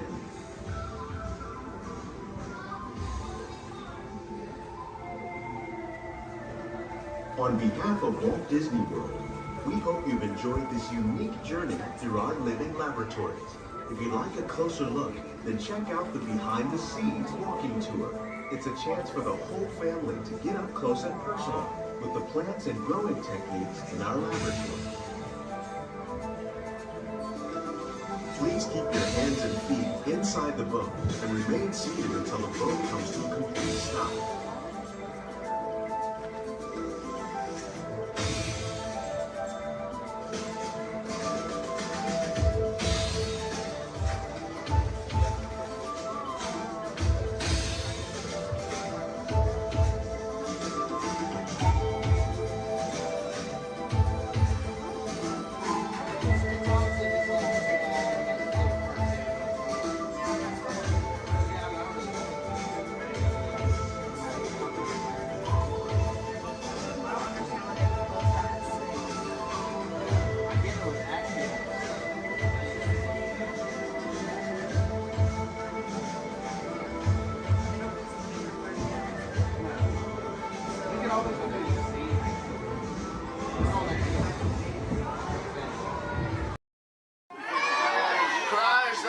show you how it's going to work. Behind me is our window to the Pacific. It allows us to see all of the undersea life that swim by. Up there in the corner is our hydrophone. That allows us to communicate with all the undersea life. So it's going to be very conversational, meaning Crush will talk to you. You'll be able to talk to Crush. He's got questions for you, and hopefully you all have some questions for him. You can ask him anything you want. You can ask him what he likes to eat, what he does in his free time, what's the meaning of life, anything like that. He'll be happy to try to answer. If you do need to leave at any time during the show, it's okay. Just use the doors on the opposite side of where you enter, back there. Again, if you need to exit during the show, use those doors back there. Back there is my pal Rachel. Everyone say, hey, Rachel! Hey, Rachel! She'll be back there to assist you if you should need any assistance during the show. I'm going to turn down the lights and the music now so we can see and hear just a little better. We do have some last-minute rules and regulations to go over, but my friends the Moonfish have volunteered to show you the rules visually. So, hey, Moonfish, come on out. All right, first rule inside, please no eating during the show. And no drinking, no smoking. And the last one, take all the pictures and video you like. Just please no flash photography or video lighting. Round of applause for the Moonfish! All right, Crush is up there serving. He said when you're ready, just call him down. So on the count of 3, yell, hey Crush. Ready? 1, 2, 3.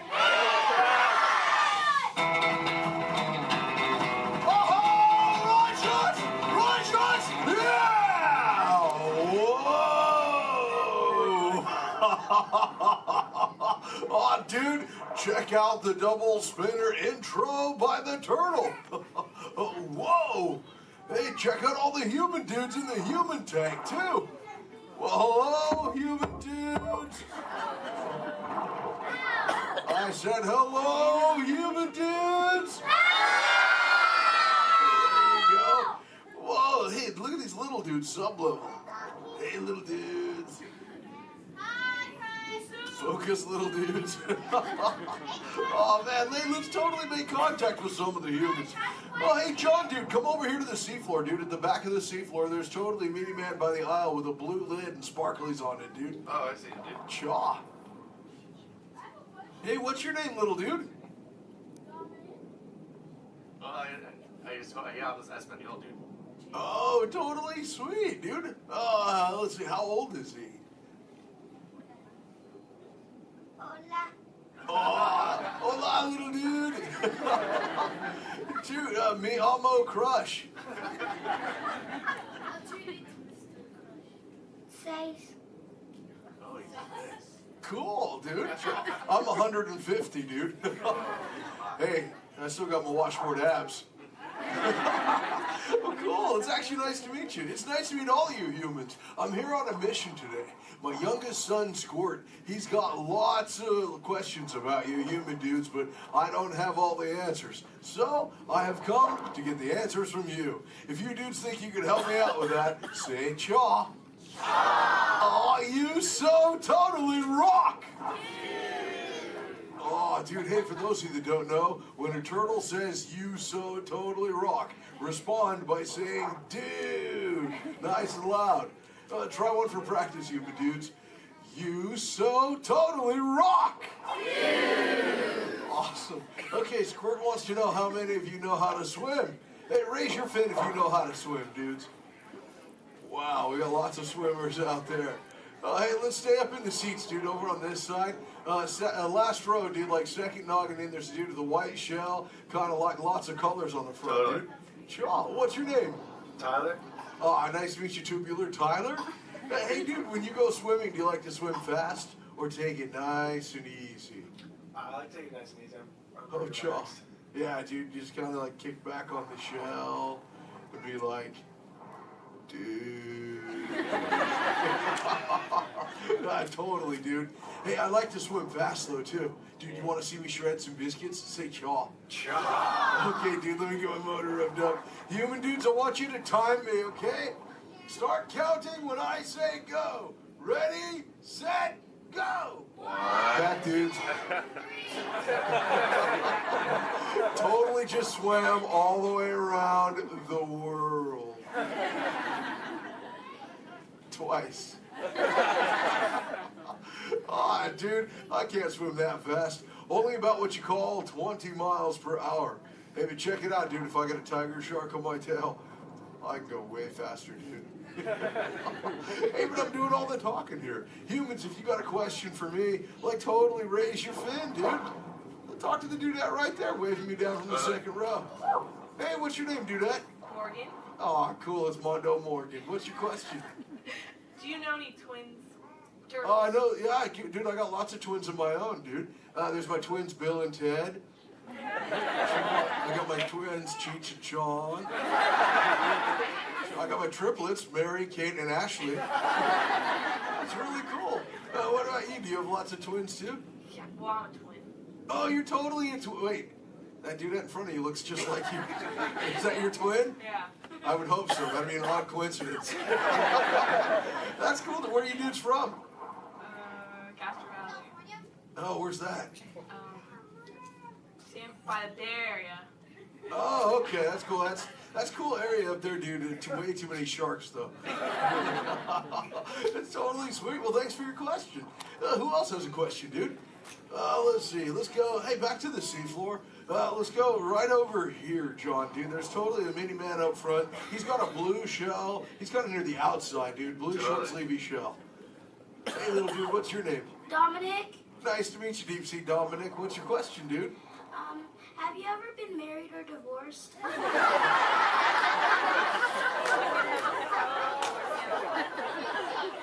That's a pretty specific question. Actually, dude, most turtles, dude, we don't stay with the same dudette like our entire lives, but I have actually found one that's kept me around forever, dude. Her name is Shelly. She's my turtle dove, dude. We've been together for 130 years, dude. But it's still so awesome, it only feels like the first 75. It's really cool. Hey, can I tell Shelly you said hi? Can I tell her you said hi? Hi. Oh, dude, she'll totally love to hear about you, dude. Let's see, who else has a question? Let's see. Let's go. Hey, John, dude, jump across the aisle up here near the front. There's totally a mini man with he's getting his fin waved by another dudette. Hey, little dude, what's your name? Braden. Oh, cool, dude. What's your question, Boogie Braden? How many kids do you have? Yeah, I got 65, dude. Sure. Like I said, well, I already told you about my twins, dude. Like Squirt, he's my youngest. And then there's Sheldon, Shelby, Michelle, Herschel, Rochelle, Trishelle, Shell, Lella Ding Dong. See, I got my teenagers, Leonardo, Donatello, Raphael, Michelangelo, Zach, Kelly, Slater, Screech, Jesse, Lisa, Chris Jr. Let's see, there's John, Paul, George, and Ringo. John's going through a really weird phase right now, though, dude. He thinks he's a walrus. See, there's Michael, Janet, Tito, Jermaine, LaToya, Randy, Marlon, Chris Jr., Chris Jr., Chris Jr., Chris Jr., Chris... Well, there's lots of Chris Jr.'s, dude. All the way up to my oldest son. His name is Keanu. Keanu's not very bright, but we still love him anyway. My Hey, dude. sister's name is Trishelle too. Oh, Trishelle, dude, that's a totally sweet name. She must be part turtle. Actually, hey, maybe you can help me out with something, dude. I got a question for you. I found a thingy on the beach the other day. Not really sure what you human dudes call it. Where did I put that? There it is. Hey, dude, what's this? That's a bikini. Oh, cool, a bikini, dude. Do you use a bikini when you go swimming? Oh, why not? Because I'm not a girl.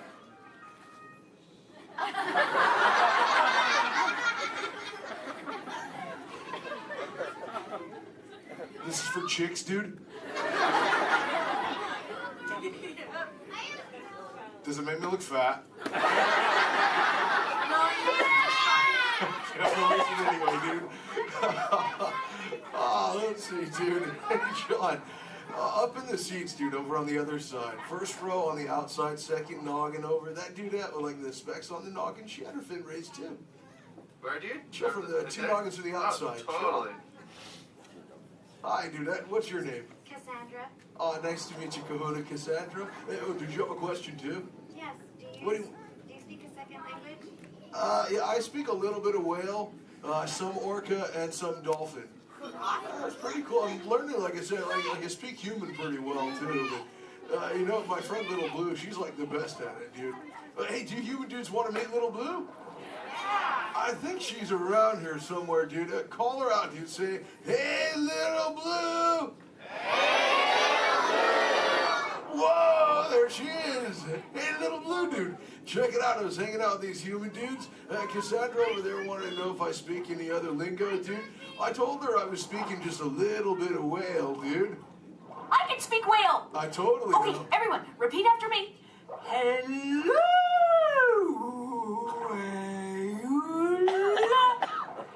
Okay, try that one all together, human dudes. Go!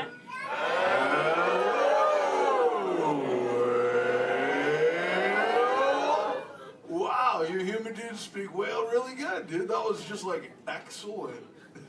Oh, too bad there's no whales around here, though, dude. You know, sometimes you speak whale and there are like 80 whales swimming around you. Yeah, totally. Not today. No whales around here, dude. No whales. No whales in the ocean today. Try to speak sea. Where? Whoa! Oh, dude, look out! The humans call the whale, dude! Grab stuff! Swim away!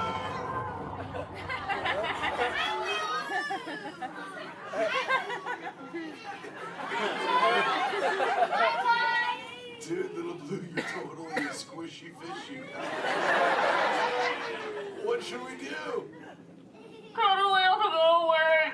Can't humans tell the whale to go away?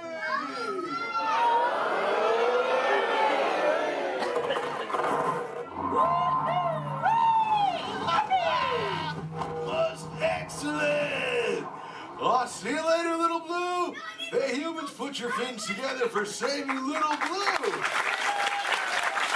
You so totally rock! Awesome. Thank you so much, human dudes, for sharing with me. I can't wait to get home and share all this knowledge with Squirt. Hey, but before I go, human dudes, remember this. We all share the same ocean, humans and turtles alike. So treat everyone you meet like an oyster, dude, because you never really know when you just might find a pearl, dude. That was like a warm and fuzzy moment, wasn't it?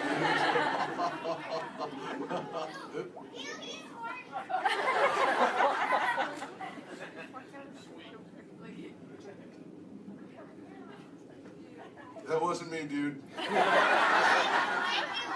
That was my twin. See you later, human dudes. Rock on! Later this year with the Crushman. Awesome. All right, you dudes, find your next buddy and discover into the doors in the back. Thanks for swimming by.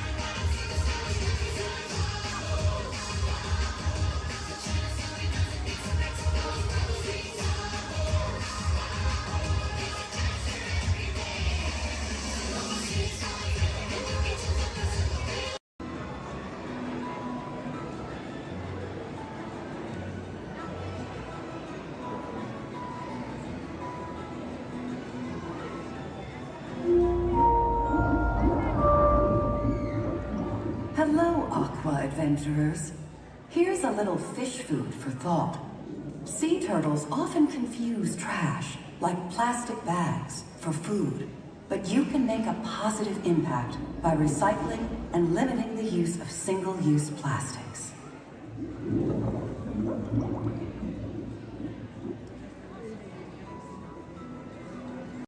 How'd you know my name anyways? Well, the ink's on the sea and your fancy car was about to get out of here, so beat it. You're making a big mistake here, Monkey. I said spermatic, you gonna get what you... I can't just walk down the middle of a movie. Go on, bitch, just Here they come, Bust! Get out your grinders! I'm gonna go by Mr. Osborne.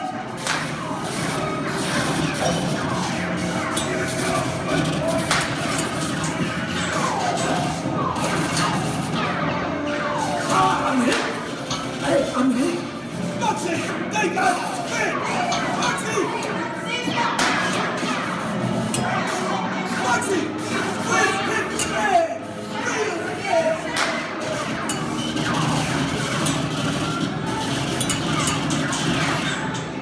Hey, everybody just sit tight. Run the red lights against the law, and I would never break the law. Hey, watch this. No more red light. Foxy!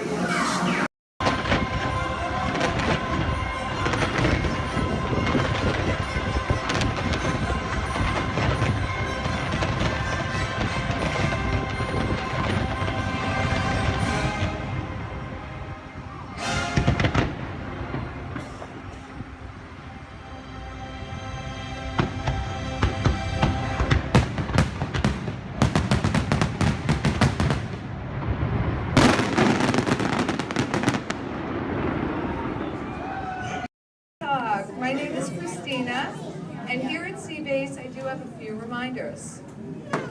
There's no eating, no drinking, no smoking, and absolutely no flash photography. Thanks, guys. The equipment you see here hanging in the water is called a hydrophone. Hydrophones help us to hear things beneath the sea. Today this is going to help us hear a very special guest. Does everybody know who that guest may be? Shout it out. That's right. Crush is going to come out and ask us a few questions about the human world, and we may have a few questions for him about the turtle world. So please think about the questions you may want to ask Crush. I do know Crush is out catching a wave, and he asks, on the count of 3, as part of a year of a million dreams, we are going to have Joseph count out from South Carolina. 1, 2, 3, and everybody else, scream out, "Hey, Crush." Ready? Joseph? Hey, Chris. Hey, Righteous, dude! Oh, dude, I totally heard my name while I was catching that totally tasty wave, and I was just totally, whoa.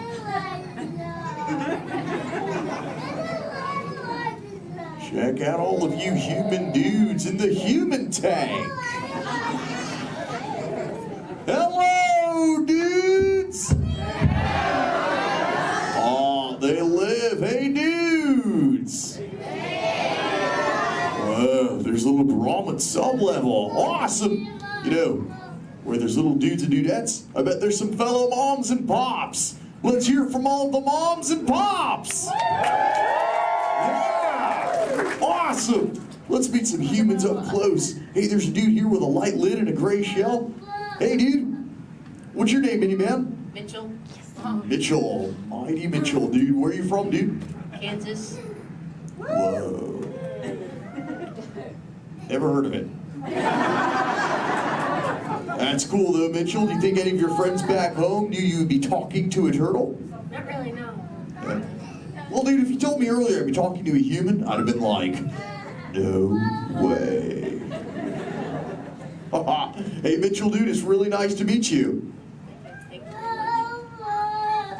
I'll just assume the feeling is mutual, dude. Totally, dude. Hey, there's more humans on this side. There's someone with a blue lid and an orange shell, I think, right in the front here. What's your name, dude? Michaela. Mini Michaela, who brought you here today?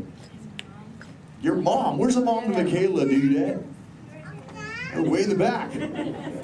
Sorry to get stuck with the cheap seat. Standing room only, dudette, sorry. Hi, name's Crush. What's your name? Shelly. Shelly. Oh, that's the name of my wife. Shelly. Yes. It's your little offspring, Michaela. Do you have multiple offspring? Yes, I have 3. Awesome, dudette. Do they ever ask you questions? Yes, I do. They never stop, do they? No. I bet some days you're like, am I right, dudette? You are very right. Sure. You know what, Shelly? What? From one parent to another, we just shared a moment. Totally did do that job. Because my offspring Squirt, he always asks me questions about all of you humans. So if you dudes can answer some of his questions, everybody here really loud say Cha! Cha! Awesome, dudes! Now, dudes, before we can answer any of his questions, we gotta make sure we're all on the same page, lingo-wise. Do you dudes know what the most important word, dude, in the turtle language is, dudes?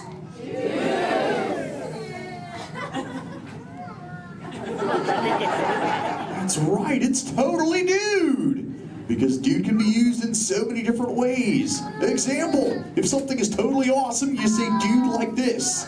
Dude! Let's try that, dudes, really loud on 3. Here we go. 1, 2, 3. Awesome! But when you get bummed out, you go, dude. Try that one, dudes. Whoa, you're bumming me out. But no worries, dudes. If something is bogus, yet semi-humorous, you say dude like this. Try that, dudes. Dudes, you are totally talking turtle. Now here's Squirt's question numero 1. He saw some humans at the beach and he came back to me. He said, Dad, what is up with humans? What do you dudes do when you're at the beach? Shout it out, everybody! Oh, you swim, dudes! How many humans here swim? Raise your fin if you're a human that swims, dudes. Lots of human swimmers here today, dudes. Most excellent. There's even a dude sitting on the front row bench on the corner of this side. He's wearing a white shell. Where are you going? There he is. What's your name, dude? Brian. Brian, dude, you swim? Yes. Awesome. Brian, when you swim, do you prefer to swim real fast or to take it easy and take the turtle's pace? The turtle's pace. Turtle's pace. No shame in the turtle's pace, right, Brian? No shame. Awesome, dude. Hey, Brian, I've got a question for you, dude. All right. Does this look familiar? Yes. I'm Brian. Yes. Awesome, Brian. Thanks for your help, dude. Hey, dudes. I just realized I am the only one here asking questions. Does anyone have a question for me, dudes? Raise your fins, and I shall try to find you. Who's got questions, dudes? Let's go up front near the center. There's a dudette wearing a white shell. Right up front here. Hey there, dudette. What's your name? Madison. Minnie Madison. What is your question? How do turtles swim? How do we swim? Oh, we got these awesome flippers that push us through the water, Madison. It's totally awesome. In fact, a sea turtle like me can swim up to about 20, 25 miles an hour. And that's like, whoa. Totally, dude, Chaw. Hey, if you dudes want to see how fast that is, say Chaw! Awesome, dudes. I'm going to swim so fast, you'll be like, no way. And I'll be like, oh, way.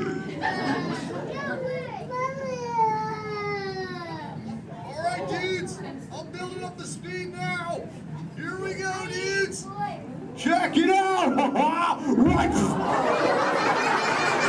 Dude. Whoa, dudes, that was bogus. Yet semi-humorous. What do we say, dudes? Totally. But you know what, dudes? I've got other questions. Who else wants to ask me a question, dudes? Oh, let's go back to the center. Right in that second row, she's got the red shell here. She's got a question for me. Right there in the center with the red shell. What's your name, dudette? Cameron, what is your question? What do you like to eat? Oh, I love to eat green sea grass and green sea kelp. Cameron, what do you like to eat? Chicken. Chicken. Does chicken ever give you bubbles, Cameron? Sometimes green seagrass gives me bubbles, dude. It's